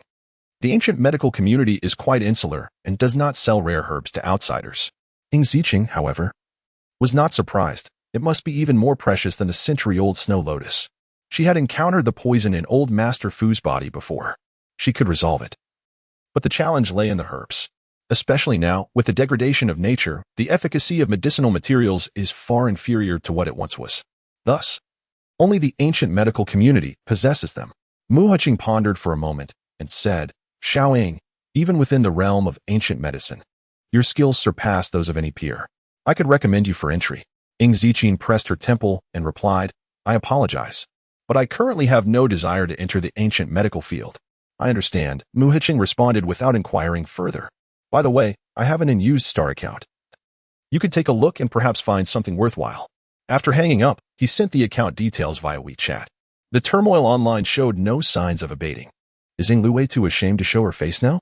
Her fans have fallen silent. They were so exuberant before. TSK, I almost feel embarrassed for them. Am I the only one concerned whether Ing Ziqing will actually file a lawsuit? I hope it's not just empty talk. Such were the thoughts of many marketing accounts and fans. With so many of them, could they each afford to pursue legal action? It seemed implausible. The marketing accounts did not delete the defamatory posts. Instead, they remained as they continued to generate traffic. One account even gleefully tweeted, "She won't sue." Have any of those stars who issued statements ever actually sued? It's merely for show. As an ordinary person, what power does she possess? Just laugh and remain silent. In the restaurant, Fu Yunshin observed this tweet with a detached gaze. Feeling a hint of warmth, he slightly loosened his collar, revealing a glimpse of his collarbone. He casually tapped on the table and called out, "Yao Yao." Ing Ziqin raised her gaze, observing the man's crooked collar, her brows knitting in mild discontent. After 3 seconds, she extended her hand to adjust it, her icy fingers gliding over the man's slender neck. It felt as though a gentle breeze stirred, creating ripples in the air. Fu Yunshin was momentarily taken aback, then unable to suppress a chuckle. "Really, little one, do you have obsessive-compulsive tendencies?" Ing Ziqin did not respond but, as if compelled by her own inclination, straightened his left sleeve to match the right. "There, it's done." Only then did she regard him. "What is it?" "It's nothing serious," he replied, his peach blossom eyes curving playfully. "Just watching how my brother teaches a lesson to those who bully you." Ing Ziqin tilted her head, catching sight of a Weibo post. "Call me Invincible Hero. I've discovered something intriguing. 384 marketing accounts have collaborated, sharing identical scripts and spreading similar rumors. It seems they all belong to Ing Luwei's company." Accompanying the Weibo post were several images. The first depicted the login times of each marketing account. The second showcased their IP addresses. The third contained a snippet of conversation from a WeChat group, which boasted hundreds of members. One profile picture had shared the following message. "Received notice. Tonight at 9:30, everyone bring the wealthy family's melodrama. Niece entices uncle, it's turned upside down. The Ing family's adopted daughter dares to bite the hand that feeds her. Heartbroken for Ing Luwei. Here are the scripts and images. Send them out swiftly." The comments below were a flurry of acknowledgments. It is noteworthy that the name of this WeChat group incorporates the 4 characters of Qiqian Media. Qiqian Media is the music company that has signed the renowned Ing Luwei, naturally, as the foremost socialite of Shanghai. Ing Luwei's relationship with Qiqian Media differs significantly from that of other artists in the entertainment industry. Qiqian Media merely serves to facilitate the sale of tickets for Ing Luwei's concerts and some offline events, functioning essentially as a tool company dedicated to her service. The memory of netizens lasts no longer than 3 days. And most have forgotten that it was the account Call Me Invincible that clarified Ing Luwei was not pushed down by Ing Ziqin. However, a small portion still remembers. "Here he comes again. Invincible Brother is back." Wow, how did Invincible Brother manage to obtain the internal records of Qiqian Media? I speculate that Invincible Brother is an extraordinary hacker. So, does this imply that Ing Luwei orchestrated this situation herself? First, she had her fans post pictures, leading to misunderstandings about Ing Mei enticing Jiang Mo Yuan, and then marketing accounts collaborated to release a statement, trending on social media to garner sympathy and solidify her fanbase? This is no longer just a white lotus. This is a scheming seductress, isn't it? TSK, I suddenly feel sorry for Ing Luwei's fans. Look at what you've chosen to support. I adore Invincible Brother. He is truly the embodiment of tearing apart White Lotus and green tea bitches. I almost fell for Ing Luwei's deception, thankfully. I always thought her piano skills were mediocre, so why establish such a beautiful persona? This Weibo post by Call Me Invincible quickly ascended to the trending searches, and naturally, Ing Luwei's fans could not pretend not to see it. Those who remain loyal are steadfast fans, unwavering in their belief in Ing Luwei. It has been stated countless times that Luwei, deeply enamored with her brother-in-law, would naturally feel disheartened upon seeing the photographs. Moreover, the general public remains unaware that Qiqian Media is merely a company seeking to garner attention, capitalizing on any opportunity. Without Luwei, who would even recognize this small enterprise? Is it truly amusing to assert that such evidence substantiates a connection to Luwei? Furthermore, let us not forget that our Luwei is a pianist, not a mere internet celebrity entangled in the entertainment industry. Thank you. Despite the fans' fervent defense, the initial cracks in Ing Luwei's public image have begun to emerge. The manager, noticing the unfolding situation, furrowed his brow in concern. This is indeed troublesome, yet it can be managed. After all, Qiqian Media has more than just you. We can push someone else forward to absorb the backlash. Upon hearing this, Ing Luwei's pallid complexion regained a hint of color. Will they believe it? Rest assured, the internet has a memory, but the netizens do not. The manager reassured her, stating that in due time, everything would be forgotten. Provided she focuses on her upcoming performances over the next few months, her public goodwill will inevitably be restored. He let out a sigh. Nevertheless, the losses incurred this time are truly significant. Ing Luowei nodded numbly, her heart trembling with fear. What kind of adversaries had she attracted? Why was she being targeted so relentlessly? With a bite of her lip, her gaze darkened. As the leader of the anonymous hacker alliance, it seems I am at your beck and call daily. Next time, compensation is required. Fu Yunxin glanced at a disgruntled message from a hacker, raising an eyebrow. He set his phone aside, his slender fingers resting on the teacup. Yao Yao, what brings you to seek me today? Ing Zijing remained silent, her gaze fixed on a large bowl of pig liver soup, lost in thought and not particularly inclined to engage. I want to force you to eat pig liver, Fu Yunxin remarked, tilting his head. Just drink some soup. Be obedient. Your health is paramount. Ing Zijing sighed but did not refuse, ladling a bowl of soup. To her surprise, the soup was quite flavorful and devoid of any awful taste. After a few sips, she stated, I can save Grandpa Fu. Fu Yunxin's expression shifted abruptly. He retracted his casual smile, his demeanor turning serious for the first time. However, I lack the necessary medicinal materials, Ing Zijing continued, looking up. I consulted Elder Mu, and he mentioned that the materials I require can only be found in the ancient medical realm. Fu Yunxin fell into a brief silence. What materials? Ing Zijing opened her phone's memo and handed it to him. Fu Yunxin studied the 6 medicinal ingredients listed, a fleeting smile crossing his face, yet his eyes remained cold. The ancient medical realm might not possess them either. Though he had not pinpointed the source of the toxin, he had a lead. It did not originate from Huagua. It was likely related to the alchemical realm of O continent. I plan to check Star. Ing Zijing nodded. Perhaps they can be purchased. Star, known in Chinese as Xingxing, is an online auction and shopping platform where individuals can sell goods, with services extending globally. Once, someone sold a small principality in Oceania on Star, and astonishingly, it was actually sold. It is said that the seller was the king of that principality, who found managing it too exhausting and decided to sell it for a tidy profit. There was a daring seller and a daring buyer. However, Star accounts can only be registered abroad, and not many in Huagua are aware of this. Ing Zijing also recalled that the last time Fu Yunxin gifted her a box of children's books, the word Star was inscribed on the box. Fu Yunxin gently lifted his eyelashes. Did Mu Lao give you the account? MHM. There was a brief 2 seconds of silence. Little one. A languid voice emanated from the right. In the next moment, her forehead was lightly tapped, a wave of warmth coursing through her. Ing Zijing slowly raised her head, her phoenix eyes narrowing. Next time, if you have any matters or things you need, come to your brother first. Fu Yunxin slightly bent down, a smile playing on his lips. You do so much for your brother. He is not afraid of trouble. Jiang Moyuan had spent the entire day in meetings, only now concluding, thus remaining oblivious to the happenings online. During the meeting, he received a call from Ing Luwei, but due to the importance of his work, he did not listen to it in its entirety. He merely offered her some comfort before hanging up, intending to address it after the meeting. After parting ways with the shareholders of Jiang Group, Jiang Moyuan prepared to return Ing Luwei's call, only to see his secretary rushing over in a fluster. Third master. Jiang Moyuan frowned. He was meticulous and exacting, disliking any carelessness from his subordinates. What happened? Jiang Moyuan glanced at the watch on his wrist, displaying a hint of impatience. You'd better have something of great importance to discuss. The secretary paused, finally catching her breath, and anxiously exclaimed, Third master. It is indeed a significant matter. Please, look at the company's stock. 056 Young Mastering, you are not to be trifled with. Stocks? Upon hearing these 2 words, Jiang Moyuan suppressed his impatience. What is happening with the company's stock? The secretary wiped his brow. For some unknown reason, the company's stock has been continually declining, and it has now dropped by 5 points. A decline of 5 points equates to a 5 decrease. If someone holds 50 million shares of Jiang's group stock, they would incur a loss of 2.5 million. Jiang Moyuan's expression shifted instantaneously. Have the financial advisor brought to me at once. The secretary hurried away. 5 minutes later, he returned with the financial advisor.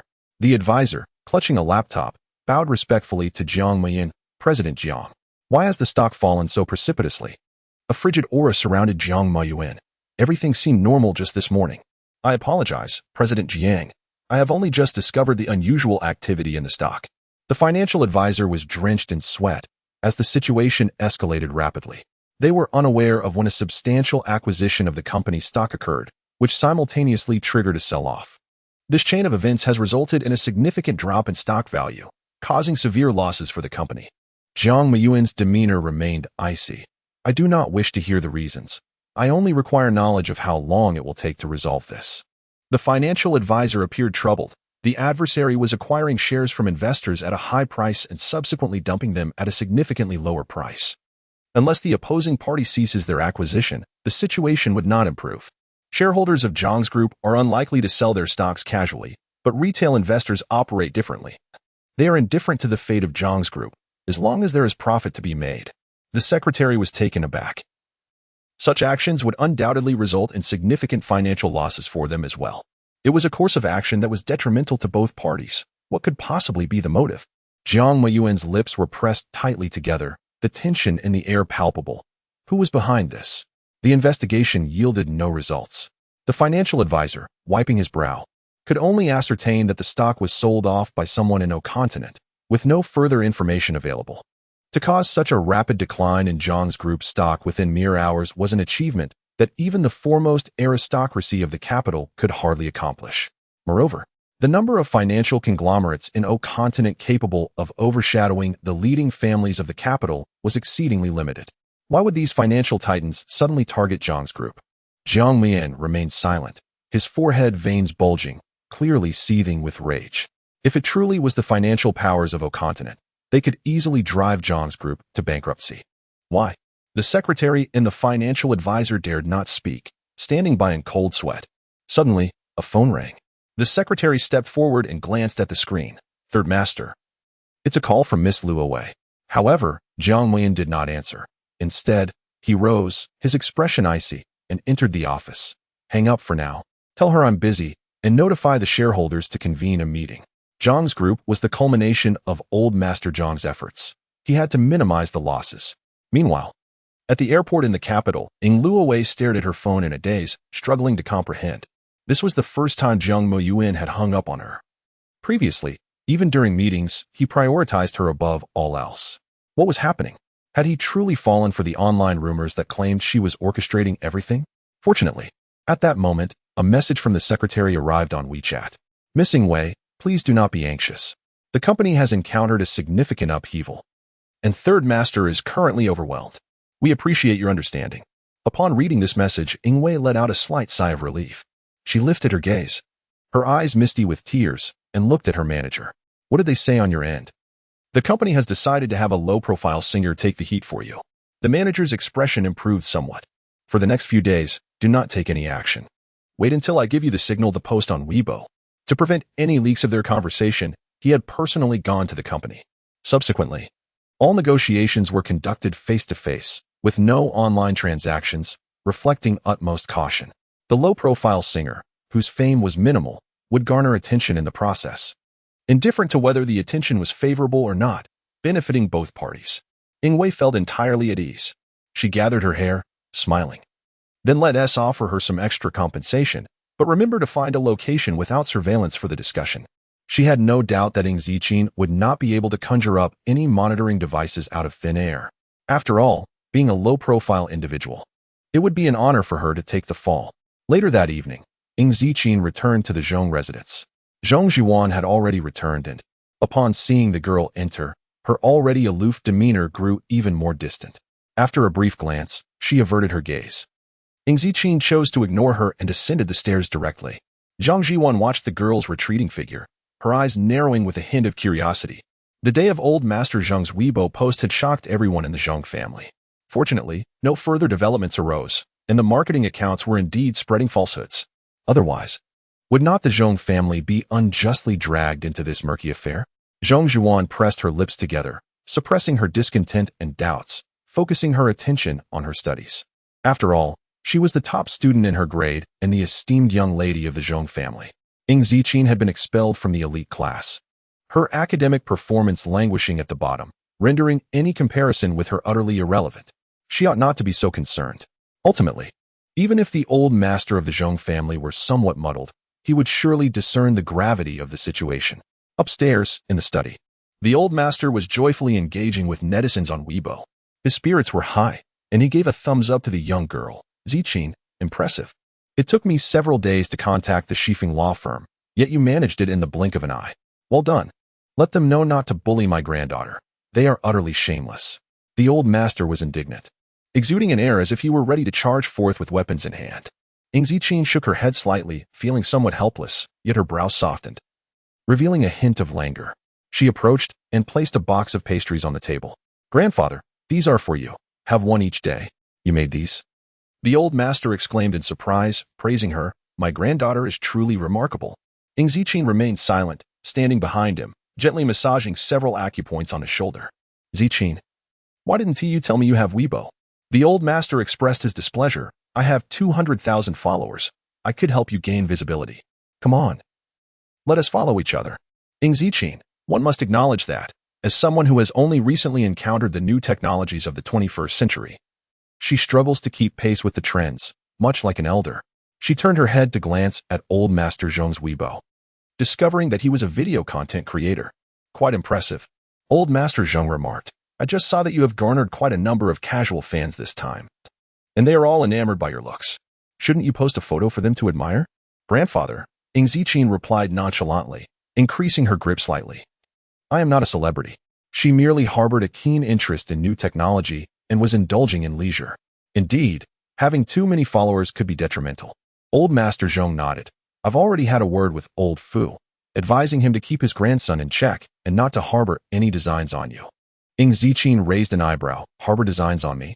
She retrieved her phone, perusing the WeChat messages sent by Fu Yunxin after their separation, which illuminated his meaning. "By the way, little one, your grandfather mentioned to my grandpa that I had ulterior motives towards you. I feel quite unjustly implicated. I swear, brother, I absolutely have no such beastly intentions." Ing Ziqin lowered her gaze and replied with a single word. After a moment's contemplation, she added 4 words. "Thank you, brother." However, she reconsidered and promptly retracted those 4 words instantaneously. Yet, no sooner had she done so than a new message arrived. "Ah, I saw that. In the future, don't retract your messages. Say it in front of your brother. There's no need to feel shy." Ing Ziqin exited WeChat, her expression impassive as she tucked her phone back into her pocket. Virtue, indeed, is often taken for granted. On the 3rd day, the online uproar gradually subsided, and the curious onlookers dispersed. Meanwhile, the marketing accounts, which had yet to receive any legal notices, re-emerged, brimming with audacity. "I told you she was merely putting on an act. She lacks the energy to sue, yet you refused to believe it." The posturing was quite impressive. They even invited the Shifeng law firm, but alas, it was all for show. How absurdly amusing. Sue her? Weren't you all clamoring for that? Yet here I am, still waiting for a legal notice. My apologies, I shall dare again next time. Observing these marketing accounts posts, a young woman seated at her computer breathed a sigh of relief, her heart still racing with anxiety. It was fortunate that no lawsuit was forthcoming. Otherwise, her scholarship for the semester would be jeopardized. Moreover, as a law student, the prospect of having a criminal record would render her studies futile. Indeed, Ing Ziqin was merely speaking empty words, lacking any real capability. She was fully aware that ordinary individuals facing such circumstances find it difficult to wield the law in their defense, which emboldened her to spread malicious rumors and insults without restraint. The girl, feeling triumphant, opened the official Weibo account of Ing Luwei Supporters Club, ready to embark on another day's task of boosting Ing Luwei's visibility and data. Just then, after several days of silence, the Shifeng law firm unexpectedly posted a Weibo update. "Shifeng law firm V. Please pay attention and check your messages." 3 seconds later, they posted again. The young woman gazed at the second Weibo post, her triumphant expression instantly faltering. She stared blankly at the screen, as if doused with a bucket of icy water, her entire being turning cold. In mere moments, the Shifeng law firm had swiftly ascended to the trending topics, captivating the onlookers. Shifeng law firm, swift rebuttal. Wow, amazing. What efficiency from the Shifeng law firm. This is astonishingly rapid. Normally, court proceedings take at least several months. Hilarious. I've never witnessed such a rapid rebuttal. Ing Luwei's fans seem to be quite misguided. And the marketing accounts they've spawned are no better. They're eager to thrust their faces into the fray. Ing Luwei still hasn't made an appearance. Has the optimal public relations window already passed? Is she resorting to feigning ignorance in hopes that netizens will forget her White Lotus persona? And what about those marketing accounts? Where's the most vocal one? V? Let us see the lawyer's letter in your possession. The netizens, eager for a change of scenery to enjoy the unfolding drama, soon found themselves without a venue, as shortly after the two posts from the Shifeng law firm, a new community announcement appeared on Weibo. On March 12, 2020, the announcement regarding the special rectification of the online environment was made, resulting in the closure of numerous malicious accounts, including V, with 821,032 followers, V, with 1,032, 567 followers, and, with 23,105 followers, among a total of 384 black accounts. This sparked a lively reaction among netizens. Black fans. Ha ha ha, did you see? Your fan club consists of black fans. That fan club was the most vocal, they had it coming. Am I the only one curious as to why this action was taken so swiftly? Logically speaking, being the foremost socialite in the city and backed by 4 prominent families has had fans engaging in such antics before. Why were they caught off guard this time? Hee hee. Based on my years of reading novels, must be quite extraordinary. Today is satisfying. Thank you, Two's fans. The girl, having finally regained her composure, realized that indeed she could not log into her account, cold sweat trickling down her back. They actually filed a complaint. Has the adopted daughter of the family lost her mind? Calm down. One must remain calm. The girl forced herself to steady her nerves, wiped her face, and prepared to attend class. However, before she could step out, there was a knock on the dormitory door. Assuming it was her roommate who had forgotten her key, she opened the door, only to be taken aback. Standing at the threshold were 2 police officers. Students from other dormitories in the corridor curiously turned their heads, whispering and pointing.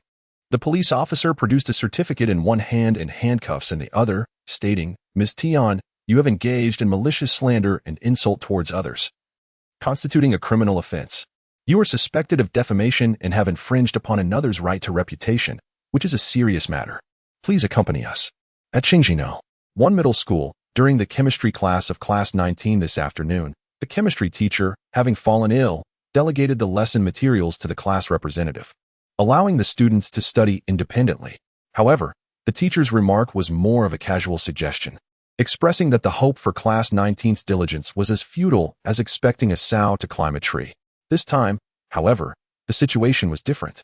After the biology lesson, the students of class 19 eagerly anticipated the absence of the teacher, looking forward to listening to Zichin's lecture. It truly was a delightful experience. Even those who struggled with academics found it easy to comprehend and learn. Thus, upon receiving the news, the students erupted in cheers. "Dad, after PE, please teach us chemistry. You surely can." They expressed their hope that Zichin would cover all subjects, leading them to believe they could certainly gain admission to a prestigious university next year. Jiang ran, still in a daze from sleep, heard the commotion and kicked the chair of the younger student beside him, exclaiming, "What chapter have we reached in chemistry?" "Oh no, brother Ran. I almost forgot we are a science class. Have we ever actually attended a lesson?"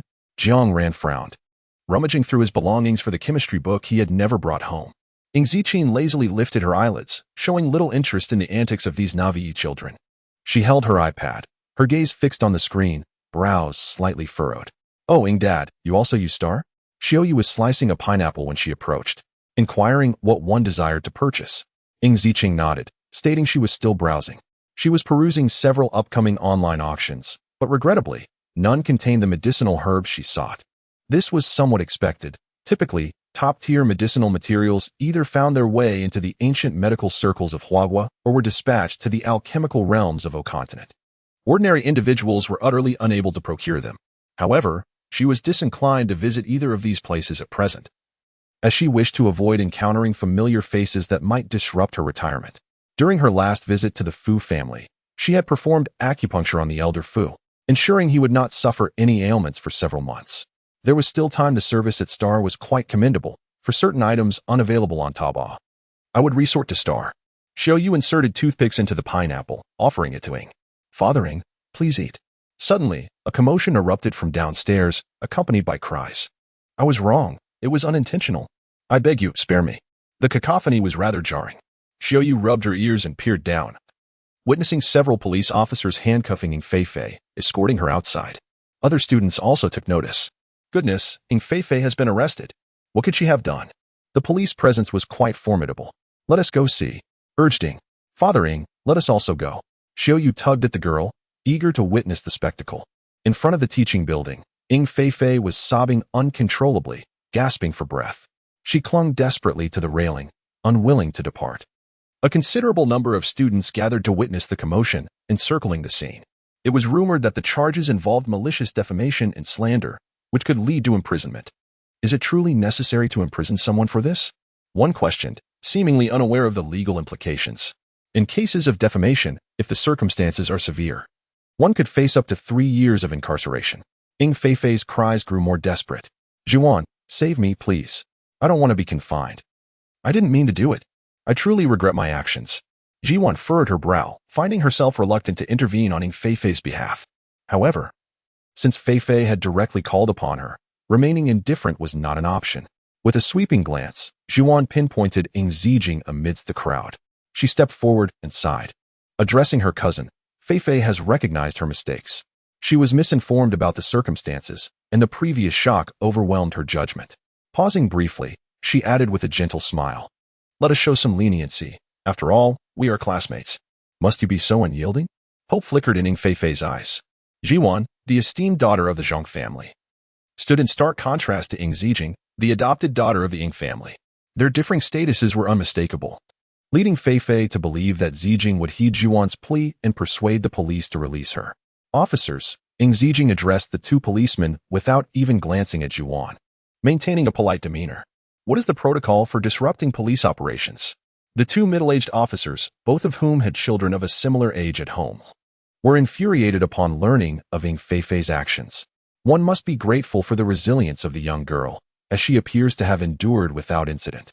One of the officers cast a cold glance at Zhong Zhuan, devoid of any warmth. "Take her along." How could one casually dismiss the matter simply because it did not directly affect them? "Do not be afraid, young lady," another officer reassured her, "with us around, no one can harm you." Ing Zijing, with her hands tucked into her pockets and an air of languid nonchalance, nodded slightly in response. "Thank you, officer." Immediately, the 2 policemen were overwhelmed with paternal affection. "Look at how well behaved she is." Zhang Jiwan could hardly believe that Ing Zijing did not even spare her a glance, as if acknowledging her were a waste of time.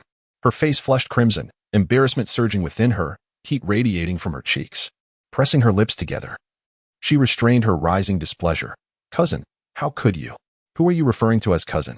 Jiang Ran kicked at a water bottle, nearly launching it with a forceful kick. He scoffed. "Stop trying to ingratiate yourself. If I hear you call her that again, you won't be able to survive here, understand? Dreaming of stepping over me, are we?" Meanwhile, a few of his followers chimed in aggressively. "Exactly. This is our Ran Jiying father. Who do you think you are to call her cousin?" Jiang Ran. Damn. His reputation as the school bully had all but evaporated. "You." Zhang Jiwan was genuinely trembling with anger now, tears welling in her eyes as she implored, "Do not go too far." Jiang Ran snorted derisively and strode away, his school uniform in tow. With a knowing sigh, Xiaoyu remarked, Ing Dad, you must have realized by now that Zhang Jiwan has feelings for Jiang Ran." Unfortunately, given Jiang Ran's emotional intelligence, even if she were to confess her love right in front of him, he would likely think she has lost her mind. Ing Ziqing fell silent for a brief moment. She truly had not perceived it. Perhaps she was not attuned to the sentiments of young girls. When Ing Feifei saw that even Zhong Zhuan could not assist her, she broke down in tears, pleading, "Ing Ziqing, I beg you, please spare me. I would kneel before you if I must. Just please don't report me." The onlookers, largely unaware of the true circumstances, tended to sympathize with the seemingly weaker party. Witnessing Ing Feifei in such a state, they felt a pang of compassion. "Indeed, we are all classmates after all. Perhaps we should let this matter rest." Xiaoyu interjected, "Ing Feifei, stop playing the victim. Where were you when all this happened?" She pointed accusatorily at Ing Feifei. "Surely everyone knows by now. It was she." Ing Feifei, who first spread rumors about Ziqing seducing Jiang Moyuan and even went online to insult her, wishing death upon her. Not to mention the incident with the spider. Isn't that tantamount to attempted murder?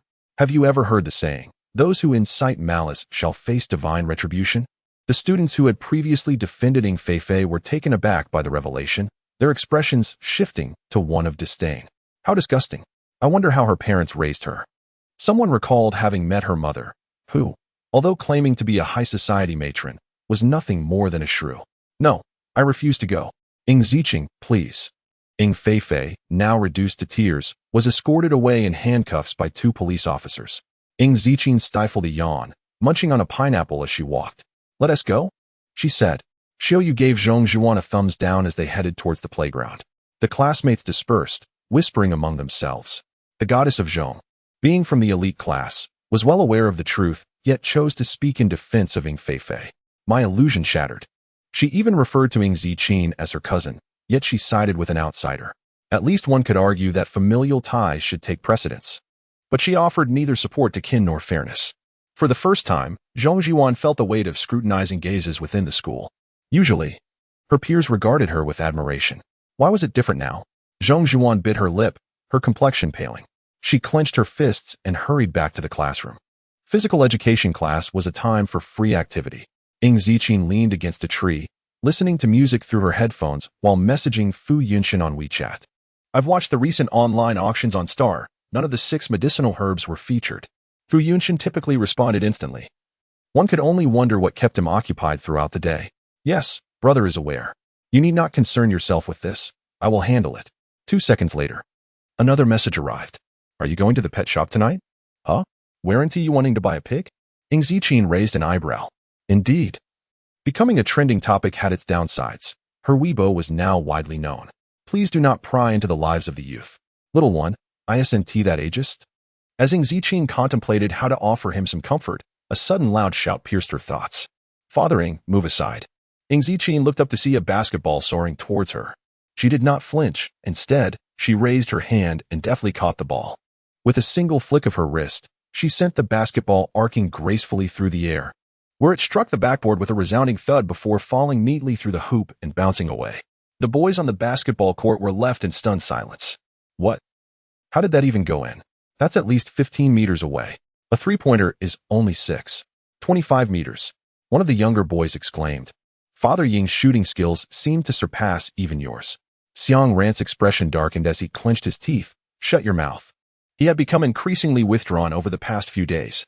Even in the capital, he had never encountered anyone as extraordinary as her. Compared to Ing Ziqin, the signs of the capital were utterly inconsequential. Frustrated, Xiang Ran kicked the basketball and walked away with his hands in his pockets. When Mrs. Ing received the call from the police station, she could hardly believe her ears. Her daughter Fei Fei had always been well-behaved. How could she end up at the police station? Hurriedly, Mrs. Ing arrived at the precinct and learned that it was due to an online defamation dispute. A sigh of relief escaped her lips. "It's nothing serious. Officer, why make such a fuss over this trivial matter?" Mrs. Ing smiled with an air of superiority.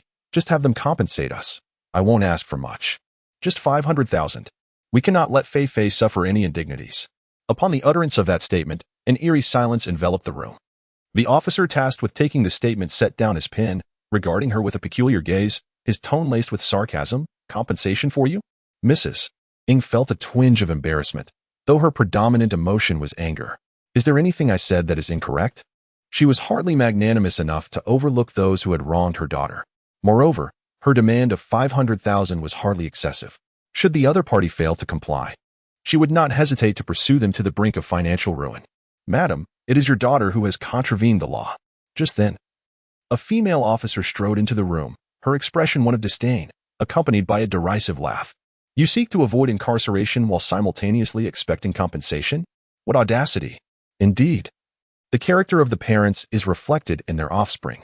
Upon hearing this, Mrs. Ying's initial reaction was disbelief, her voice rising sharply. "What did you say?" Another male officer interjected. "Loud outbursts are prohibited within the precinct." Instantly, Mrs. Ing fell silent, her indignation quelled. Accustomed to her lofty demeanor, she now found herself compelled to adopt a more humble tone. "Officer, there must be some misunderstanding. Our Fei Fei has always been obedient and sensible. How could she possibly break the law? Surely, there is no issue. I will take her home at once." Encouraging self-harm, spreading malicious rumors. This is a misunderstanding? The female officer scoffed. "You are not here to bail out your daughter. You are being notified that court proceedings will commence on the 17th. Please prepare accordingly." "Court proceedings?" Mrs. Ing shrieked. "Have you all lost your minds?" The female police officer, weary of words, produced a lawyer's letter and placed it firmly before Mrs. Ing. Just as Mrs. Ing was about to erupt in anger, she caught sight of the seal on the letter, her hand trembling in disbelief. Shifeng Law Firm? Located far in Huqing. She was well aware that this was the foremost law firm in the capital. Since its establishment over a decade ago, Shifeng law firm had never suffered a defeat, standing as a legend within the legal community. Whenever Shifeng law firm intervened, victory was inevitable. This meant, unequivocally, that Ing Feifei was destined for prison. A wave of panic washed over Mrs. Ing, and she shakily retrieved her phone, dialing hurriedly. "Hello, old Ing. Hurry, prepare the bank card, go plead with the Ing family. Quickly." Ultimately, Ing Ziqin delivered a chemistry lesson to Class 19, focusing on the elective course Organic Chemistry, before her last departure from Earth. The term organic chemistry had not yet existed. To compensate for the knowledge she had missed during those years, she had been diligently studying, pouring herself a glass of water. She pondered thoughtfully. Engaging with these naive youngsters brought her joy, prompting her to consider imparting more lessons to them. "Seriously, Ing Dad, your little aunt is quite the white lotus, isn't she?" suddenly remarked Xiaoyu, who was engrossed in her phone, clearly questioning the attempt at redemption. Ing Ziqin turned her head, and the surrounding classmates gathered closer. After several days of reflection, I have conducted a profound self-examination. I acknowledge that my actions were misguided, causing harm to others. I failed to promptly restrain my fans, leading to their disappointment. I have decided to take a break from the internet to focus on my piano practice, after which I will present a more refined concert for everyone. Qiqian Media swiftly reposted this Weibo and issued a disciplinary announcement. Qiqian Media following an internal investigation. It has come to light that artist Su has engaged in bribery of marketing accounts for unethical competition. Therefore, we announce that due to Su's breach of contract, the company will seek additional compensation. An image accompanied this announcement, bearing an official seal. At last, Ing Lu Wei's devoted fans could express themselves freely. I knew it wasn't our Lu Wei's doing. This Su is utterly detestable, bullying our serene Lu Wei. A break from the internet is fine. Lu Wei has talent and does not rely on traffic. I look forward to Lu Wei's concert. Will we finally hear that piece, Sun and Moon? However, passers-by remain skeptical. From this perspective, Call Me Invincible also spread rumors, right? Why doesn't Qiqian Media take action? Qiqian Media, we dare not. For provoking Invincible Brothers Company could lead to our downfall. Fans are nearly losing faith. Thus they must employ tactics to retain their base. It is astonishing. Only fans would believe such statements. I truly wish to pry open these fans' minds to discern what lies within. Alas, it is quite commonplace. Even those with scandals and domestic violence have their followers. On the surface, it appears that Ing Lu Wei has indeed done nothing wrong, managing to extricate herself entirely from the situation. However, Ing Lu Wei has completely tarnished her reputation online, and rightly so. Jiang Ren scoffed, suggesting that on a dark and stormy night, they should simply bag her and teach her a lesson. Su Yu cast him a sidelong glance, reminding him that the four great families were not to be trifled with. They still supported Ing Lu Wei. Ing Ziqin remained silent. Her eyes closed as she gazed into the future. At present, she could foresee events unfolding within the next 10 days, though anything further remained shrouded in ambiguity. Nonetheless, the ties binding her to the Ing family were growing increasingly tenuous. Once these ties vanished entirely, she would be free from their grasp. After all, she had already moved out of the Ing household, and as long as they did not provoke her, she could refrain from taking action. Ing Ziqin opened her eyes and pressed her fingers gently against her temples. Interestingly, Ing Lu Wei did possess a modicum of talent on the piano. One of her subordinates remarked that many claimed she was the next. Yes, the O-continent pianist, Vela, as her name also contained a Wei. Her? Su Yu erupted in indignation. How could she even think to associate herself with my goddess of music? Vela Hall, a renowned pianist from the 18th century O-continent, was famously known as the Masked Queen, as she performed while wearing a mask, leaving no portrait for posterity. She composed only 3 piano pieces, yet each is of unparalleled difficulty. Xiaoyu expressed admiration. Ing Dad, I wonder if you are aware of my musical goddess. She possesses remarkable talents, and it is regrettable that I do not live in her era to witness her brilliance. Alas, Ing Ziqin momentarily fell silent. Yes, I am acquainted with her. No one noticed that she used the term acquainted rather than aware. A notification chimed from her phone, a new message on WeChat. Ing Ziqin glanced at it, raised an eyebrow, and stood up to step outside, responding to the message as she walked. 3 minutes. Yes, brother is waiting for you at the usual spot. Ing Ziqin lowered her gaze and tucked her phone back into her pocket. Jiang Ran observed this, bracing himself against the table and swiftly blocking the classroom door. He tilted his chin towards the girl. I say, When are you going to honor your promise to have another match with me? Ing Ziqin halted her steps, narrowing her phoenix eyes as she scrutinized him for a moment.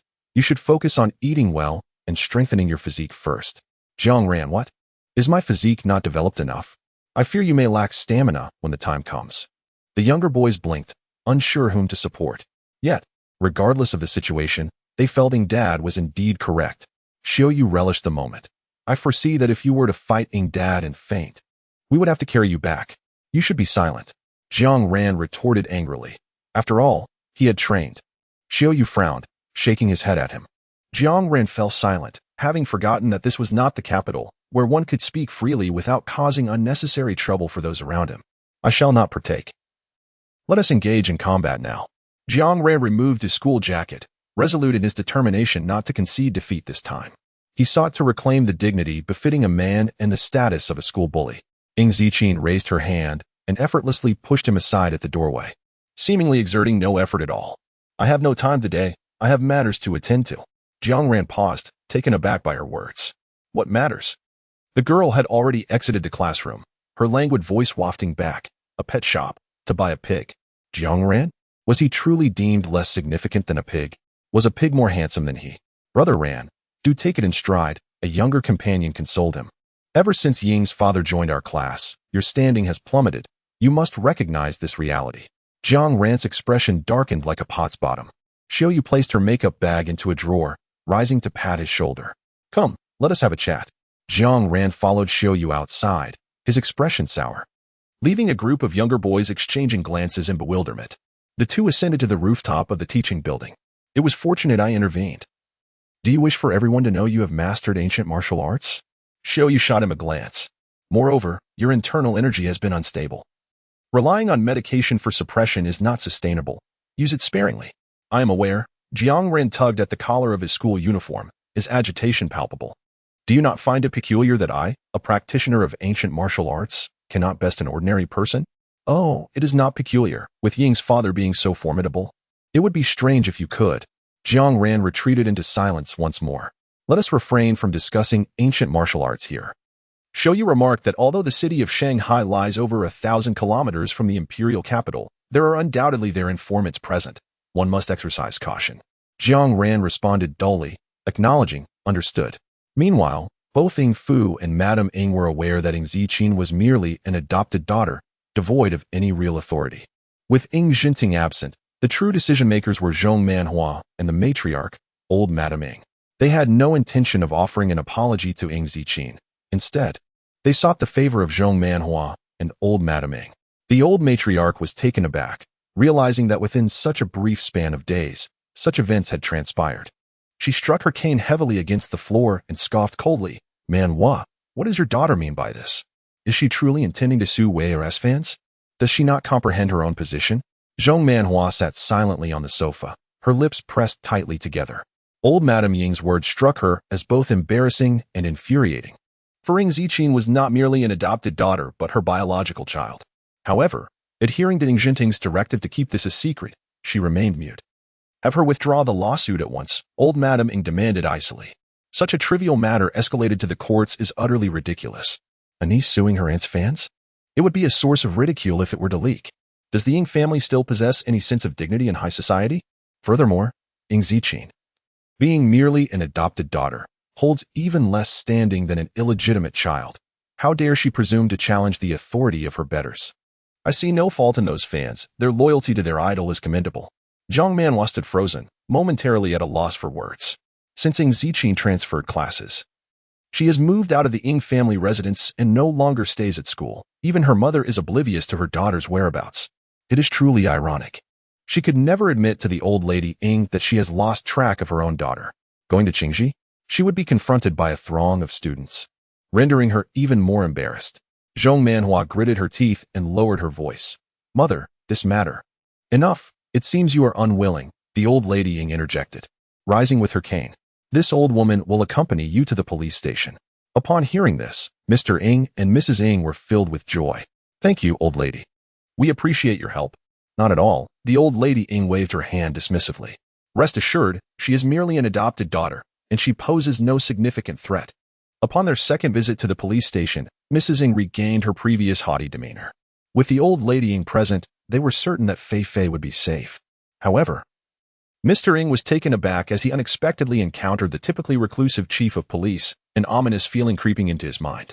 The old lady Ng, undeterred by the atmosphere, stepped forward directly. Regarding this matter with Ng Fei Fei, we shall settle it privately, without going to court. The surrounding officers were momentarily stunned. The earlier female officer furrowed her brow, about to speak, but was halted by a gesture from the chief.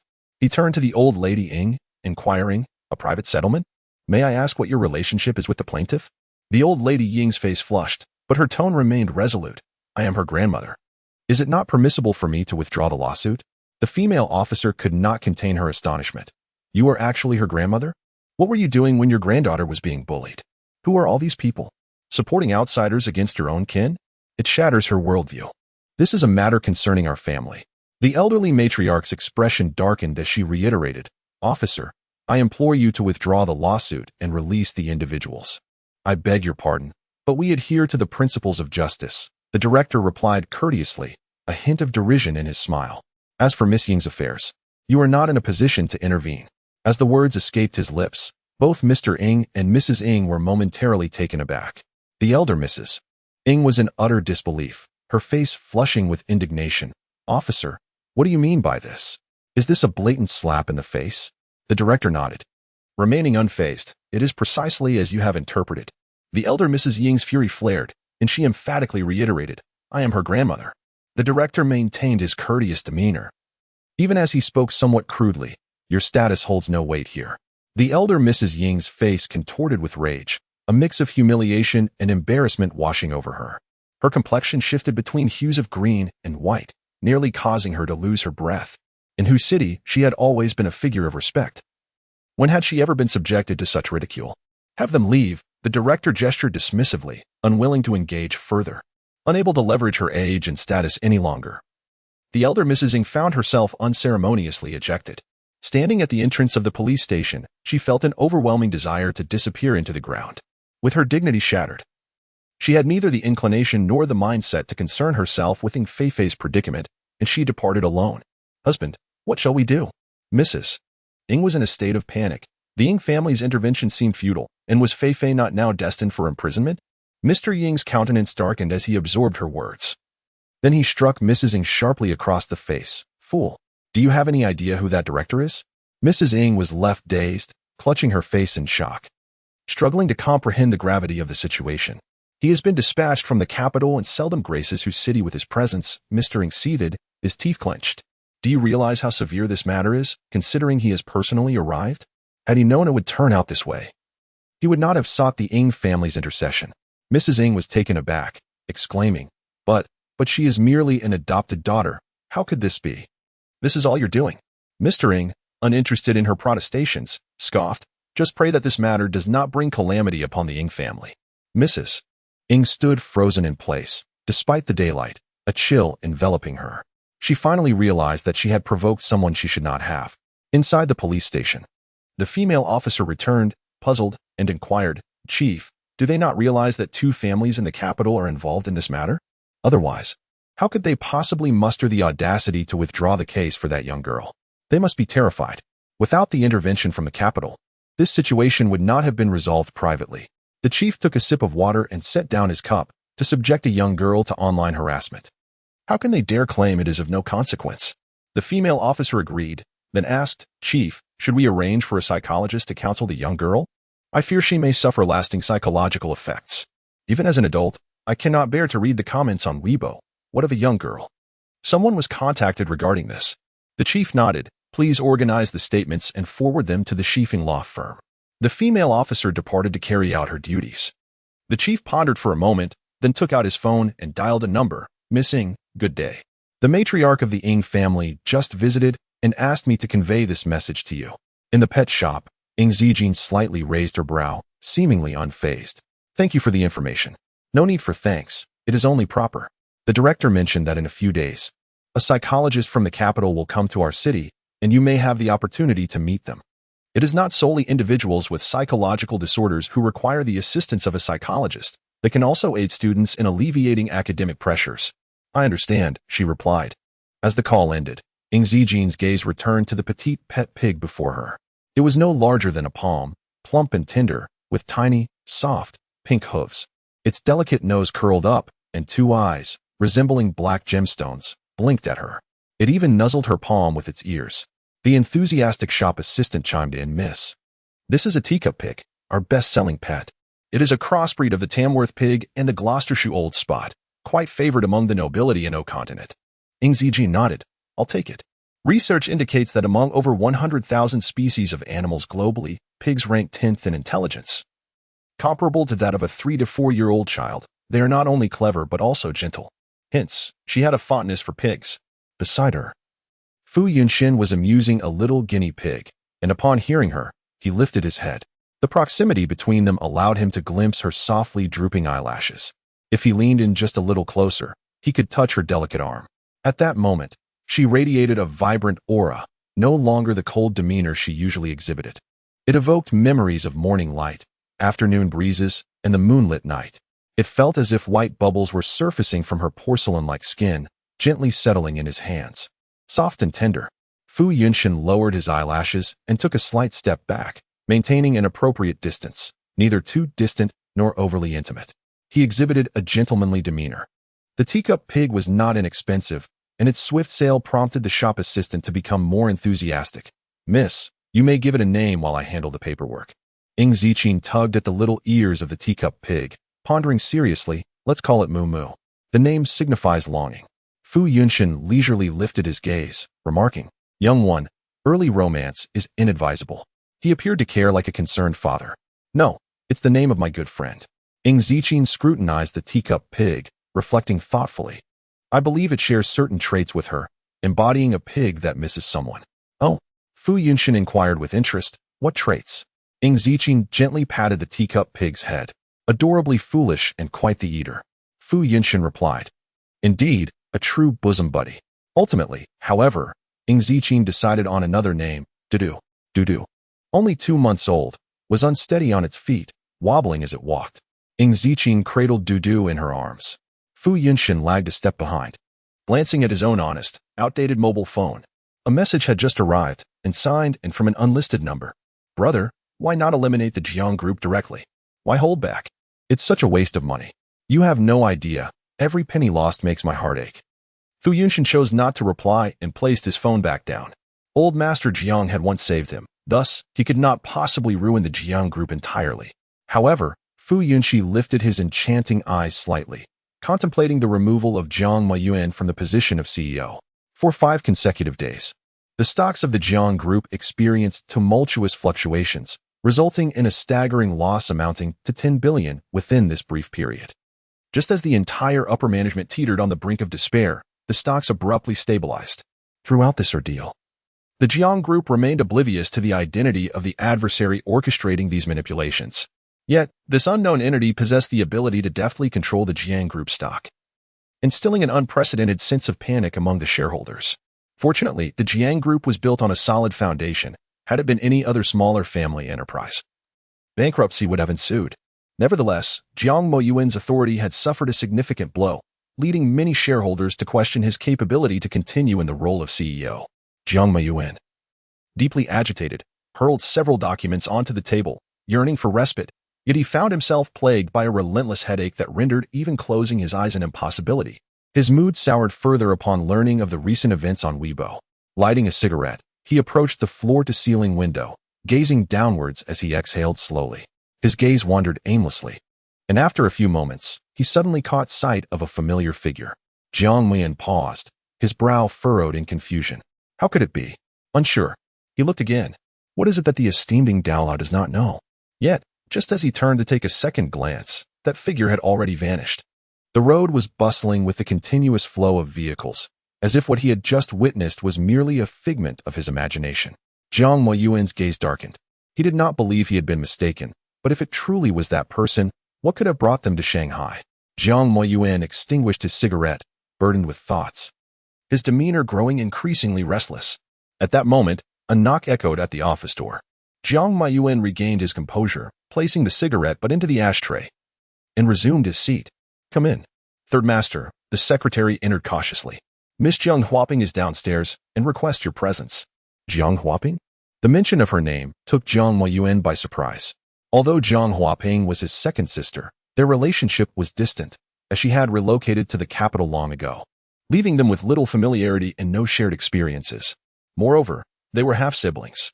The elder Jiang had 3 wives. His first had passed away shortly after their marriage, and Jiang Huaping was born of the second.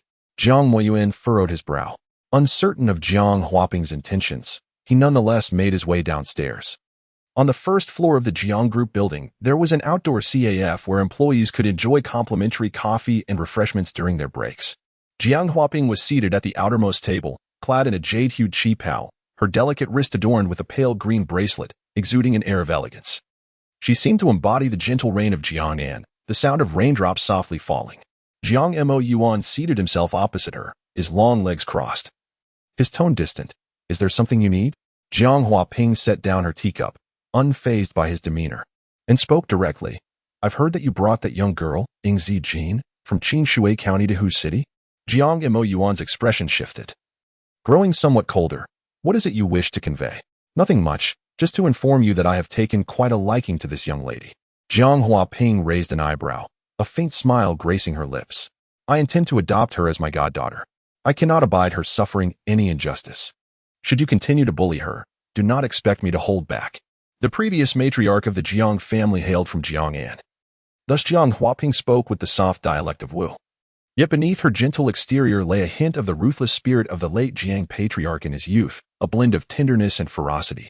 Jiang Mo Yuan's gaze sharpened. And after a moment, he let out a cold laugh. Am I bullying her? He loosened his bow tie, his expression indifferent. You have only just returned to Hu City. Do not take hearsay at face value. I prefer not to engage further with you. The one who has been bullied, the one who has suffered, has always been Lu Wei.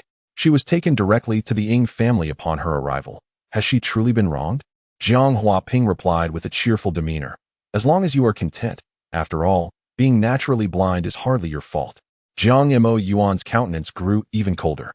He had no desire to utter another word and turned to leave. Jiang Huaping did not take offense but pondered aloud. Fortunately, we do not share the same mother. Otherwise, I might begin to question my own intelligence. Were it not for the recent online turmoil, she would not have sought Jiang Mo Yuan's company. Ultimately, she harbored little fondness for him or his mother. Old Master Jiang departed early, leaving her with little affection for the Jiang family. Jiang Huaping poured herself another cup of tea and resumed her perusal of a fashion magazine. The efficiency at Qingji High School was remarkable. The notification regarding Feifei's expulsion was promptly issued.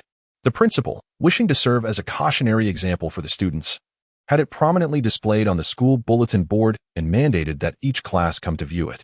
Xiaoyu entered the classroom, holding a stack of registration forms, and casually tossed them onto the podium. The arts festival is approaching. Take a look to see if anyone is interested in signing up. If not, we shall sell them to the recyclers and buy ourselves a bag of chips. As one of the top 3 schools in the nation, Qingji High School placed great emphasis on the holistic development of its students. Even the arts festival was a grand affair, featuring renowned artists from the industry and offering substantial prizes to the winners. For students gifted in painting, calligraphy, sculpture, music, and dance, the arts festival was an unmissable opportunity. However, most students in Class 19 displayed little interest, not even wishing to participate in the choir competition. Given the unique circumstances of Class 19, the principal refrained from making any remarks. Ying Zijin was reclining in her chair, eyes closed in repose. Xiaoyu approached her. Ying, are you participating in any of the competitions for the arts festival? Ying Zijin, yawning with fatigue, replied, I will not. She had visited Shaoran Hospital again yesterday to assist with several cases. While not particularly challenging for her, it proved to be quite exhausting. Her body remained too frail. After numerous blood draws within the past year, recuperation would not occur overnight. Thus, during this period, she has been exceedingly drowsy. If she excessively employs her prophetic abilities, her body may sustain damage. Fortunately, it is the 21st century, and the perils of ancient times are not as prevalent. It is best not to participate. Xiaoyu nodded slightly, clicking her tongue, likening it to the calligraphy competition where the grand prize was merely 100,000. It felt like a trivial pursuit. Before she could finish her thought, a portion of the registration form was snatched away from her grasp. The girl opened her eyes, still glistening with dew. Her voice husky and indistinct. Well, I'll be. Xiaoyu was utterly incredulous. Surely, Father Ing, do you truly lack funds to such an extent? Quite so. Ing Zijing replied, picking up a pen to begin filling out the registration form. She had an array of items to purchase. With just a single rare herb priced at over 10 million, and even then, it was a scarce commodity. Earning 100,000 for merely writing a few characters seemed far easier than healing. Why not seize the opportunity? Xiaoyu scratched her head in confusion. Father Ing, what exactly do you intend to register for? Curiously leaning closer, she noticed that aside from the live performance categories such as dancing and singing, every other item on the registration form was marked with a tick. Xiaoyu exclaimed, "Goodness, is this truly humanly possible?" She realized she might have underestimated Father Ying's prowess. Xiaoyu's gaze fell. Father Ing, do you also practice oil painting? Oil painting, a Western art form originating from Europe, later made its way to China. To cultivate one's artistic sensibilities, most distinguished ladies study traditional Chinese painting. Those skilled in oil painting are exceedingly rare. Indeed, Ing Ziqing casually remarked that she had previously studied under Chino. Upon hearing that name, Xiaoyu fell into a momentary silence, and after a while, she sincerely said, "Father, you truly have a sense of humor." Although she harbored a disinterest in academia, she was quite captivated by the arts and possessed a considerable knowledge of historical figures. Chino Van was a renowned artist from the ancient O continent, celebrated for his numerous masterpieces. His style was uniquely distinctive, unmatched by any imitators. However, he had passed away several centuries ago, his remains reduced to dust. Ing Ziqing raised an eyebrow and shook her head regrettably. In this day and age, it seemed that truth was scarcely believed. Having signed her name, Ing Ziqing calculated that her simple efforts could yield several 100,000, which fostered a great fondness for Qingji. A remarkably generous institution. How splendid, she mused. Xiaoyu let out a soft sigh and asked, "Ing Father, do tell me. Is there anything in this world that you cannot do?" Ing Ziqing lifted her head languidly. There is indeed a fair amount. For instance? Ing Ziqing nodded. For instance, I cannot make delicious cookies. Xiaoyu glanced at Jiang Ran, who was soundly asleep, and suddenly felt a pang of sympathy for him. It was no wonder he had become withdrawn, constantly comparing himself to the eccentric Ing Father. The comparison was truly disheartening. Xiaoyu neatly collected the registration form and submitted it to the art department office. Meanwhile, Ing Luwei sat anxiously in a milk tea shop outside the gates of Qingji. Today was March 15th, and the trial would commence the day after tomorrow. Although she has seemingly cleared her name, Ing Ziqing's actions towards her fans feel akin to slapping herself in the face. How must her friends perceive her now? Moreover, several parents of underage fans have accused her of inciting malice, threatening legal action, which she managed to quell with money. Ing Luwei furrowed her brows, feeling a sense of discontent. Ever since Ing Ziqing awakened in the hospital, things have taken an unsettling turn. Could it be that her relentless pressure has provoked such an outburst from someone as reserved as Ing Ziqing? Yet, she felt compelled to maintain her pressure. The longer one waits, the more complicated matters become, and she feared unforeseen consequences. What should I do? Ing Luwei bit her lip. As Xiaojin refused to withdraw her lawsuit, and we cannot establish any connections. If this truly goes to court, what will happen to the Ing family's reputation in Hu City? Like Zhang Manhua, Ing old madam values face above all, for the sake of reputation. Lesser matters can be sacrificed. Hearing this, Ing old madam's expression darkened. Wire, rest assured, this matter will not escalate to the courts. However, Ing Luwei hesitated. Feeling troubled, we cannot even meet Xiaojin's people. She never anticipated that Ing Ziqing would possess the audacity to leave the Ing family without taking anything. Without the support of the Ing family, lacking both wealth and power, how would she survive? Must she rely on that wayward son, Fu Yunshin? How long could that last? Moreover, reflecting on Jiang Mo Yuan's recent demeanor towards her only deepened Ing Luwei's unease. Although she was aware that the tumultuous stock market had precipitated significant losses for the Jiang family, a sense of trepidation still enveloped her. Due to her affliction with hemophilia, the matriarch of the Jiang family was never particularly fond of her. However, considering her status as the foremost socialite in Hu City, she had reluctantly acquiesced to the union. Thus, it was imperative that she did not falter before her marriage into the Jiang clan. Although the recent Weibo incident would not tarnish her standing or reputation within the aristocratic circle, whispers of discontent would inevitably arise. Madam Ing, having only recently been blessed with a daughter, Ing Luwei was fiercely protective, showering her with affection and unwilling to tolerate any form of distress. Still unable to get through? Madame Ing cast a cold, sardonic glance at Zhong Manhua, remarking, "See? I told you so, it's a lost cause." The Ing family was not averse to accommodating another individual. Yet the notion of adopting a daughter seemed a misguided act of kindness. In her view, a fair exchange would be best, whether in blood or wealth. A clean break was preferable. Were it not for her concern for Ing Luwei, Madame Ing would never have deigned to visit a humble tea stall. Zhang Manhua, equally agitated, found herself in a predicament. Her number had been blocked, even when she attempted to reach out from a different line. Ing Ziqin would promptly terminate the call upon recognizing her voice, subsequently blocking her once more. Mustering her courage, she sought out old Master Zhong, hoping for his intervention, only to be met with harsh reproach. He chastised her, declaring her ungrateful and unable to distinguish between kinship and distance, leaving her with no remaining dignity to pursue further dialogue.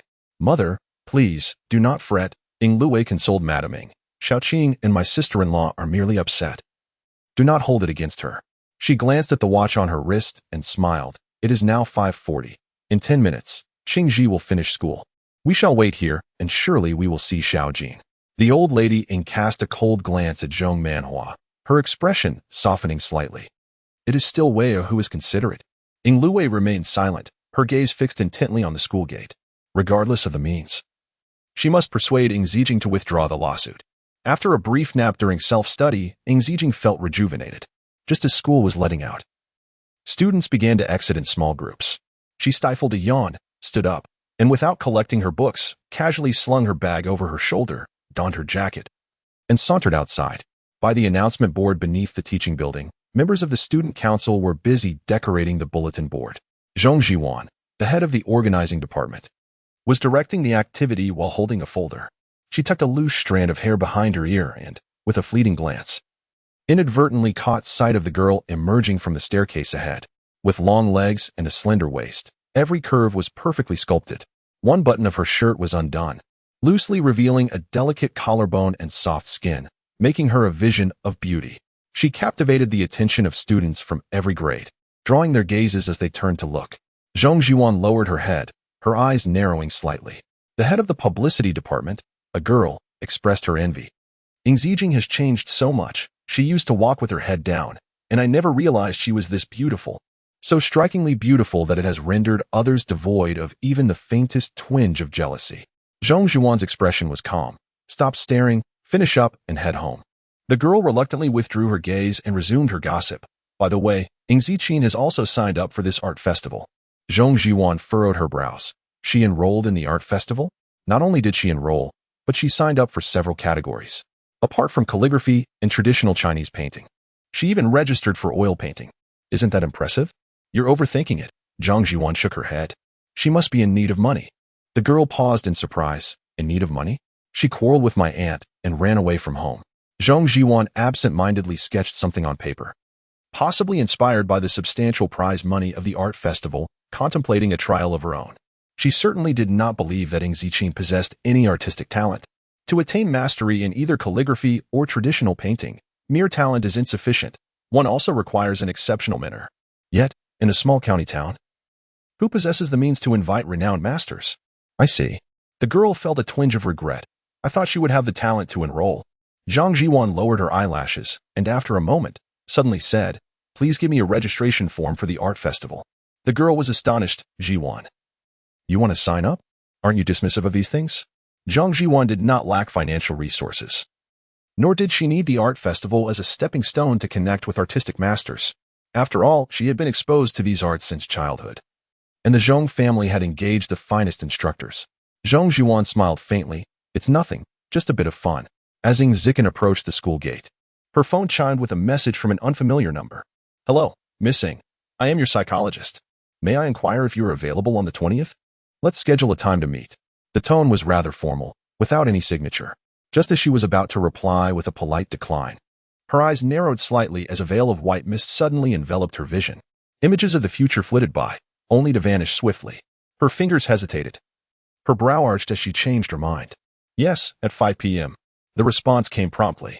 "All right, I will arrive on time. Looking forward to our meeting." As Ing Ziqin awaited the traffic light, she shifted her gaze slightly and caught sight of Ing Luwei rushing across the street. "Xiaoqing." The girl instinctively sidestepped. Ying Luwei stumbled momentarily, nearly losing her balance, her hands suspended in midair.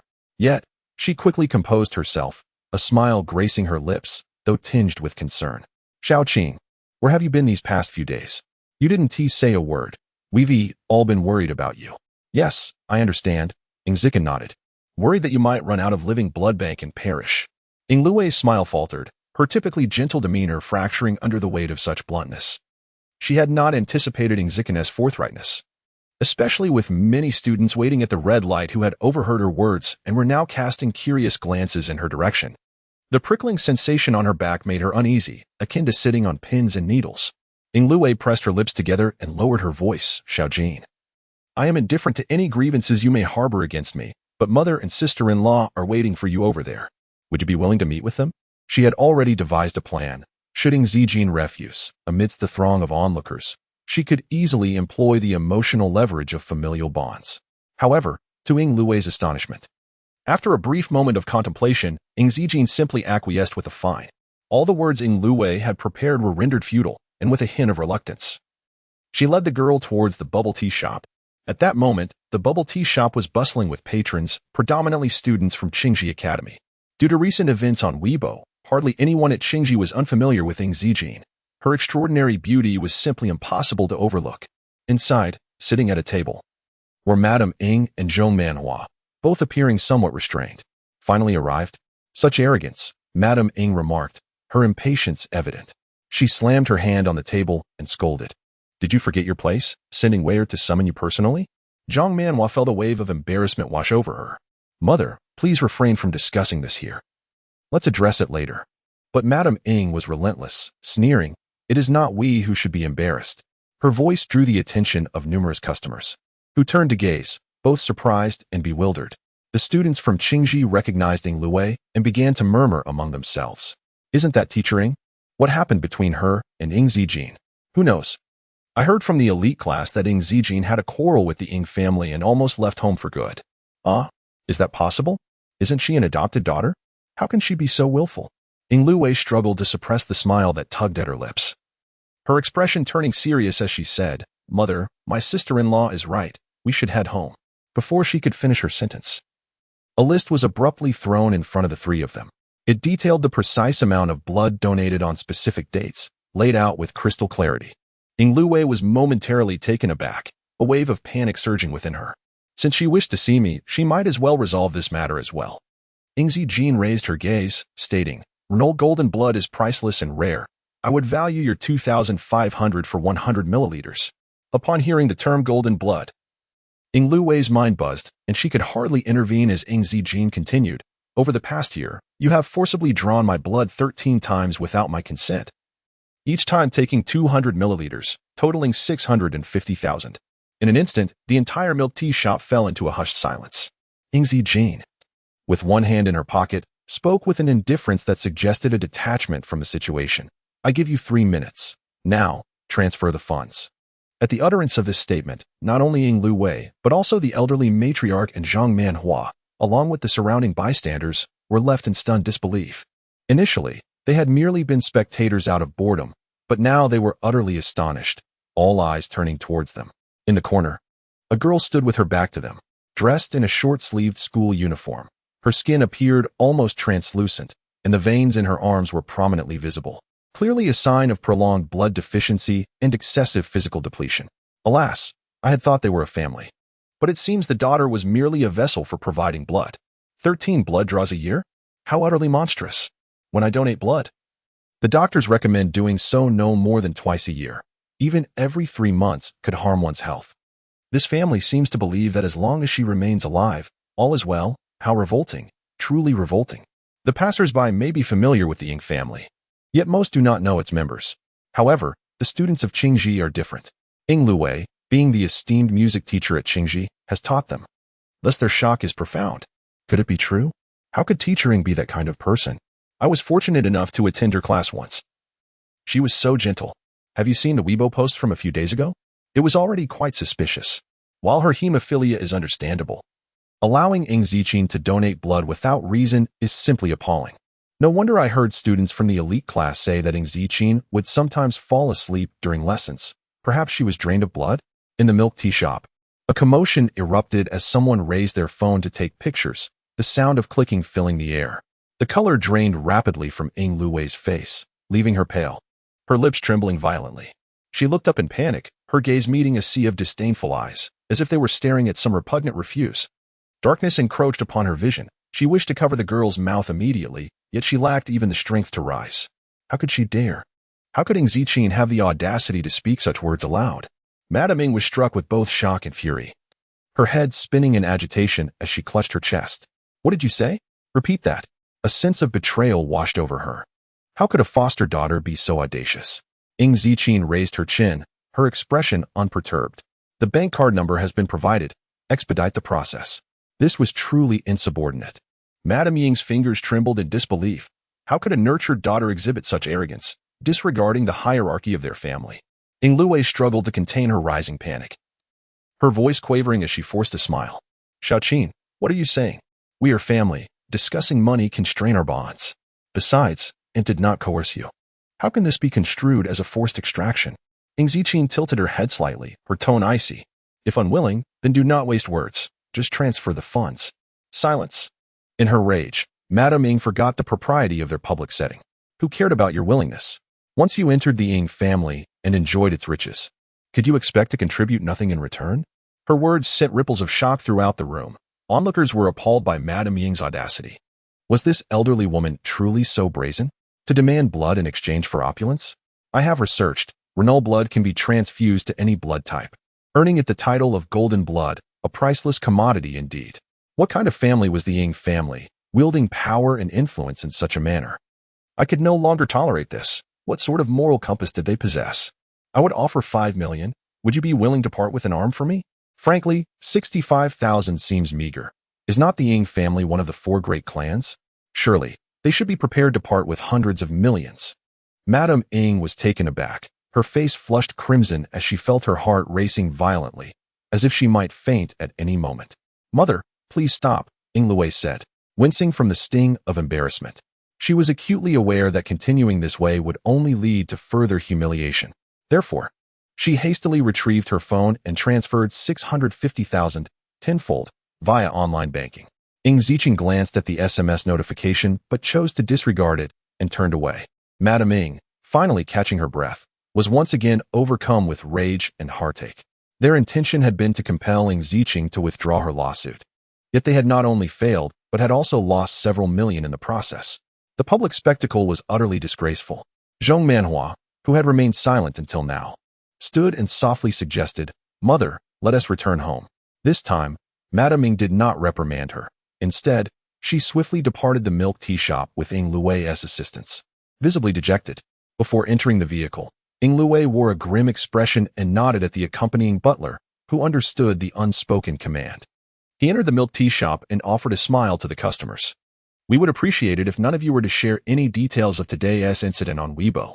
If anyone posts photographs, it will be tantamount to declaring enmity with the Ying family.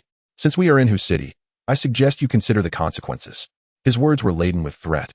The customers fell into a hushed silence.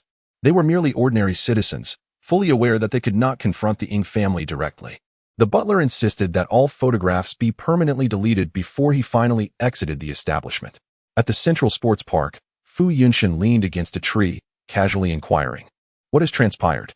Before him stood a young man, who, upon hearing the question, replied, I have already posted a bounty for 6 types of medicinal herbs on NOK.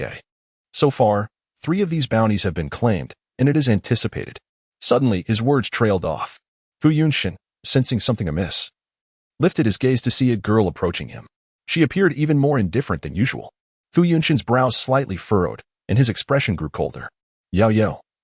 Have they come looking for you again? Ying Ziqin replied, savoring a lollipop as she settled onto a nearby rock. It's nothing. Just ignore them. Fu Yunshin nodded with a smile. All right, wait for me a moment. He turned his head. Please, continue. Upon hearing this, the young man was momentarily taken aback. What did this mean? Was he not going to avoid her? After all, she was merely an ordinary girl, albeit quite attractive. Surely she should not be privy to such confidential matters. The young man furrowed his brow, hesitating to continue his speech. Are you aware that she is your biological granddaughter? He gazed at the girl, evidently wishing for her to depart. Some matters are truly beyond the comprehension of ordinary individuals. Setting aside the question of understanding, merely hearing such things could potentially invite grave peril. Yet, Ing Ziqin sat leisurely on the stone, indulging in her lollipop. She gazed at the sky, basking in the waning sunlight with a languid demeanor. The young man shifted his lips, visibly displeased, and turned to the man. Is she? Fu Yunshin cast him a fleeting glance, reiterating with the same two words, continue. The young man's expression hardened as he lowered his head. Swiftly resuming his earlier discourse, it is expected to arrive within a month. Although no one has claimed the other 3 herbs, the locations have been provided. One is beneath the deep sea, while the other 2 lie at the heart of the desert. Their danger levels are exceptionally high. It is likely that only the top 20 on the list would dare to pursue them. Fu Yunshin smirked with a hint of cynicism. So, the bounty is simply too low? The young man nodded. Those on the list are not lacking in wealth. The value of the herbs pales in comparison to the price of murder, hence they remain unmoved. Then let us increase it tenfold. Fu Yunshin replied indifferently, within a month. I expect to see all 6 herbs. The young man was taken aback. Understood. After a moment's hesitation, he ventured. However, 4 of these 6 herbs are exceedingly toxic. Even many poison specialists on the list would hesitate to handle them. Can they truly save lives? Are they not intended for lethal purposes? At these words, Ing Ziqin turned her head. Fu Yunshin did not respond, merely stating, you may leave now. The young man, well aware of his temperament, refrained from further inquiries. After casting a lingering glance at the girl, he departed. Yao Yu. Fu Yunshin approached, extending a hand to her, suggesting, shall we go? Yet Ing Ziqin remained motionless, gazing at him with faint eyes, asking, aren't you afraid I might deceive you? Indeed, the 6 herbs she had mentioned were predominantly lethal. A mere touch could lead to the swift demise of any ancient martial artist. Fu Yunshin paused, then chuckled softly. Deceive me? Young one. What do you seek to gain from such deception? He lowered his head in contemplation, appearing somewhat regretful. Aside from wealth, all I have is my face. Ing Ziqin squinted, pondering for a moment, perhaps my own amusement. Fu Yunshin raised an eyebrow. Yao, that's rather excessive. Oh, let me offer you some consolation, the girl said, retrieving a lollipop from her pocket and handing it to him. What is in okay? A forum, Fu Yunshin replied candidly, with a lazy demeanor. It allows users to post bounty information for trading with others. There are many extraordinary individuals, yet also quite a few nefarious ones. It is a chaotic mix, and I would advise against your participation. Ing Ziqin did not press further, merely nodding as she began to enjoy the lollipop. Well, I shall investigate it myself upon my return. Ing Luwei felt a sense of relief only after confirming that the photos had not leaked and that the milk tea shop lacked surveillance cameras. The previous incident with the surveillance had been too suspicious, necessitating her caution. At this moment, Ing Luwei truly hesitated to seek out Ing Ziqin, fearing that the girl might utter something that could further tarnish her reputation. With the trial set for the 17th, where she was not a defendant and therefore not required to appear, she stood to lose nothing significant. As time passed, the incident would likely fade from memory. For now, all she needed to do was devote herself to practicing the piano and creating music. Ing Luwei opened a folder containing several sheets of staff notation. Within lay the original piano composition Sun and Moon by Vera Hall. The piece ranked among the most challenging in the world of piano music, and she had yet to master even the first 8 measures. She had already promised her fans that at her next concert, she would perform Sun and Moon. Furrowing her brow, Ing Luwei felt a surge of frustration. Was this truly playable? Had she known the formidable difficulty of Sun and Moon, she would never have promoted herself as the next Vera Hall. Yet, there was no escape. She had to master it. Suppressing her anxiety, Ing Luwei began to practice. Unbeknownst to her, the very next day, in the afternoon, a Weibo account named the most powerful insider abruptly posted a lengthy image. The image comprised a series of private messages, with the profile picture heavily obscured. Insider, I have a revelation. Are you familiar with the Ing family, one of the 4 prominent families of Hu City? I was visiting Hu City and, drawn by its reputation, wandered near the top-ranked Qingji High School, where I bought a cup of milk tea. To my astonishment, I stumbled upon a major scandal. After inquiring with several friends in the city, I discovered that the Ing family adopted a daughter a year ago, not out of benevolence, but rather to treat her as a living blood bank. I was utterly astounded. Such a family exists. The young girl, not yet 18, has endured 13 blood extractions without receiving a single penny in compensation. The Ying family not only sees nothing wrong with this, but also threatens us against exposing this matter on social media. However, I can no longer remain silent. As a mother myself, if I were to discover that my daughter was being treated in such a manner, I would be driven to annihilate the entire Ying family. To the whistleblower, I fear repercussions from the Ying family, so please obscure my username and profile picture. Thank you.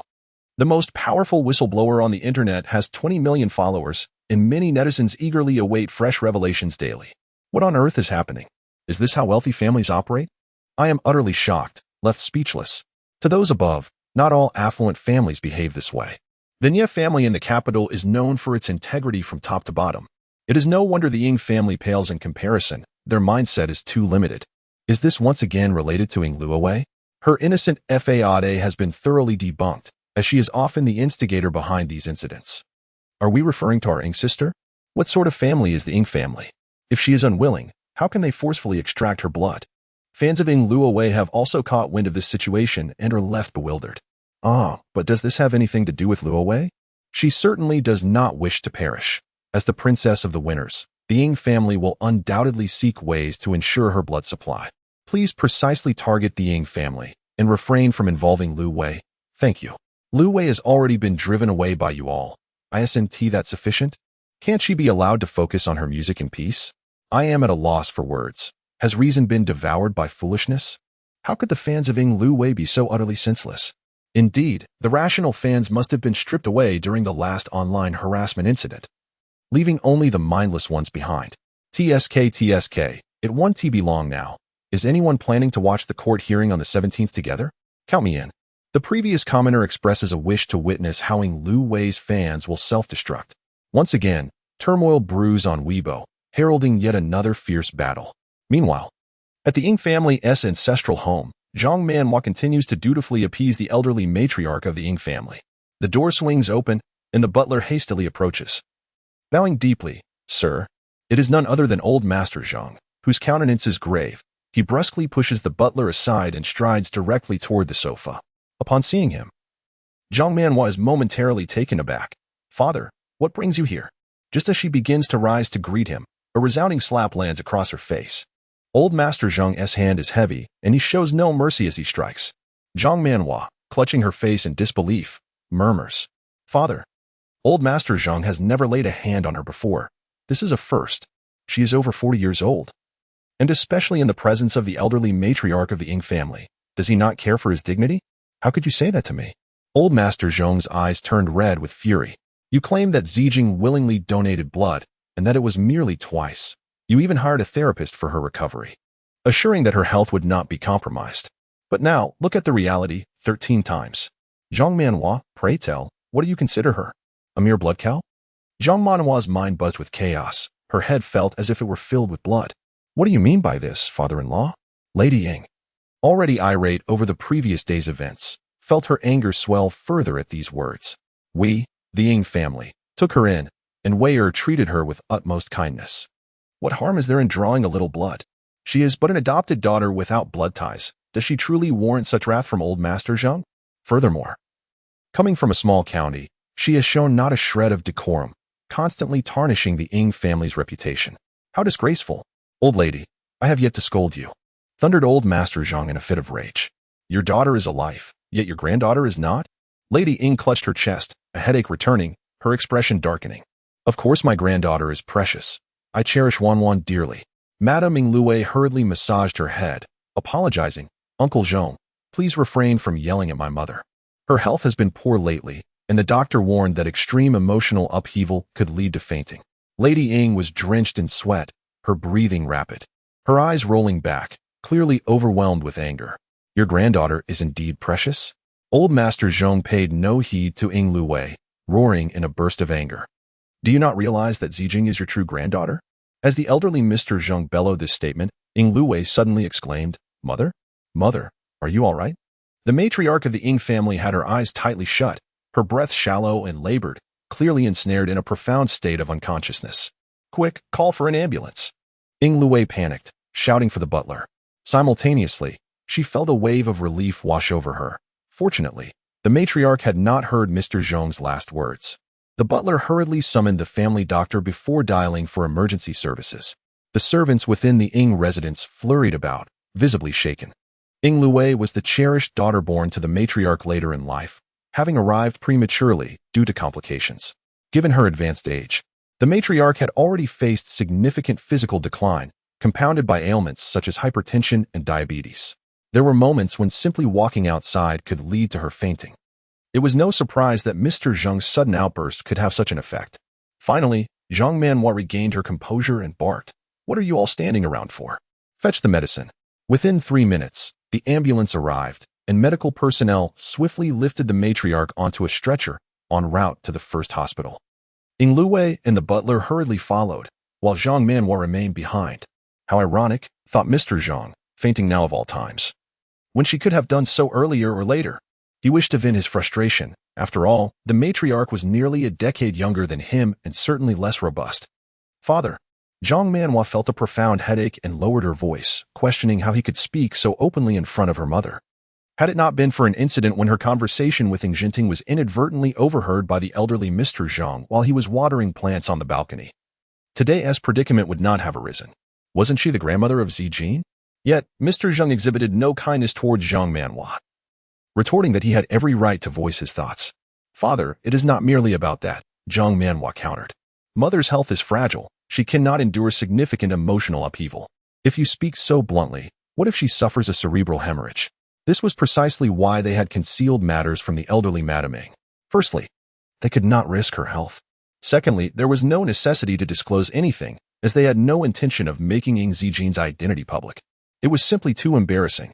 Mr. Zhang, well aware of Zhang Manhua's thoughts, found himself both amused and infuriated. "Very well, Zhang Manhua, you are quite something. Let us hope you do not come to regret this. I do not wish to hear your lamentations later." He too wished to shield that old woman from the truth, fearing it might bring greater troubles to Zijin. Let her faint. She has brought this upon herself with her transgressions. With that, Mr. Zhang waved his sleeve and departed without a backward glance. Zhang Manhua furrowed her brow, choosing not to pursue him. She struggled to comprehend the source of Mr. Zhang's ire. True, her actions had not been entirely justifiable, yet such a reaction seemed excessive. As for regret, a faint scoff escaped her lips. How could that even be a consideration?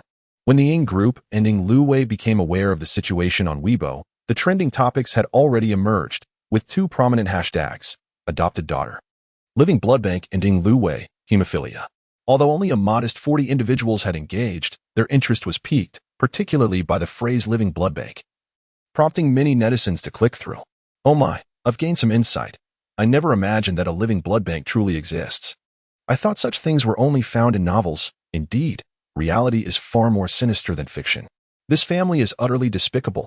Can the wealthy truly trample upon ordinary people, wielding such unchecked power?" I can hardly contain my laughter.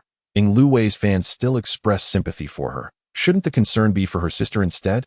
Well, it seems Ying Luwei's deluded fans believe that her sister's act of donating blood is an obligation. Truly, where there is a prominent figure, there are equally fervent fans. How nauseating. Just days after the previous scandal of slander and humiliation, Ying Luwei's public persona began to disintegrate even further. Despite her loyal fans fervently defending her and striving to manage the comments, they struggled to withstand the backlash from rational onlookers. As she surveyed these comments, a look of distortion crossed Ying Luwei's face for the first time. She seized her phone and called her manager. "Quickly, remove the trending topics and have that so-called whistleblower delete their Weibo post." Yes.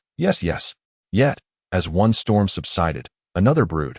Her manager was equally distressed, advising her, "Do not log on to Weibo. Shortly, the studio will post photos of you practicing the piano."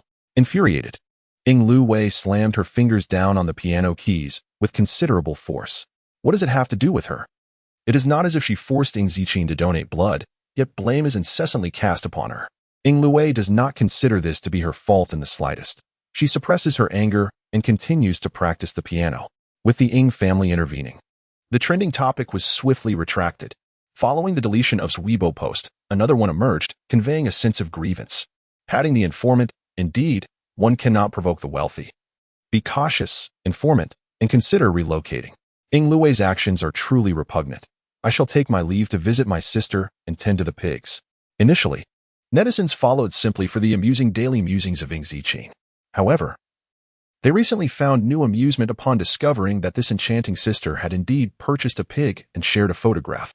Dudu is so adorable. I wish to raise one too. Sister, are you alright? Please do leave the Ing family. Do not allow them to drain you any further. Ing Zichin was perusing websites worldwide and noticed many offering her comfort, to which she replied that all was well. Sister, could you share a photo? We rarely see your face, and I am rather eager. Ing Zichin raised an eyebrow and typed with one hand on her phone. It is nighttime. Do not indulge in daydreams. Even when confronting others, my sister is so endearing. I adore her. Ing Zichin tousled her hair, contemplating blocking these Weibo accounts. Yet, considering they were merely young girls expressing their concern, she could just about tolerate it. It seems she may need to create another alternate account. Ing Zichin disabled her Weibo notifications and proceeded to scour various websites. However, after searching through global platforms, she found no forum named NOK. There was indeed something intriguing. Tapping her fingers lightly on the table, she pondered for a moment, just as she was about to breach another computer situated across the ocean. Ing Luwei posted on Weibo from her workplace. Ing Luwei Studio V, sharing something fresh from Luwei. Accompanying the post was a photograph of Ing Luwei practicing in a music room. With a score displayed on the music stand, fans erupted in excitement. Sister, take good care of yourself. We await your concert. The trolls have reported. Protecting the best Luwei. I knew Luwei would master Vera Hall's day and night. I can hardly wait. Ing Zichin scrutinized the enlarged score with narrowed eyes. This piece is one of Vera Hall's 3 piano compositions, Day and Night. Composed in 1756, it is a sonata for piano. A sonata is a multi-movement musical form, typically lasting around 15 to 20 minutes in performance. Unlike ordinary piano pieces, sonatas are more intricate, demanding exceptional pianistic skill and profound expressiveness from the performer, serving as a vital measure of their artistry. Even a slight deficiency in ability or stamina could hinder a flawless performance. In the global ranking of piano compositions by difficulty, Day and Night holds the 9th position. Ing Zichin rested her chin on her hand, perusing the score presented by Ing Luwei. After a moment of contemplation, she discerned that although the two compositions bore significant similarities, this was not the score she had authored. The last time she departed from Earth was in 1782, and prior to her departure, she had not made her piano compositions public. It appeared that those who attended her concert had transcribed the score from memory, leading to its eventual dissemination. However, relying solely on auditory recollection had resulted in numerous inaccuracies within the notation. This was the reason why no one could perform Sun and Moon in its entirety. It was not due to the piece's inherent difficulty. Ing Zichin reflected on her motivations for studying piano under esteemed musicians, realizing it was the music that offered her solace and a means to shed the burdens of life. To her astonishment, upon returning to Earth after all these years, the name she had whimsically chosen, Vera Hall, had evolved into a renowned figure within the realm of music. Moreover, she had inadvertently become the subject of Ing Luwei's opportunistic endeavors. With a soft click of the keyboard, Ing Zichin's expression was languid. It was a pity that without the authentic score, Ing Luwei would never be able to perform Sun and Moon. Indeed, as Ing Luwei's carefully crafted persona crumbled under scrutiny. A recent tweet she posted elicited mockery from netizens. I can't take it anymore. Claiming to play Sun and Moon? Even some of the nation's top pianists dare not assert they can master it. What is a mere ornamental pianist attempting to prove? While marketing her serene persona is one thing, to claim she is the next Vera Hall, where is her sense of dignity?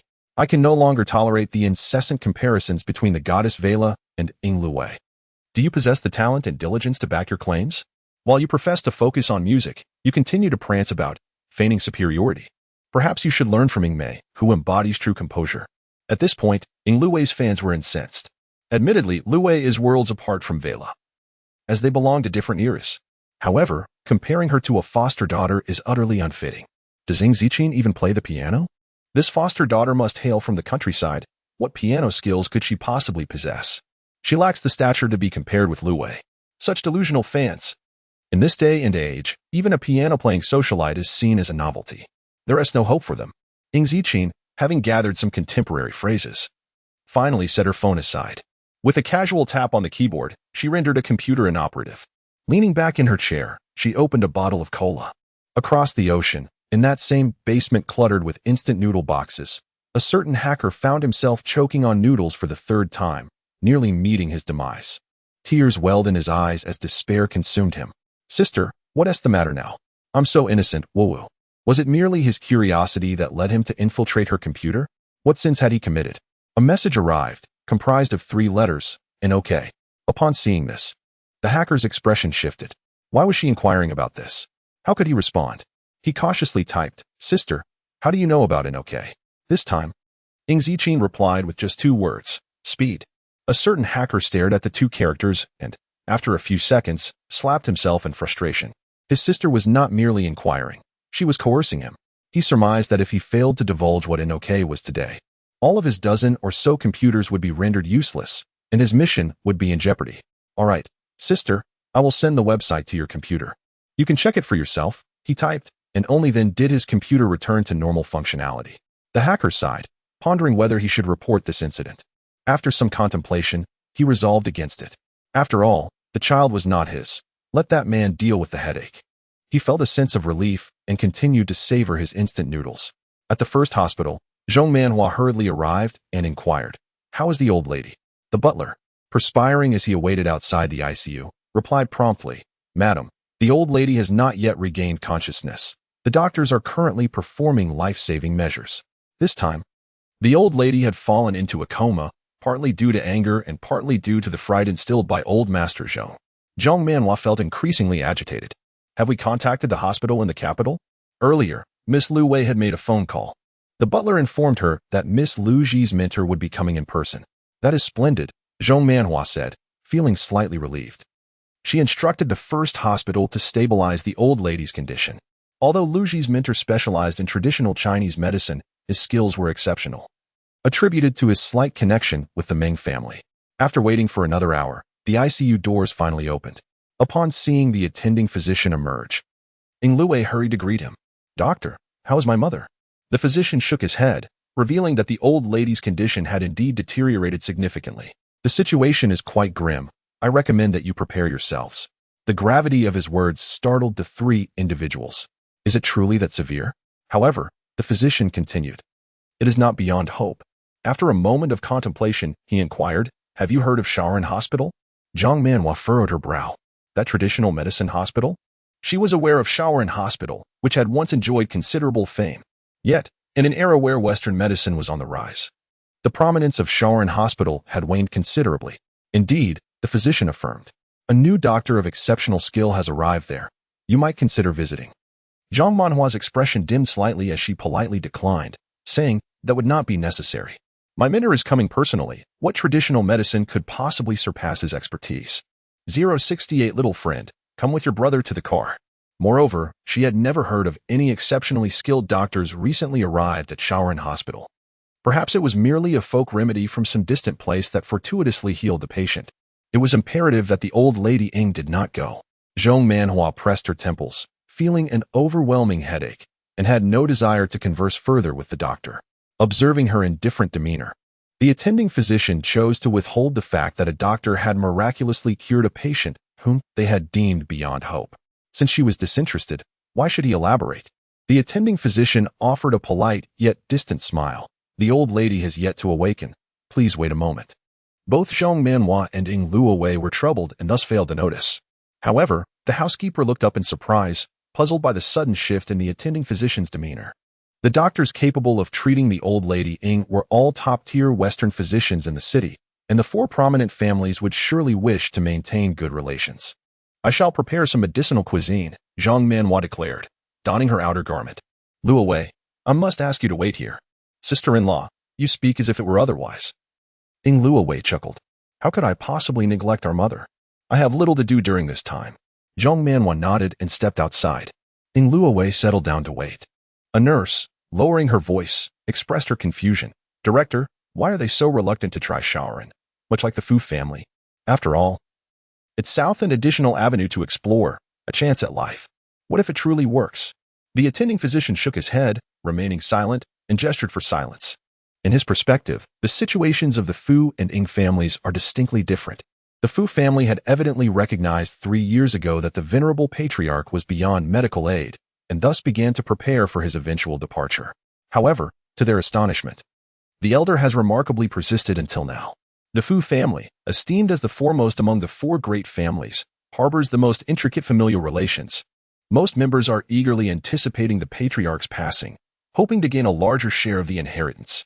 Yet, this Madame Ing clearly does not believe his words, displaying an inflated sense of self-worth, thereby missing a critical opportunity for salvation.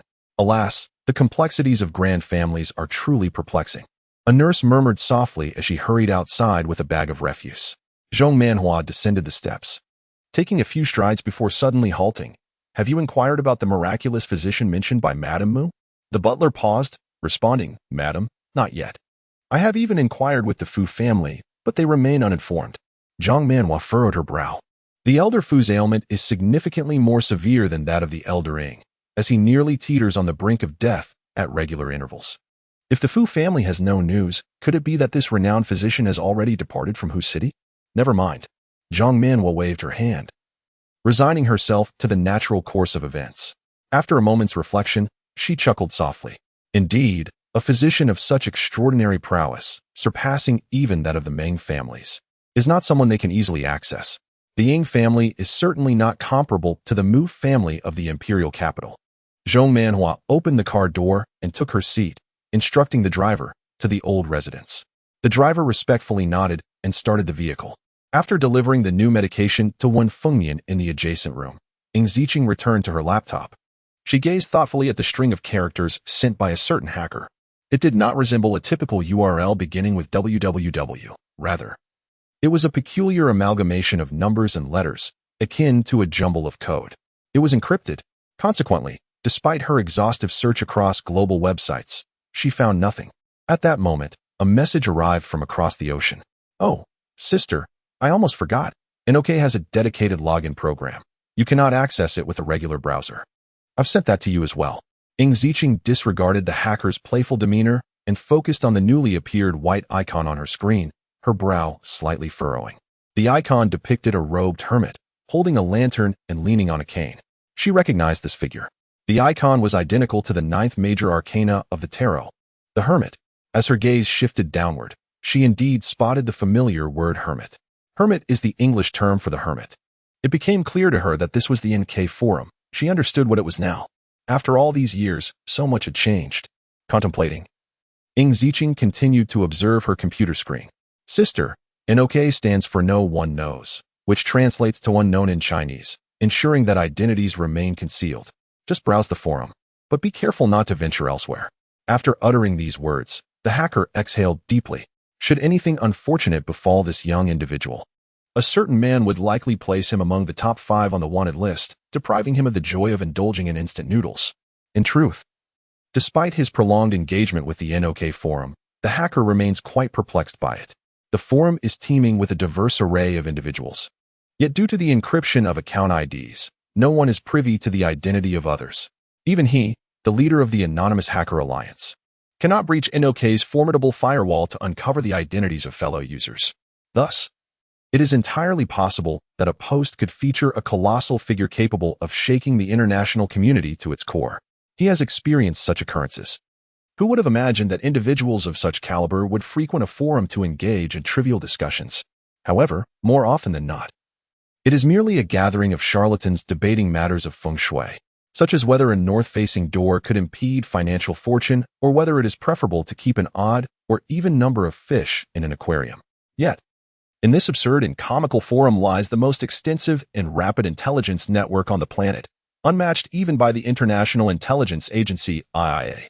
Many astonishing revelations have come to the hacker's attention through posts on NK, often surfacing on the broader internet only days later. Unlike other forums, NOK allows users to post bounty information and engage in transactions with one another.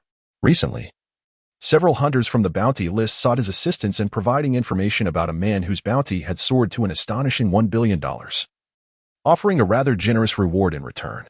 He resolutely declined their requests. Despite his own presence on the bounty list, he had not yet broken into the top 10. To this day, the origins of NOK remain shrouded in mystery, emerging quietly and without fanfare. Its earliest traces can be traced back to the 15th century, however. The internet was not invented until 1969. The International Bureau of Investigation (IBI) has conducted extensive inquiries but has yielded no results. Fortunately, the majority of ordinary individuals are unaware of how to access the NOK forum and possess little knowledge of its secrets. Otherwise, chaos would undoubtedly ensue. A certain hacker sighed in dismay, wishing fervently that this young visitor was merely perusing the posts and would refrain from exploring other sections. The following day, March 17th, the West Wind Law Firm adhered to its schedule and posted on Weibo. West Wind Law Firm V. Click the link, web link. Let us watch the live broadcast together. The online community had long been anticipating this moment. I'm here. Kudos to Fong Fong for such high efficiency. It's my first time watching a court trial live. I'm quite excited. Hurry up. I can't wait to see those brainless fans of Ing Lu Wei face the consequences. By the way, will Ing Lu Wei be present today? I'm eager to witness the expression on the so-called Pure Lotus's face. Tis TSK, she probably won't dare show up, fearing she might be pelted with rotten eggs. Upon reaching this point, Fu Yunshin cast a fleeting glance at the basket of eggs that Nia Zhao was carrying. He had no desire to engage with this simpleton and languidly leaned against the car. Beneath his black trousers were long, elegantly shaped legs, perfectly contoured. As he noticed the girl descending, a smile graced Fu Yunshin's lips, his peach blossom eyes exuding a deep allure, shimmering with a gentle light. Little one, come and join your brother in the car. 069 Fu Yunshin, I haven't even touched a woman's hand. Getting in the car with my brother? Nia Chao was wolfing down a rice ball when he heard this, and instinctively blurted out, "Seventh young master. How can you speak so lewdly in front of a distinguished guest? It's quite improper." Fu Yunshin turned his head, his almond-shaped eyes narrowing slightly. A moment later, he lifted his leg and kicked Nia Chao's backside. Cough, cough, cough. Nia Chao was successfully choked, nearly falling over in a clumsy heap, hastily pleading for mercy. "I was wrong, brother. Spare me." It was his own twisted thoughts that led to this. Fu Yunshin cast him a sidelong glance, reached into the car for a paper bag, and handed it to the girl, his voice softening. "Yao yao, freshly made soup dumplings and some yogurt. The journey to the court is rather long.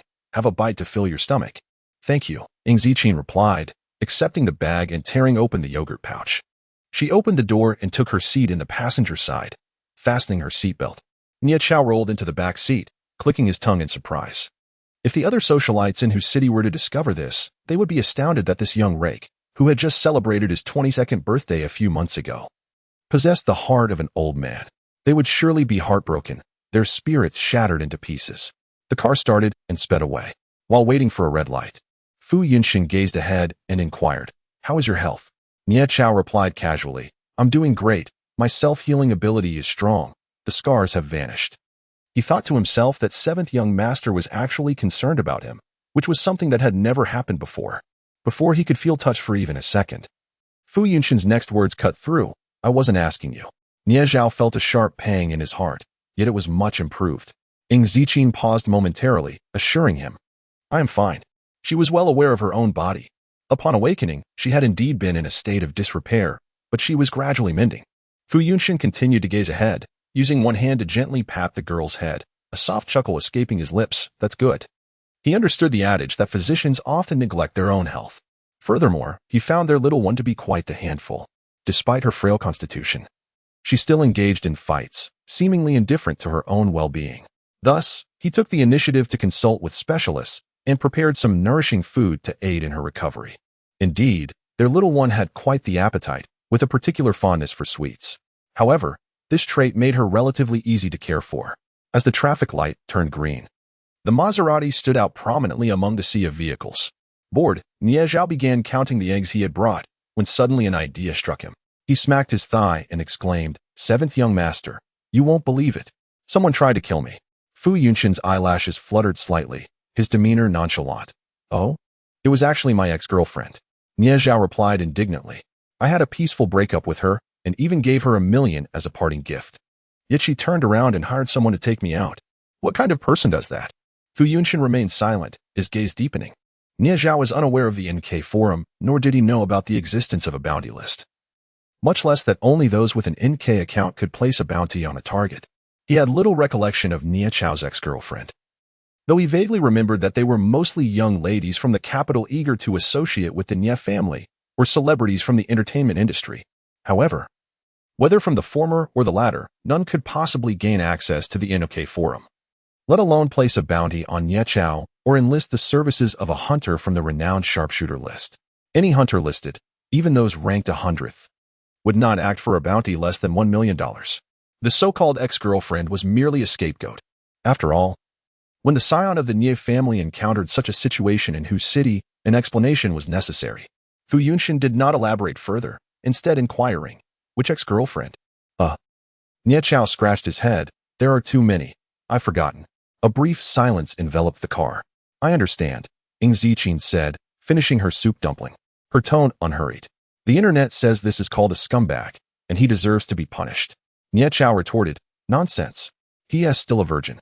With so many people coveting him, he has fought fiercely to protect himself. After all, his grandfather insists that he cannot recklessly father any children before marriage.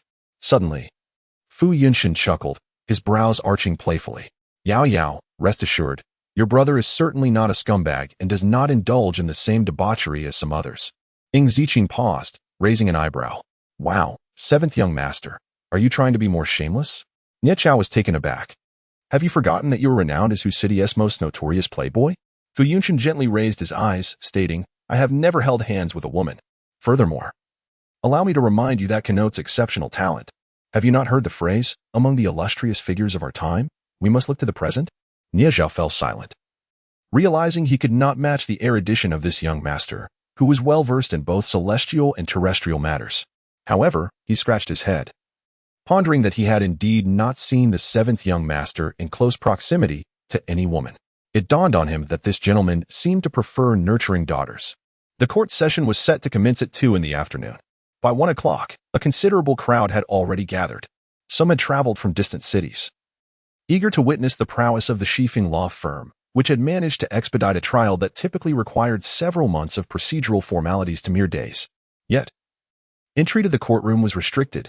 Most spectators were left outside, clutching their phones to catch a glimpse.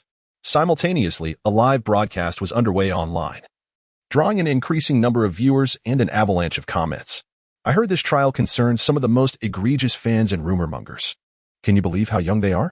I know. I am a student at Qingji. One of the defendants is from our school. On the day the police took him away, he was crying and pleading with the plaintiff. Did you see that girl? She's a member of Ing Lu Wei's official support group, and yet she's just a college student. I truly fail to understand what makes Ing Lu Wei so special. She has squandered her future for a mere vase of a pianist. Bullying a young girl is indeed deserved. I have long been intolerant of certain keyboard warriors online. Have you seen Ing Lu Wei? I have not. It seems she truly lacks the courage to show up. In truth, Ing Lu Wei is present, though she has wrapped herself up tightly to avoid recognition. Moreover, her facial rash has yet to heal, leaving her unable to remove her mask. However, contrary to the speculations of netizens, Ing Lu Wei remains remarkably composed and unperturbed. She understands that today's court session is unlikely to proceed, and the Shifeng law firm will certainly refrain from sending a lawyer. Lu Ji has already lifted the confinement and, lowering her voice, reassures, Lu Wei, rest assured. I have asked my teacher to involve a family from the capital, although they are not among the top-tier aristocratic families like the Mu or Nie clans. They are more than capable of dealing with a law firm. Her mentor had once assisted the elderly matriarch of that family, ensuring that they would be obliging in this matter. Thanks to you, Ing Lu Wei responds, patting her hand with a smile. I'll help you purchase that Hermes crocodile bag. Lu Ji is taken aback, exclaiming, Lu Wei, you are too kind. It's a small matter, Ing Lu Wei replies, gently twirling a strand of hair, her smile warm. Please wait for me here. She rises and exits through the door. Outside the courthouse, the sunlight cascades ardently through the layers of leaves. Fu Yunshin parks the car. Resting his forearm on the window, I will find a parking spot and join you shortly. Nie Zhao nods vigorously. Seventh young master, you can rest assured. I will take good care of my sister. Upon concluding her words, he realized that Ing Ziqin had not even lifted a finger against him. This was profoundly disheartening. Ing Ziqin nodded, affirming, yes, I shall wait for you. She retrieved a baseball cap from her backpack and donned it to shield herself from the sun. It was at that moment that Ing Lu Wei approached. Nie Zhao immediately became alert, lifting a basket of eggs that he had placed on the bench. Ing Lu Wei noticed Nie Zhao, but paid him no mind. Clutching the eggs and adorned in garish attire, she resembled a nouveau riche, someone unworthy of her acquaintance. She strode directly towards the girl, smiling modestly. Xiaoqin, are you waiting for your lawyer? Unfortunately, it seems your lawyer may not arrive, as I have enlisted the support of a prominent family from the capital to exert pressure on the Shifeng law firm. Nie Zhao cast a puzzled glance in her direction. questioning whether this woman was truly foolish enough to believe she could summon the influence of a distinguished family from the capital. Did she even possess the means to gain entry? Without a lawyer, your lawsuit is destined to fail, Ing Luowei sighed, feigning regret. Just look at this situation. Why must it escalate to such a degree? If you were to apologize to your aunt, she would not hold anything against you. After all, we are family. Her smile was gentle, reminiscent of a loving elder admonishing a wayward child. It was only due to a shift in the play of light that Ing Ziqing truly noticed Ing Luowei's presence. She removed her headphones. Did you just speak? She completely disregarded her. Ing Luowei's expression darkened, and the sensation of striking air with her fist left her feeling suffocated. She concealed her outward gentleness and sneered. When the trial commences, let us see how arrogant you can be. Since the mask had already been torn off, there was no need for her to continue the pretense. Ing Luowei turned on her heel and walked away. Nia Zhao was contemplating how to hurl an egg at Ing Luowei when he looked up, preparing to find an opportune angle. Before him, a Bugatti Veyron came to a halt at the courthouse entrance. The license plate began with the character Jing, indicating it was a license plate from the imperial capital, a rather rare sight. Anyone who could occupy such a vehicle held an extraordinary status. Nia Zhao paid little attention until he noticed someone he was exceedingly familiar with disembarking from the Bugatti Veyron. Damn, he was taken aback, overwhelmed. Nia Zhao could scarcely credit his vision, rubbing his eyes for a second look. This time, the image was unmistakable. Even glimpsing a mere profile was enough to startle him profoundly. Good heavens, he thought, what brings him to Shanghai? An important figure. Nia Zhao retreated a step, clutching the eggs and seeking refuge behind the girl. He swallowed nervously. If, perchance, someone were to assault me momentarily, would you, perhaps, intercede on my behalf? Who inquired, subtly adjusting the brim of her cap.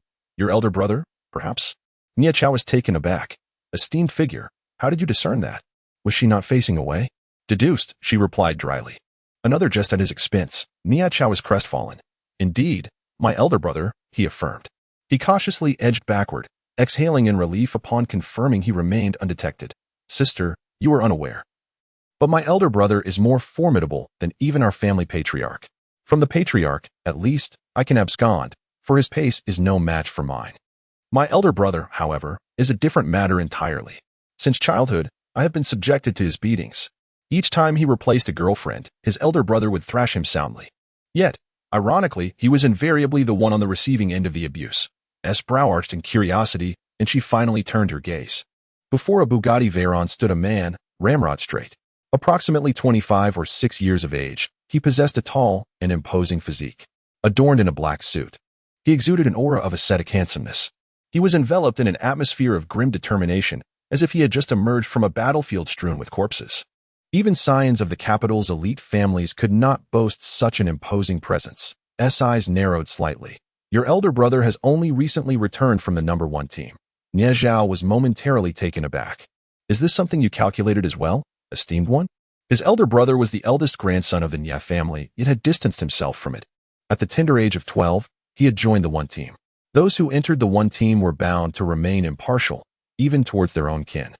Their grandfather was both exasperated and elated. He was frustrated that the Nia family had no successors, yet proud that his grandson had achieved great success. Nia Zhao was unaware of the current standing of his brother within the 1 team. However, on one occasion, he happened to encounter an agent from the International Bureau of Investigation, IBI, who showed utmost respect towards his brother, indicating that he held a significant position.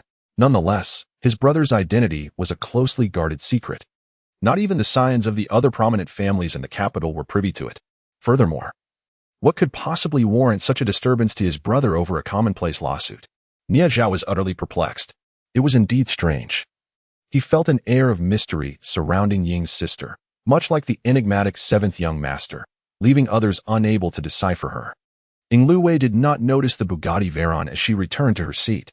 Midway, Lu Ji made another phone call to her mentor to reconfirm, then looked up with a smile and said, Luowei, rest assured, my teacher mentioned that the Wu family has already informed the West Wind law firm. There will undoubtedly be no mistakes.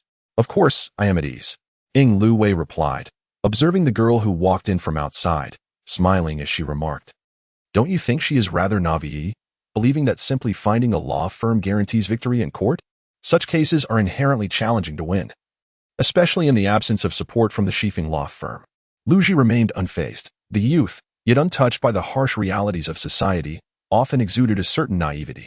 However, she possessed a measure of cunning. Ing Lu Wei's smile faded as she lifted her chin in disdain. Indeed, she had entangled herself with Fu Yunshin. Lu Ji's expression darkened. It was solely due to a call from Fu Yunshin that her bank account had been frozen by Lu's father. As an aunt, it was her duty to steer her niece back onto the right path. Ing Lu Wei, preoccupied with her nails, observed the proceedings. Anticipating the awkwardness that awaited her during the trial, she absolutely could not permit the situation to spiral beyond her control. Lu Ji pursed her lips, casting a glance at the girl's position. To her right, Nie Zhao was reporting to Fu Yunshin. "Seventh young master, you should have seen it, Ing Lu Wei. That white lotus just bullied my sister." Fu Yunshin's expression remained unchanged, yet his gaze deepened, his voice low and husky. "This is truly amusing. She actually claims to have enlisted the aid of a prominent family from the capital to exert pressure on the Shifeng law firm."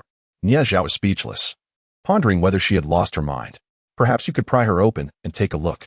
Fu Yunshin refrained from further comment, instead producing a prepared piece of chocolate and placing it into the girl's hand. His fingertips brushed softly against her palm, as if a gentle breeze had passed. Ing Zijin lowered her eyelashes. Over these days, she had grown accustomed to his occasional offerings. She tucked the chocolate away, refraining from consuming it immediately. Desiring to avoid the spotlight, she refrained from taking a seat among the plaintiffs and donned a mask. As the clock edged closer to 2 o'clock, the barrage of comments intensified.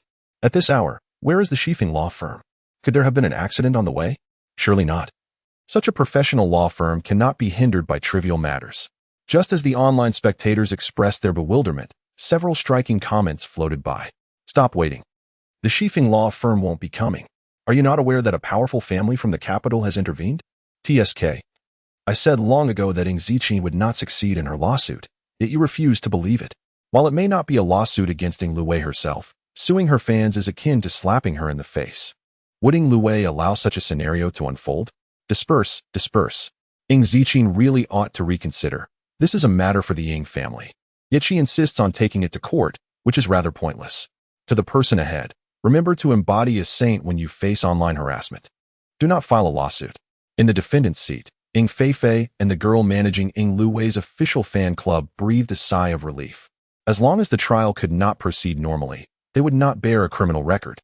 At 2:20, there was still no sign of the Shifeng law firm.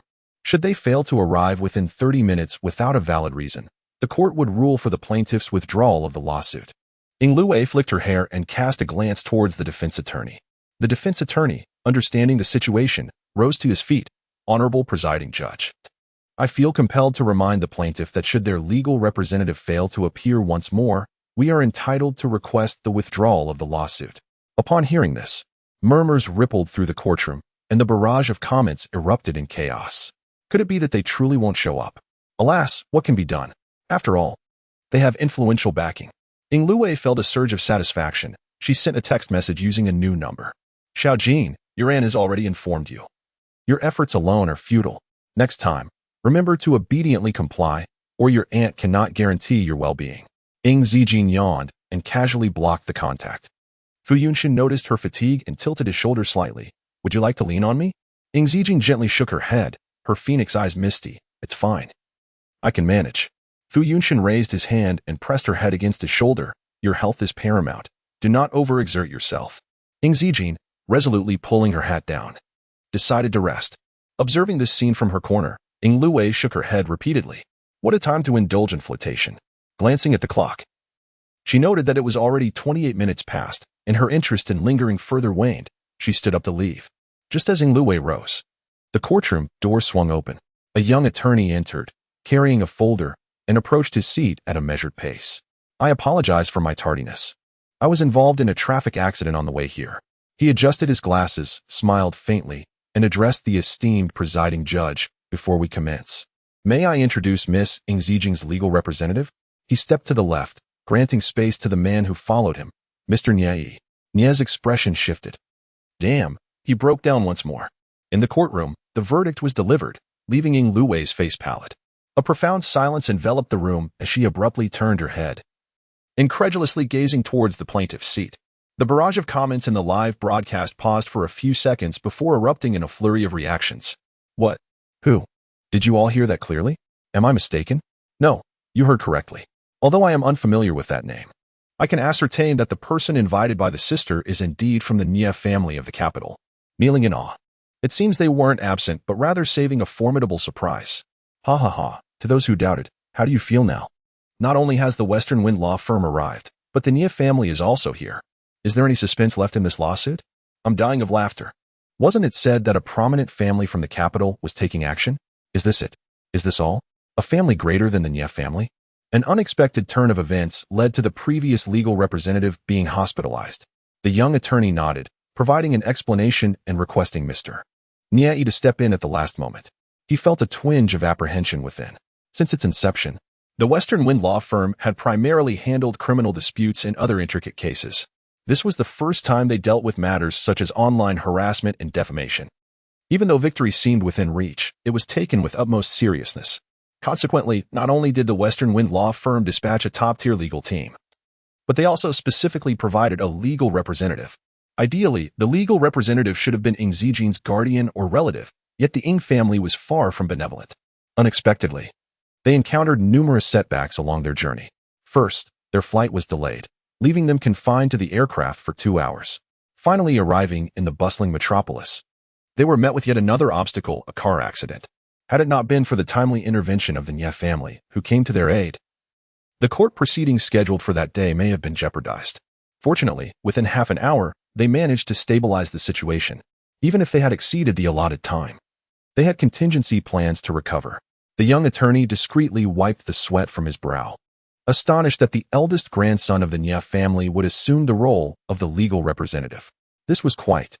Nie took his place at the plaintiff's bench and declared, "Commits." His voice, deep and resonant, carried an air of chilling authority, sending a shiver through the courtroom.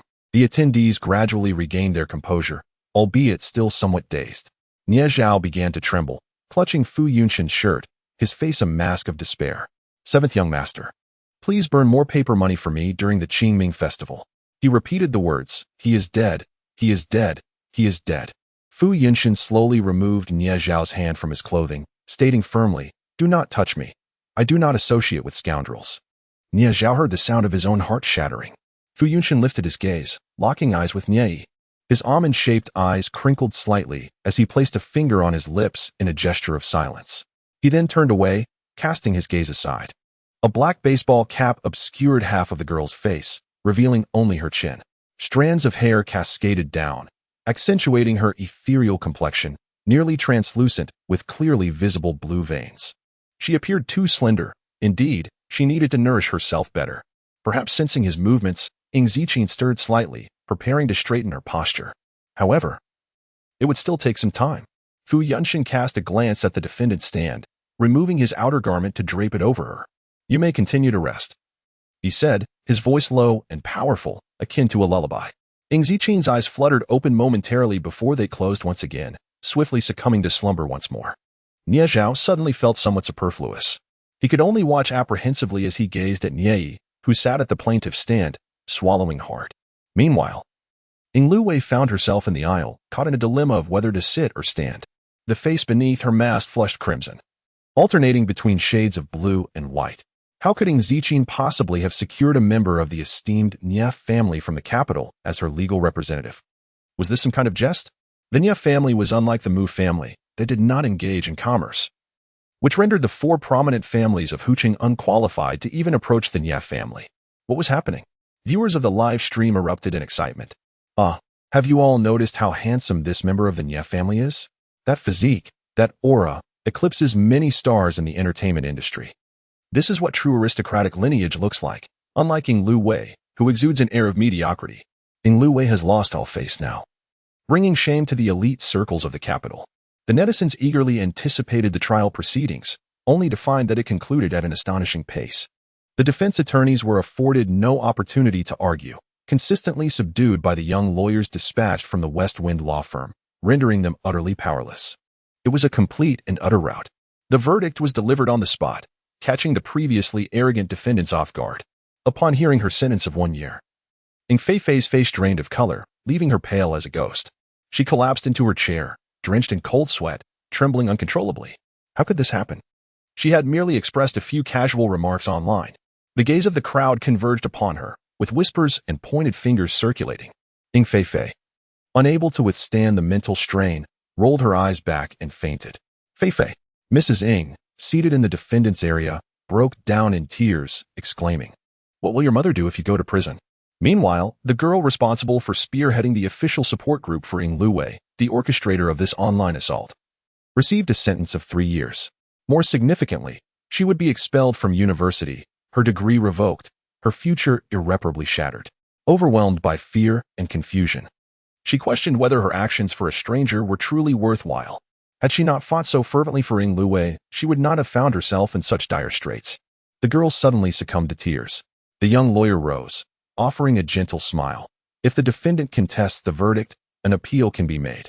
I doubt they would dare appeal. Another appeal would only extend the sentence by 3 years. Shifeng Law Firm is truly remarkable. I adore them. It's a pity Ing Luwei isn't present to witness how green her face has turned.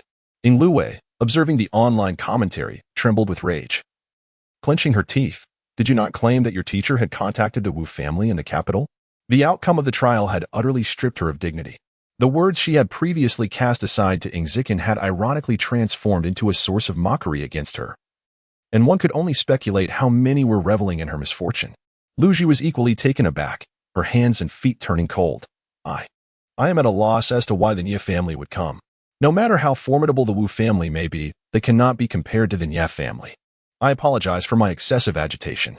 Ing Luwei endeavored to temper her inner fury, softening her tone to reclaim her customary gentleness. "It is not your fault. I failed to consider the situation thoroughly. But what on earth is happening with the Nye family?" With trembling fingers, Ing Luwei retrieved her phone and sent a message to a socialite she had met in the capital not long ago. Meanwhile, in the capital, at the Wu residence, the head of the Wu family was hosting guests when his phone suddenly rang on the table. "Please hold on a moment. I need to take this call." The head of the Wu family glanced at the unfamiliar number without much thought and pressed the speakerphone button. However, upon connecting, silence met his ears. The guests exchanged puzzled glances. The head of the Wu family, suppressing his irritation, spoke up. "Hello? Are you not aware that I am currently occupied? If it is important, please call back in 3 hours." Just days prior, he had participated in a project concerning renewable energy development, which was now in its preparatory phase. If the Wu family could successfully secure this project, their standing in the elite circles of the capital would undoubtedly rise, potentially allowing them to forge connections with several prominent business families, including the Mu family. In this manner, the Wu family would be able to leave other medium-sized families far behind, who had the audacity to intrude. The head of the Wu family scoffed, preparing to hang up the phone. Finally, a voice emerged from the receiver, cold and detached. An hour later, all of the Wu family's assets were sealed off, overseen by the E-team. With the speakerphone on, the guests listened in stunned silence, bewilderment etched on their faces. The head of the Wu family was utterly shocked, unable to maintain his composure. The mere mention of the E-team struck him like a thunderclap, rendering his mind a blank slate. What was the E-team? It was an organization established long ago by prominent families to impose self-discipline and prevent their descendants from straying down the wrong path. The E-team scrutinized both large and small families in the capital, rigorously investigating any illegal activities. Even powerful families like the Nye and Mu clans were not exempt from the E-team's oversight. Upon the first violation, the E-team would issue a warning. Only in severe cases would they seal an entire family's operations. The last time such an incident occurred was 5 years ago. In recent years, the aristocratic circles had enjoyed a period of tranquility, causing them to nearly forget the existence of the E-team. A misunderstanding, it must be a misunderstanding. Cold sweat beaded on the forehead of the Wu family head as he lowered his voice, smiling obsequiously. The Wu family had always acted with caution. How could they be facing asset seizure? You have embezzled 300 million into illegally employed child labor, and you dare to claim it is a misunderstanding? Just wait. The call was abruptly terminated, plunging the hall into a profound silence. The guests exchanged glances, each grasping the gravity of the situation, and began to rise to take their leave. "Old Wu, I have matters to attend to, so I must take my leave. I too, my head aches a bit. I need to visit a hospital. The one-character squad has been dispatched. Who would dare to associate with the Wu family now?" The head of the Wu family slumped onto the chair, drenched in sweat. At that moment, another call came through on his phone. Brother, please help me. They are accusing me of maliciously obstructing the court proceedings and are going to arrest me. Brother, you must have a way out. right? Please have the family rescue me from those people of the one-character squad. The rest of the words became inaudible to the head of the Wu family. His ears buzzing. In the void of his mind, only 2 words remained. Finished. The Wu family is finished. In the corridor, Niai stood before the window. A cigarette pinched between his fingers, though he did not smoke it. Boss. We have ascertained that both the airport incident and the car accident were orchestrated by the Wu family. The brothers have already mobilized. It's truly alarming what we've uncovered. How can the Wu family still claim it's a misunderstanding? Rest assured, boss, we will act swiftly to meet your expectations. Indeed. Niai's expression remained indifferent, his tone cool. Proceed according to protocol.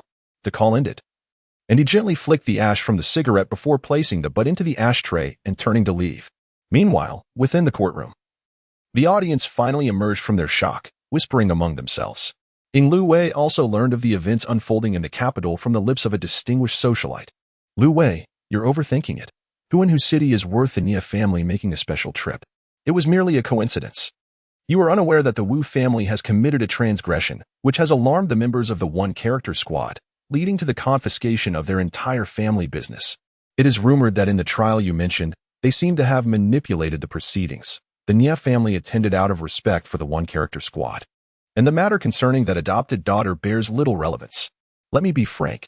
Does she truly deserve the Nia family's attention?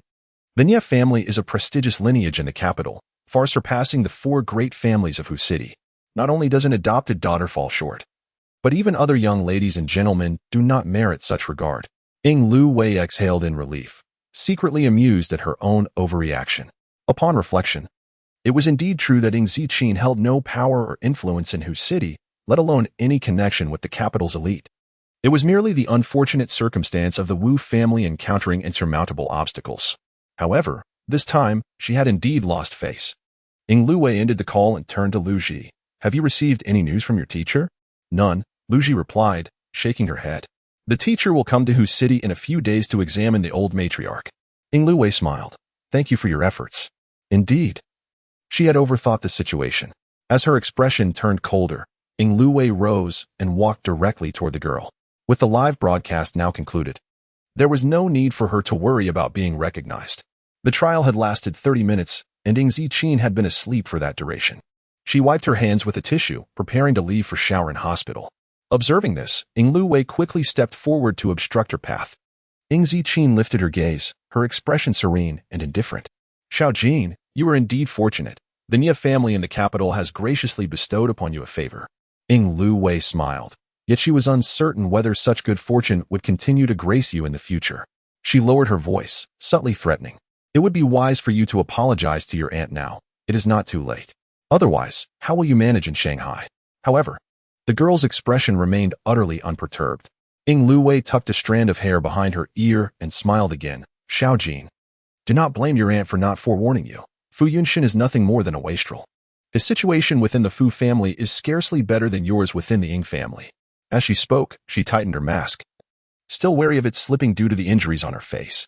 Ziqin cast her a sidelong glance, hands tucked into her pockets, and spoke. 3 seconds. Lu Wei was taken aback. What did you say? Such nonsensical ramblings, truly delusional. Seeing that the girl was resolute in her defiance, she lost interest in further admonishing her junior and began to head towards the exit. Yet, as the 3 seconds elapsed, a barrage of eggs came hurtling towards Lu Wei, smashing directly into her, dislodging her mask from her face. Nia Zhao had thrown them with all his might. After purchasing the eggs, he had meticulously cracked their shells to the brink of fragility. The onslaught resulted in a cacophony of shattered eggs. Lu Wei shrieked, momentarily stunned by the unexpected assault. The commotion drew the attention of those nearby who had yet to depart, their gazes fixated in astonishment. Especially the visage of Lu Wei, marred with red rashes, accompanied by an unappetizing mixture of egg whites and yolks, was quite unbearable. That woman is exceedingly unattractive. What affliction plagues her countenance? To venture out in such a state is truly alarming. Wait, is she indeed Lu Wei? She bears a resemblance. The sound of camera shutters echoed, as some had already opened Weibo, poised to post. Do not look. No one is permitted to gaze. Lu Wei was nearly driven to madness, shielding her face with her bag. Go away, just go away. Lu Ji hurriedly stepped forward, grasping her hand. Lu Wei, let us depart. Lu Wei, sensing the urgency, dared not linger and hurriedly lowered her head to flee. Hey, I let you run rampant. Nia Zhao clapped his hands, seeking affirmation from the crowd. Boss, did I not perform admirably? Truly, he lived up to his reputation. Indeed, Ing Ziqin raised an eyebrow. I suggest you resort to using refuse next time. What? That would be such a waste. Observing the shattered eggs on the ground, Ing Ziqin lamented, so many chicks could have hatched from them. Nia Zhao remarked, in this era, why does the boss seem so intent on agriculture? Truly unique. Boss, I believe you might possess genuine fortune-telling abilities. Nia Zhao scratched his head. Pray tell, when shall I find my destined partner without being rejected?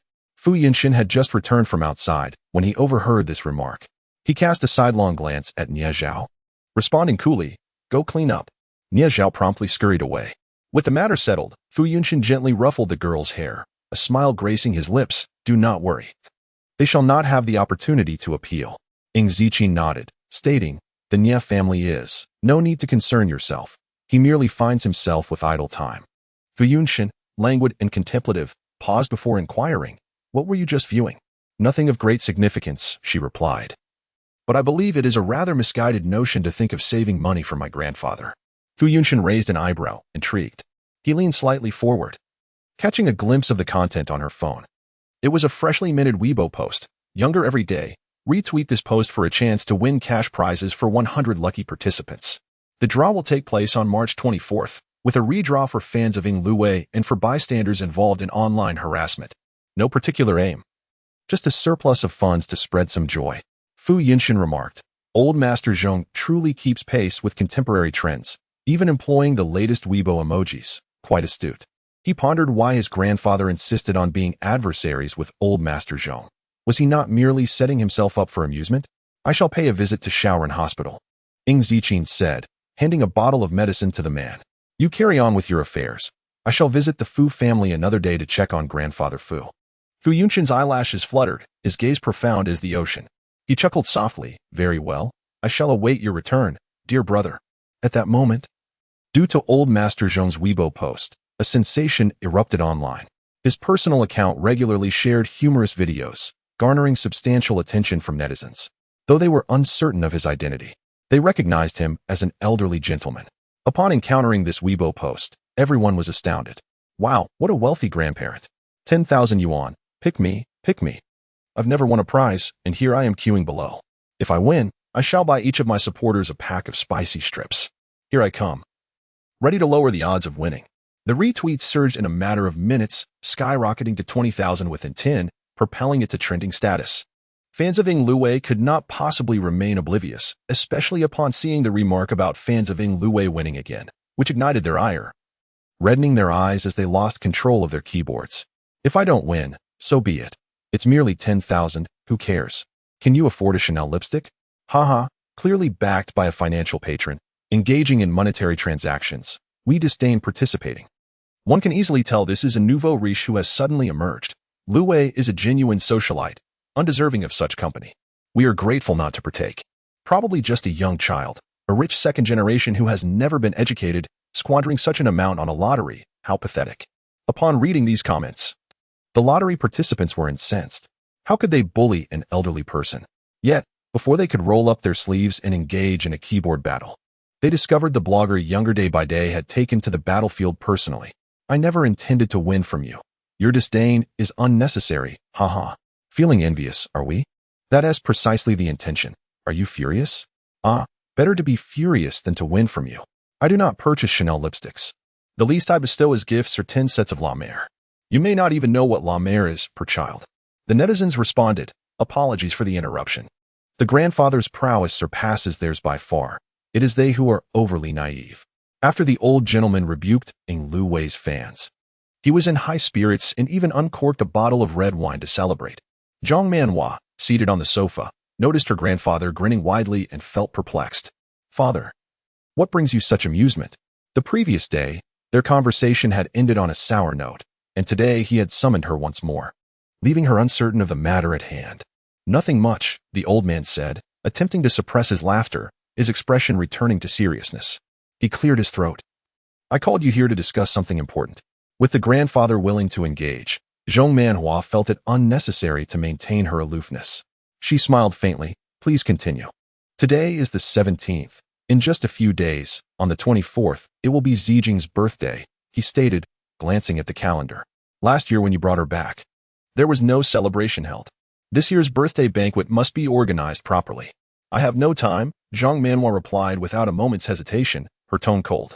I have already made plans with Zhenting to celebrate Wan's birthday in O Continent. We leave in a few days. Where would I find the time to arrange a birthday banquet? 074 It is clear who the true adopted daughter is. A round trip to O Continent would take at least 10 days.